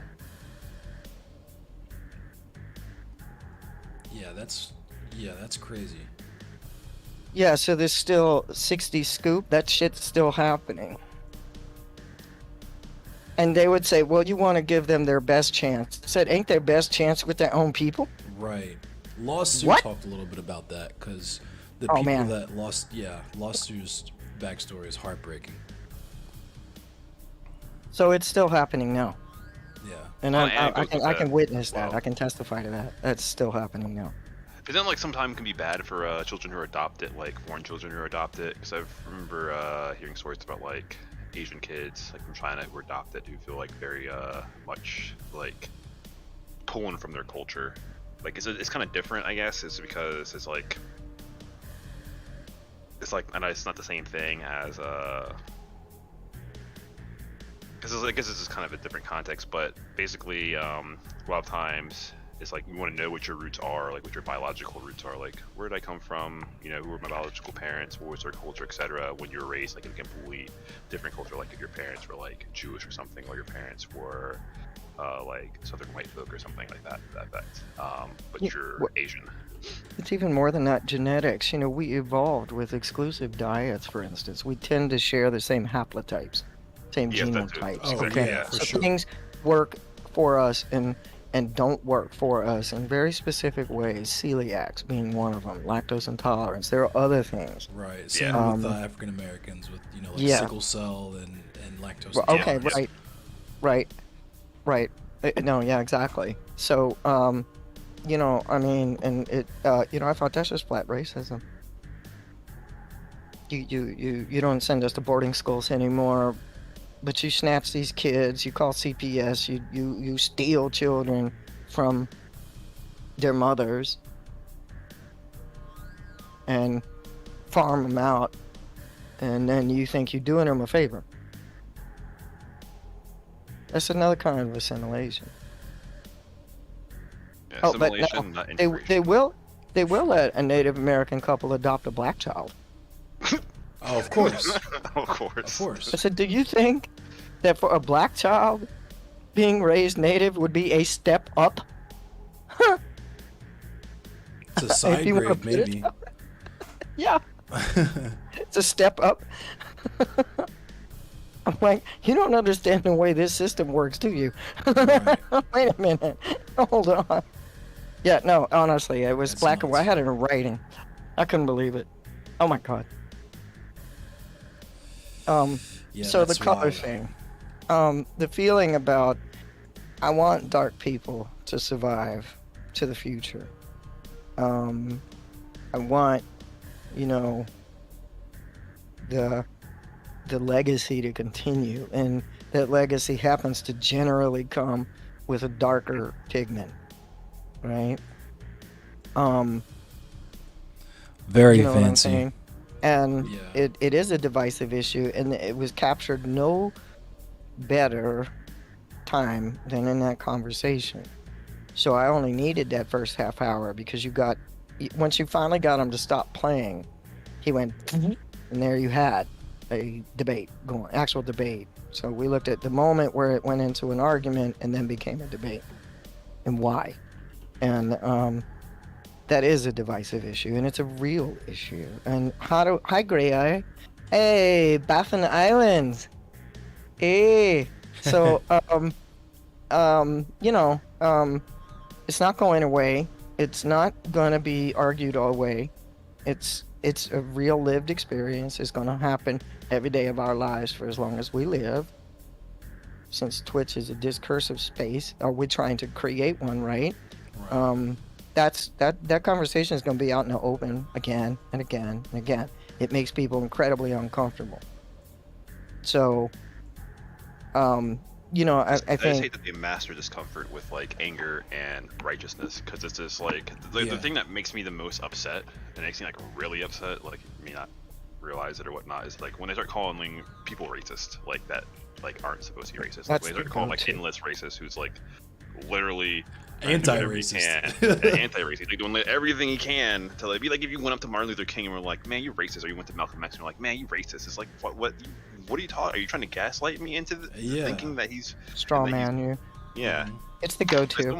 But it's almost gaslighting in a sense, where it's just like True. they're trying to get you to, they're trying to like, you know, pick the Negro that they think is right. Like, this Negro is not racist, you know, he's not racist. He's racist against this or whatever. I'm like, no, man, what are you talking about? Like, this is He's one of the good ones. Yeah, Aiko did the same thing when I was in fucking Demon Mama's chat, where she was like, no, I don't think you're being honest. And it's like, okay, if you're gonna sit here and tell me what I believe because you don't think I'm being honest, or you think I'm trying to use weasel words or whatever, even though I've even made concessions to you, the things that you've had problems with in this very conversation. I don't know what to tell you. If you're just scared to talk to me because you think I'm going to make you look silly, you're in a lot of really good company. You know what I mean? There's a lot of people on this platform who don't want to do that with me because of how they saw how I played it out with Stardust, with Mr. Geek, with Bryce Live, and all these other people that look foolish when they talk to me. Because they're very confident about shit that they know very little about. And they get that confidence from looking at Wikipedia or Google for like 30 minutes with their chat, who is going to agree with them no matter what they say, right? So, yeah, Aiko was completely missing the plot, which sucks because I kind of like Aiko, and I would love to talk to Aiko, but, you know, it is what it is. What do you think is causing just kind of like this almost like polarization within communities that should be forming alliances together? Because it just seems like the almighty dollar. People get the almighty dollar. People, I'm saying though, people, there's especially the partners and stuff who probably make a decent amount of money, so they don't have to do what I do, fucking clocking and punching in, working on a fucking forklift in the hot sun all day, right? They don't want to have to do that, so they're gonna appease their audience, and their audience happens to be, as UD stated, as Vive stated, as Paradigm stated, as everyone stated, that's a bunch of white, politically illiterate, anti-idpol kids who just want to see people argue. That's it. Yeah. Okay, there's that, but there's also extreme sabotage within communities. That's true as well, yeah. So, and I've you know, come on Twitch and been subjected to that, even to this day. So, and it's generally money at the root of it. They don't want the competition. That too. They don't want to share space. They don't want to share power, as Joe Lewis said. They don't want to share anything. So, you know, So it basically sabotage. comes down to a competition for eyeballs. And that gets me into like another question. So like back when I was really early in Bitcoin, there was this thing that we used to call the web of trust. Because in Bitcoin, you just like can't, like that's one thing I like about ANCAPs is that they have really good contract theory. So when we talk about contracts, right? When you like say like I'm gonna do something for Y or whatever, like me and you enter into a contract, and you're like, all right, I'll do this. You know, I'll walk your dog if you know, make sure that my lights are turned off at work or something. But then like one person said uphold one part of their contract, we have the state to enforce, you know, to be like, hey, let's hold this person accountable, whatever. When it comes to like things that are unenforceable, like unenforceable contracts just done on complete trust, that's where things get really interesting. Like people who are doing the right thing just to be able to do the right thing because it's more beneficial to you in the long term. The question that I really have is whether or not like all eyeballs are made equal, because I think people like back then when I was dealing with people, I would want to deal with people who were like more trustworthy business wise and whatnot, people who had brought more value to the table. It seems like not all eyeballs are created equal. Like you wouldn't want just any old eyeball, and it seems like the desperation to get eyeballs might also contribute to this phenomenon. I mean, it's the Destiny effect where, oh, my viewership is dipped. Let me say the N word on Twitter real quick, and then I'll start trending, and everybody Please. will. Yeah. Damn. He said that out his own mouth. What is amazing, he will Doctor? admit that. What He is will literally admit that to you. Oh, sorry. What is amazing, Dr. K talking about in chat? Then my other thought is, what should be done of those in hegemonic Anglo culture that try to make a similar claim? Those are the two things I just haven't managed to square. Yo, thank you, Greycraft. Are you talking about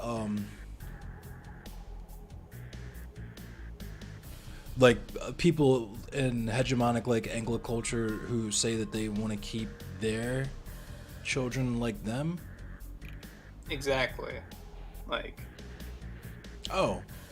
If I were in a very white space and I encountered someone along that line, you know, what do you say to sort of knock down thinking like that, you know, in trying to draw an equivocation? We don't seem to care too much about when Asians have their own families and et cetera, et cetera. It doesn't seem to have such a problem when Jewish people want to have strong Jewish roots. Like they even put that in TV where the Jewish one's like, I would like, you know, my son to marry a nice Jewish girl, and, you know, and have nice Jewish children or whatever. No one seems to. Yeah, I was gonna say is when you literally are the hegemon, kind of the whole point is that no matter what you do, the kids are going to submit to that.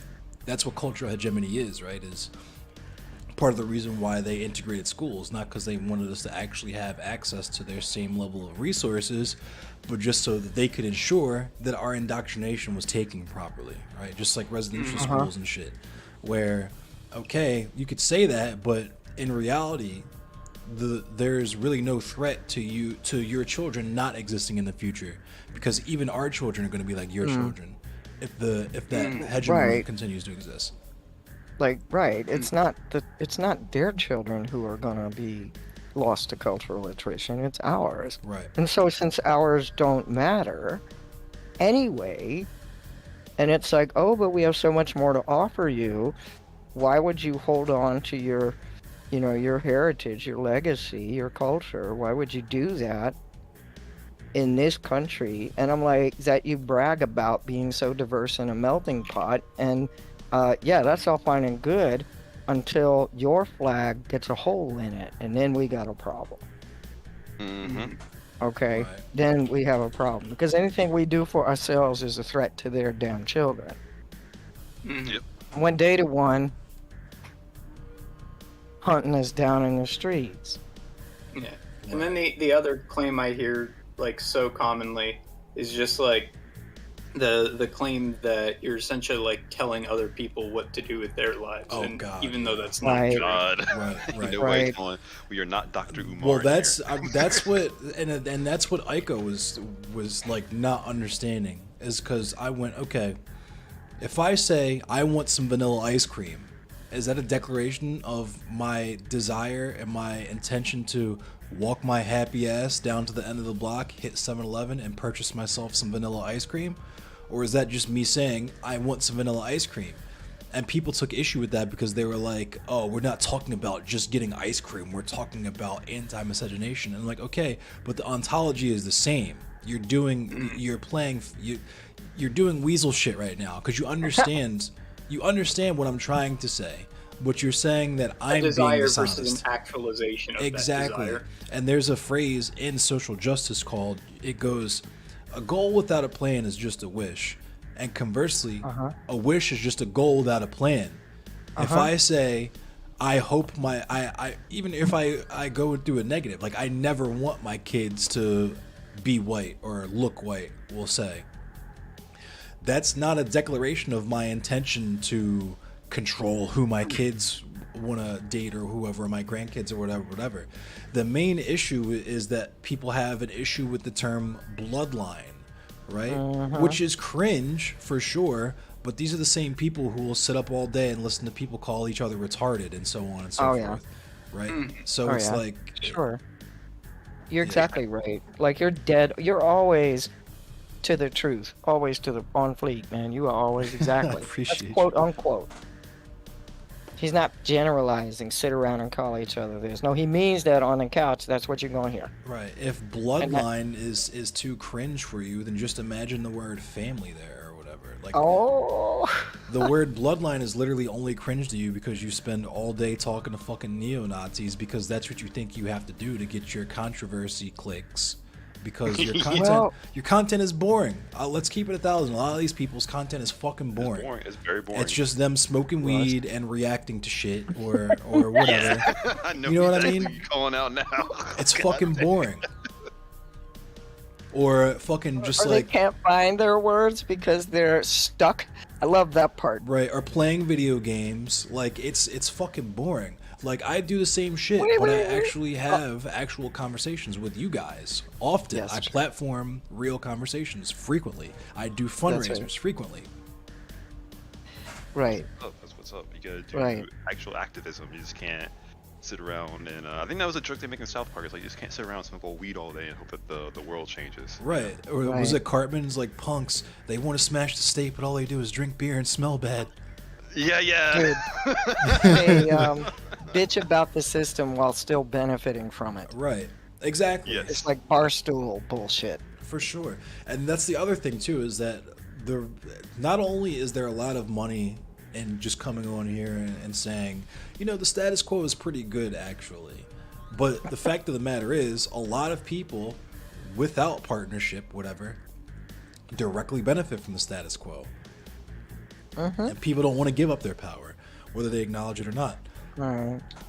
I definitely don't, but I'm still here, and actually, I think I do pretty well. But yeah, you're right. You have to give it. You stand your ground in a way. You hold your position, and you be like, okay, this is me. This is my show. This is my place. These are my people. This is the way we roll. That's it.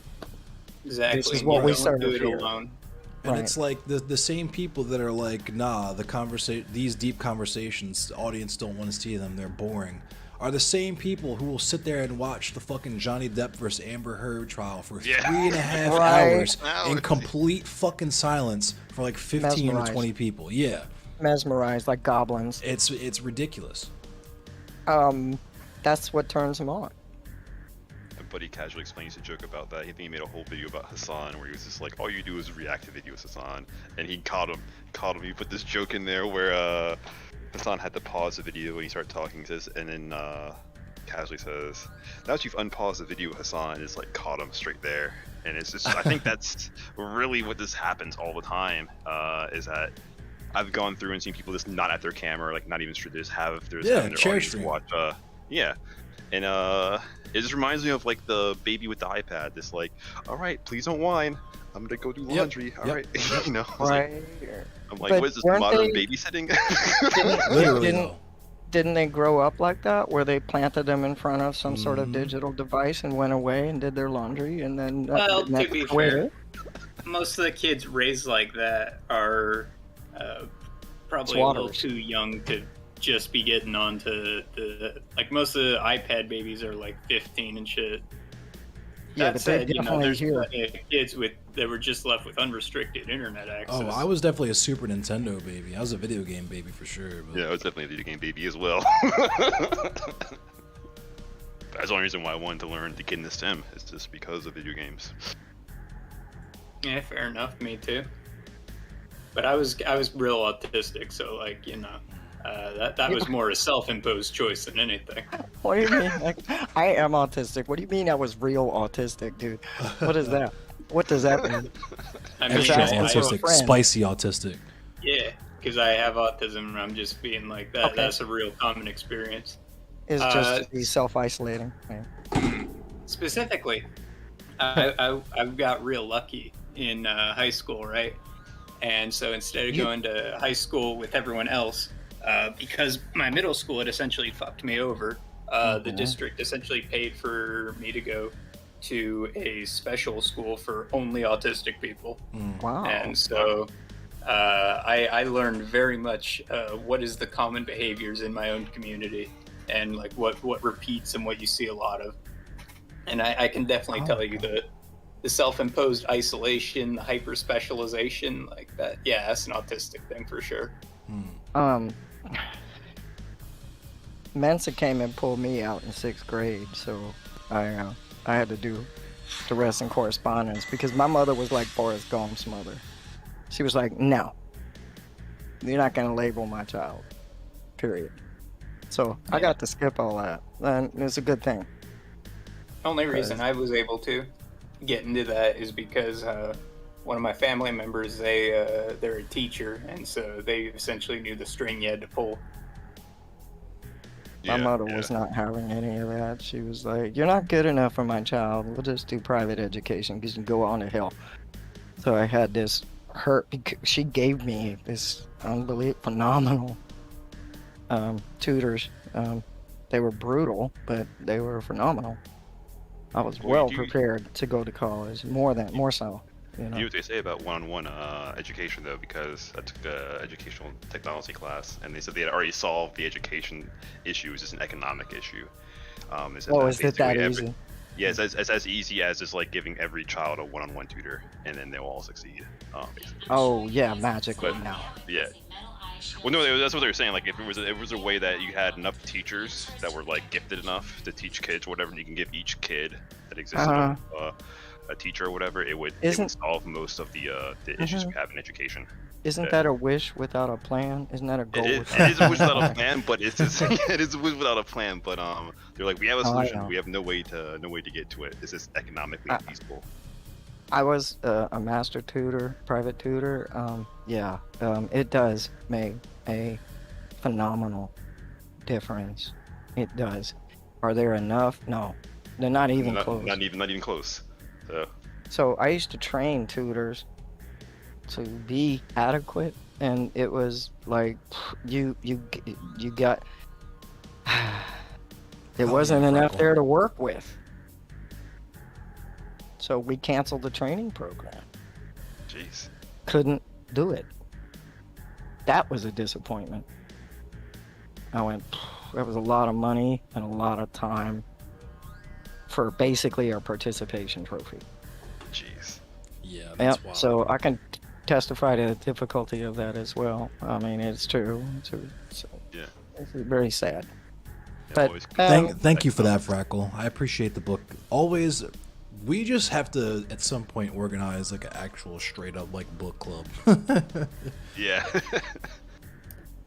I tried to that do could that be for the- a little while. Got like Maybe 6 that could be videos the- out, and then it kind of petered out. Maybe that could be the Gus book club. That would be awesome. Right. Jeez, I'd like to see that. All that different perspective, tearing That apart the text. would be awesome. I would make that my premiere event. Absolutely. we I'm could- still. Oh, and I've got stuff to talk to you about that we're doing, by the way. I'm hoping y'all can make a time, sit with me, and I'm gonna tell you what we're gonna do. I think you're gonna like it, but I'll wait. Somebody in my chat has bring up another issue. Having been, y'all know about the mean things people say about Appalachian people, right? They inbred. Okay, genetically, they were isolated enough to have suffered from that practice. Okay. So this person says they don't really understand why would you deliberately limit genetic variation. So from a science point of view, that's another topic. What causes bottlenecking? And what is genetic variation? When you talk about black, you're talking about a phenotype. Right. Yeah. Right? The way you We look. just had, right? we literally just had this conversation today. Yeah, we just had this conversation. And it's relevant. That's why I'm talking right. I'm Right, like, no, right, this right. is nothing but relevant. This is all there is to talk about right now. Okay. And we have to talk about, the scary race word and stuff. And as a scientist, I'm like, well, let's forget race. Let's talk about genetics. And this is a point. My own band had not enough influx of new genetic material. We're not inbred, we bottlenecked. And it's caused deadly mutations. Yes. So my own family is at the end of its line. Not from inbreeding, but from having been so isolated for so long that it won't accept any new genetic material. It kicks it to the curb. And unfortunately, it'll delete a whole lot of very useful material. And it'll reiterate some pretty deadly ones. This is literally genetically incompatible. You're talking about the end of speciation. The Hopi are suffering from the same thing. The whole nation. That's like some terrifying Children of Men shit right there. Well, be honest. and it's happened many times. This is evidently what happened with Neanderthal populations from Northern Europe. Oh, wow. Yeah, they bottlenecked. Dang. Yeah, I guess this reminds me straight up of Children. I don't know if you ever read the book or seen the movie. Yes, I saw the movie, loved but I it. didn't read the book. Yeah. But yeah, it's terrifying. It's like all of a sudden it's just like there's like you're like They all right, can't have kids anymore. Yeah, but it's like it happens gradually the way they explain it, where it's just like all of a sudden there's like less and less and less and less people coming into like maternity wards and whatever until finally it's just like there are none, and then it becomes by then it's like too late. And There it's were just- no children, right? And they showed society without children. And I went, that was pretty bold to try to envision that. We've had no population growth periodically. Wartime is one of the things, especially in Europe. Germany and the U.S. both experienced zero population growth as a result of World War II and the Cold War. And it was happening all over Europe. Then you had China imposing a one-child rule because of too many children. Right. We're like, one of y'all is really good at making the nookie, right? Damn. Really good at it. Then you have Mayans who have a historical practice of whenever there's a disaster, a drought, occupation, threat, the women immediately seek to have children. They will literally survive by numbers. It's an enculturated practice. And what I and with other Mayan people, and they just sort of outbreed their enemy. And I know, I'd be like, yeah, I can't help it, but I'm like, that way to go, but the realities of it is there's a lot of dead children as a result. Yeah. So like they've shown with science and anthropology, will say the tendency in hard times actually is to have a lot of children because of high infant mortality. So China is definitely a product of that. You can see that. What a large family means to them is the prosperity of the future. And yes, they will do the triple, quadruple, quintuple, extra work to make that happen because they expect that not all of them will survive. So they have a whole cultural, practice, designed to deal with that reality. It's amazing what they've done. I mean, you can just see their whole history is in the way they have children, the way they raise children. And it's amazing. And why do they work so hard? I said, if you had to feed a family of 10 children and bury 6 of them, what is work to you? It's just the way it is. Right. That is your future. The value placed on that productivity is off the charts. Wow. Wow. I mean, that's a formidable thing to contend with. Seriously. You know? I mean, so look at all these different values. But in the context of color, you also, you know, Japan, I think, was considered one of the most racist nations. Yeah. Extremely prejudiced. They have a whole area inside of the main city where they have the sort of untouchables because they're mixed race, or they're dark. Actually, they're much darker, and they're considered inferior. And that's changed quite a lot, but it was a big embarrassment to them that they're purists, okay, and they weren't, you know, as pure as they put on. It was totally. So they were like in the cemetery. It's like, How's that? That was a joke. I was joking. Yeah. Oh. That's your accusation. That's the things that's lobbied at you. India is apparently the most racist country. Sheesh. If we ever do a book club thing, I've been meaning to read Anarchism and the Black Revolution by Lorenzo Kumboa Urban. Yes. That, and there was Ashanti Alston also has some great stuff to say about black anarchism for sure. Mm-hmm. That's another thing on stream too. We started with Franz. Yeah, Frantz Fanon. We started with Frantz Fanon, but meandered through, you know, Eddie Conway, Ashanti Alston, Lorenzo Kumboa Urban, you know, all the typical black anarchists that you think of, you know, Assata Shakur, all that stuff. Ashanti Alston is goated for sure. That's probably the most quoted name in that sort of school, if you will. Yeah, for sure. I feel like Ashanti Alston was kind of the most outspoken. Or at least I feel like because he's the only one that didn't end up in jail for life. Oh, well then there's Assata that. got away. Assata got away though. Because Maroon Shoats also, shout out, because Frackle also put me on the Maroon Shoats. Well, this is an incredibly complex, yet to me, Queen seems quite simple. When things are incredibly complex, the tendency is to minimize and simplify. So the incredible complexity of things like diversity, etc., shrinks into a color. It's color coded. It's like a kindergarten way of handling it, and it comes with a whole bucket of stupidity too. Because if I can just figure you out by looking at you, I don't really need to think about you. Right. All right. That gets way more complicated when all of us look the same, and we're doing the same shit. We do the same shit. Trying to eliminate our competition. Trying to, classify each other based on our shade or lack thereof. It goes all the way to the bone, this whole thing.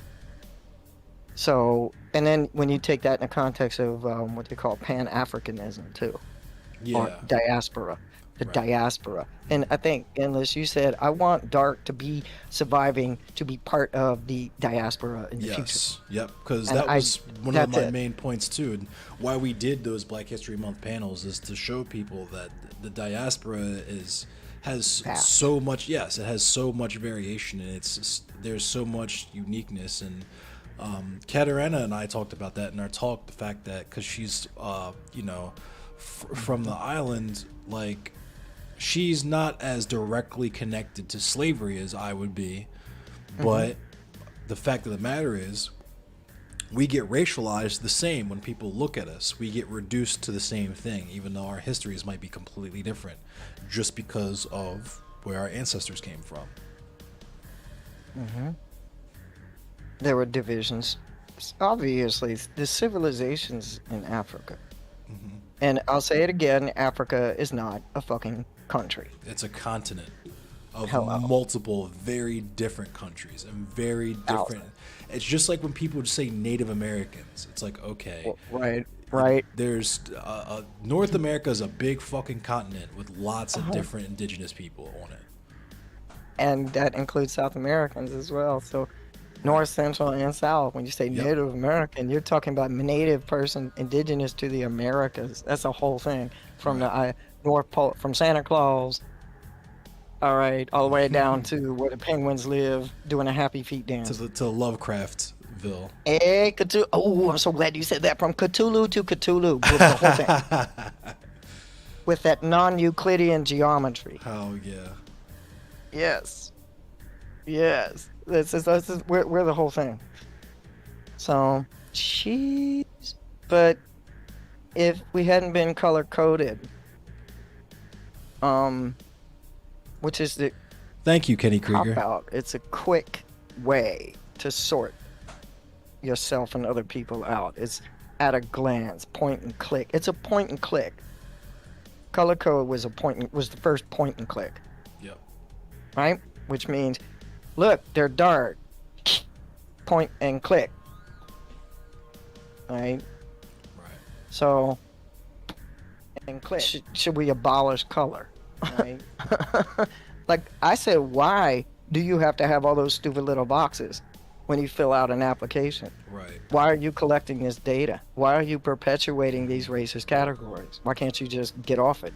Right. If people are doing a survey, like shout out to Josie Rose C, if you're doing a survey of people and how they identify, and you're just kind of trying to do that like for historical sake, just to see where everyone is at, then sure. But yeah, like you're saying, I don't get why it needs, like, why does my fucking driver's license need to have that on there? You know what I mean? Oh, I know. And most states took race off, but true.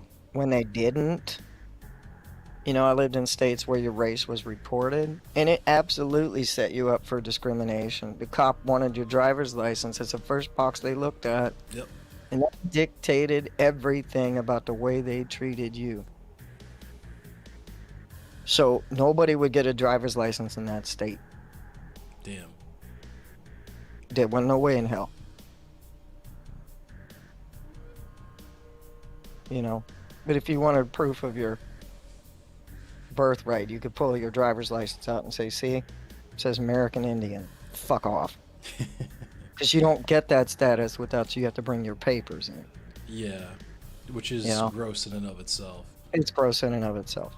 Because they'll literally say, where's your passport? What are you doing off the res? Yep. I can arrest you now for not having your papers with you. It was the same thing with what they did with part of the black codes, where if you didn't have a job or if you didn't have papers for your place of employment and you were just out in public, you catch a loitering charge, vagrancy charge, whatever. Right. You can't have, I think in our case it was, you couldn't have 5 or more native people. Same as with black, you couldn't loiter. Yep. Congregate in public. The other thing was Nazi Germany also used the lack of papers to arrest a suspected Jewish person. Yeah, or undesirable. Undesirable. Untermenschen. And then Eastern Europe under the Soviet Union was the same. If you were a prostitute, you wasn't going to be arrested for prostitution. You was going to be arrested because you didn't have your papers. Yeah. No hanging out in the corner. Like I think wasn't that like a thing they did in Baltimore where they took away the ability to just hang out on the corner or something? That's still a thing. Removing the benches at the bus stops. That's still a thing. Like like literally anyone can be loitering. That's just a charge that they give you. I was reading about this because the DOJ. So after Freddie Gray got killed, the DOJ investigated the BPD.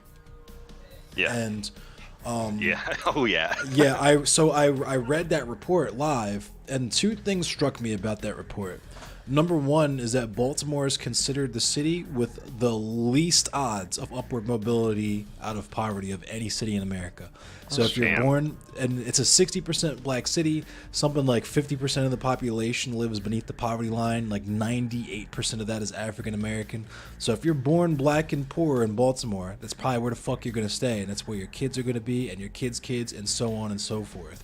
Right? We don't challenge that. We never talk about that. But when I say I want my kids to be dark-skinned, I suddenly have this whole thing about bloodlines I need to contend with. That's number 1. But number 2 is the fact that the police, literally from the top brass, because of how the statistics work and so on and so forth. Decline the crime stats. Yep.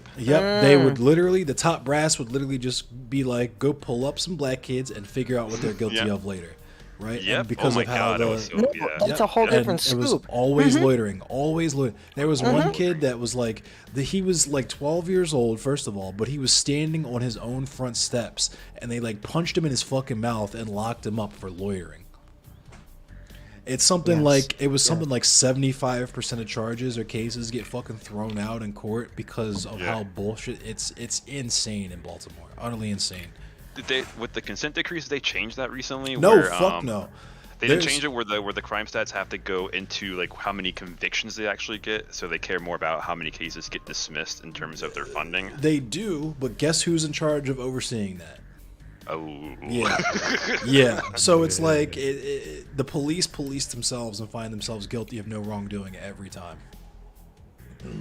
Tampa had had two great programs going on: biking while black and renting while black. Yep. Oh God. There's all the traffic violations, all the traffic stops, Terry stops, all that shit is black people.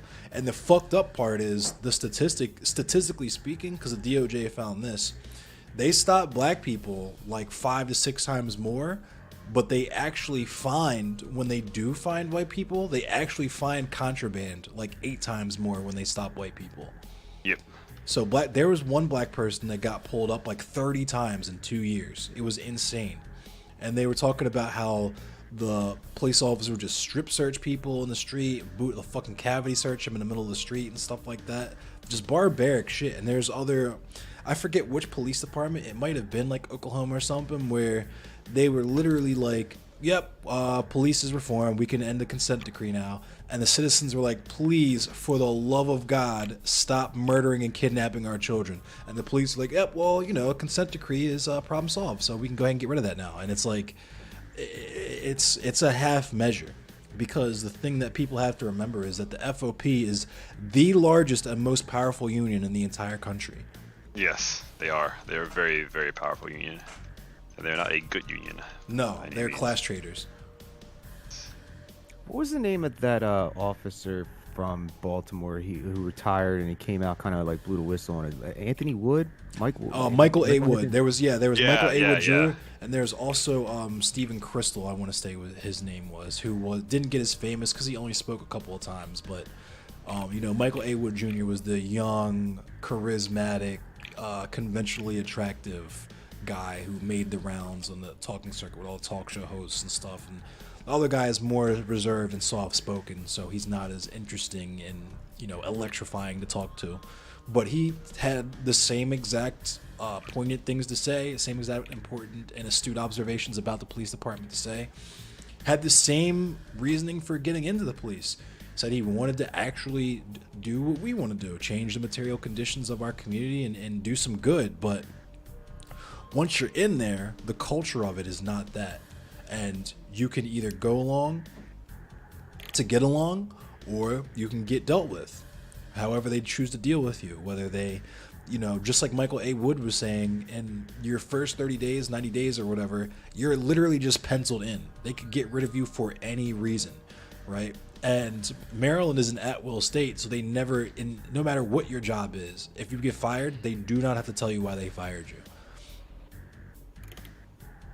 Yeah, because the one thing that I remember seeing him, Wood, on the podcast circuit, that he pointed out that, like, to talk about the generational point that you were saying earlier, like they were doing like like they were transferring like paper files and like trying to make, you know, move them into a digital database, and he's like literally looking at like grandparents, fathers, and then the kid, right? Like you just saw like generationally fucking with an entire family. Right, like from going back 30, 40. Yo, 50 Boom years King, each. thanks for the birthday wish. And just basically like John Smith the first, bunch of fucking Terry Stop shit, and then his son the second, you know, junior, and then the third. Like there was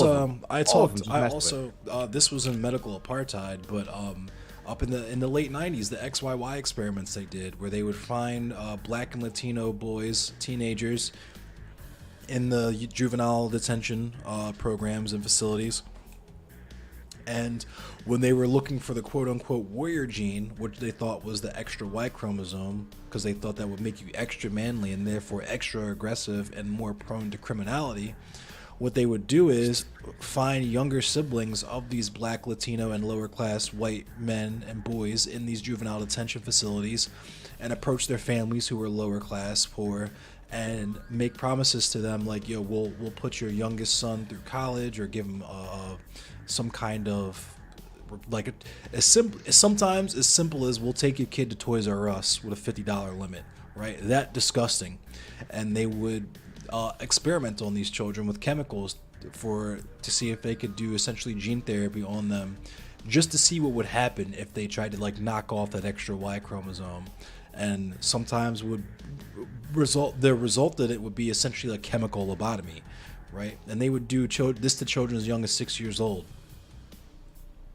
This was in the late 90s, or excuse me, the mid to late 90s. I want to say it was Columbia. I haven't read that book in a while. I've wanted to read it again on stream for a while. And let's preface, not 1890s, 1990s. Yes, 1990s. Right. Like, you know, when some of us were in high school, you know what I mean? Right. And like, Yeah, yeah, exactly.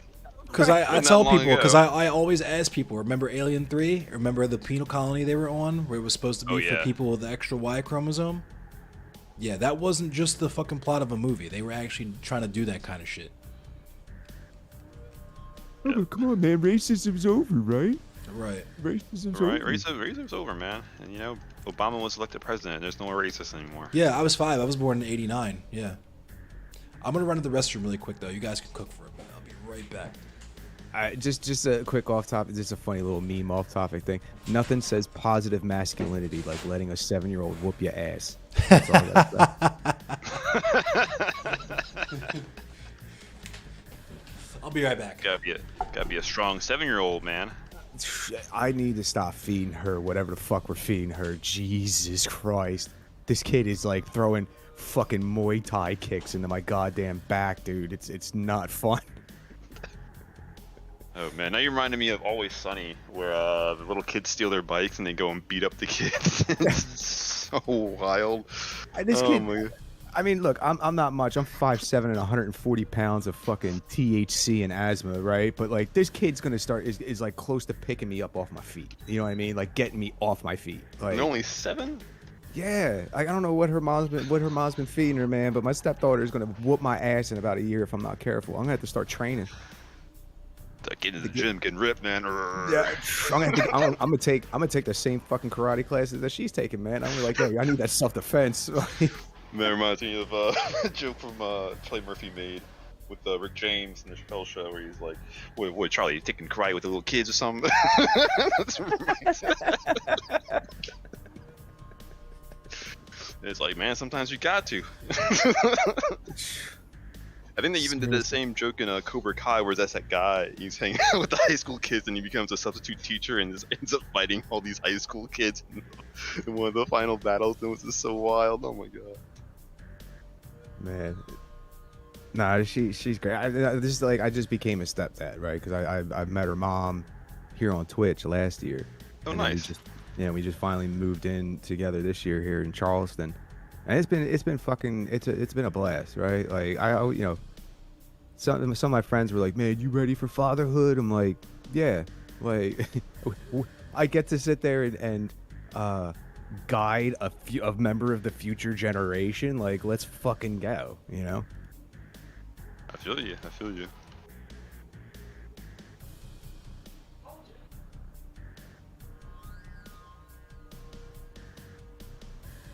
Yeah, worse than Hatfield and McCoy's. Okay. Hey, Ooh, welcome back, UD.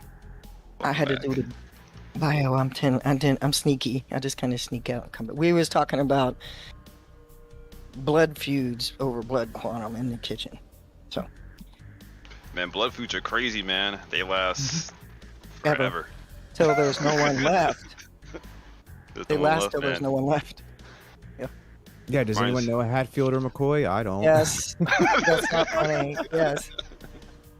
Yep, and on Catawba Reservation, the same thing happened. So yes, we actually know the Hatfields and McCoys, and yeah, Oh it's my goodness. real. Oh yeah, it's real. Oh, it's Oh real. no, yeah. No, it was It was and actually I mentioned this earlier before I jumped out to go grab my stepdaughter from because I mentioned earlier that because you all were talking about the colorism stuff and whatnot, and like my family's gonna learn because my brother my brother's first child like is gonna be a mixed child, right? And my family's cool. Like they don't get me wrong. Like my parents, like they're not like no, they're happy. You know what I mean? Like but There's yeah, more white I mean, folks who would do the like the baby came out a little brown. You sure about that one? String puller, you're very descriptive. You have the Bruce Lee art of the minimal effort with the maximum impact, and you have that down. You're the 1-inch puncher, not the string puller. You should change your name right now. You're definitely the 1-inch punch. The 1-inch punch. You're the year of the dragon. I want to be a comedian, so I try to boil everything down. I'm a really big fan of GTA. I listened to the radio recently, and some of the stuff is so like prescient to today, where it's like, wow, they came up with this stuff in 2008 and it's still relevant. But I just love stuff like that. Yeah, like they're joking about healthcare. They're like the HMO guy was talking about insurance and whatever, and he's like, look, when you guys make when we deny you a life-saving claim to get life-saving drugs, we're only doing it to help save your life, you know? And what does that assume? May I just say what? Yeah, they're just making such jokes about that in GTA. We're like, do it Twitch style. Wait, what? And then the pharmaceutical rep who's on that fake show says stuff like, was one thing she says. Oh, she says that if you could take a pill that could just make everything go away and make life just great, wouldn't you? I know that I would, and I do. And so she takes a pill right there. we have a joke. It's called, there's a really famous comic. No, I don't remember his name because I'm an idiot. Drew LaCappa, I think. I'm not sure. But anyway, he did this thing at Alcatraz in front of the FBI. And he said the way that we could solve this problem, because we have tensions between us, and he was doing that choppy accent that we all have for no reason. And he says, I can solve all your problems in one pill. It's a little red pill. It's called Generic-y. Yes. Take this pill and you'll have instant spiritual fulfillment. Your blood quantum jar will be full, right? The FBI will love you. Generic-y. And you'll instantly gain a Cherokee grandmother. And you could file papers at the BIA for Cherokee princess. It was like Generic-y. And even the FBI who were there, like first they were baffled because it was like, yes, we're talking about you. And then they were like, they started chuckling, and then they got nervous because they realized they were surrounded by Native Americans on Alcatraz and couldn't get off the island unless we let them. They were scared. That was like, I brought my students, and they noticed. So they didn't take pictures. We don't take pictures of ceremonies, but they took pictures of FBI agents, and that's what they brought back as proof that they were real Indians now, because the FBI were like following them. And then there was like, Auntie, it's just like you said. They're exactly like you said they were. I was like, yeah, we know them very well. They wear all black. They have real black shades, and they have these little wires in their ears, you know, and they all eat tofu, and it's not even a trope, it's a whole thing. This whole thing, man, all spooks the same. Yeah, and they have to only get the tofu they're given because they could be poisoned, so they can only eat, you know, out of the tofu package. Not kidding, it's funny. Yeah. Auntie, it's the way they said it. Auntie. I said, just slip some Generic-y into the tofu, that'll fix them. And now they're both. You're one of us. You took the red pill. You woke. That's perfect. Oh my God, one pill to fix them all. Yeah, that's what America wants, man. Is want to take a pill and fix all their problems. No, not me. Not me. I'm like, don't give me none of that. I don't know I don't know where that shit's been. It could have been a suppository. How do I know? I'm just saying. Reminds me of Futurama. Just like, I can't take that pill. Good news, everybody. It's a suppository. It should have been on Adult Swim. Hi, Grimpy Coffee is here. Grimpy Coffee, I think, is one of you guys. One of your people. Now, I hope I didn't miss too much, but, yeah, Endless, I want to say I appreciate you on your birthday for doing this. You didn't flinch. You did not flinch. He did not flinch. He's doing chair stream right now. Doing chair stream right now? I can tell his chat. He did not flinch on this conversation. Anybody else would have tucked their tail. He didn't do it. And I'm like, mm-hmm. That was commendable. So, it's a very difficult conversation. There was also, did y'all see this stream where there was a dude, damn, I don't remember. He wanted to know, as an ally, what do white folks do when they're sort of told, don't shift the narrative, this isn't your fight, you know? Did anybody remember that combo? That's kind of related. Can't say I do. We have that with... I think like white people should just act as Endless says, as a guest in the spaces. And like if they don't act as a guest in the space and try to take over the space, then that's when it becomes a problem, when they become the center point of the conversation. But that is what always happens. It is what always happens. Before Endless, there was when Hang on a sec, I gotta take a phone call really quick. Yeah, go ahead. We had a strong POC core of streamers up and coming. And now we can't remember their names because they're driven away. They were driven away because you had the whole debate bro circuit at that time. So, yes. And they were on and thought, oh, finally we can sit at the table, right? And immediately the 2 black people were completely overrun by 3 white debate bros until the one streamer just said, you know what? This just keeps happening. Oh, it was GSU Gambit. Yeah. And he said this, why, I only have one question right now. Why does this just keep happening? We just keep being overrun. Y'all just co-opt it, shift the narrative, steal the goalpost. You just shift the goalpost, steal the flag. You know, and the white panelists just continued to talk over him as if nothing had ever happened, and they changed the subject. And GSU said, that's it, I'm done. Bye. And the black panelists left, and the white panelists continued as if nothing at all had happened. Reminds me of that joke as BoJack Horseman did. Is like, we're going to talk today on black issues. We're going to now go to our panel of 3 white men who have no black experience at all to discuss these very important African American issues. Oh, that happens to us all the time. Nothing about us. Yeah, I mean, it's part of the meme that I do with like what happens here on Twitch poll. I was joking with Paradigm about this. It's like today we're gonna have a discussion with the paradigm shift, and also Ghetto Smasher 1776 420 on black people. Should they exist? Ghetto Smasher 1776/420. Right. Right. Yeah, exactly. It's ridiculous. It's ridiculous. No, it wasn't. The funny as fuck. Perfect. Hey, can I hire you to do my memes? Yeah, I also do impersonations. I'm trying to.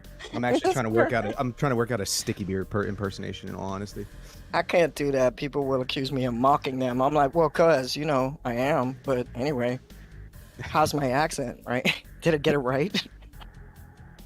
I know I got it right, or you wouldn't be upset. Right, there it is. Oh, that's like on Boondocks when they had the episode where the little kid says they pronounce every letter. Yeah, the first episode is like, white people, they say the whole word like this. Oh, actually, man. the color. Go ahead. Sorry. I was gonna say the best Boondocks show memory was when Huey was like talking at that garden party, and he just and he was just like, Ronald Wilson Reagan is the devil. And like, oh, what a smart, articulate young man! You speak so well. Doesn't that offend you? You know, he created AIDS, Reaganomics, whatever. Oh my goodness! They start touching his hair and shit. And he's like, you speak so well, whatever. And then Granddad is like, I'm too old for this shit. He's just like sitting there just drinking wine with Ed Wensler, and I always find the way that he pronounces Freeman's name funny. He's like, "How are you doing, free man?" He always Their dad. Was it the dad or the uncle? The one. Yeah. His no, whole big no, no. shame was that when the riots broke out, he wouldn't give up his umbrella. He actually, and then when and then when he showed up to the march late, and they're like, oh, did they do the fire hose and the dog things already? What the fuck do you think, nigga? And just look Got his umbrella shield. It was perfect. I was just trying to get my umbrella. This nigga went to get an umbrella. What the? And then, I love that because Huey makes a really good point. It's like, I hate it when your generation's always saying that did you actually go out there and march? He's like, yeah, but I missed it by a few minutes. I was trying to get my umbrella or something. Trying to get my umbrella open. Yeah, that's what he said. But the best one, like when they got Martin Luther King to say the N-word, and I went, oh my god. Oh yeah, that was priceless. That was a wild episode. 36 hours, and it was the most riveting speech for 36 hours or something like that, right? Yeah. It was like, it was touching too. It was very. Yeah, and then black people got mad. They got so mad that they all unified together and made change. And Oprah became president. Right. Oprah for president. Right. Right. Oh, and they had like at the book signing. Oh, never mind. I'm going down. But that was, that 2-part episode. I was like, damn. I'm gonna have to dig through podcasts or interviews or anything about like why Aaron left season 2. Like after season 2, like I wonder if After Aaron, season, he actually talks about that a lot. Basically, they wanted to change the direction of the show, and he just had like huge creative differences. There's like 3, I think, things in particular, but he wanted to do something very specific, and they're like, we don't want you to do that. We just want to like keep the audience that we have. And then when he left, the show wasn't nearly as good. But a lot of it was that they just tried to pull creative control from him, and he just like You can't, because you can't reproduce what he did. yeah, you can't really reproduce. It's like what he Neil did. Gaiman. You can't. It's either you let him do it or don't even try. speaking of, I just one of the bedtime story I read tonight to the stepdaughter was A Prayer for a Blueberry Girl. See, great book, great See? lullaby book. Yeah, he writes so many. I can't believe he writes like awesome children's books too, man. Good novels, good children's books, good comics. Great comics. He's a kid. He's cool. He's a cool dude. I got to talk with him extensively when he was in New Zealand and a COVID quarantine happened and they wouldn't let his family leave for 3 weeks. Oh, yeah. I remember that. I remember him talking about that on Twitter. He's like, I'm stuck in New Zealand. You guys got any recommendations? Yeah, I've gotten it right. Got any recommendations? And they were like, just go to the beach. So he sat on the beach and went, well. And then he looked like at the end of The Sandman when Lucifer gets a reprieve out of hell. The first thing he does is he goes to the beach in Australia. And Neil Gaiman said, here I am, Lucifer, on my beach. It was just like, oh my god, he like memed himself. That was amazing. It's like, yep, there you are. Wow. It was pretty funny. Could have been a book cover. It was awesome. Anyway. But yeah, pronounce every letter. No, yeah, I was like, damn. Also, you know, miscegenation was really deeply explored in Boondocks. Come to think it of was. it. Do you remember the little girl with the little fluffy pom-pom hair? Yeah, what's her name?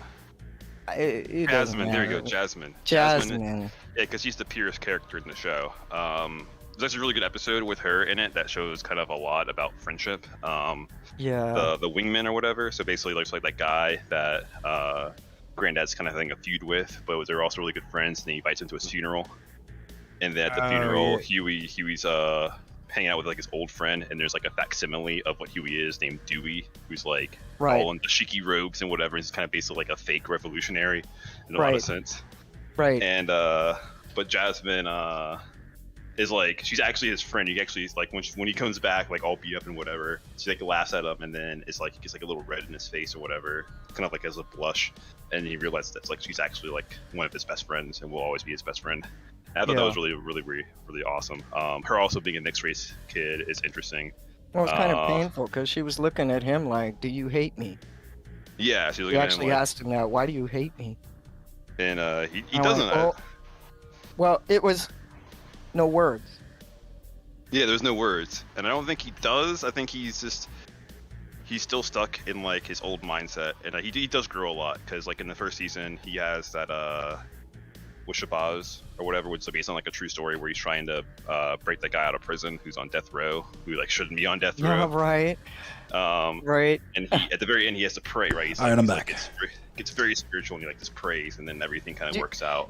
Do you remember Thugger Love? And do you remember where he says in the R. Kelly trial, he goes, "You realize you got beat by an 8-year-old, don't you?" Yeah. And a famous line that will go down in history: "I see piss, I move. She sees piss, she stayed." Yeah. You realize you got beat by an 8-year-old, don't you? That was the end of that. Oh my God. It's like, did you wash your hands? Wash your hands. My favorite. It's like, hey, I want to shake your hand. Wait, did you wash your hands? Did you wash your hands?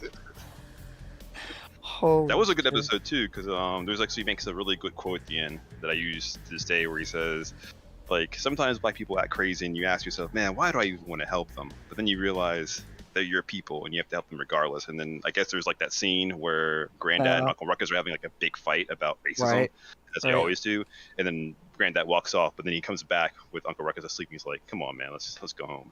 And that like really touched me in a way, because I like don't think like other people can like really understand that to that degree. Well, it's like That's I feel that shit to my fucking core. Yeah. Right. Yeah. There's a parallel with he's a controversial figure, but he wrote Lone Ranger and Tonto Fist Fight in Heaven, and it starts with a fight between brothers in the front yard that lasted for 500 years. He's hyperbolic, and it was exactly that. Yeah. And it's like, but they had when they went into a whole expose on the moments. He's having a moment. I went. Oh yeah, that lasts forever though. I think he comes back from the dead, right? Yeah. And like inhabits Tom's body, and then his homies come out, and I love the joke that the cop says, like, only two things that can stop a nigga moment: death. Well, death doesn't stop it, but the only thing that can stop it is jail. I was like, whoa, like, this is wild. It's the pipeline to prison. It's a series of moments, right? It's a series of moments. I'm gonna get a 3D print going while I'm here too. Get me in. Okay. And don't they have like a really interesting thing they say there? It's like we don't need a reason to fuck shit up. It's because we niggas and we like to fuck shit up. And I was like, what? Right. He's going too. That shit went a little hard, man. And the thing that's really wild about that show is that white people, it doesn't make them uncomfortable. They are just like the people in the garden party, like, oh my god, Aaron McGruder speaks so well, Well, Richard Pryor, he already did the whole. That's his whole life. That's why Dave Chappelle fucked off back to Africa, because he was like, it was during the Nigger Family skit. People were laughing. He was like, wait a minute, why are you white people laughing at this? Right. Yeah. Right. What? Yeah, I remember he talked about it. He said it was so surreal. He thought he was losing his mind. Yeah. And also too, because like it was the same thing what happened with Magruder and fucking Boondocks. Like Comedy Central came in and was like, "Oh, Dave, what you're doing is so great. It's so great. By the way, here's a team of 80 fucking writers." You know what I mean? Like, dude, I have He Neil. didn't know how. Yeah, it's like, dude, I got me, I got Neil, I got Charlie, I got my crew, Daryl Rollins. Like, we're good. We like don't fuck with it. But for whatever reason, Comedy Central, Viacom decided like, oh, we got to put like 80 guys in a room, to writer camp it. And it's like, no, just don't mess with it. They didn't. That's the wild thing. It's like they did that to Dave, but they didn't do that shit. They didn't dare do that shit to Trey Parker or Matt Stone. Oh, absolutely not. Fuck no. They don't dare. Wow. Like, especially the way fucking Parker and Stone do their show. They literally do it within a week, right? Like it's the most it's the most asinine thing that they've been doing for the past 20 years in terms of television production. But they literally write the show in a week. You can figure out, like, a lot of these Twitch streamers, like the poll streamers, you could figure out everything you need to know about their beliefs by watching like 1 or 2 seasons of South Park. Oh yeah, South and they Park. hate South Park. Like, and the funny thing is that like South Park really started warming up to me when I was watching this episode right after the Trump era. It's like white people renovating houses, and basically like a bunch of like the Appalachia people come out and they're like swinging around Confederate flags, and they're like, "You will not replace us, and they're talking about Alexa, like not. Oh God. Oh. Yeah, not oh, replacing their jobs or whatever.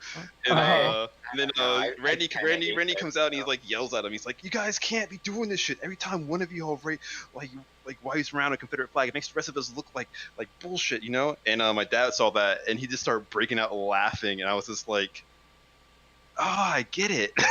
Yeah. I get it. What the? Yeah." I really hate that show, man. All I remember of South Park, because I can never forget two things. It's always Cartman, but Cartman bouncing down the street with a box of Tampax going, "I got my period, I got my period." And then he goes, the whole episode was at night, mostly at night. And I was like, Oh man. and then the mother coming in with the scat thing. Yeah. God. Oh my God. I don't know. I mean, my whole head fell the fuck off. You know? They made Cartman a lot more tame after the whole Cosby Why? incident or whatever, because Yeah. because you kept calling rape, you kept referring to rape as a hot Cosby, and they just made a joke about a whole episode about it. I mean, there's one time where Butters is like, they want to get me to give you the hot Cosby, but I really don't. I like you a lot, and I really don't want to do Can we that. get the- And then the Canadian girl says, he says, "That's what we Oh, good, call we a got slow more. Cosby." It's just like wild. Cosby. It's Oh. so wild. No, I think also there was on what's that show called, y'all? Oh, come on, Seth MacFarlane. Come on, Family Guy. Oh God. Y'all remember when he brought Death on? And when I think about lefties and righties, I think about when he was at the table and the hippie chick says, "You can't hug a child with nuclear arms," and he like pokes her eye out. He just pulls a gun out and that's what all of Twitch is to me, right there. That one scene. It's exactly that. You know? I was just like, they thought I wouldn't like it. I started laughing so hard. I was like, oh my God. That was pretty bad. And then they brought Jesus on, and they had Death and Jesus. And I'm like, I felt like I couldn't survive watching that show. I was like, yeah. So I remember, that was a long time ago. I never saw like crap until somebody made me watch it. Then I went, oh, I get okay. It took a minute. Let's put it that way. It definitely took a minute, but I was like, "What the hell is this? Is this guy like?" I was thinking Aaron McGruder went on to a new show. Isn't like Black Jesus still going? I'm pretty sure I'm not sure honestly, but I did enjoy Black Jesus as well. I really liked Black Jesus. Yeah, Black Jesus is great. That's a really, really good show. The one thing But, that yeah. this is when I actually still watch DJ Vlad before I stopped watching that fat ass piece of shit. But the question you asked was like, would the show be as striking? Would people be as into it if it was just called Jesus? You know what I mean? Yeah. White Jesus, Black Jesus. You remember Buddy Jesus from Dogma? Hell yeah, Dogma.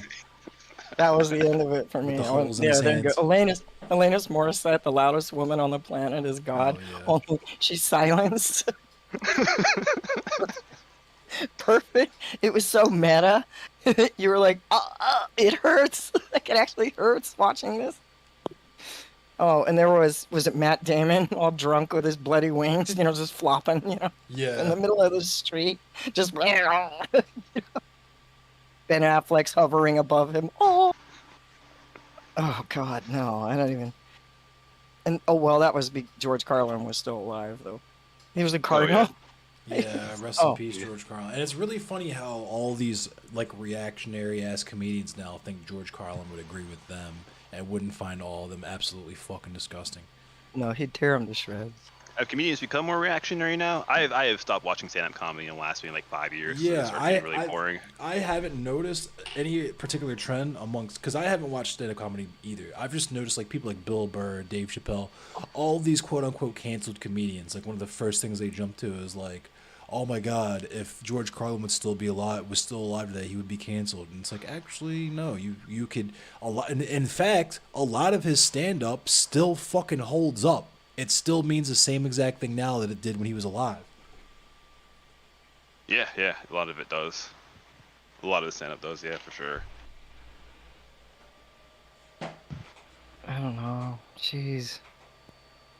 Wow, that we went through just a whole history rabbit hole. What happened there? That's it. See, you can't talk about Boondocks. There it is.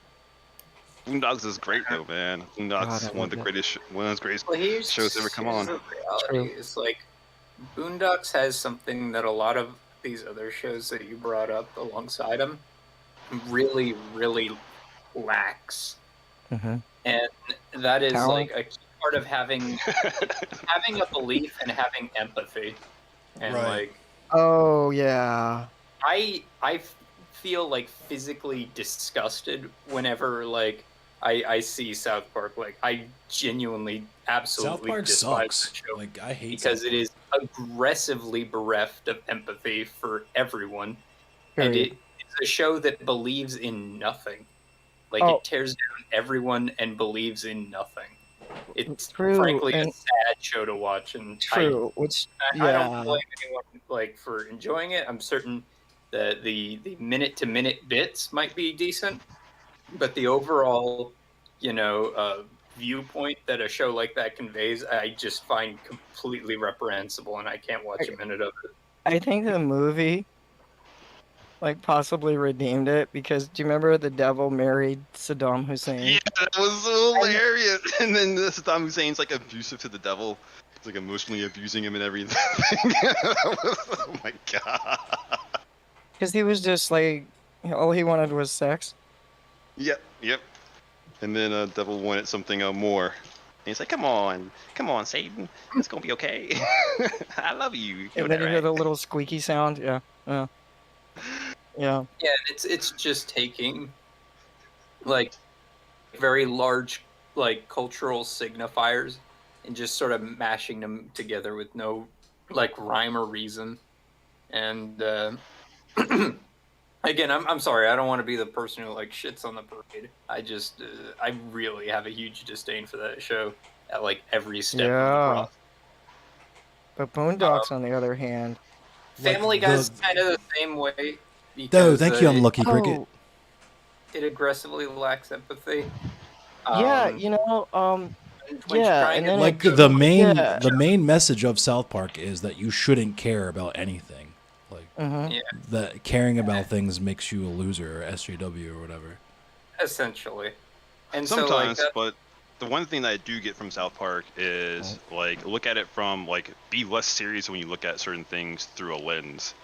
And that was like I- the one thing, like maybe Yeah. not in the most recent South Park, but in like there's a certain era of South Park from like 2014 to like maybe early 16 or whatever that had kind of like they were talking about like deep social issues, particularly like with issues about race that they seem to get that other white creators just didn't seem to get at the time. That's they kind would of what parody. Freckle said that commercially. Rick and Morty has the Lampoon. same problem. The Rick nihilism. and Morty has the same problem. Yeah.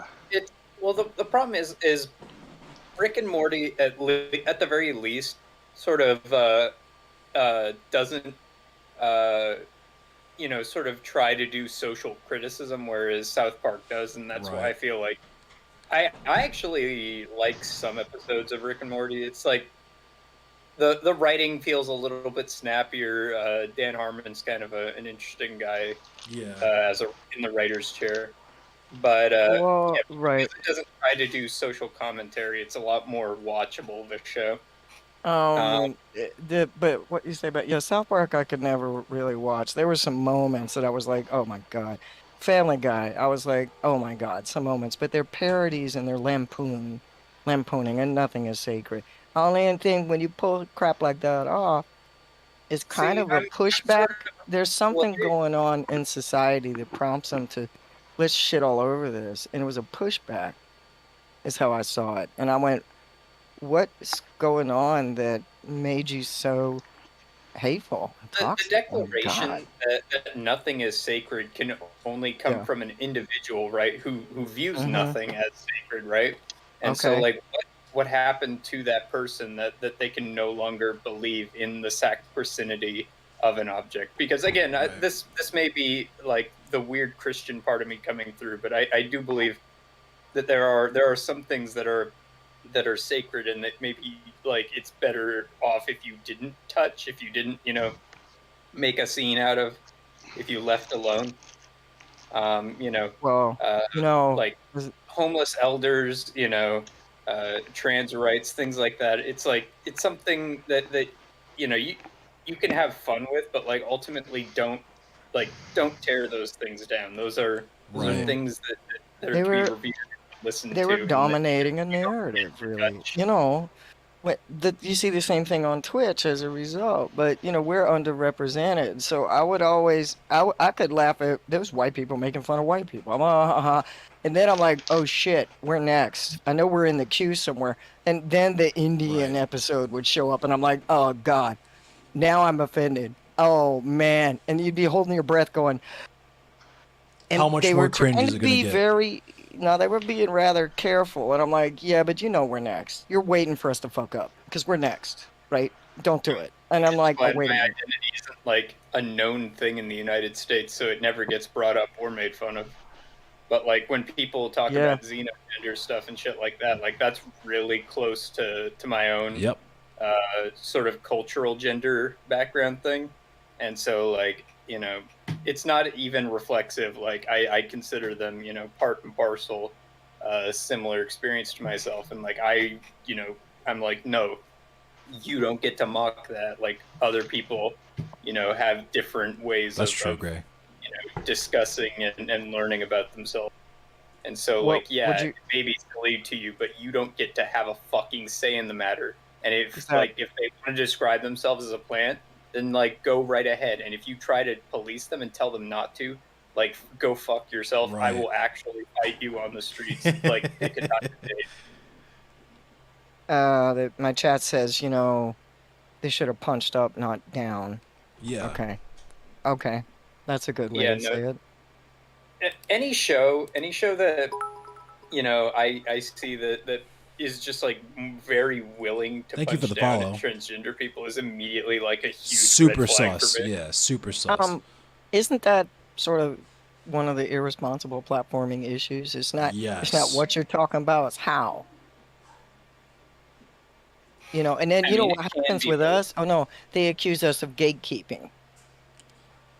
I say all the Right. time, we need to gatekeep more shit because Shit, yeah. We Now, need to yeah. gatekeep all the black shit, man. But I wouldn't even yeah. refer to it as gatekeeping. That feels like you're doing it maliciously Oh, and yeah. as though to like Oh, yeah, be an asshole, right?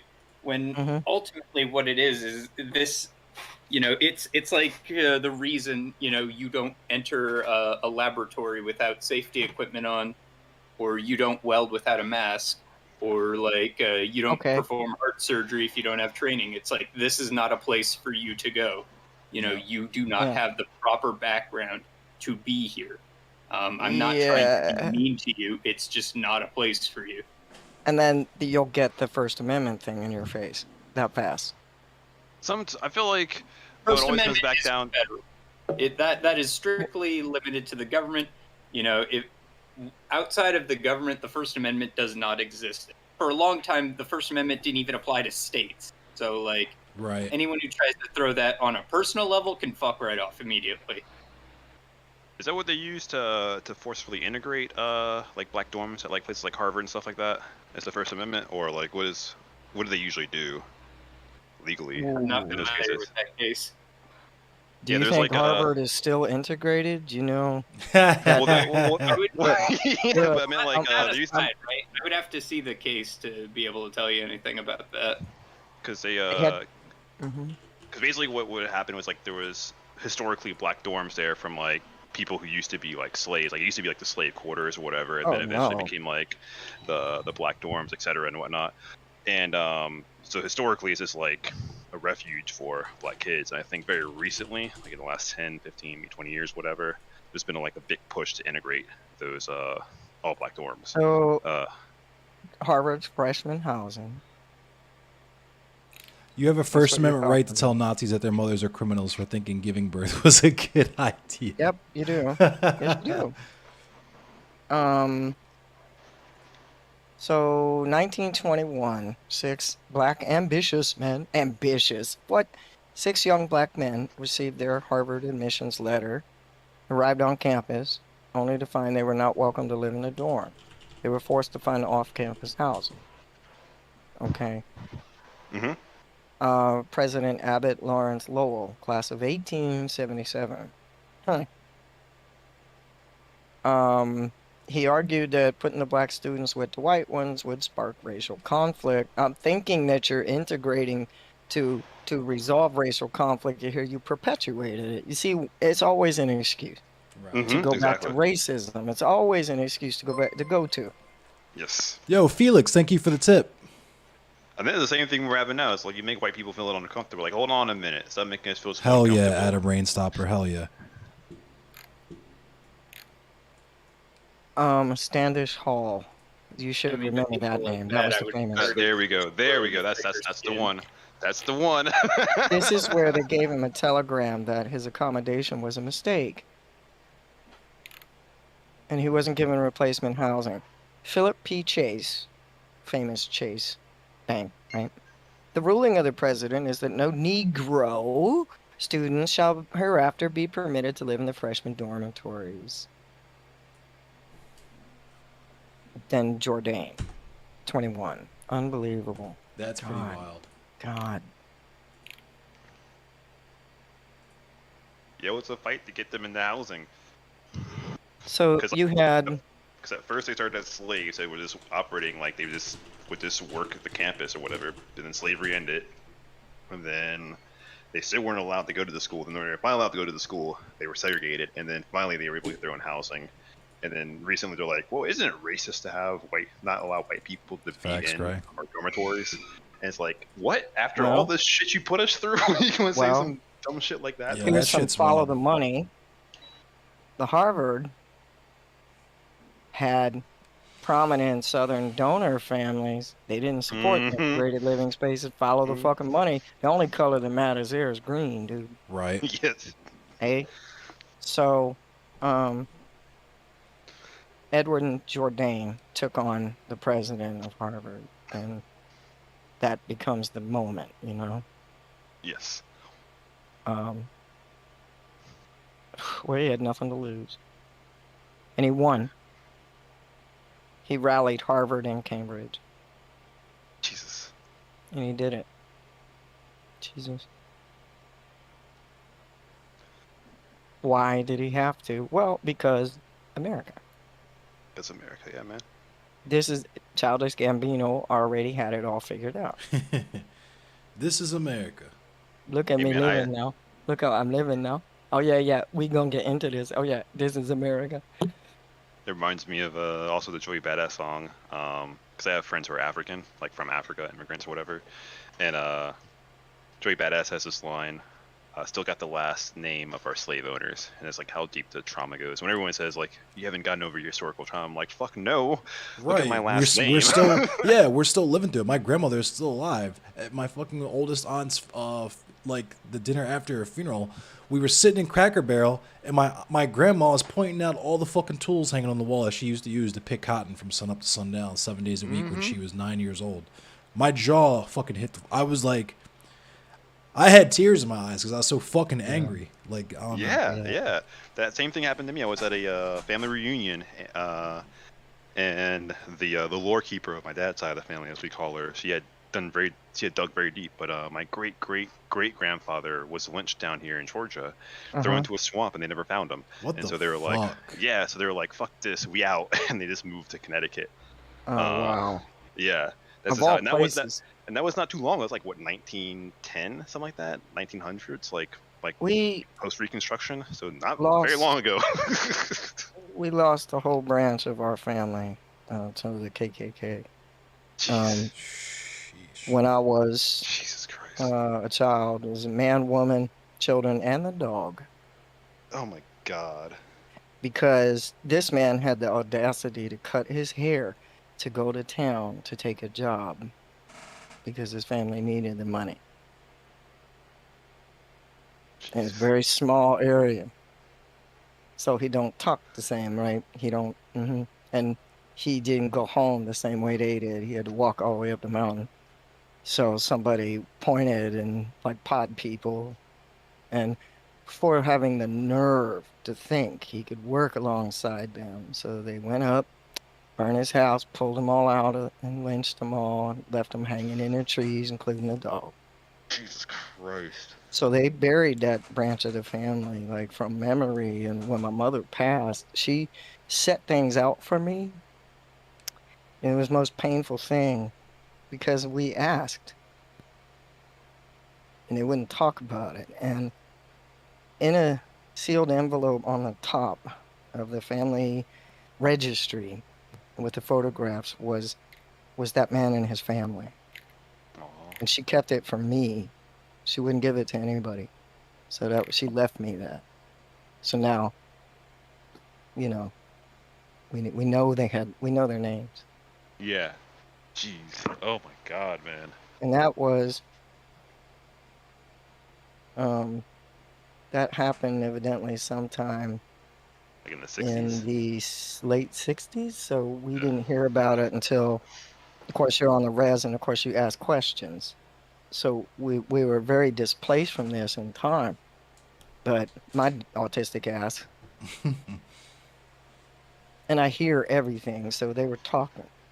Because when they had met the children, there's the lore keepers and the gatekeep deciding who, what stories do we tell them, who do we introduce them to, and who, what auntie and uncle is gonna come and you know how they do, because we was just little and they had met us for the first time, big deal, And, we were old enough to talk and interact, in other words, where we could be left alone and run around with the other kids. Okay, so these stories, they were afraid that the other kids would spill the beans. So they started gatekeeping our little friend groups. And then they had to pull them aside and deal them in conversation. So don't talk to them about so-and-so. Don't talk about that. They had a whole big PTA deciding what stories we were allowed to hear and what we weren't, and then they all complicit kept that shit. But my dumb ass, no, I had to but how to come, but who's it, but who's blah, blah, blah, blah. But I heard, no, you didn't. You thought you heard, you didn't hear it. They like gaslighted me completely, pissed me off, and my mother knew that stuck in my craw, and so when she passed, that was what she left me in her estate, was very clearly, obviously placed box with a big arrow, family history, for your eyes only. Pop it open, and there it was on the top. She had the whole record of it, and the news article as well. They said that they had, because they were stupid, that they must have had a gin still, and the still blew up. They said they'd burned them. They said that the man had burned, but like having a meth lab. But basically, it was his fault. And he also climbed up the tree and put a rope around his neck along with his. Oh yeah, entire yeah. Well, they tied the ashes with a bow. Yeah. Yeah. Yeah. That's ridiculous. Yeah. Well, so that was it. And it was just awful because. I was like, wow, okay, wow. Because he had the nerve to ask for a job at a gas station. That's so terrible. That is so terrible. In the 60s, geez. Well, the 60s was a rough time. I think it was might have been even later than that. I got to look at the pictures. But the point is, where my mom's reservation was surrounded by KKK, they controlled everything. Ooh, that's So we used to have to go to the Sunday picnics with those old fuckers, Or else, okay? Yeah, or else. You couldn't go to the porch to buy groceries. You had to put the money on a cracker barrel head, leave it on a cracker barrel, and then they would come and take the money and put the groceries. And sometimes they took the money and didn't give you the groceries, or sometimes they say they wouldn't give you the amount because they would just claim that you didn't pay the full price, so they would give you whatever they so choose. Yeah. So it was like that.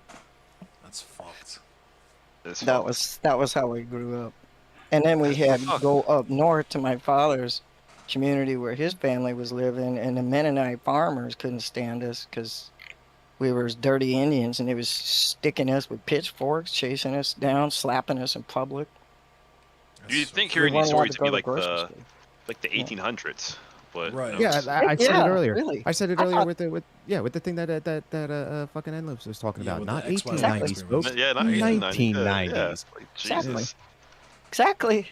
This is this is the way. That's why I get sick and tired when especially with these Twitch streamers who sit there and broadcast from their childhood fucking bedroom still. And it's Right. like, do you know how Oh the my world works? god. Do you Hey, know at how least this- they have a childhood bedroom. What a luxury, right? Right. Yeah. Right. True. Damn, come on, aren't you a little envious? Because I ain't seen. I was gonna say I ain't seen my childhood bedroom in almost 20 fucking years at this point.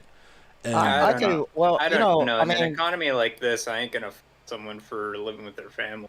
right? well, they got great That Wi-Fi in the actually home. oh has no, changed I the no, city. I wasn't shaming them. I mean, our house got foreclosed on almost. My mom had to sell. My mom There you sold go. our house for $2,000 because that's how fucked we Ooh. were. Right. Jesus fucking Christ, Like, man. And, yeah. you know, she thought Fucking to herself, 2008.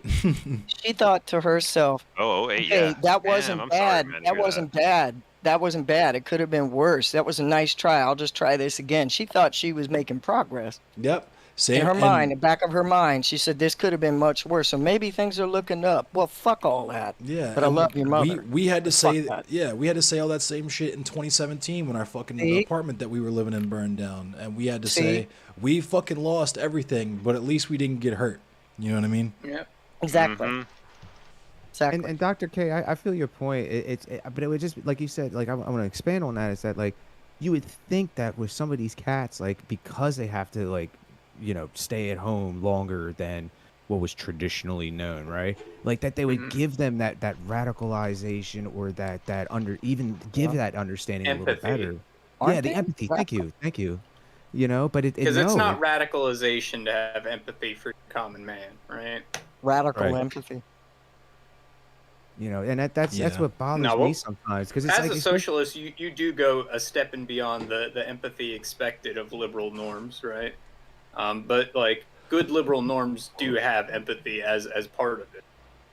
I don't think any kind of politics has shit to do with empathy. No offense. I feel That's that. true. I That's don't fair. think Yeah. empathy's in the Deeply. vernacular. But I think again, it's the like opposite. it's pretty. I don't know. For me, it's pretty shitty to fault someone for. So I'm just gonna push back on anything like that. Oh, I wasn't saying it as in they should be No, out of you the aren't, house. mate. I You mean, good. yeah, I was saying it as in that's a fucking luxury that even though my Exactly, family it's a wants luxury. that. Yeah. Yeah. You know, what I mean, That's you people how like bad how it many is. kids out there cannot move back home or whatever? Like they're able to Yeah. get into Right. college, they're able Sure, to I get was a job, almost whatever. one of But them. yeah, Yeah, Right. yeah, I yeah. remember being homeless for 2 years Right. of my life because Right. of like my family and situations Right. like that. Mhm. Right. And so You like know, and even got- even still I'm gonna be like, nah, like don't make fun of someone for staying home. Don't make Right. fun of somebody if that's. I know. I feel. I'm like. Yeah. Millennials used to say that was it. They were in the basement, and Mom's very basement. ashamed of it. And I said, well, there's two things. One, yeah, economics. Two, nobody left. And by Nobody the way, actually left it for wasn't them that to I got eat. kicked out of my house for 2 years. It's that like me and my mother were homeless for 2 years because like we just couldn't we couldn't. Our father walked out on us and we were broke for a bit. That was There she was. similar There she story. was. Yeah. There she was. Feeling like she hated the world because how could this even have happened? Well, That's exactly- I mean, I love you, partner. Don't dictate what my mom was feeling. Yeah. I don't know, but I know a lot of women. I worked with the homeless shelters for women, and they would frequently express that they couldn't understand how could this even happen, because they had done nothing but work and be, you know what I'm saying? Mm-hmm. And I'm like, there's nothing you can say. That's exactly. Hurtful. It's just hurtful. You're just like, oh my god, I hope you make it through this. Yeah, and so like like at the end of the day, yeah, if someone has to stay with their family, that ain't the fault. The fault is the fact that they're reactionary. Right. Yeah. And that they don't have a bone of empathy in their body. But that's the the shit point part. is exactly. Thank you. The whole yeah. No, it's all good. I that's one of those pet peeves of mine is just like socialists who essentially punch at the wrong things about a person. Yeah, I get that for sure. So, What's I would say that like the people who do spend too much time on the internet though that aren't equipped to handle it, it's I don't know. It's becoming like a Neil Stevenson novel where basically you have the internet as this like mechanism to program the masses, and then you just have the masses go off and do what you want. They just don't even know they're doing it.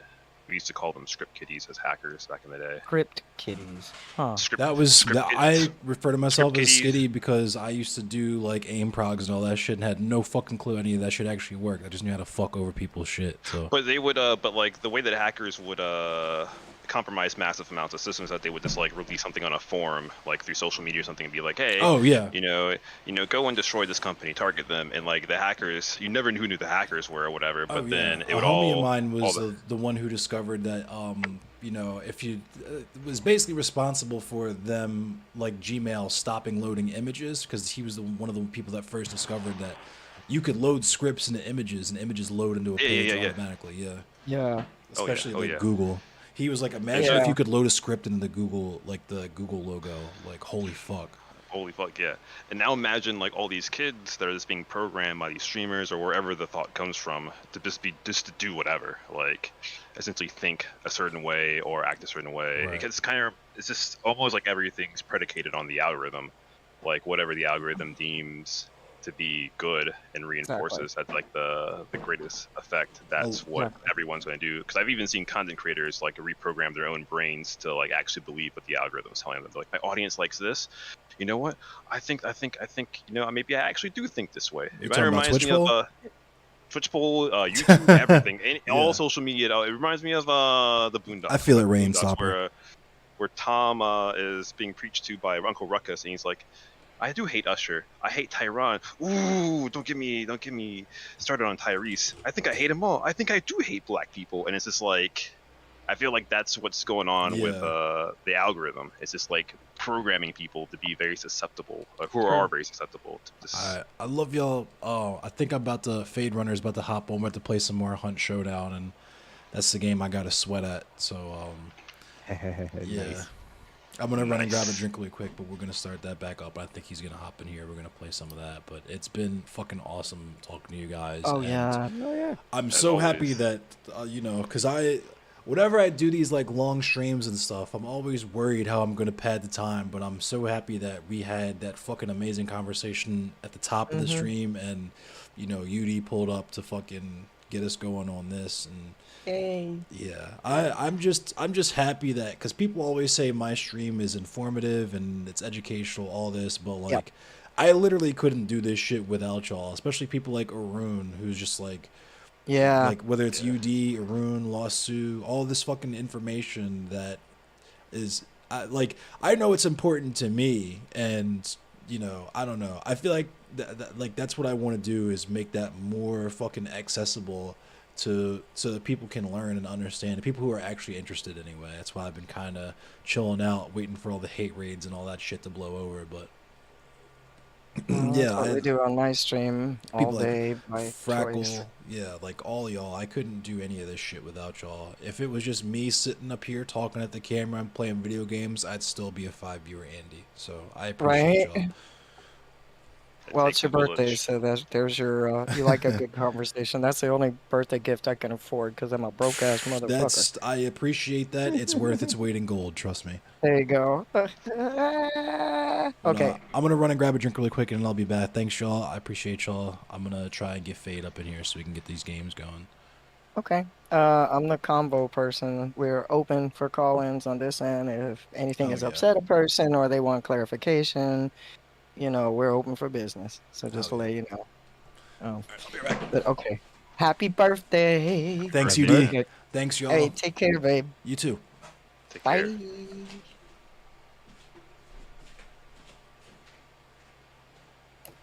Oh, I guess this is when people mass leave, huh? Yep. Damn.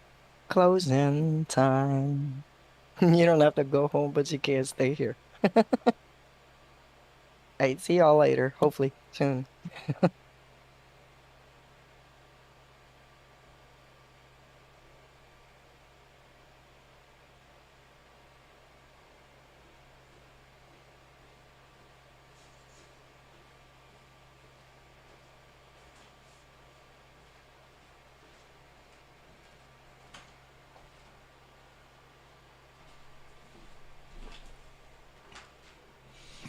It smells like burnt plastic in here now because this 3D printer. Print looks good though. First layer looks good. All right, Fade Runner, get in here.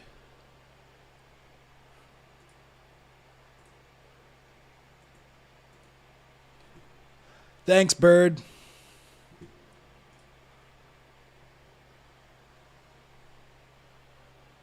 Malcolm extra large dick energy. I'm doing good, Bird. How you feeling, brother?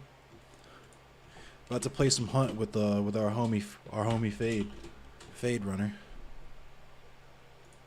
Thank you, Sherman. As much as y'all learn, I'm learning just as much. Like it's cool for me. Like I enjoy speaking on topics and doing that, but I fucking love just listening as well because y'all have so much to share.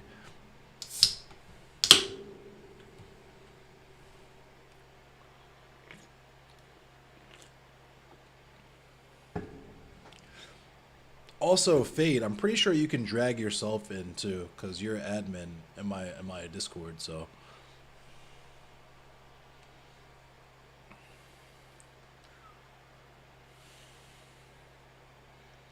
Gavin McInnes got raided. What the fuck is happening?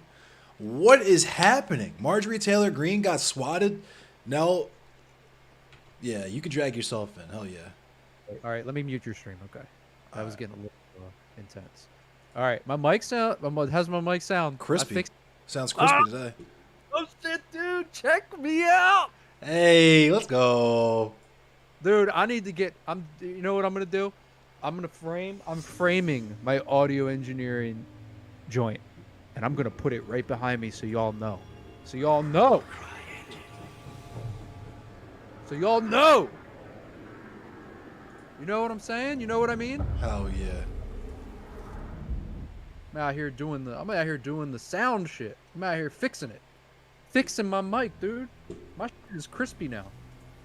Alright. Let's get into the game. Enough of me. Enough of my silliness. Let's do it. Gavin McInnes got swatted. Soundtrack. What? First Marjorie Taylor Greene got swatted. Now it's Gavin McInnes. Dude, what is this? What is this Nazi on Nazi fight? Right, that's what I'm saying. What is happening? Dude, what's going on? What's happening? Who's next? Next, we're right here. David Duke is about to get swatted. Like, what the fuck? Right. I'm so happy I figured out what the issue was with this mic too, because now I was able to put my my compressor back on. Hold on, dude, I just retweeted it, but I gotta show it to you. Fuck yeah. I'll show you all this because this is different. Let me pull your stream back up. Show it to me. All right, hold up. Sorry, the hunt music is gonna play in the background because I don't feel like closing the game out. But we're shooting a show. Can we do this another time?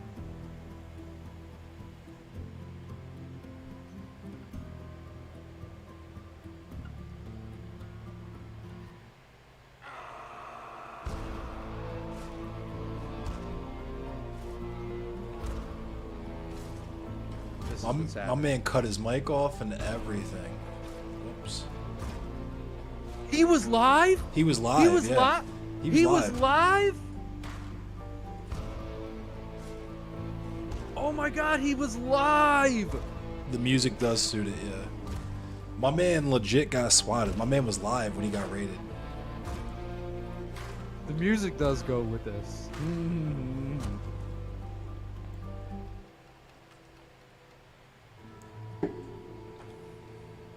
Hold on, let me cut your sound on real quick. Tripping out. We're shooting a show. Can we do this another time? Can we do this another time? That's that white privilege for you. He's ready to tell the cops what to do. Fuck out of here. Ha ha ha. Ha ha ha. That's nuts. Ha ha ha. My man was live, dude. He was fucking live. Oh, that's so crazy. I can't wait to see Hassan talk about that. That shit is gonna be geeking. That is gonna be geeking. I can't wait for that either. Wow. Ha ha ha. Fucking. Wow. Oh shit! What's this? The Labelle Marksman. Oh my god. Hey. Hey. The chops. Where's Kuma? Is Kuma playing? Let's get Kuma on. But yeah, the chopsticks are coming out. That's my birthday. Let's chop some niggas. Right. I was gonna say first game. I'm gonna run the chop in the first game. Just to just to let people know early what time we're on tonight. Let me get a legendary hunter real quick so I can get in real chop mode. Oh, these are alert trip mines. I don't want those. It's all good, Globus. I don't know if I want any mines. I want the doors to be open because I want motherfuckers to try to come in. If Paradigm's on when I end at midnight, then I'm just gonna raid him, Globus.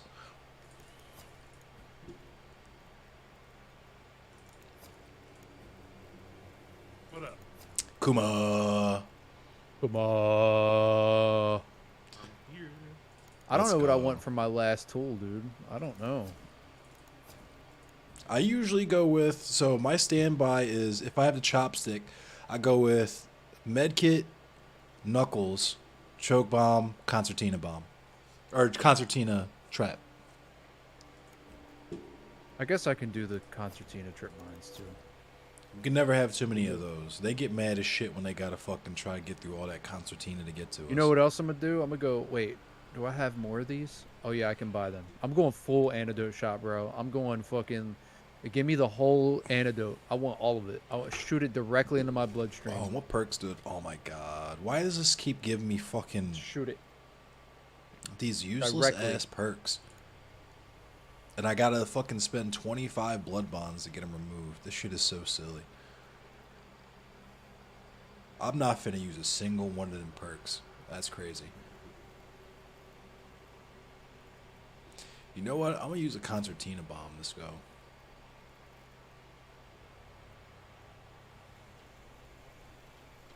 And I'll bring a wax dynamite stick just for good measure. All right, let's get Kuma up in here. Oh wait, it's your lobby. Kuma. It's your lobby, Fade. You gotta invite Kuma. Oh shit. All right.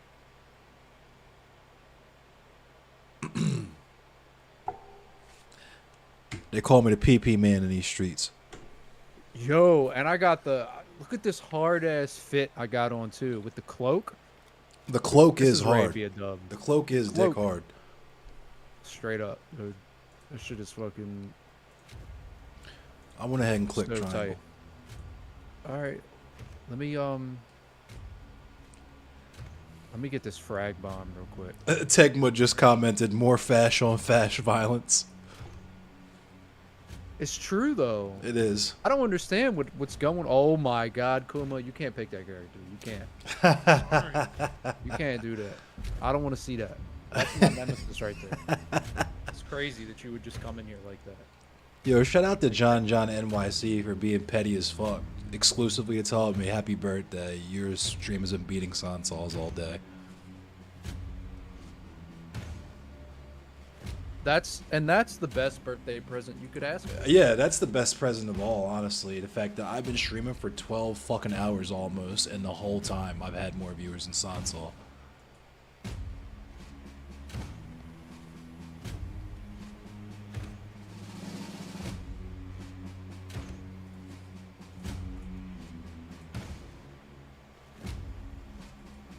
Damn, bro. I'm still blown by this.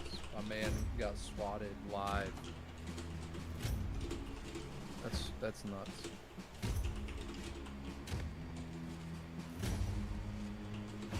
Nuts. Dude, how about that fucking Bills punter though? Like, what the fuck is that That was about? nuts.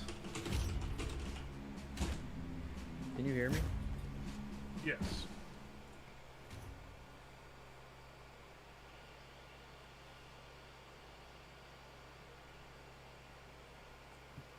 And wait a minute. I can't hear anybody. You can't hear us? Hold on a second. Oh no.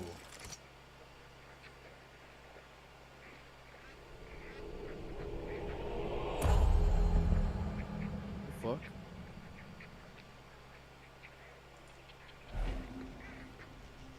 Come on, Fade, audio engineer. You gotta figure this out.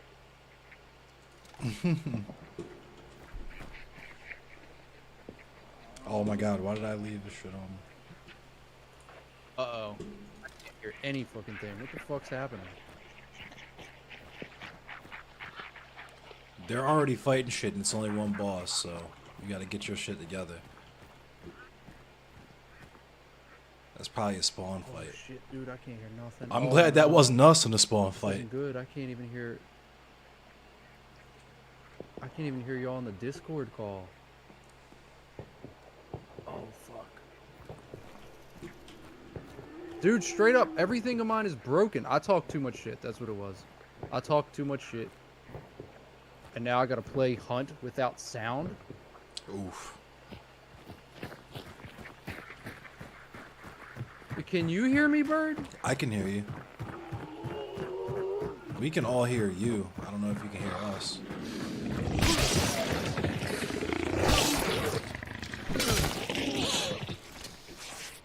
Oh boy. You hear the game? I can't hear the game.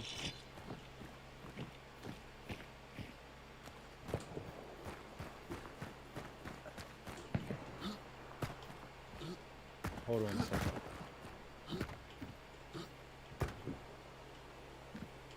Yeah, it's me.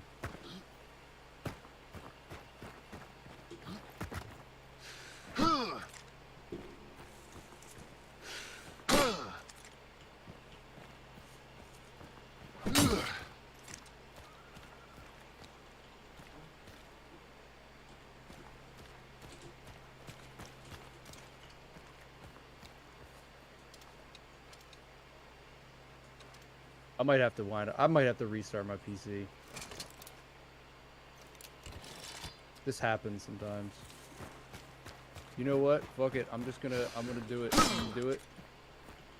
And I'll restart the PC after this. Let's Try just to play- extract. I'll try to play Hunt. Oh, or can we extract? Gotcha, gotcha. Let's just extract. I did take him out and put him back in.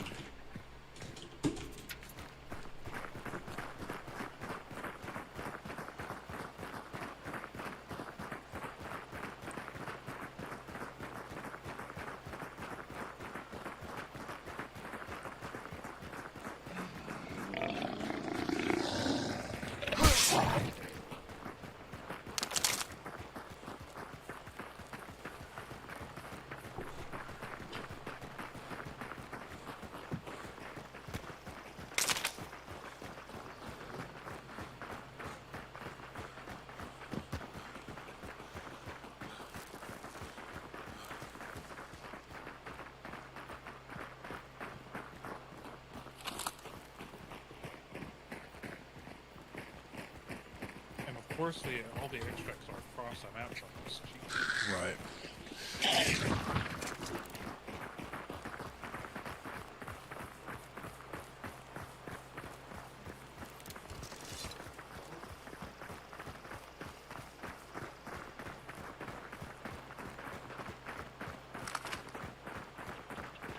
What up, Fett? I'm about to restart my PC. My sound completely fucking cut out. I can't Yeah, here hear comes the shit. PP man. They call me the PP man in these streets. Yeah, I know, dude. I should have never built my own PC. This is what that boils down to. I built my own PC. And that was Oh nah, if you hadn't built your one of own my PC, USBs. That's the thing. This mic is connected Bluetooth, and I switched the outputs. I fixed the mic. Yeah, I fixed the mic entirely. I was talking about that earlier. Apparently, I had too much shit plugged into my USB ports, and that caused my mic to fuck up. But yeah, dude, I was up late trying to figure out what the fuck is going on. You were lurking and just popped in. That's cool. Yeah, I was up late as fuck trying to figure out why it was doing that. And The capture card, I don't need it when I'm playing PC games because I'm playing PC games, so I like unplugged it and the mic cleared right up. Plugged it back in, mic got cracky again, so that's what the problem was. The sound is probably not isolated. I didn't know that that was a thing, so learned something new. Yeah.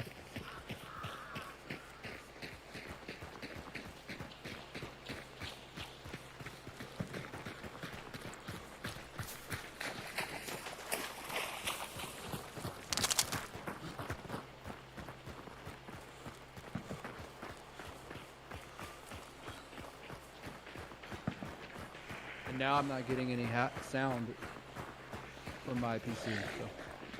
New problem. New day, new problem, you know. But I've had this happen before. Usually if I just restart it, it's fine. Yeah, it's a huge problem actually. Yup, definitely need sound in this game. Like need sound.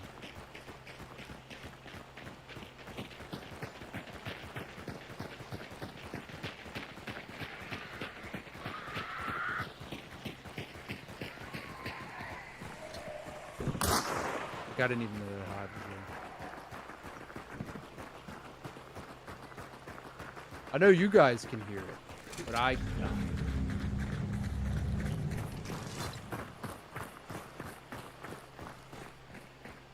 Like I can't hear Discord and I can't hear the game.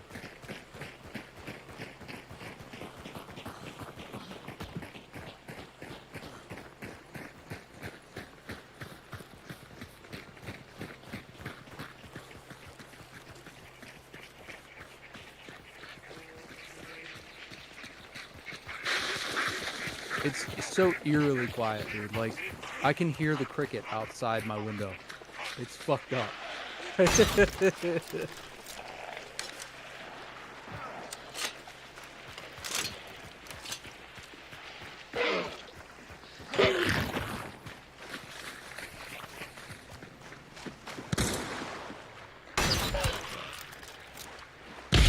sound, dude. The sound is affecting my aim. That's the story I'm going with.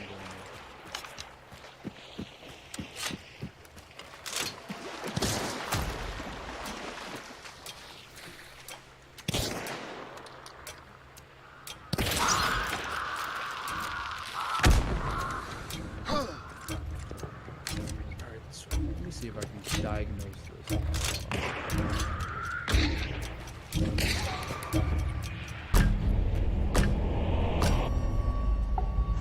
Oh, nicely done, team. Fixed. I don't know how I fixed it, but I fixed it. Hold on. Talk again. We out here talking. We're doing talks. We're having talks. I fixed it. Fett, I have no fucking clue. Literally, as soon as that timer went down, I could just start hearing you guys. I don't know. I don't know what happened. I don't. All right, we're good. We're good.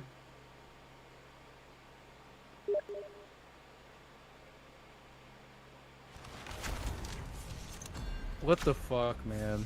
I should have never built my own PC. Fuck this. I'm trading it in.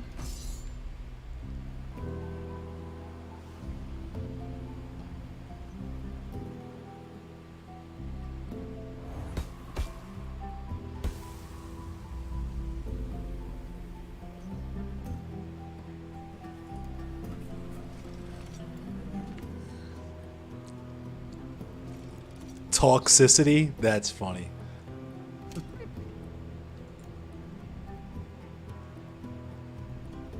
Alright. Okay, we're all good. Everybody's good. We good? Yeah. We can get the chopping again? We can get the chop. We can actually chop this time. Alright, I'm I'm trying ready to actually chop. get some chops. I'm finna start chopping.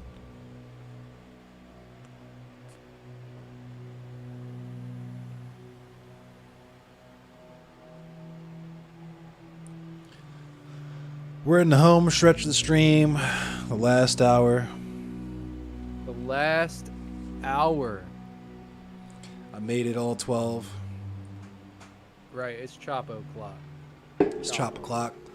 I made the amount of money that I was hoping that I would make. I can pay my rent and not have to worry about it. I am pleased. Thank you everyone for your contributions. You've been going at it since what, 12? Yeah, since noon. Oh no.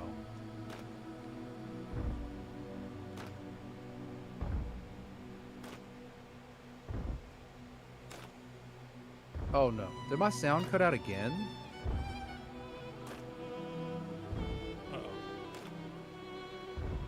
Did your sound cut out again?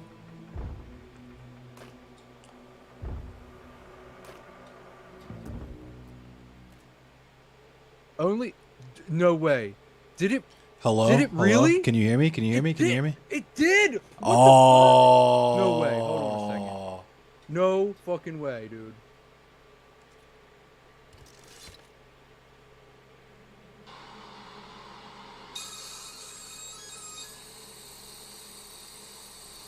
It did. It did. It cut out. What? Dude, this doesn't even make any sense.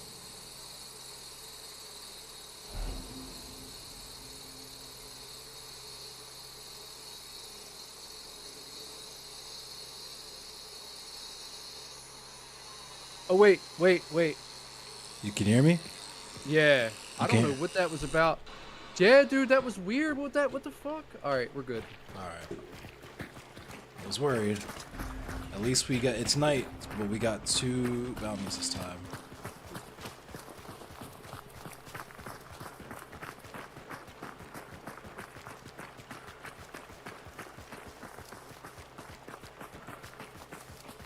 Yeah, I think so. I think I did find the problem. I have no idea what...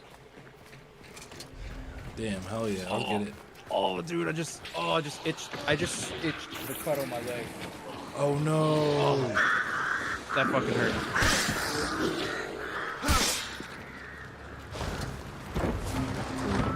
I'm not even gonna bother trying to explain what I think the problem was, because I don't know.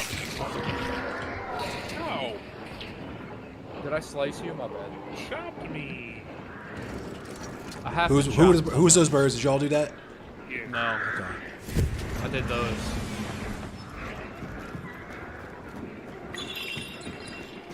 So let's bank him with the chopsticks. Alright. Who did that horse? My horse. Okay. That's my horse. Oh, I thought he was back here. There, he's down the steps. What's up? What's up? Chop him. Chop him. Ah, he got me.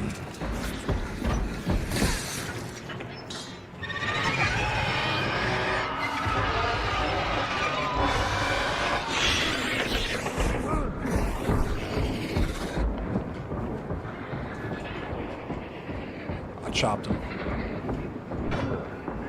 Damn, he dropped the med kit right here. Dope. I know you probably need that. Yeah, he Let's call smacked him. the shit out of me.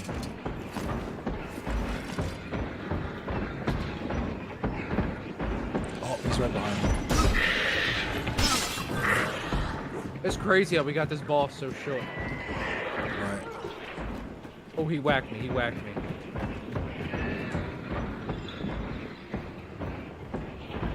Oh, he's mad He's at me. right there. Yeah, he's pissed off at you.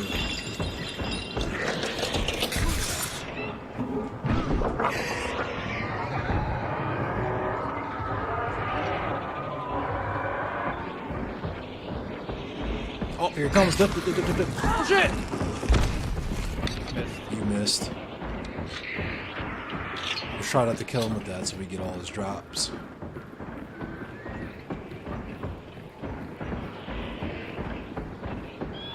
Fuck is he? Oh, he's coming from downstairs.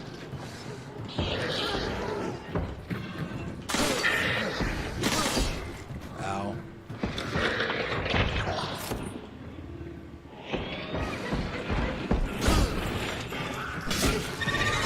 Oh, that wasn't us. That Oh, was he you? got me, he got me, he got me. I'm bleeding. Alright, let's hurry up and get you guys.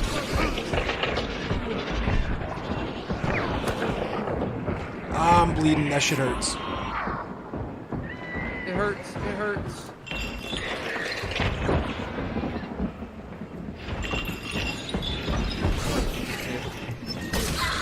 Got him. He's done. Alright, get set. I'm putting, oh shit. I'm putting a trap down here. This door. I'm gonna put a trap down here. He dropped a perk.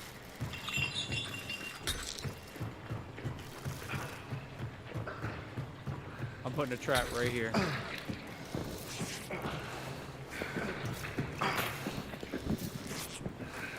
All this fucking concertina all over the place. Alright, I'm about to chop some of it.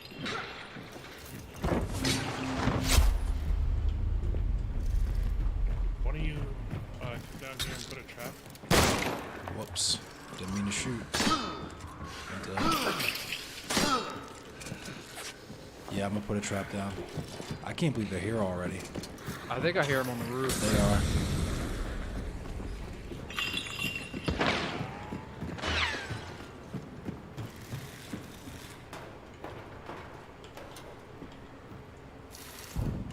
Traps down at this little spot right there at the front.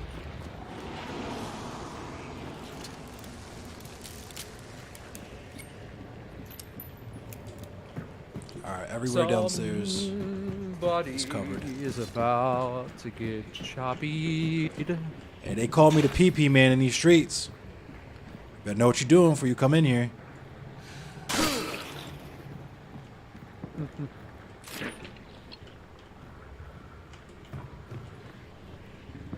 Did they call me the PP man?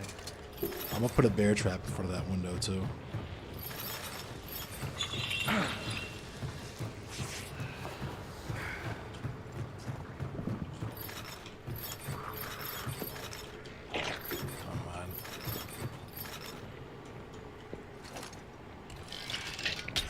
Windows bear trap right there. He's throwing shit, he's throwing shit, he's throwing shit. Oh my god, that took a bar.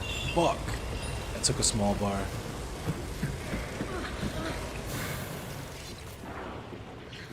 Dude, all this concertina really needs to just move. It goes away when you touch it like this.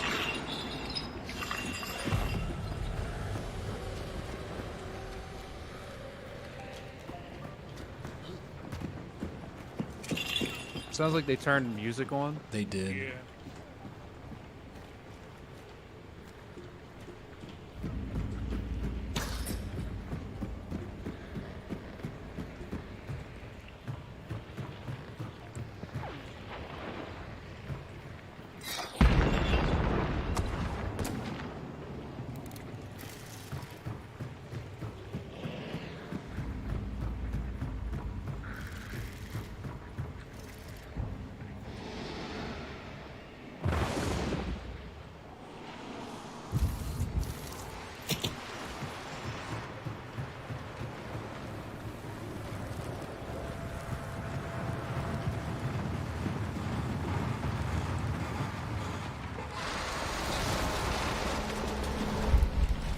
They call me the PP man.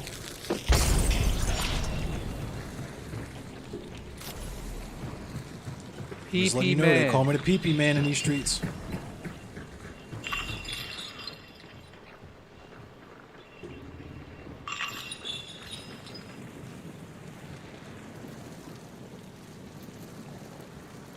Shoot up your antidote shots, everyone.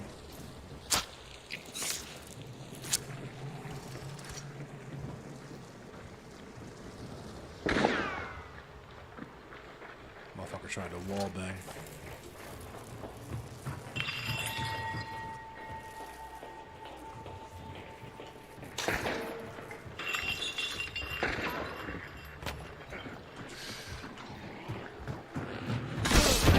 We chopped each other. Oh no! Ah! How did you get out there? I walked out there. Through the door to the left, to Kuma, to your left. Oh.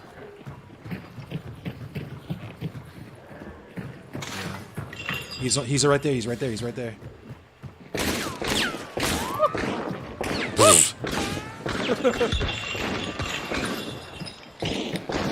He's almost out. He's out. You can get me. He's reloading.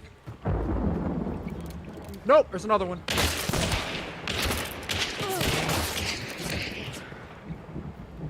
Grab my bounty at least.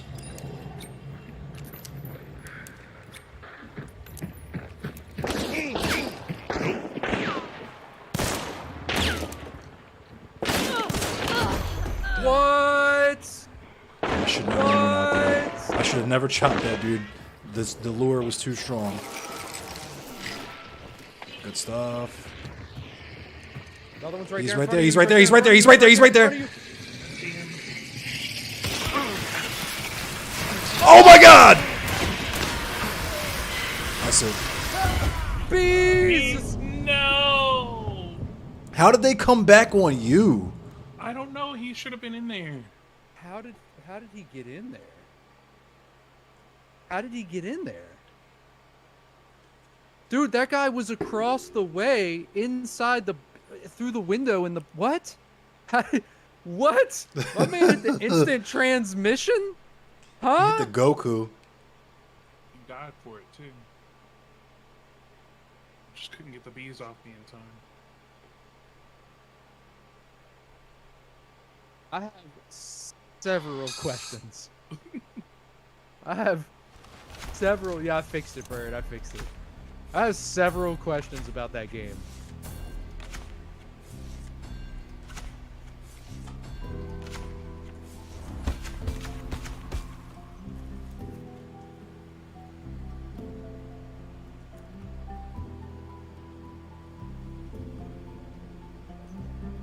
What the fuck, dude? Hell yeah, Sherman.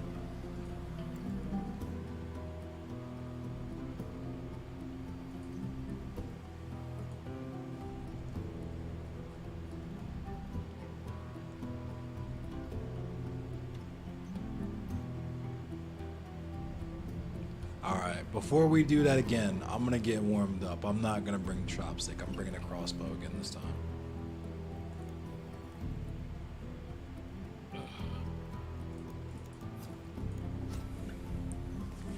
I should have just threw a concertina bomb out there.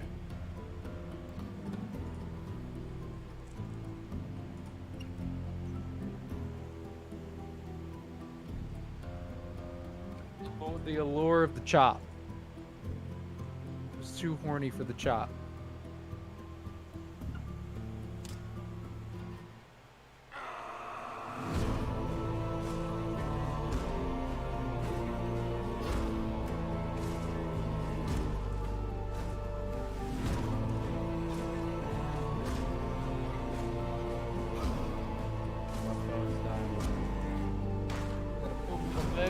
Georgia. Gotta put my fucking phone on the charger. Phone on the charger.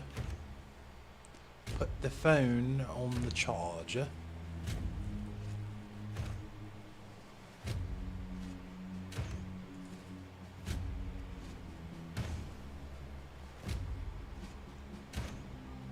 Ah, yes.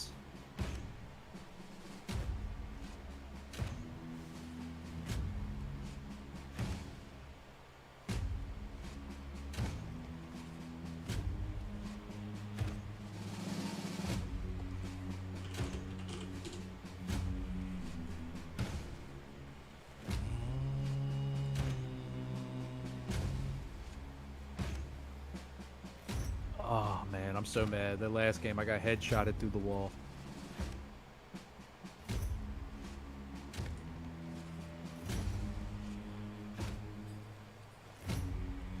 I'm dumb as shit too because I had a frag bomb. I could have threw it through that window.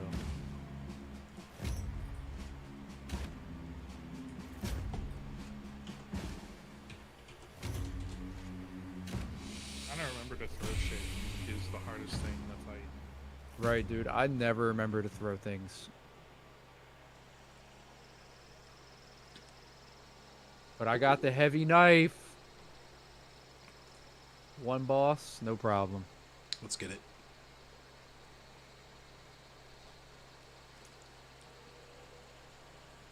Is there a thing around to clean my hunter's hands? My hunter's hands are dirty as fuck.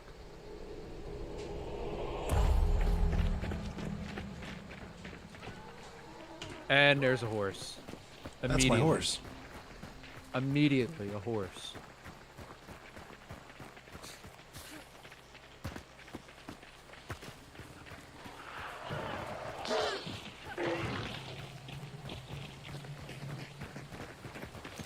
There's people here, I think. What?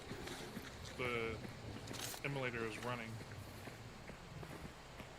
Like he saw somebody. Yeah. They're in there. Where, in here? Uh-huh. Yup. Oh, nope. That's the emulator. The fuck is he running about?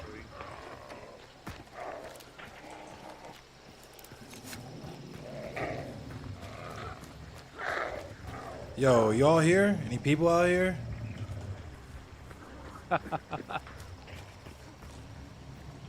Guess not.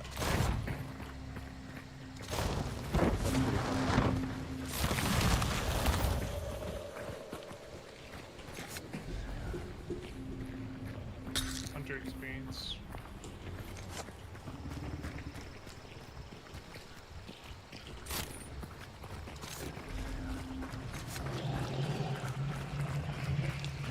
Oh, there's two meat boys. Oh, no.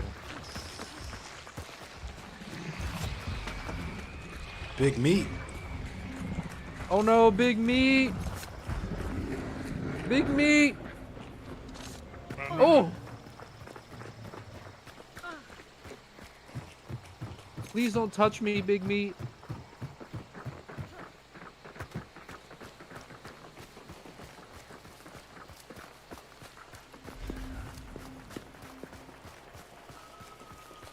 Big meat. I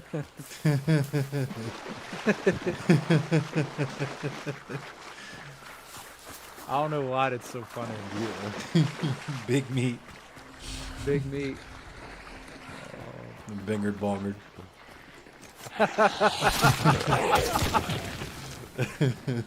That was another one of those names. It's just unexplainably funny. Right. Bingered bongered. Bingered bongered. Ah, get his ass. Thank you. That shit hurt it.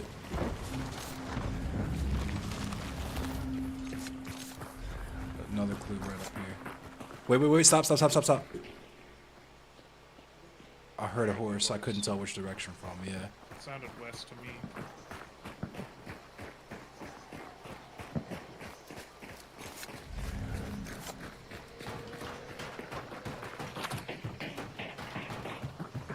There's an emulator up here. Get ducked in your shit.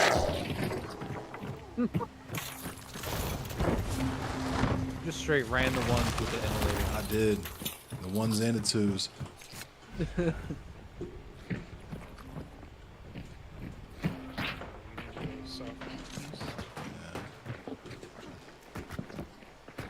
Damn. That was some I heard a skill horse. jump shit. It's probably this horse right here. There's a horse right there. Nope. Ain't no damn horse.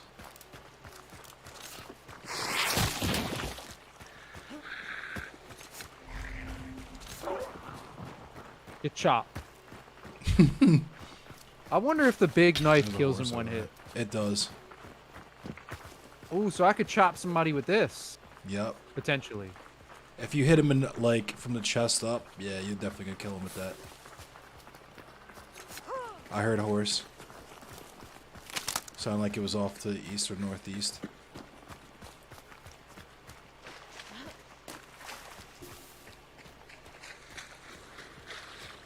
Just watch your left flank.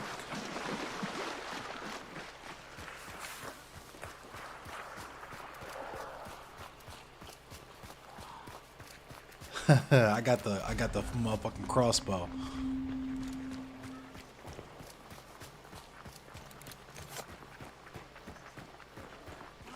Let me get these pups.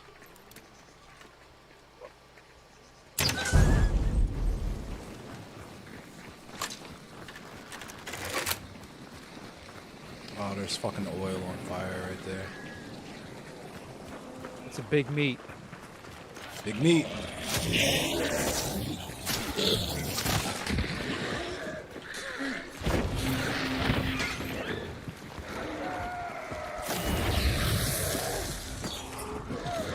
Boss is white as usual. Boss is white. Boss is white. The boss is white. Do I have a sticky? I got a sticky for him. Alright. Stuck him. Hit him right in his meat. Big meat. Big meat.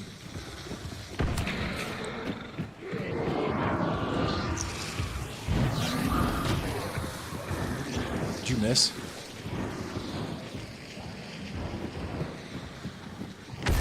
Oh, Does that answer your question? I didn't hear the sticky noise, so. I didn't hear the Sanslaw noise. Oh, not the beard. Alright, I'm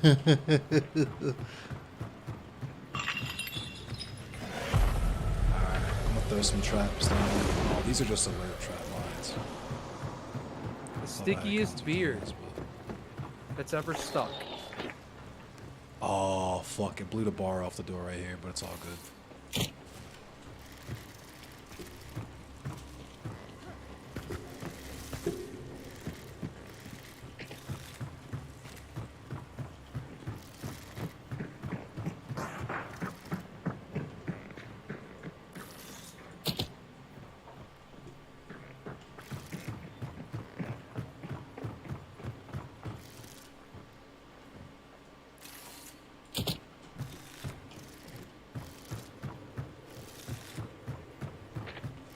Trapped on the bottom of this ladder.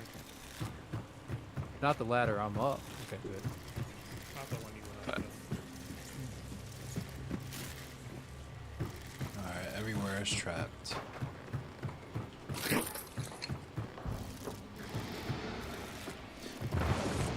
Oh, I don't really need to. There's a couple of doors down here. Did you get both of them? Yeah. Oh, wait. Yeah, I got that one.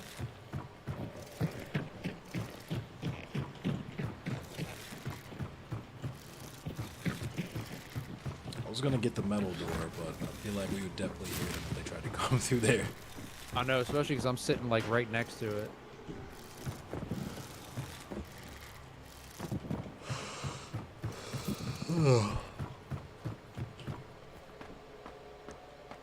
Oh yeah, we're definitely. This game is not gonna be like the last one. That's for damn sure.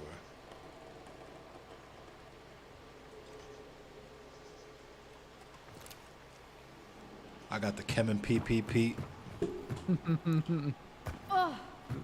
The Kemen PPP. The Pete that makes you play different. They're here, they're here. Where at? Northwest. They're throwing shit already. No, that was them just banishing snakes.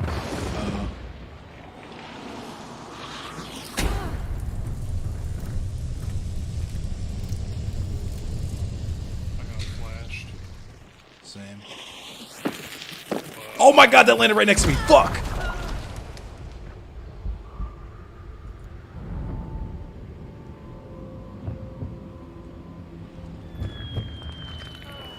They're in, they're in. Be careful. You got him? You're bleeding Oh too. shit, I fell. I'm shooting up. I gotta shoot up. Oh Damn it, shit, he's right there. I fell. I fell down to the fucking bottom of the steps.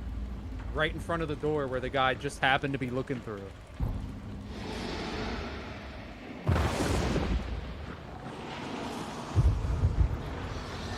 Like, he was all the way downstairs. Like, right where I fell. Right where I died at. There he is. That's the guy that killed me. Of course, it was a redneck. Oh fuck! Are you fucking kidding me, dog? That was my fault. That was completely... I tried to get downstairs to you, and I've just fell through a floor, like through another floor. Damn. And when I turned around, he was right there looking dead at me and shot me.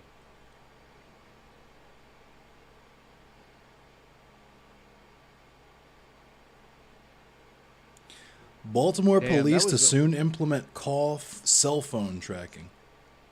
So that's cool. That was a high-level hunter, too. I'm so upset about that. I'm just mad that I traded somehow when I killed that dude. You Before You definitely bodied killed that him. dude first. Yeah. I was watching your screen. You killed that dude first. I'm mad as shit. I heard that fucking dynamite bundle flying and land right at my feet, and I turned around and tried to run, and I was in a fucking corner. I didn't have nowhere to run to before it went off.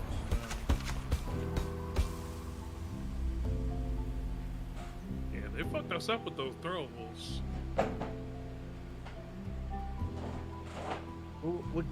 I fucking got myself. I walked through, like I saw you, Kuma. I said, "Oh, you got him. Let me go back over here." And there was a hole in the floor, and I fell through it. And then, to my surprise, he was just right there. The guy was directly there. He's like, "Oh, thank you for falling from above the heavens and granting me the skill."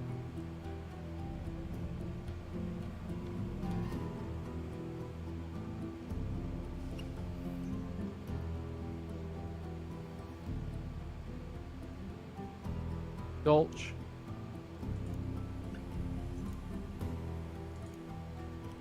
Let me talk to Mr. Cuddyhan. Actually, you know what? I want the Pete. I want the different Pete.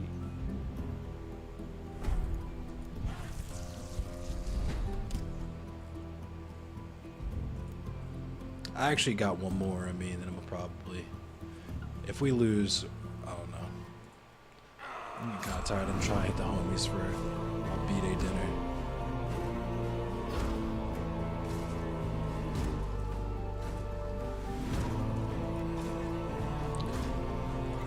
One more. I'm gonna use the chopstick too. Fuck it.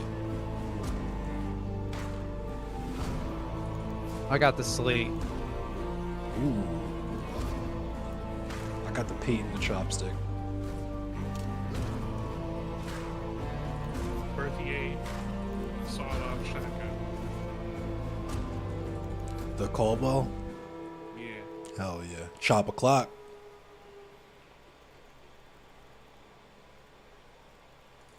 Hive bomb, antidote shot, scavenger snare, and we'll round it out with, I don't have no perks yet, so I'll bring a light shot. Batala D's nuts. Look at the way my coat just spins gracefully.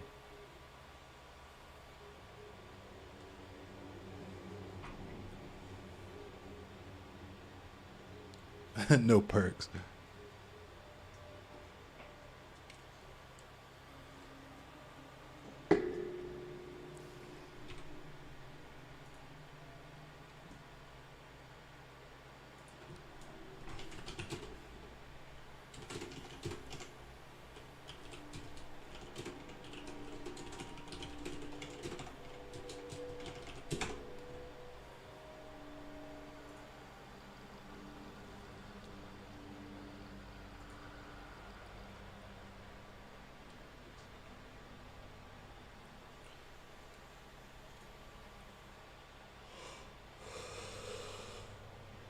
Ugh. Oh man, I'm gonna sleep good tonight.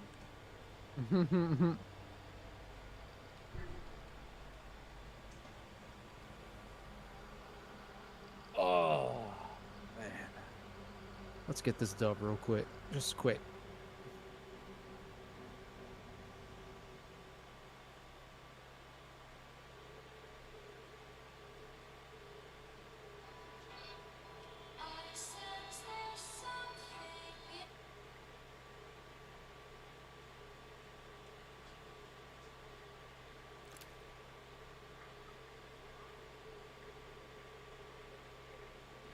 I'll take my $400. Thanks to everybody who contributed to the fucking stream today. You literally let me be able to pay rent next week, so.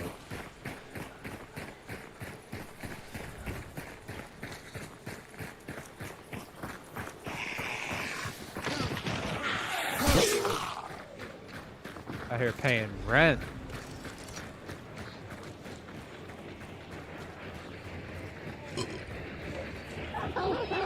If I could have held my viewers, I would have been in partner territory there too. What?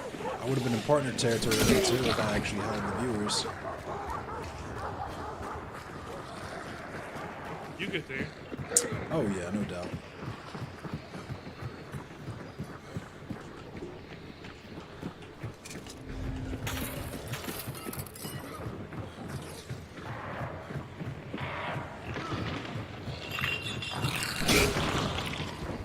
Chop this man.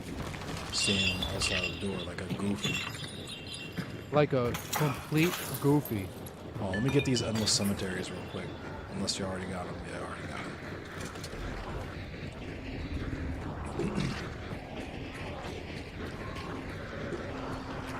Here, gotta go south. If we go east, we're crossing bounties. Big meat. Oh nah, not big meat.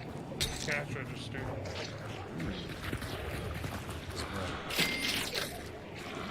Uh-oh. I'm later. I'm dumping this shit. Bomb. My bad, I duffed you. You take care of this big meat. Big meat. Watch out for big meat. He drops conduit.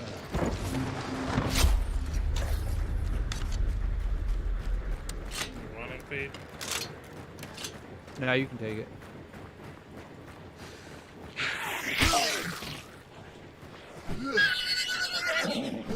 Damn, you're out there chopping. Look at you chop. I'm like, yo, like, how did I miss? I missed like 3 fucking swings.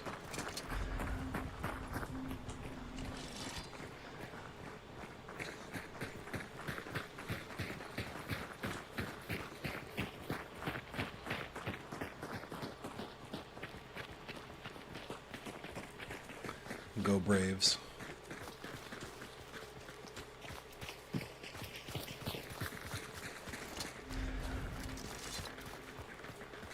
Watch out for them puppies. Pups. Burbs. Burbs.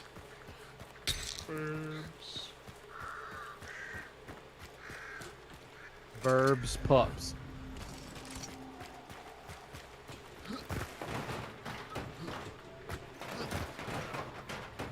I got the clue. I got a raging clue. South again. I got clue goo all over me. You have clue glue.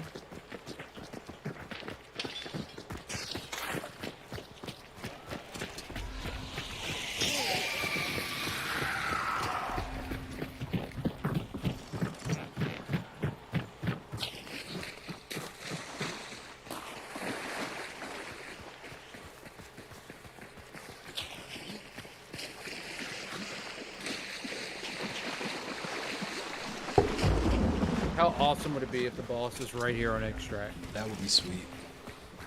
But I know that's not gonna happen.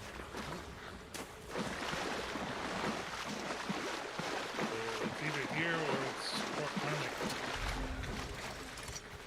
Watch out for the burbs. Oh shit. Oh shit. That was definitely at y'all, that direction. Yeah.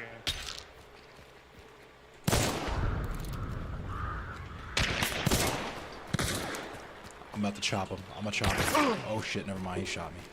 Time to go. Oh shit, the barrel, the barrel! How was that a miss? I'm so confused. Alright, keep him pinned down and we'll run up on him and chop him.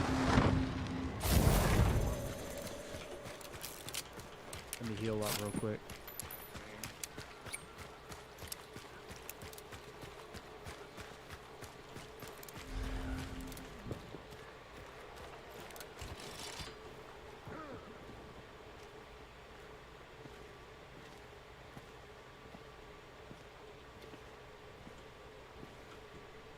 He's near me.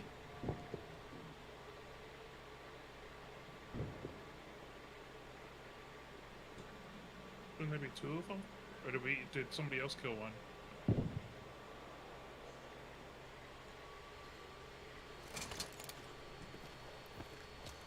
Fuck. He knows I'm here now.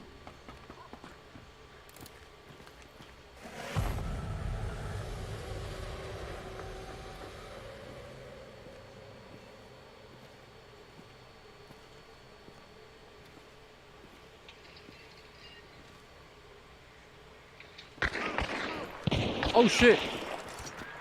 You chop this man. I got him.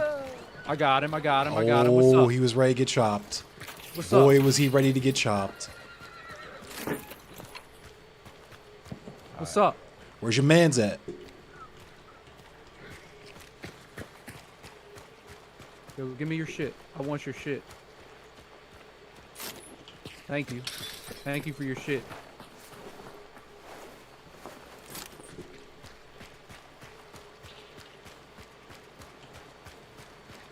I'm gonna heal up too. Matter of fact, hold on. Let's burn this spoofy. Where's... Yeah, I don't like that we only found 2 of them. Burning the guy I killed. I'm burning this guy too.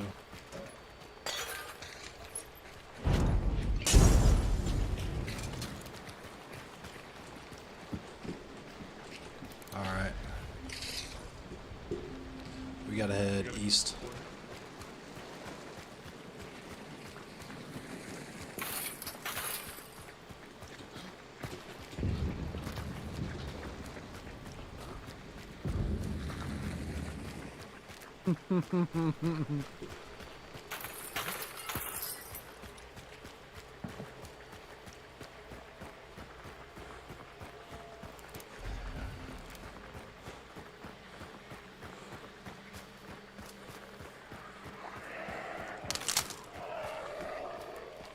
That was a reverse of what we did that one game. I was getting ready to chop dude and you shot him and killed him right in front of me. Right. Shotted him dead square in the chest. What are you using, the Crowning King? The slate. Oh, the slate. The slate. The pumpy. And the peat. Shout out to Big Richie Lizard. The slate and the Right. different peat is like the meta combo, honestly. Oh my god, this is right. You fucking two-piece the shit out of me.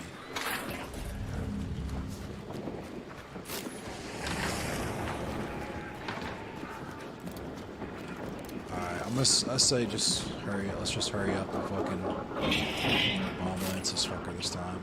There's motherfuckers in the map creeping.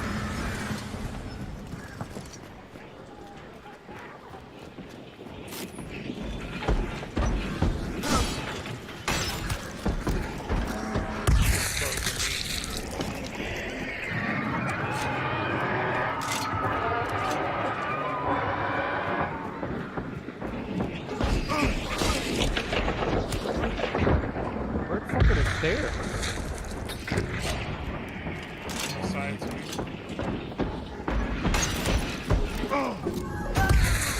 Oh shit! Ow. Grab me before you binge. I got you. Don't worry. Alright, they're coming here now, so we gotta get set. Alright, I got trip mines. Hold up, though. Watch out. Who is this right here? Standing in the way. Alright, be careful. I'm trying to get this closed. You good? Release the gate. Release the other gate.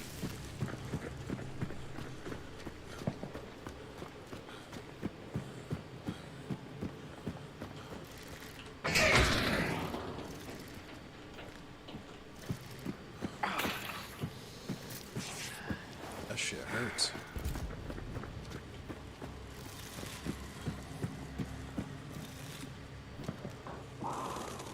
They're here. That was me. I'm Oh, on it the was you. roof. Okay.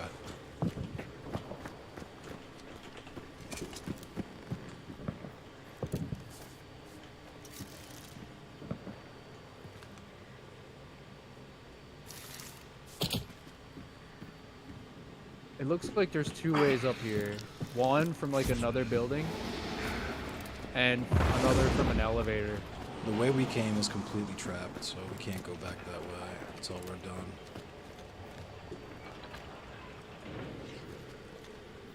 Dog, if he comes up this elevator, I'm a geek. Did you trap the elevator? Nah, but I'm standing here and I got the shotty out. I'm still geeking about how first of all, I chopped both those dudes in one swing, and then I put the fucking concertina down on the dude's dead ass body. It made his teammate kill himself trying to pick him up.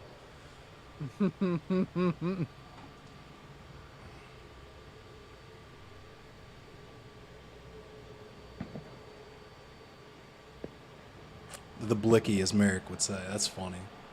Damn, I made $500 today. We get rid of all these birds.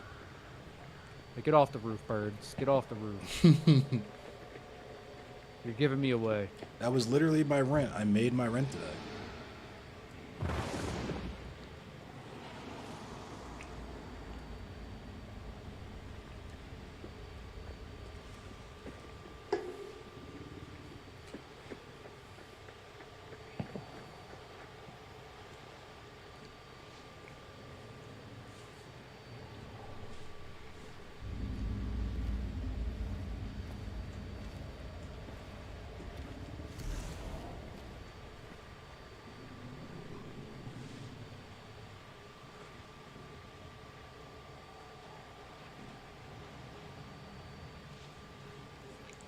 This 3D print's looking pretty good. I can't wait to print something with this filament, this new filament I got. Yeah, I'm getting ready to end. This is the last game, Mads.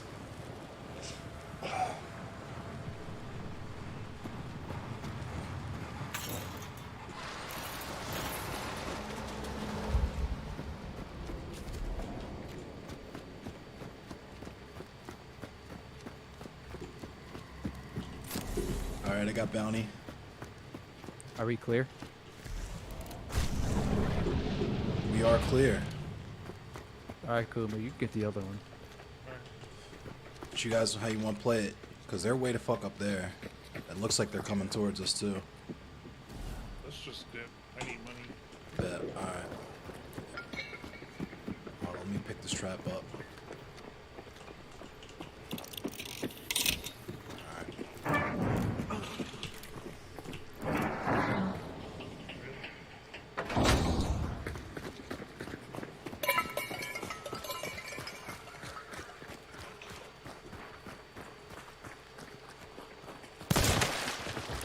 Right in the back of his head. Sheesh.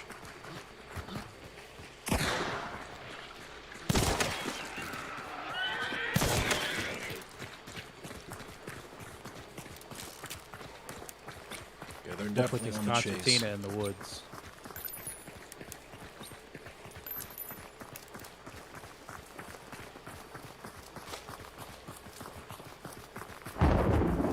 Where are y'all going?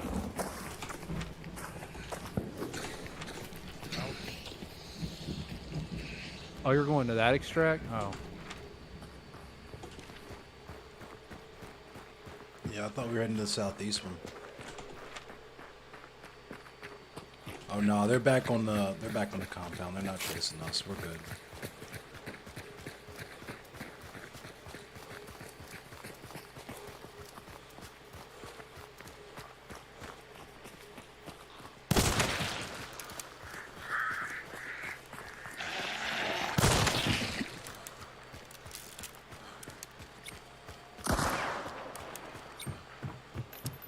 No skeeter beater, no deep.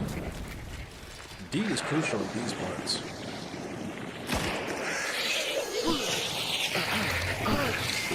I'll rock that zombie. Yo, what the fuck? I chopped and nothing happened. What happened to my chop? I guess I'm just staying out of the water. Fuck.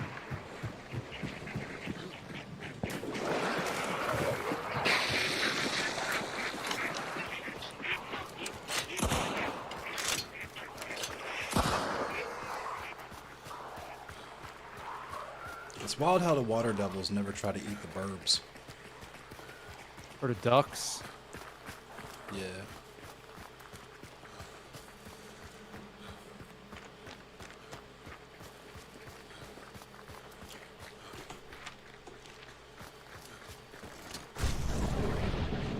We're clear.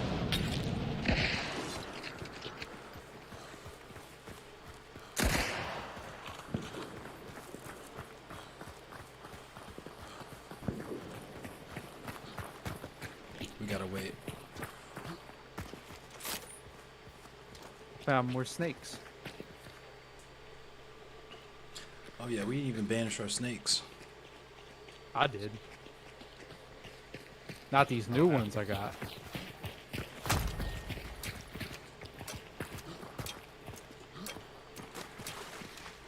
Banish the endless cemeteries.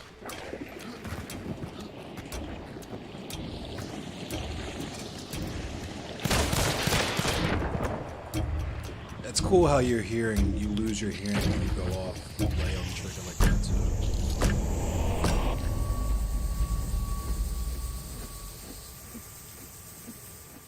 That was a crazy sound. Kind of crazy. Oh man, 11 and a half hours.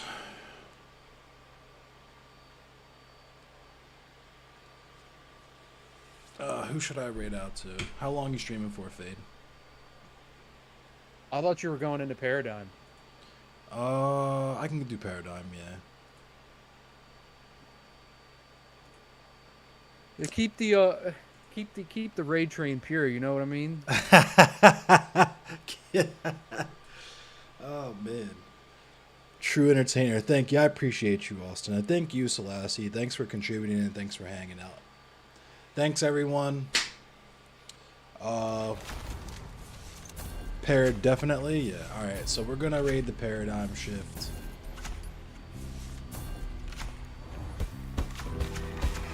I forgot we killed y'all killed 2 hunters that game. Can't go muddying the raid blunt. Yeah, we got to keep the raid lines pure. Right. So, you know what I mean? Yeah. Can't be mixing the raids. Right. All right. I'll see y'all tomorrow, 10 p.m. Eastern Standard Time. For the usual, gonna talk about some more anti-police bullshit. Yeah, I'll see you. Thanks for everything, y'all. Thanks for the birthday wishes. It's been amazing. It's been one for the books, truly. Thanks, Master Blastoise. Thanks, Heavy T. Thanks, Fett. Thanks, Big Richie Lizzie. Thanks, everyone.